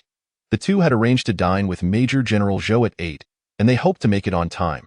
Upon arriving at Villa No. 3, it was already 7:50. Secretary Chen, at the entrance, greeted them with a smile and ushered them into the villa. As Bai Lu stepped inside, she spotted an elderly gentleman dressed in a Zhongshan suit, with dignified features and an innate authority, seated in the living room. Upon noticing their arrival, he rose with a warm smile to greet them. Apologies, Major General Zhou, for our tardiness. Han Jincheng quickly approached the general. Tardiness? Not at all. I'm just delighted that you two have chosen to spend time with this old man. He added, here at home, it's not Major General Zhou, but simply this old fellow. You may call me Uncle Zhou. As he spoke, he scrutinized Bai Lu, noting her bright eyes and proper demeanor. Bai Yang, that old rascal, has indeed raised a fine daughter. Uncle Zhou, it is a pleasure to meet you. This is a small token of our appreciation. Please accept it, Bai Lu responded with a smile, easily following his lead. Prior to their visit, Han Jincheng had learned from Wang Wei that Major General Zhou favored pu'er tea, so Bai Lu produced some top-quality pu'er tea and well-packaged dehydrated vegetables they had collected from a high-end market. Your presence alone brings me joy, however. Since you are Bai Yang's daughter, I shall not stand on ceremony. I will accept these gifts, and you must eat well. Do not let Bai Yang accuse me of being stingy when you return to the Kyoto base. How could that be? Uncle Bai holds you in the highest regard. Encountering you brings him immense joy, Bai Lu replied, waving her hand dismissively. Enough of that. Please take a seat. The meal is prepared. Let us eat and chat. Secretary Chen took the pu'er tea and dehydrated vegetables from Bai Lu's hands, promptly exiting to arrange for the dishes to be served. The table was laid with braised pork ribs, spicy diced chicken, fish head stewed with tofu, and a simple yet delightful dish of scrambled eggs with tomatoes. Home-style cooking that tasted quite good. Chapter 65. Request for collaboration at the dining table. Major General Zhou cordially urged the two to enjoy their meal while it was hot. Remarking that it would lose its appeal if allowed to cool, Bai Lu sampled each dish, finding the flavors pleasant, yet she still preferred the dishes prepared by Han Jincheng. After the meal, Major General Zhou personally brewed a pot of kung fu tea for them. This tea set has been with me for over 20 years. It was a gift from your father. Major General Zhou smiled warmly at Bai Lu, affectionately caressing the teapot in his hands. Uncle Zhou is a tea enthusiast. It would be a shame for this set to go to waste in your hands. Since the book had not mentioned Major General Zhou, and Bai Lu had not heard of him from Uncle Bai, she found herself at a loss for words, managing only a dry compliment. Upon hearing this, Major General Zhou waved his hand with a smile. You speak so sweetly, young lady. I am quite fond of it. If I had a son, I would definitely bring him to your family to propose. Please, Uncle Zhou, do not jest with me. Bai Lu thought to herself, you would need to have a son first. On their way here, Wang Wei had already informed her that Major General Zhou had never married and had devoted his life to the military. Furthermore, he had risen through the ranks purely based on his abilities, originating from a rural background. Let us not dwell on that. Major General Zhou shifted the conversation, inquiring, have you two surpassed level 3 in your abilities? Secretary Chen, who was a peak level 2 ability user, had mentioned that he could not discern the strength of the two. It was likely that their abilities surpassed his indeed. Bai Lu replied candidly, and Han Jincheng nodded slightly in agreement. Excellent, truly excellent, Major General Zhou exclaimed. Initially, he had thought Secretary Chen's peak level 2 abilities represented the upper echelon of strength within the base, but he realized he had underestimated. He raised his teacup, taking a sip before looking at Bai Lu and addressing Han Jincheng. Would you be interested in visiting the Qingwan Mountain Armory? Recently, the Mingqing and Rongqing bases are planning to collaborate on a mission targeting the Qingwan Mountain Armory situated between the two provinces. I thought with your formidable abilities, a trip there could also provide Bai Yang with some useful supplies. He inquired about their interest in participating in the Qingwan Mountain Armory mission, catching them off guard. They exchanged glances and Han Jincheng responded, we had already contemplated this. However, what role does Major General Zhou intend for us to assume during this mission? Han Jincheng's piercing gaze fixed upon Major General Zhou. To be candid, our intentions extend beyond merely acquiring a few weapons. Major General Zhou burst into hearty laughter upon witnessing Han Jinqing's fearless demeanor and forthrightness. Well said. You truly are the successor Bai Yang has nurtured. After sharing a laugh, Major General Zhou turned serious. To be honest, my desire for you two to participate in this mission is driven by my own motives. Currently, within the Mingxing base, the power dynamics are led by Mayor Zhu, followed closely by Huang Shirun's Ability User Guild. While we military personnel find ourselves at the bottom of the hierarchy, he sighed heavily, revealing a sense of defeat. It's my failing for not recognizing the character of people, which allowed the traitor Zheng Xiaorong to emerge, leading the military to be at Mayor Zhu's mercy. I wish to use this mission to gain leverage in negotiations with Mayor Zhu. He is solely concerned with hoarding resources for himself, indifferent to the lives of ordinary people. These soldiers are treated as mere cannon fodder.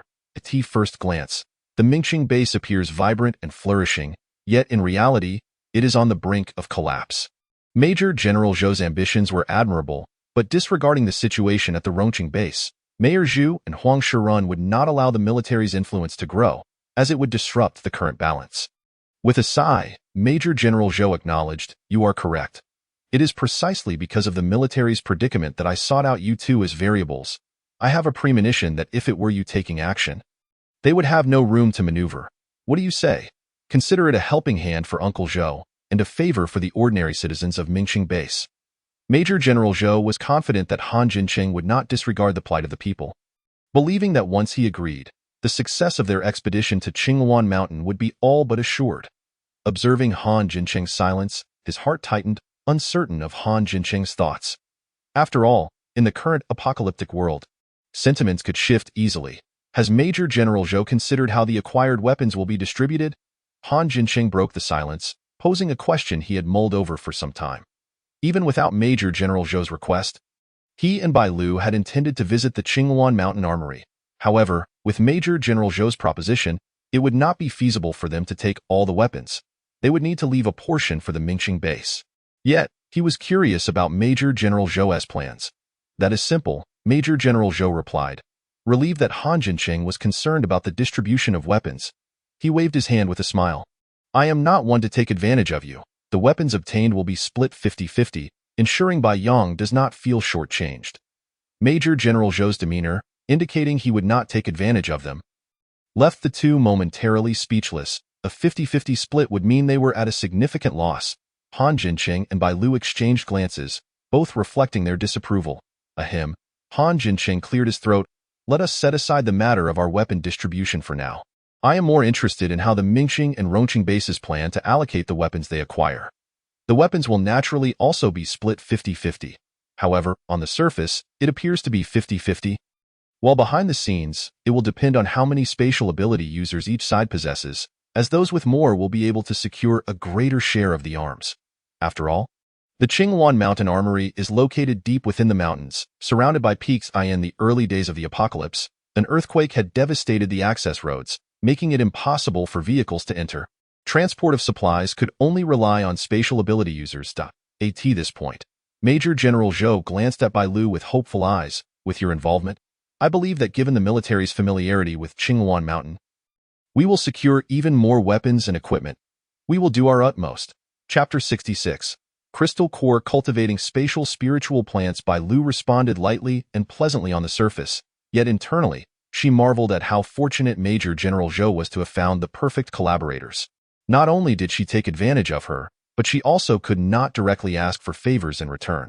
After all, the space within the ring was something she had no intention of revealing. Nevertheless, the allocation of weapons was still under her control. She had calculated that she would provide no more than 1/10 of the supplies to General Zhou. The distribution between Rongqing base and Mingxing base was split evenly, and within Mingxing base, the internal allocation was estimated to follow a 3-3-2 model, with Mayor Zhu receiving 3 parts, Huang Shirun 3 parts, while General Zhou would receive at most 1/5 of the supplies. This amounted to 1/10 of the total supplies. Once the terms of cooperation were settled, Bai Lu and Han Jinqing departed from Villa Number 3 under the moonlight. After seeing them off, Secretary Chan returned to the villa.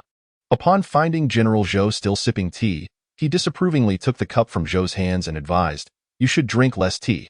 It conflicts with your medication." General Zhou gazed wistfully at the teacup for a moment, but did not insist on reclaiming it.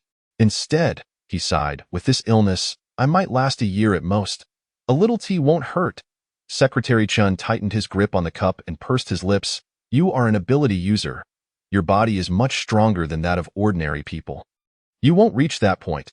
Enough of your comforting words, General Zhou said, patting Secretary Chen on the shoulder as he gazed toward the door where the two had left. Follow them to Qingwan Mountain and observe these two children. If they prove capable, engage with them more. They may be of use in the future. The streetlights around Mingqing Base were still lit, casting elongated shadows behind them. Bai Lu kept her head down in contemplation. Just moments ago, while conversing with General Zhou and Han Jincheng, she had been quickly recalling the original plot regarding Mingqing Base and Qingwan Mountain. The book did not explicitly state who participated in the recovery of the Qingwan Mountain Armory.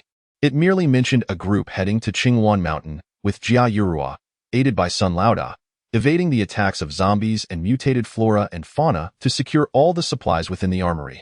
Meanwhile, Mingqing Base suffered devastating losses, nearly facing total annihilation.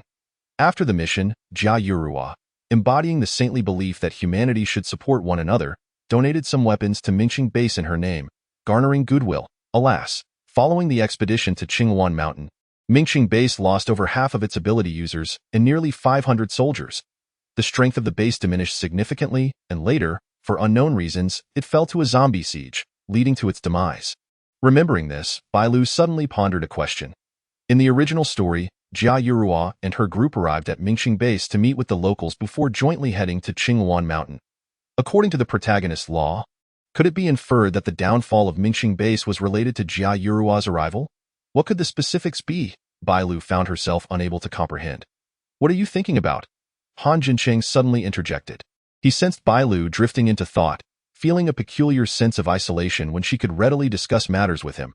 I was wondering where Sun Laoda has hidden himself. It would be best to bring him along for this trip to Qingwan Mountain. Upon entering the base, Sun Laoda had separated from them. It seemed he was deliberately avoiding them. However, the base was not that vast, and with some effort, they could locate him quickly. Their primary task now was to extract information regarding the base's downfall from Sun Laoda while ensuring that Jia Yurua and Sun Laoda did not cross paths. It was preferable to keep him contained. Mentioning Sun Laoda, Han Jincheng paused before saying, his abilities are unique. Bringing him along would be a wise choice. I'll contact Wang Wei first thing in the morning and have him find someone. Back at the rental apartment, Bai Lu quickly washed up and entered her space. Inside, the vegetable seedlings had already broken through the soil. She then visited the vineyard, a sudden thought flashing through her mind. With a mere thought, a primary crystal core materialized in her hand, which she casually buried in the soil before standing up and dusting off her hands. Bai Lu then went to check on the red-tailed squirrel, delivering the cage she had purchased for it to the tree hollow nearby. Upon seeing the cage, the red-tailed squirrel's initial joy quickly faded, and it took a step back, retreating into the hollow. Unwilling to come out. The cage was indeed beautiful, but being a wild squirrel, it preferred freedom over confinement. Bai Lu did not miss the disdain in the red-tailed squirrel's eyes. Tiske, such a lovely cage. Yet you don't like it? Aren't you being a bit too picky? Not wishing to argue with it, Bai Lu bent down to inspect the four little ones inside the hollow. After several days of growth, the four little creatures had developed fur, no longer appearing naked, and looked much more pleasing. Furthermore, Bai Lu could faintly sense an aura of abilities emanating from them. Could it be that these four little burdens were mutated animals? The thought filled her with excitement. However, the little ones were still in the stage of eating and sleeping. It would only be after 10 days, when they could open their eyes and move freely, that she could begin to discern their abilities. Supporting her chin on one hand, she gently patted each of the four little ones on their heads in turn, then smiled as she stroked the red-tailed squirrel. Xiao Hong, you are our great contributor. Xiao Hong was the name Bai Lu had given to the red-tailed squirrel. That moment, having just received its name, Xiao Hong felt a surge of joy, blissfully unaware that its name had become quite common. Consequently, when Bai Lu later named the four little ones, Xiao Hong became anxious, fearing that they might be named something like Xiao Lu or Xiao Huang. At that moment, feeling the gentle strokes on its head and seeing Bai Lu's approving gaze, Xiao Hong proudly raised its fluffy tail, chirping happily a couple of times. After surveying her territory, Bai Lu swiftly returned to the wooden house. Opening the book on body refinement, she resumed her training. Now, her body refinement technique had reached level 3. It was not visibly apparent, yet her physical capabilities had become remarkably robust. Once she reached level 4, her vision, hearing, and sense of smell would experience a significant enhancement. According to the book, at level 4, she would be able to see about 1,000 meters away with the naked eye, and her hearing would be more than twice as acute as that of an ordinary person. With focused concentration, she could eavesdrop on quiet conversations in the adjacent room simply by pressing her ear against the wall. Reflecting on this, she considered that the phrase "walls have ears" might have originated from such abilities. Regardless, she resolved to reach level 4 first. That night, Bailu spent in meditation once again, rising the next day feeling refreshed. The body refinement technique and soul refinement technique were both exercises for the body and mind. After each session, Bailu felt an abundance of physical strength and energy. At such times, she would always be grateful that she had obtained the spatial ring before Jia Yurua. After washing up in the wooden house, Bailu returned to the grape trellis. Today, the grapevines appeared even more lush than yesterday, their leaves gleaming with vitality. Upon examining the spot where she had buried the crystal core yesterday, Bailu was thrilled to discover that the core had entirely transformed into powder. Could it be that the grapevines absorbed the energy from the core? Eagerly, she stood up to inspect the grapevines closely, noticing that those closest to where the core had been buried appeared to be growing sturdier. And one of those vines was already budding flowers. Oh, is this how it works? Bailu was overjoyed, realizing that in the future, whenever she desired a particular fruit, she could simply use a crystal core to stimulate the growth of that specific fruit tree, potentially yielding unexpected delights. With this joyful thought, Bailu exited her space. Good morning. Han Jincheng had just returned from his workout, towel in hand. Wiping the sweat from his brow, his chest dampened, hinting at the outline of his abs. TSK, TSK, TSK. Bailu's gaze fell on Han Jincheng's abs, and she playfully whistled, giving him a thumbs up. Han Jincheng, speechless, silently turned and entered the bathroom. After teasing him, Bailu hummed a tune while tossing her dirty clothes into the washing machine. When Han Jincheng emerged, they decided to head to the base cafeteria for breakfast together. Chapter 67. Who is the dog thing?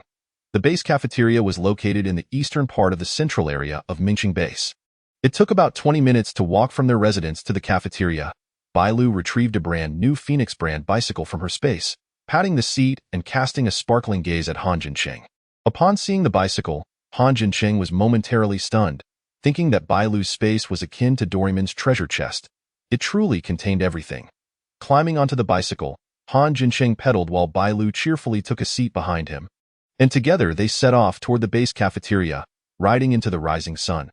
Along the way, Bailu ignored the envious or jealous glances from passers-by, heading straight for the entrance of the cafeteria. After parking the bicycle, they entered the cafeteria only to find a commotion at the entrance. Master Chong, please have mercy and let my daughter Xiaoxue go. She is still young and doesn't understand. Don't hold it against her. A haggard-looking middle-aged woman stood in front of a pale-faced girl of 17 or 18, continuously bowing and pleading with Master Chong. Following her gaze, they saw Huang Shichong leering at the young girl. Nearly drooling, I say, crazy woman. It's rare that our Master Chong has taken a liking to your daughter, and yet you refuse him. Do you want to lose your job at the cafeteria? If you don't want to work here anymore, just say so. There are plenty of people lining up to take your place. A shifty-eyed youth stepped forward, grabbing the middle-aged woman's wrist in an attempt to pull her away. Master Chong, I beg you. My daughter is still young. Please spare her. The woman's pleas for mercy not only failed to elicit sympathy from the men, but instead drew their predatory gazes upon the girl with even greater audacity. Quickly, get lost and allow the young lady to converse with our esteemed Changyi, they barked. Despite her panic, the woman stood resolutely before her daughter, gritting her teeth as she declared, "Let me go. I refuse to comply any longer. I shall take my daughter and leave this place at once." Humph! Huang Shichong scoffed derisively, regarding the middle-aged woman with disdain. Your son perished outside the base, and as a mere cripple. How do you expect to provide for such a flower-like daughter? Why not let her come to me?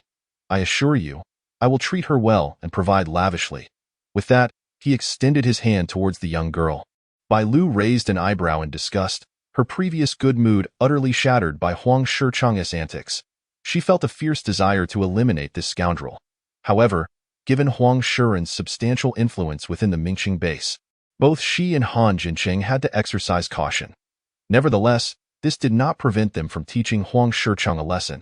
After all, with a healer among them, as long as he did not end up dead, it would suffice.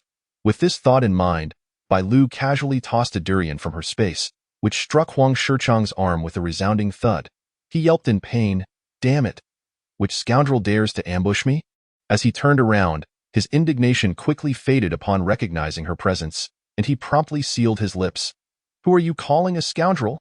he stammered, facing Bai Lu's icy, half-smiling gaze, causing him to tremble in fear.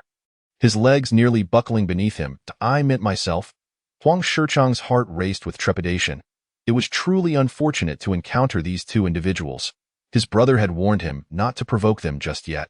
Once his brother returned successfully from Qinghuan Mountain, he would devise a plan for revenge. For now, he had no choice but to endure.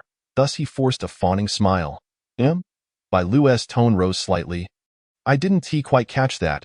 I am a scoundrel. I am a scoundrel." Chapter 68. Seek your opportunities in hell. You scoundrel, hurry and scram. I'm going.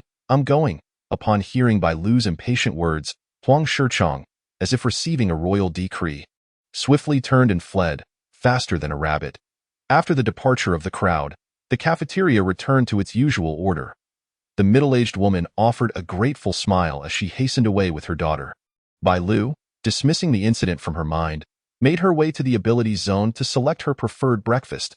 The cafeteria's breakfast offerings were abundant, divided into several sections. The Western cuisine area featured pizza, egg tarts, bread, cakes, and baguettes, while the Chinese cuisine section offered buns, steamed bread, fried dough sticks, and dumplings, among other delights. Nearby, there were also milk, soy milk, rice porridge, wontons, tofu pudding, and various juices. Close to the display window, some fruits caught Bai Lu's eye, but she quickly averted her gaze. The fruits within were no longer fresh, and having grown accustomed to the produce from her space, she found the outside offerings rather unappealing.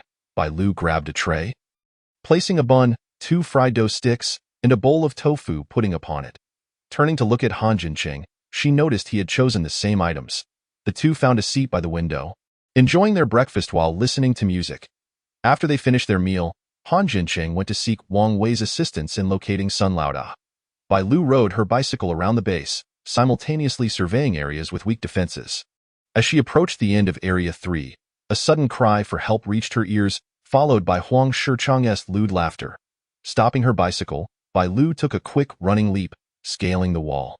There, she saw the middle-aged woman lying at the entrance, a dagger embedded in her chest, lifeless with eyes wide open, while Huang Shicheng, bare-chested, was pinning down the young girl they had seen in the cafeteria. The girl's hands were bound behind her back, her clothes in tatters, and deep handprints marred her face as she cried out in despair. This scene ignited Bai Lu's fury.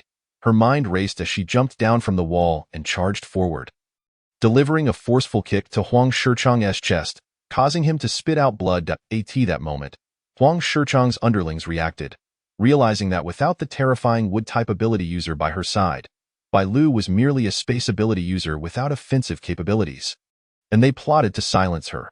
Exchanging glances, 2 henchmen drew knives and lunged at Bai Lu. She regarded them coolly, seizing one by the arm while kicking the other man away. The man she had grabbed stared in shock. A woman of merely 165 centimeters had managed to subdue a towering man of 180 centimeters. "Get over here and help," he shouted in a panic, realizing he could not free himself. The man who had been kicked scrambled to his feet, hesitating for a moment before charging at Bai Lu once more. This was the moment she had been waiting for. She swiftly twisted the man's wrist behind him and, in the blink of an eye, drew a military dagger from her space, slicing through his carotid artery. With a shove, she pushed the man aside, and the first man was back on his feet, having learned from his previous encounter. He mirrored Bai Lu's earlier move, aiming a kick at her chest. Bai Lu, whose body refinement technique had reached level 3, effortlessly dodged the attack and struck the man's thigh with a high kick. As he stumbled in pain, just about to scream, Bai Lu's dagger found its mark, plunging straight into his throat. The young man with a long face and sharp features, witnessing this, abandoned Huang Shicheng in terror and bolted towards the exit. With a swift motion, Bai Lu retrieved her dagger and hurled it with precision at his back. The blade pierced his heart, and he collapsed, lifeless at this point. Huang Shicheng was in a state of shock. Watching Bai Lu approach him with a gaze as cold as death, trembling, he began to retreat. Please, don't kill me. I can give you anything you desire. My brother is Huang Shiren. You cannot kill me. Bai Lu advanced step by step, each footfall echoing in his heart. With no escape left, Huang Shicheng fell to his knees, lips quivering as he pleaded, Please, don't kill me. I want dare again. I truly want. Just give me one more chance. Faced with Bai Lu's unyielding gaze, Huang Shicheng's fear became palpable. Yet, alas, he would have no further opportunities. Seek your opportunities in hell with that. Bai Lu delivered a kick to his shoulder, swiftly twisting his neck until it snapped. After disposing of Huang Shicheng, Bai Lu untied the girl named Xiaoxue. The girl, unmindful of her bare form, immediately rushed to her mother's side, trembling as she touched her nose before breaking down in tears. Bai Lu, witnessing this, rose and searched the room for some clothes to offer the girl, placing them before her. With a sigh, she remarked, Once a life is lost, it cannot be reclaimed. Take care of yourself.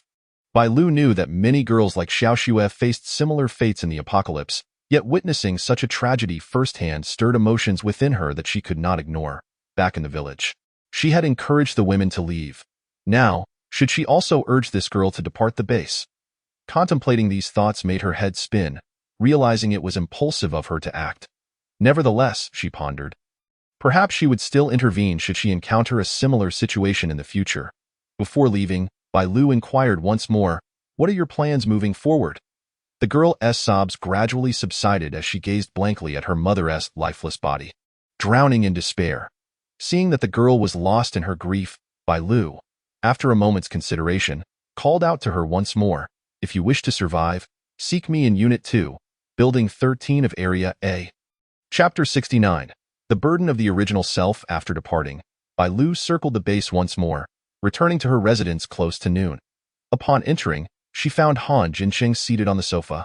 Meditating, Bai Lu instinctively softened her footsteps, but still startled him awake. Noticing Han Jincheng had been roused, Bai Lu relaxed her efforts to tread lightly. Did you find Sun Laoda? She asked, retrieving a chilled drink from the refrigerator. After twisting off the cap, she took a sizable gulp, quenching her thirst. Yes, we found him. Han Jincheng straightened, observing Bai Lu as she continued to sip her iced tea, his brow furrowing in disapproval. You should drink less of that cold stuff. It's not good for your health. Bai Lu paused, glancing at the window. It's unbearably hot outside. I couldn't help but drink a bit more. Would you like a bottle as well? Han Jincheng shook his head. Such beverages lack nutrition. If you want something to drink, you might as well have a bottle of yogurt. Uninterested in further debating their drinks, Bai Lu pressed on. Where is he now? He hasn't caused any trouble, has he? Sun Laoda's unique ability allowed him to foresee his own dangers, and Bai Lu was curious how Wang Wei had managed to locate him. As Han Jincheng began to explain, his expression turned peculiar. When they found Sun Laoda, he was boldly seated at the entrance of the base. Upon seeing Han Jincheng, Sun Laoda instinctively tried to escape but was cornered by Wang Wei's men. In a panic, Sun Laoda cried out for help, prompting Wang Wei to swiftly shove a towel he had used to wipe his sweat into his mouth to silence him before bringing him back. Upon their return, Sun Laoda had incessantly demanded his release, insisting he was awaiting a destined benefactor. Bai Lu's eyes flickered, her gaze fixated on the drink in her hand as she murmured, Benefactor? Without a doubt, the esteemed figure referred to by Sun Laoda is none other than Jia Yuroyu. In the narrative, Sun Laoda pledges allegiance to Jia Yuro and accompanies her on the mission to Qingwan Mountain. Upon the successful completion of their task, Jia Yuro bestows a cache of weapons upon the Mingxing base before returning directly to the Rongqing base. Shortly thereafter, news of the Mingxing base's annihilation circulates, prompting the surviving supernatural beings and a handful of ordinary individuals to flock to the Rongqing base. The tale of Jia Yuro's generosity with weapons spreads throughout the Rongqing base, where she is revered as a goddess of the apocalypse, embodying the faith of all survivors. Faith, you say? Bai Lu is curious to see how this goddess will stand tall without that cache of weapons.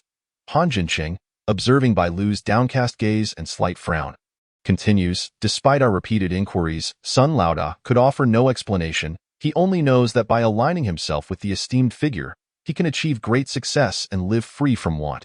Initially, Han Jincheng was skeptical of such mystical notions. However, with the onset of the apocalypse and the emergence of various supernatural abilities, his acceptance of these unconventional powers has grown significantly. If Jia Yuro can foresee dreams, why couldn't a predictive ability like Sun Laoda's exist? With this thought, Han Jincheng is struck with inspiration and suddenly turns to Bai Lu, asking if she too has considered Jia Yuro. Bai Lu meets Han Jincheng's curious gaze and nods slightly. Surprised by his perceptiveness, it is certain that Jia Yuro will accompany them on their journey to Qingwan Mountain. Given Shan Yao's character, she would never consent to Jia Yuro becoming a daughter-in-law of the Han family. Jia Yuro must strive to enhance her strength and worth to be worthy of Han Jinfeng. This cache of weapons presents an excellent opportunity for her to demonstrate her capabilities. Han Jincheng is taken aback, not expecting Bai Lu to have such an accurate understanding of Xin Yao. Since Bai Lu is aware of Xin Yao's nature, what mindset did she possess when pursuing Han Jinfeng in the past? Noticing Han Jincheng's scrutinizing gaze, Bai Lu looks back, meeting his inquisitive eyes. Do not regard me so. The marriage between the Bai and Han families is a case of the Han family reaching beyond their grasp. Bai Lu suppresses the urge to roll her eyes, attributing the blame to her previous self. She must bear the burden. Chapter 70. Allow her to be the concubine. Han Jincheng discreetly averts his gaze. Acknowledging, you are correct. Shen Yao's character would certainly reject Jia Yuro's background. She is a woman of cunning and restraint. Han Jincheng understands better than anyone Shan Yao's duplicitous nature. After all, it was Shen Yao and Han Wenjie who drove his mother to her demise. The memory of his mother's tragic end causes Han Jincheng to clench his fists, gritting his teeth. Sensing the shift in Han Jincheng's emotions, Bai Lu cautiously inquires, "Are you all right?" How could she forget that Shen Yao was once involved with Han Jincheng's mother? It is likely that he has just recalled some unpleasant memories. Henceforth, it would be prudent to refrain from mentioning the Han family in Han Jincheng's presence. Having resolved this thought, Bai Lu quickly shifts the topic. Where is Sun Laoda currently detained? I have several questions I wish to pose to him. He is in Wang Wei's basement. I will take you there this afternoon. Very well. The two of them no longer dwell on Jia Yuro. Bai Lu retrieves some food from her space, and they silently commence their lunch. By the way, I almost forgot about Huang Shichong.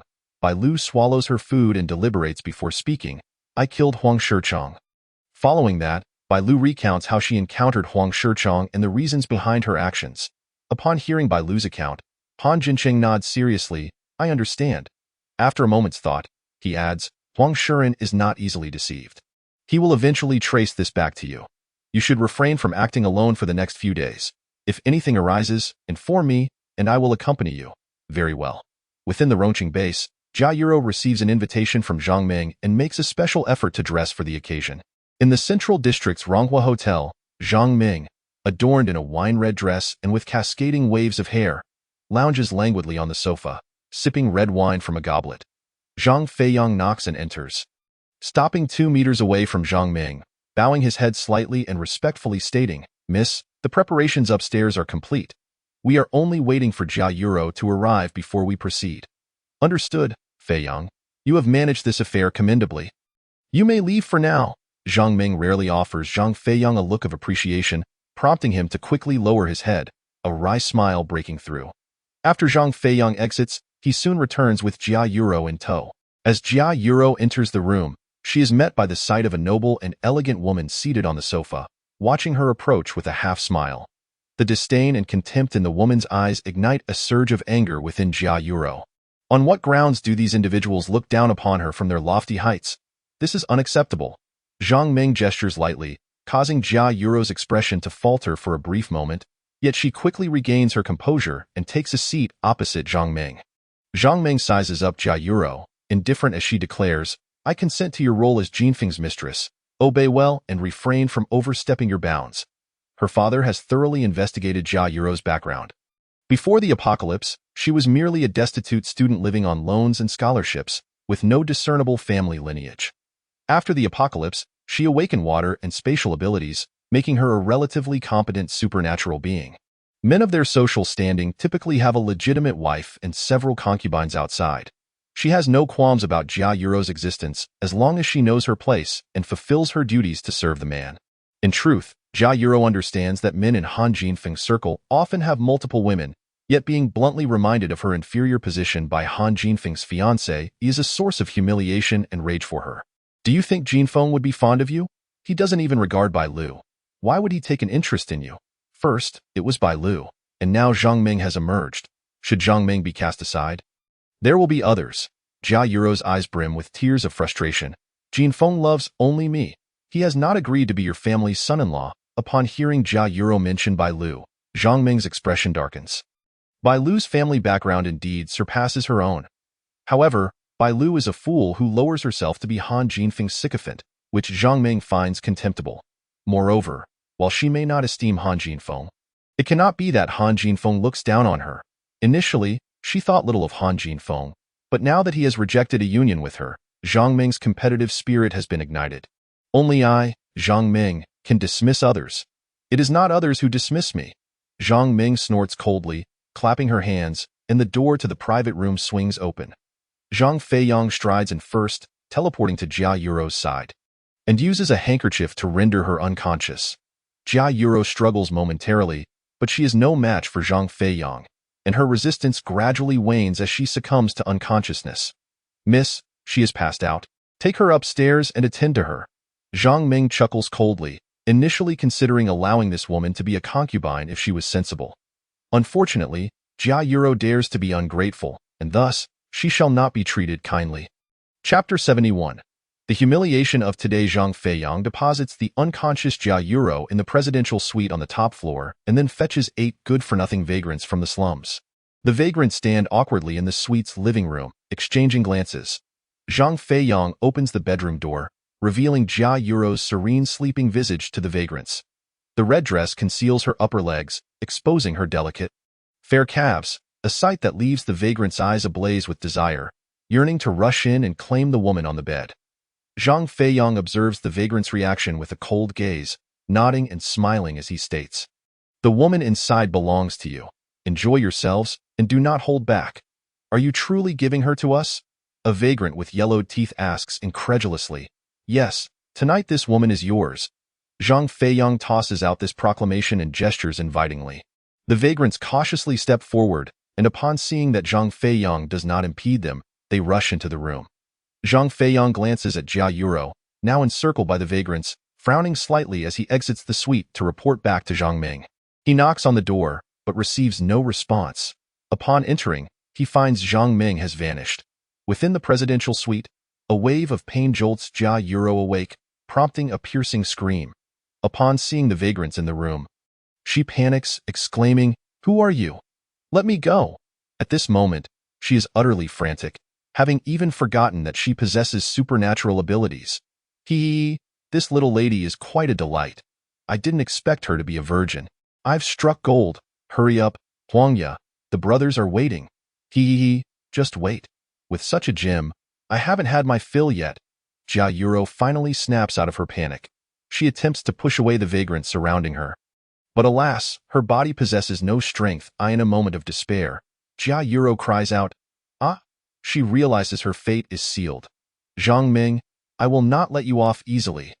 Achu, Zhang Ming, who has captured the attention of Jia Yuro, has now arrived at the Han residence. Shen Yao is enthusiastically discussing the engagement process with her. Meanwhile, Han Jinfeng sits at the corner of the table, his brows furrowed in impatience. Catching a glimpse of his irritation from the corner of her eye, Zhang Ming lets out a cold huff internally, yet maintains a radiant smile on her face as she waves at him. "Jinfeng, do you think this wedding dress looks good on me?" Ignoring her call, Han Jinfeng lowers his head, fiddling with the lighter in his hand. Noting his lack of response, Zhang Ming, seldom displaying her girlish demeanor, pouts in feigned grievance towards Shen Yao. Realizing the situation, Shen Yao comfortingly pats Zhang Ming's hand. Casting a glare at Han Jinfeng, her anger palpable. This debt collector seems to be deliberately opposing her. She has gone to great lengths to arrange this match. She cannot allow Jinfeng to ruin it. "Jinfeng, why don't you come over and take a look at your engagement attire? Don't keep Ming Ming waiting." At last, Han Jinfeng casts a cold glance at Shen Yao before approaching Zhang Ming, standing beside her in silence, refusing to even glance at the brochure in her hand.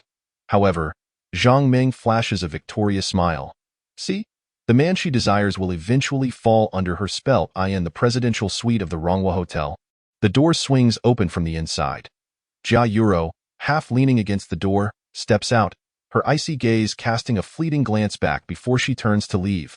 Upon learning of her departure, Zhang Feiyang furrows his brow and strides back to the presidential suite. As he opens the door, his pupils widen in horror. The 8 vagrants within the suite lie in horrific states, their blood entirely drained, staining the floor, walls, and even the ceiling in a gruesome display. Zhang Feiyang's brows knit tightly, and without a moment's hesitation, he turns and rushes out of the suite in search of Zhang Ming. When he finally spots the beaming Zhang Ming at the Han residence, he breathes a sigh of relief. Yet, the haunting image of the presidential suite lingers in his mind, filling him with unease as he fears that Jia Yuro may pose a threat to Zhang Ming. Hoping that his worries are unfounded, back at the villa, Jia Yuro hastily retreats into the bathroom. "I'm filthy, utterly filthy." Her expression twists in agony mingled with madness as she vigorously scrubs at her skin, as if trying to rub off a layer of flesh. Zhang Ming, the humiliation I suffered today shall be repaid 100-fold in the future." Chapter 72. Cause and Effect. That afternoon, Bai Lu is brought to Wang Wei's basement by Han Jinqing. Sun Laoda is bound tightly with Han Jinqing's vines on an iron bed. Upon seeing the door open, he struggles to lift his head. "Miss Bai, why have you captured me? I believe I have done nothing to wrong you. For the sake of our shared journey, please let me go." Dismissing Sun Laoda's pleas, Bai Lu draws a dagger and strikes it forcefully against the vines. Leaving only a faint mark, she muses to herself about how much Han Jinqing's powers have improved and realizes she must also train her own abilities. Returning her focus to Sun Laoda, she commands, "Use your powers on me once more." "What? My abilities are of no use to you too. Please don't make this difficult for me. Use them as instructed. Do not waste breath." Sun Laoda retracts his neck, compelled to activate his powers again, and this time it seems he perceives something. It appears to be in the kitchen, where a girl is pouring a viscous, dark red-black substance into water. Then, Bai Lu appears, interrupting the girl's actions. Upon witnessing this scene, Sun Laoda feels a surge of confusion, glancing back at the blood-red-black substance, his heart racing. This is flesh and blood from the zombies. Sun Laoda's eyes snap open wide, gasping for air, fear flashing in his gaze. Noticing his reaction, Bai Lu raises an eyebrow, intrigued to know what he has seen that has frightened him so. She lightly pats his shoulder, prompting, "Tell me, what did you see?" Sun Laoda's shoulder trembles slightly as he lowers his eyelashes and instinctively responds. "I saw a girl pouring zombie flesh into water, and then you appeared." "And then what? What did the girl look like?" Bai Lu's questions come fast and urgent. A sudden insight strikes her mind, as if the answer to the base's downfall is on the cusp of revelation, yet remains elusive. "What is it?" Han Jinqing, sensing Bai Lu's anxiousness, inquires. "How old was that girl? What did she look like?" Bai Lu is too engrossed to answer Han Jinqing, her gaze fixed on Sun Laoda. He feels unnerved under her stare, sensing a foreboding that he must find that person quickly to escape danger. I couldn't see clearly. I was distracted by that bowl of red-black viscous substance. She seemed to be a girl around 17 or 18, and she had a red mole on her forehead." Bai Lu's eyes flicker. That girl must be the one she saved today. She has uncovered the reason behind the demise of the Mingxing base. Someone has added zombie flesh to the water in the kitchen. Those who consumed meals made from it would soon transform into zombies. Newly mutated zombies would begin hunting other survivors. Gradually, all the living within the base would become fodder for the zombies. Yet, she had saved Xiao Xue, and Huang Shicheng had been killed by her. Why then would Xiao Xue seek revenge on the base? What has transpired in between? As Bai Lu delves into her thoughts, Han Jinqing suddenly tightens the vines. Nearly choking Sun Laoda, however, he quickly relaxes the grip around Sun Laoda's neck, fixing him with a piercing gaze. "What else did you see? Speak." "And no more. That is all I could see. But I sense that the base is in grave danger. We must leave at once." Sun Laoda is momentarily rattled by the snippets he has witnessed. His subconscious urges him to flee the Mingxing base. His instincts warn him of the impending danger. "Bai Lu, do you know something?" Han Jinqing asks, his eyes steady on her. The terms kitchen and zombie flesh together evoke an ominous feeling. "Indeed, Miss Bai, if you are aware of anything, please share. We must devise a strategy promptly," Wang Wei interjects, unable to hide his concern. After the apocalypse began, he had come to the Mingxing base. Though he detested the actions of certain leaders, He had many comrades who fought alongside him. If the base were to face danger, he would be the first to object. Regaining her focus, Bai Lu takes a deep breath and addresses Han Jinqing and Wang Wei. As you suspected, the base may be on the brink of collapse, and it stems from that girl. After a moment's thought, she adds, perhaps it also relates to me. Previously, Sun Laoda had seen no abnormalities in her, yet after she saved Xiaoxue, he suddenly glimpsed the future through her. Perhaps by saving Xiaoxue, she has become entangled in fate, enabling Sun Laoda to see the events connected to Xiaoxue. Chapter 73. The person has fled. How do you know all this? Han Jinqing's gaze turns cold and sharp. Bai Lu calmly meets his gaze. Didn't you think of this too? She looks between Han Jinqing and Wang Wei. The two exchange glances. Han Jinqing tightens his lips, acknowledging his thoughts. However, that does not mean he believes Bai Lu's claims. Han Jinqing decides not to press further. The priority now is to locate that girl. Continuing with the inquiry, he asks, who is that girl? The one we encountered in the cafeteria? In the past few days. He and Bai Lu had been together, with today being the only instance they parted ways, during which he saved a young girl. Yes, Bai Lu affirms, the girl has a red mole on her forehead. What are we waiting for? We must capture that girl immediately. Wang Wei exclaims, unable to contain himself. Every second counts. The base grows more dangerous with each moment that passes. Hold on. Considering the girl's plight, Han Jinqing tightens his lips, contemplating before he speaks. Bai Lu, you should take her back and keep an eye on her. Huang Shiren will undoubtedly not spare her. Isn't it better for her to be killed by Huang Shiren? This way, we wouldn't have to worry about Xiaoxue causing harm to the base. Bai Lu gazes steadily at Han Jinqing. After a couple of seconds, he states, no one can predict the future. Keeping the girl under guard is merely a precaution. Unless it's the last resort, I won't take her life. Bai Lu remains non-committal. What are you two talking about? What does this have to do with Huang Shiren? Wang Wei is anxious yet patient, eager to gather more information. Here's what happened. Han Jinqing succinctly recounts how Bai Lu encountered Xiaoxue, was assaulted by Huang Shichang, and subsequently killed him to save Xiaoxue.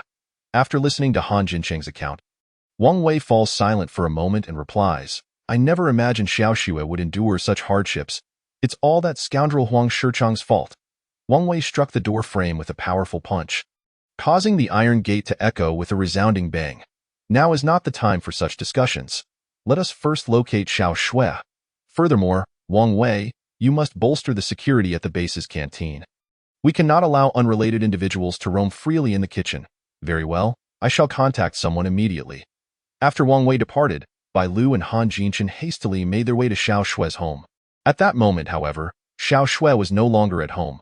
Bai Lu resorted to threats and enticements, inquiring of the nearby residents, and learned that Xiaoxue had left long ago. Moreover, Huang Shiren had previously sent someone to seek out Huang Shichang, whose body had already been taken back to the Ability User Association.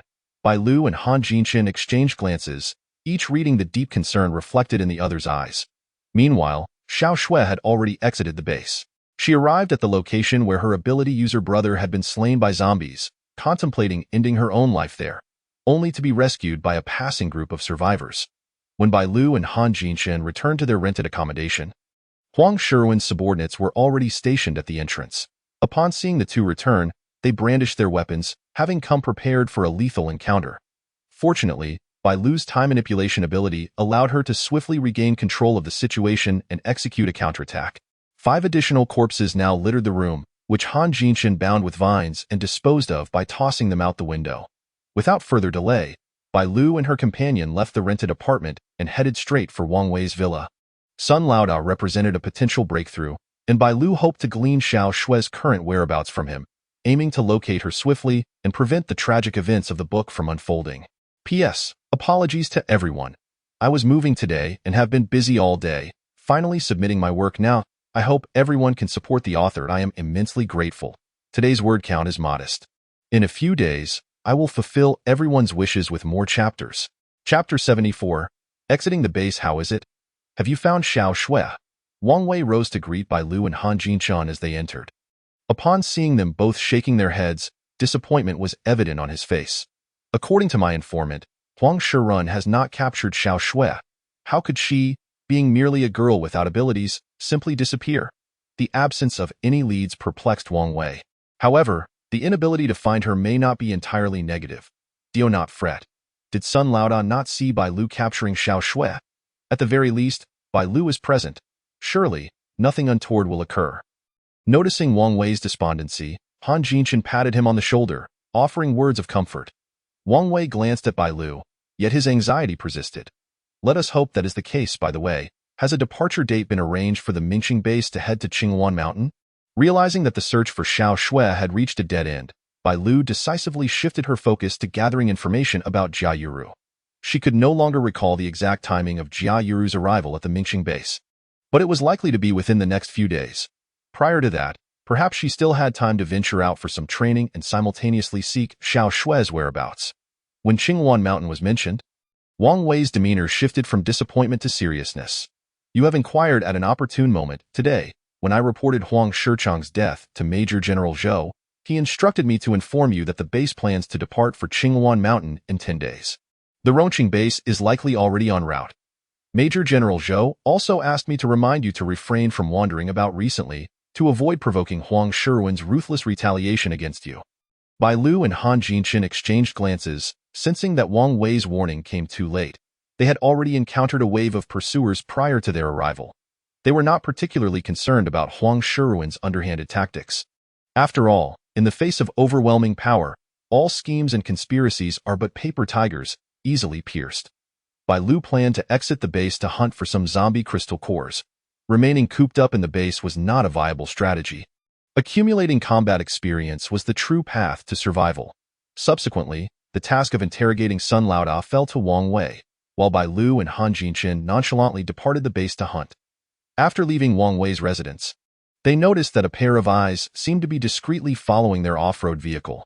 Bai Lu smirked coldly and gave the figure lurking at the street corner the middle finger. The individual was taken aback. By the time they realized they had been discovered, Bai Lu and her companion's vehicle had already reached the base entrance. While processing their exit paperwork, Bai Lu inadvertently caught sight of something. Momentarily stunned, before a subtle smile graced her lips, as their vehicle sped away, Li Yumin, who was in the midst of processing entry procedures at the base, suddenly turned around to see that familiar yet strange off-road vehicle. It was delightful to see them again. Yuminjia, what are you looking at? A new girl in the team, noticing the nostalgic smile on Li Yumin's face, could not help but inquire. It's nothing. Let us go. Li Yumin quickly concealed her smile and led her teammates into the Mingqing base. Rongqing base. Base Chief General Zhang had specifically set aside time to bid farewell to the ability users embarking on the Qingwan Mountain mission. Upon seeing Jia Yuru among the Han family team, Zhang Ming's lips curled into a mysterious smile. Zhang Junyao, noticing his sister's sinister grin, glanced at the Han family team and was momentarily captivated by Jia Yuru's beauty. However, recalling his sister's penchant for mischief, he could not help but face bomb. His sister had caused him countless troubles throughout their lives. This current operation was no exception. Despite their father and his opposition to Ming Ming participating, she had ultimately prevailed with her tears and tantrums, securing her place. You must listen to your brother once we are out there, and ensure that Fei Yang stays by your side. His ability level is higher than yours and could save your life in critical moments. Father, don't worry. I will heed your advice. Zhang Ming clung to General Zhang's arm, playfully pouting, though she remained unconvinced. Zhang Feiyang excelled in teleportation abilities, but in combat, he lacked substantial prowess, and she believed her ice abilities were superior. Very well, let us set off.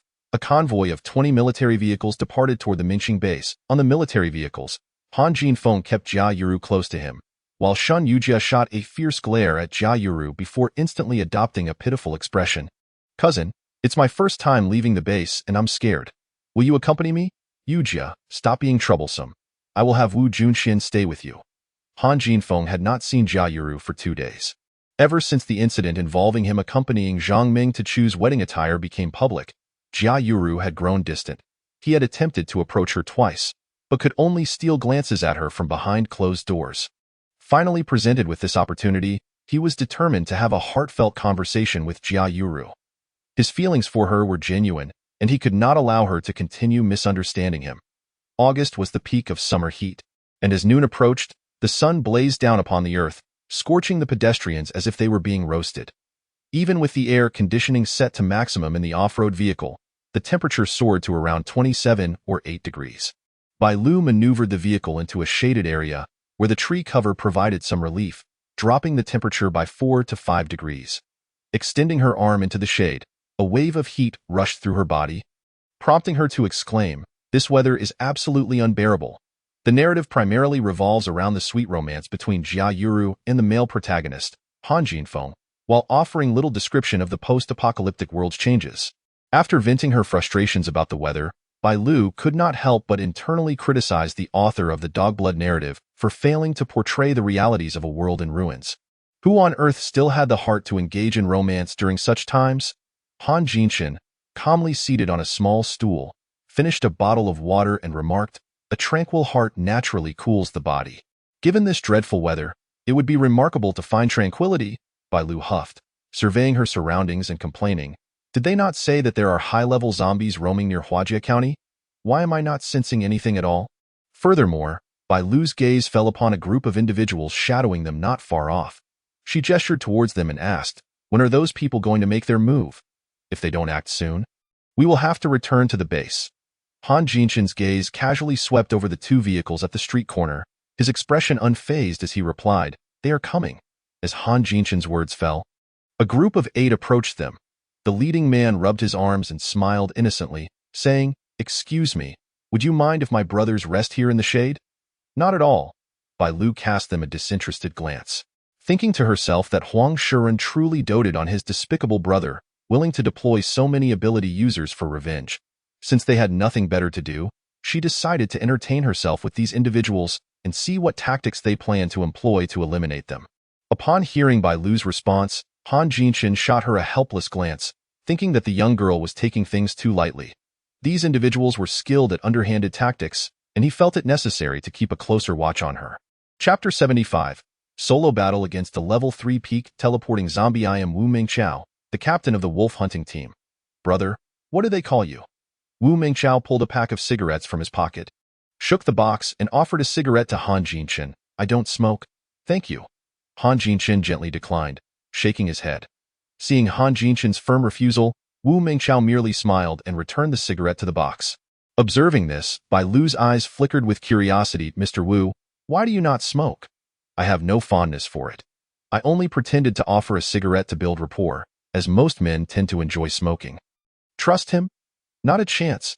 Bai Lu silently rolled her eyes, remarking to herself that with the way you spew smoke and fire upon speaking, you could suffocate a person. "How dare you claim not to smoke? Your audacity is truly remarkable." Han Jinshin, too, refrained from acknowledging Wu Mingqiao's words.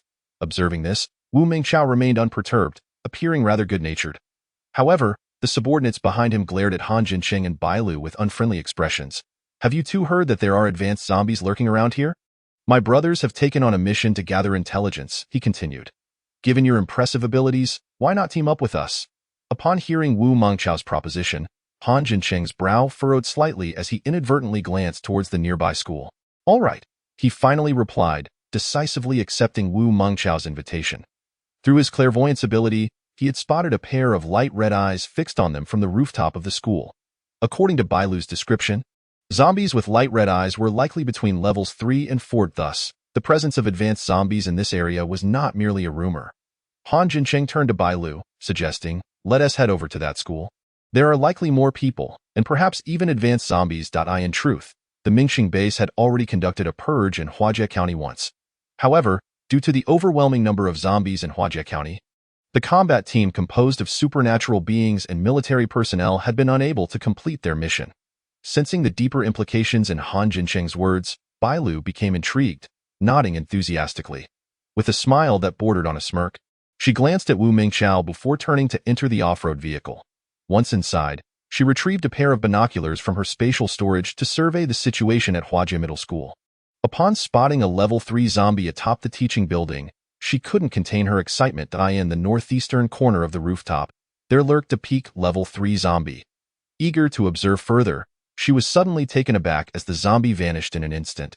It was possibly a speed-type zombie or one with teleportation abilities. Such zombies moved with incredible swiftness, and to defeat them, one needed to be even faster. After pondering this, Bai Lu turned to Han Jinshin, her expression serious. "This time, I want to defeat it using pure physical prowess." Having trained diligently, Her body refinement technique had reached the mid-level 3 stage, and she wished to test the fruits of her labor. "All right, I will assist you with my abilities." Han Jincheng felt a sense of relief upon hearing Bailu's determination to rely on her physical strength against the zombie. Previously, he had worried that she was overly dependent on her time manipulation powers. But now that she had proactively chosen to rely on her physicality for victory, it presented a splendid opportunity for growth, and he was more than willing to support her development. The off-road vehicle swiftly approached Huajie Middle School. In the van behind them, a young man with red hair quietly inquired of Wu Mingchao, "Brother Chao, are we really going to follow them to Huajie Middle School? It's far too dangerous. Wouldn't it be wiser to stay here and wait for the zombies to tire themselves out before we strike?" The red-haired youth, being a local from Huajie County, was well aware that there were thousands of students at Huajie Middle School, and the apocalypse had erupted precisely on a Tuesday when classes were in session. It was safe to assume the school was overrun with zombies, possibly even advanced ones. Wu Mingchao shot a cold glance at the young man, his eyes glinting with malice. "Just lead the way. The rest is none of your concern." If it weren't for Sun Tianxiang being a local, his team wouldn't have recruited anyone other than speed-type supernatural beings who were utterly useless in flight. Sensing Wu Mingchao's displeasure, Sun Tianxiang recoiled slightly, refraining from further comment. However, he instinctively tightened his grip on the dagger in his hand, ready to flee at the first sign of trouble. Han Jincheng parked the off-road vehicle in an alley behind the school, while Bailu waved her hand to store the vehicle away. Glancing back, she noticed that Wu Mingchao and his group had not followed. Internally cursing them for their cowardice, she vaulted over the school wall and entered the premises. They landed near the school's power distribution room, where only a handful of zombies roamed. Bailu swiftly drew the dagger that Han Jincheng had gifted her and charged forward, plunging the dagger into a zombie's skull. With swift and decisive movements, she dispatched one after another. Earning a satisfied nod from Han Jincheng behind her, Bailu's aptitude for learning was remarkable.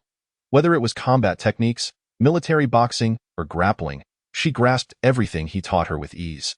Occasionally, when she faltered, Han Jincheng would demonstrate, and she would quickly master the technique, applying it seamlessly. Indeed, like father, like daughter. It was truly a pity that Bailu hadn't attended a military academy. In just 3 minutes, she had eradicated the dozen or so low-level zombies. Han Jincheng followed closely behind, utilizing vines to extract the crystal cores and casually placing them in the waist pouch Bailu had given him. "Bailu, be careful."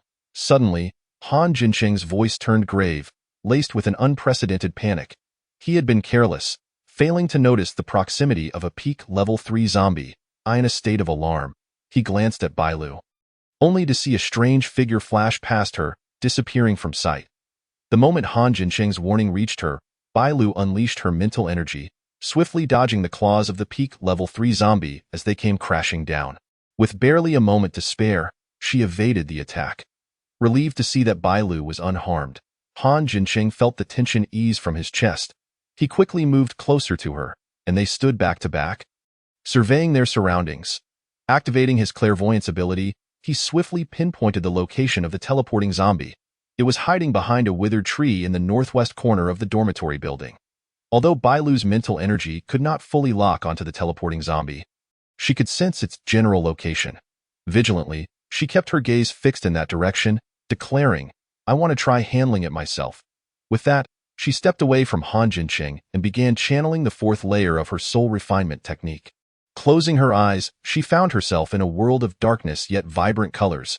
She could distinctly feel the trajectories of the gentle breeze and the swaying branches. The tense body and distorted form of the peak level 3 zombie were laid bare under her mental energy.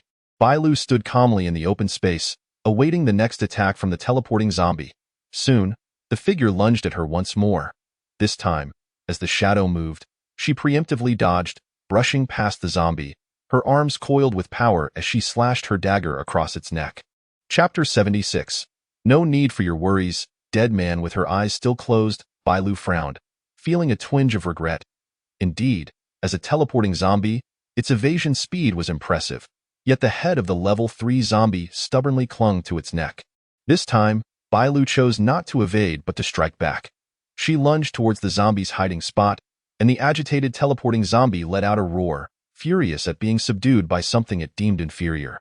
Bailu's dagger aimed consistently for the zombie's neck, and after 3 exchanges, She finally seized an opening and swiftly severed the zombie's head.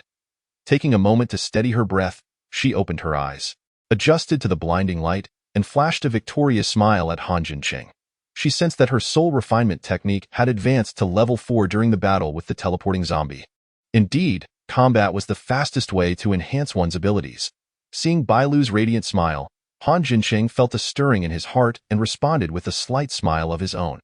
After pocketing the crystal core from the teleporting zombie, the two wasted no time in breaking through the back door, leading a horde of zombies out. Just a wall away, Wu Mingqiao and his companions observed as Han Jincheng and Bai Lu rapidly fled. A cold smirk playing on their lips, suddenly, Bai Lu and Han Jincheng halted as traps formed beneath their feet.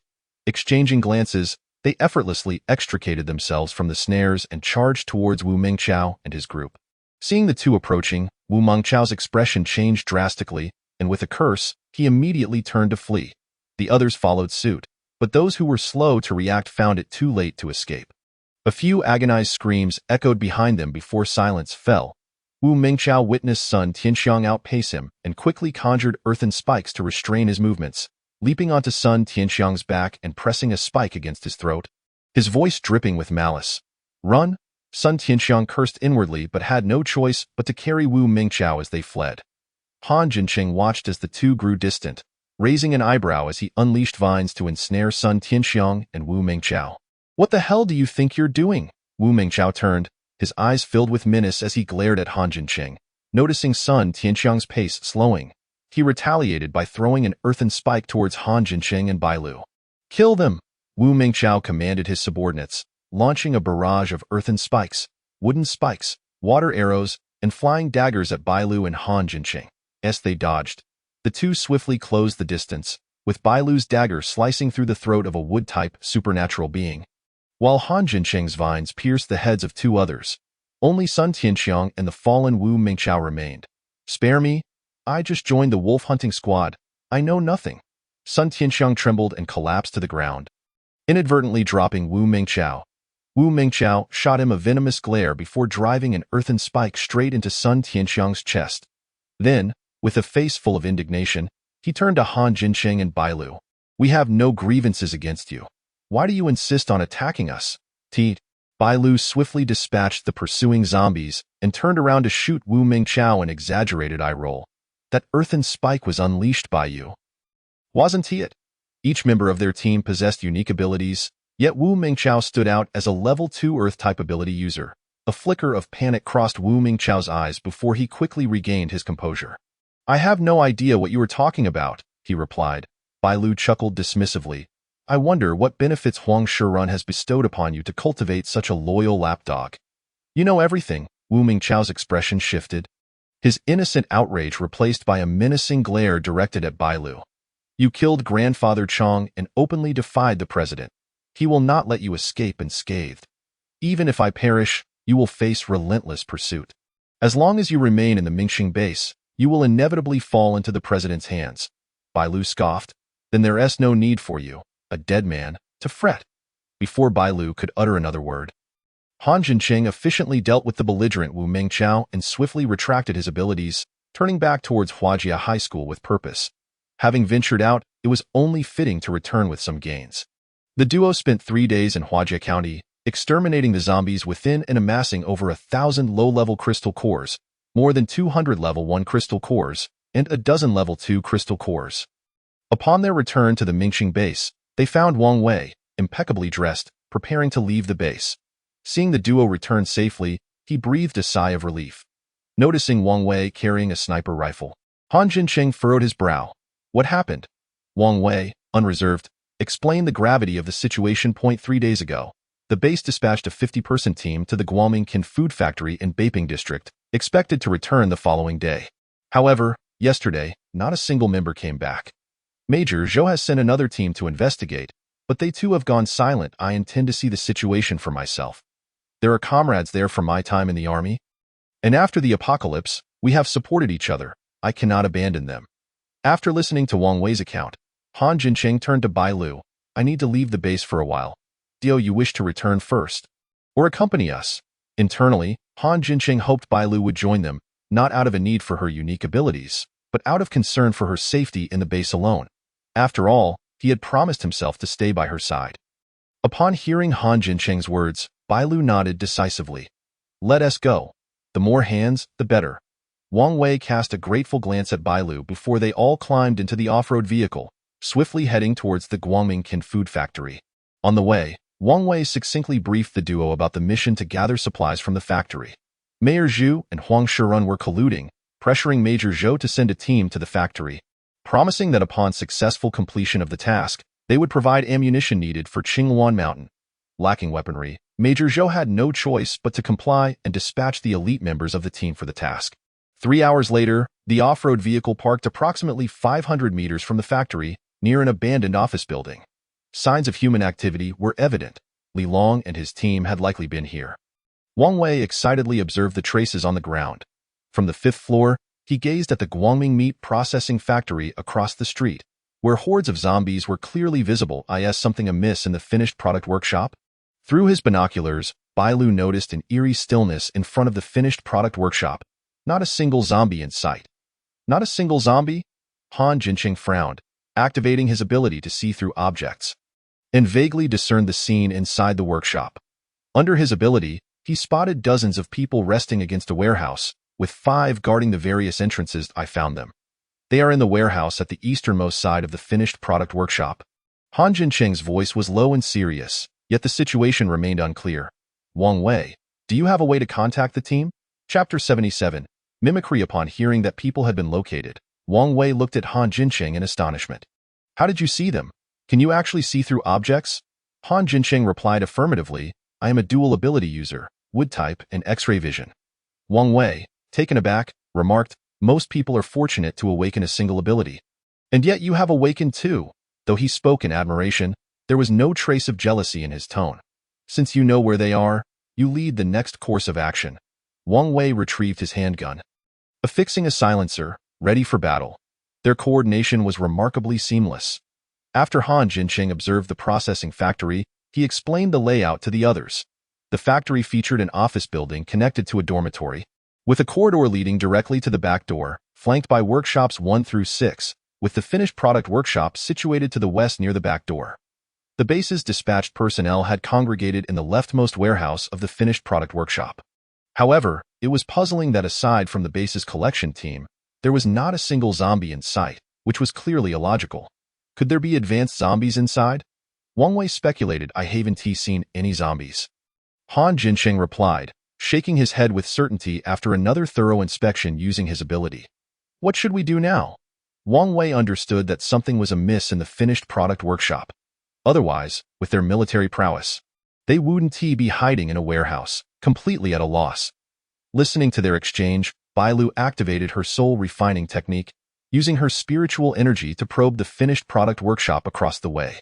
As her spiritual force swept over the warehouse door where the survivors were located, she paused, sensing a faint fluctuation of ability. Upon careful concentration, however, it vanished without a trace, as Han Jincheng had stated. There were indeed no mutated zombies present. This was troublesome. Often, the unseen posed the greatest danger. After a moment of contemplation, Han Jincheng addressed Wang Wei. Wang Wei, you will be responsible for remotely disrupting the zombies' movements. While Bailu and I will investigate further, if danger arises, do not hesitate to retreat immediately. Han Jincheng looked earnestly at Wang Wei. Bailu and I will be fine. Therefore, if anything goes awry, you must evacuate swiftly. Wang Wei recognized that Han Jincheng was not one to speak idly. If he claimed Bailu and he would be safe, then it was indeed true. Wang Wei did not wish to test the duo's hidden capabilities, so he nodded in agreement. After briefing Wang Wei, Han Jincheng turned to Bailu. I will take the lead. You follow closely behind. This situation is exceedingly peculiar, so prioritize your safety. Wang Wei positioned himself against the eastern wall of the processing factory while Bailu trailed behind Han Jincheng as they cautiously entered through the back door. The workshop was eerily silent. Along the way, Han Jincheng summoned vines, ever ready to strike. As they neared the finished product workshop, Bailu's concentration intensified. Suddenly, she halted. Wait! Bailu sensed an unusual fluctuation of ability approaching them. It is drawing near. Upon hearing Bailu's cautious warning, although Han Jincheng could not see the zombies, he instinctively shielded Bailu behind him, his expression stern as he fixated on the factory door. Its water. In the form of water. With her spiritual force, Bailu detected a stream flowing from the warehouse door towards the entrance of Workshop 6. A flash of insight struck Han Jincheng, and he was momentarily taken aback. Summoning his vines, he broke open the door to Workshop 6, revealing what Bailu had described. A pool of blackish-red sewage. Bailu retrieved a lighter from her space, ignited it, and tossed it into the sewage. The moment the flame made contact with the sewage, it began to writhe and twist, gradually reforming into a zombie's shape. A 30-centimeter-tall infant zombie emerged into view. Its body was underdeveloped, with its upper limbs curled against its chest and a lengthy tail trailing behind. Its head, however, was the size of an adult's. It opened its mouth and expelled a 1-meter-long tongue, hissing in the air. The infant zombie returned to its original form, shaking its tail before letting out a wailing cry that would send chills down anyone's spine. It attempted to morph into Bailu's likeness, but its expression was poorly rendered, easily revealing its flaws to anyone familiar with her. Mimicry. This zombie could imitate its surroundings, and its ability fluctuations would shift in tandem with whatever it was emulating. Thus, Han Jincheng's X-ray vision had failed to detect its presence. Nearby, Wang Wei witnessed the entire transformation of the infant zombie and was left wide-eyed in shock, his throat dry as he thought.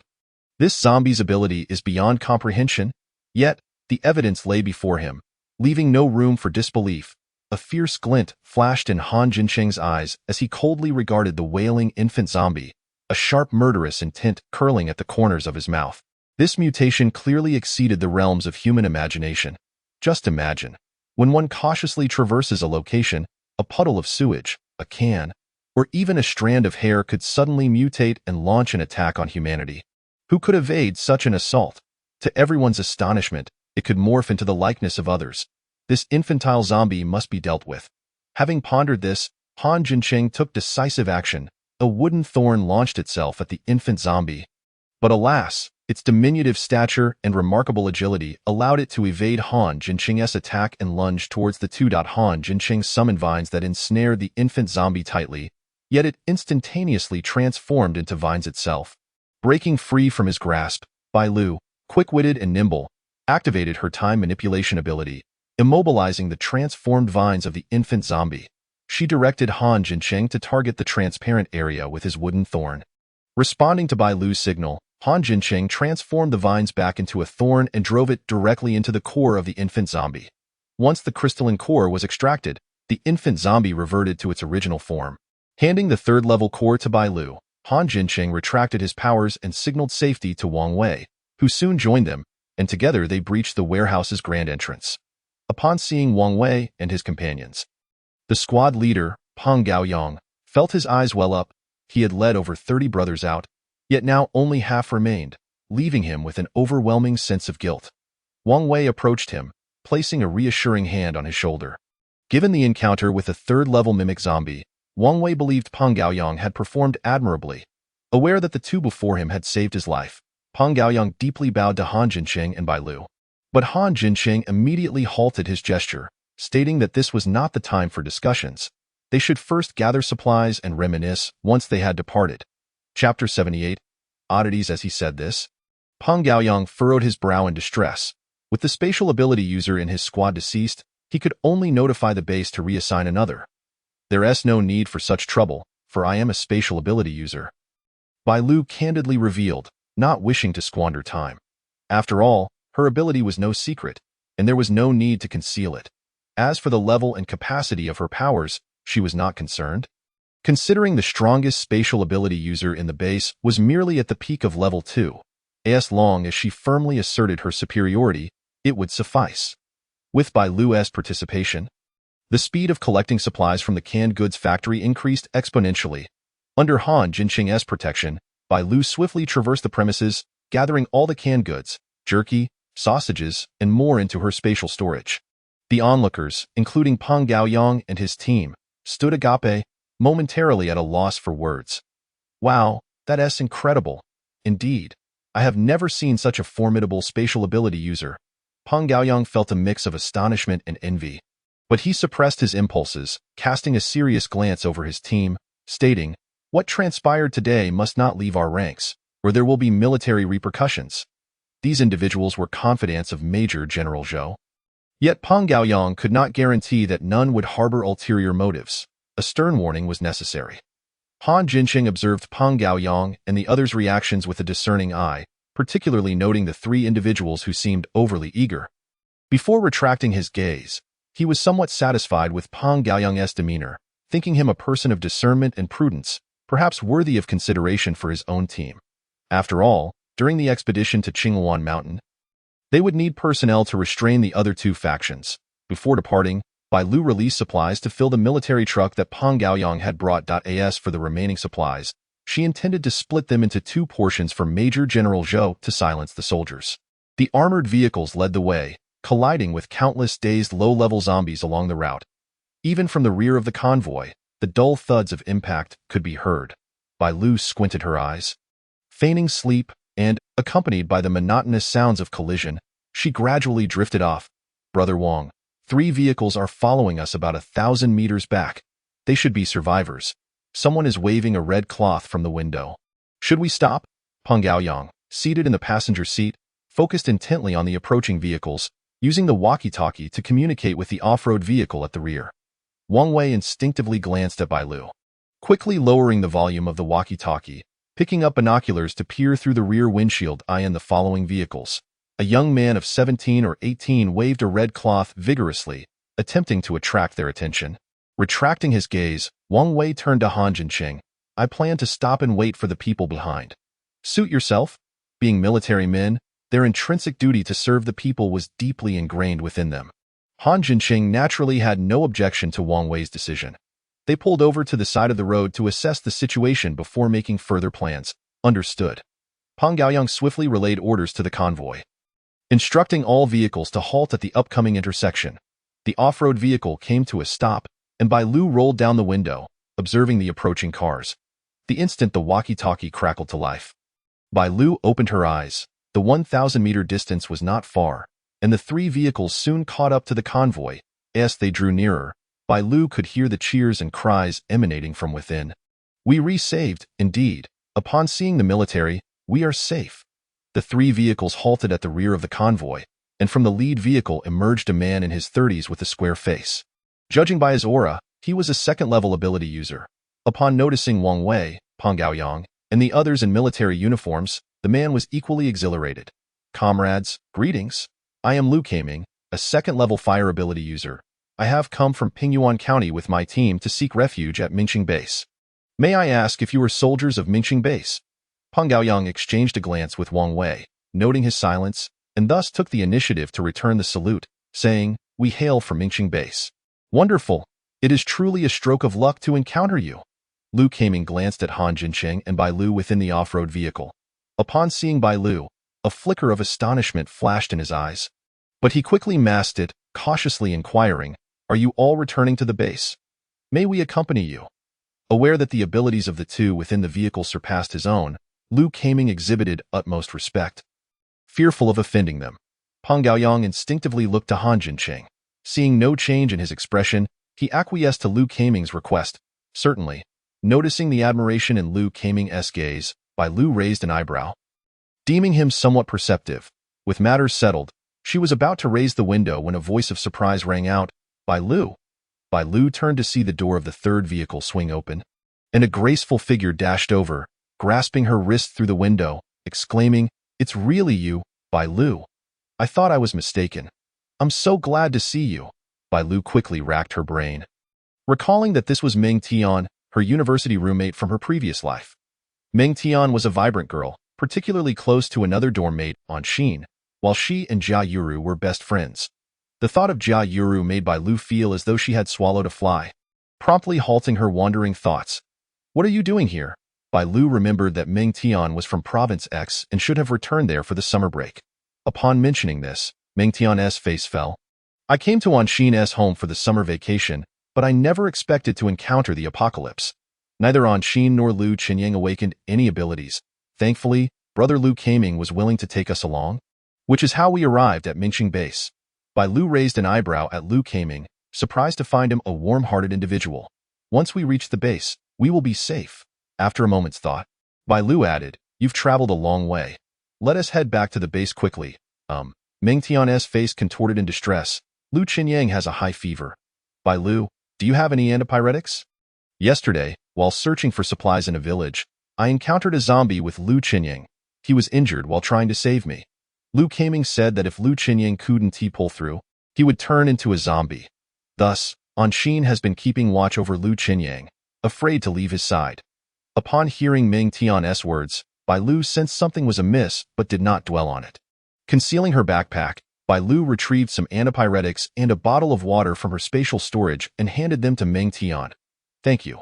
Meng Tian took the antipyretics and mineral water and hurried back to the vehicle. Chapter 79. Love yourself before loving another. After taking the antipyretics, Lu Qinyang not only failed to reduce his fever but began to convulse, sending Meng Tian cowering into the corner of the back seat. Anshin, with tearful eyes, cradled him.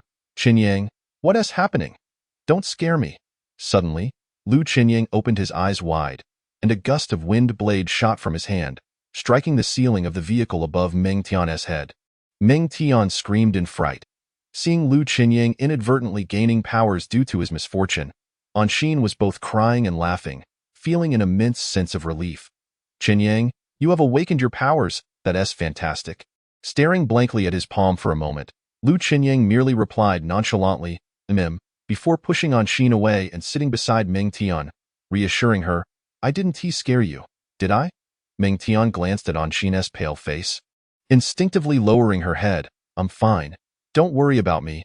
Thank you, Meng Tian. If it weren't for you, I wouldn't have awakened my powers. I will protect you from now on. Upon hearing Lu Qinyang's soft coaxing, Anshin stirred her lips, then offered a sorrowful smile, her gaze lowered in an attempt to avoid the heart-wrenching scene before her. Upon returning to the base, under Pang Gaoyang's orchestration, Lu Kaming and his companions took advantage of the situation. Trailing behind the convoy into the base, Pang Gaoyang, leading the supplies, forged ahead, while Lu Kaming prepared to depart with his team. Meng Tian, Anshin, and Lu Qinyang approached Bai Lu to bid farewell. Bai Lu, pleased to see Lu Qinyang's newfound powers, also felt joy for Anshin and Meng Tian. However, the atmosphere among the trio seemed rather disconcerting. Meng Tian stood bashfully beside Lu Qinyang, while Anshin followed behind the two with a dejected expression. Onlookers might easily assume that Meng Tian was Lu Qinyang's girlfriend.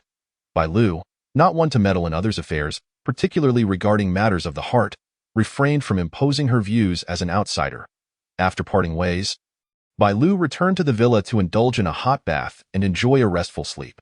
She later visited Major General Zhou, where she allocated a portion of the supplies from the meat processing factory.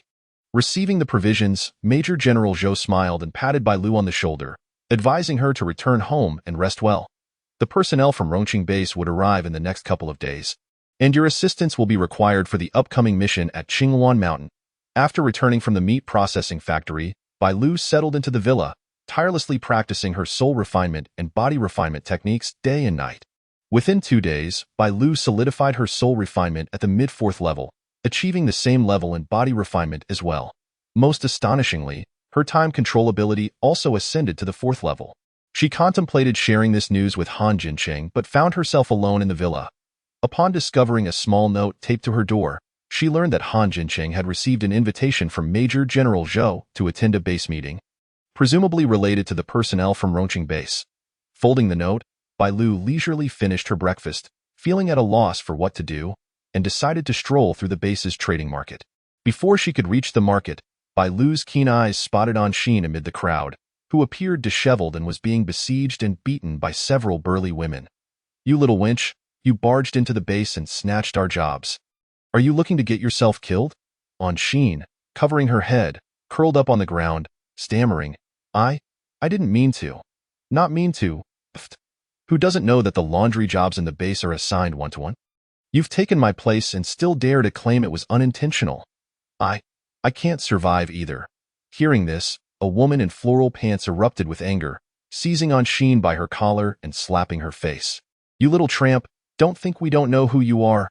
Himph. Before we came here, we investigated thoroughly.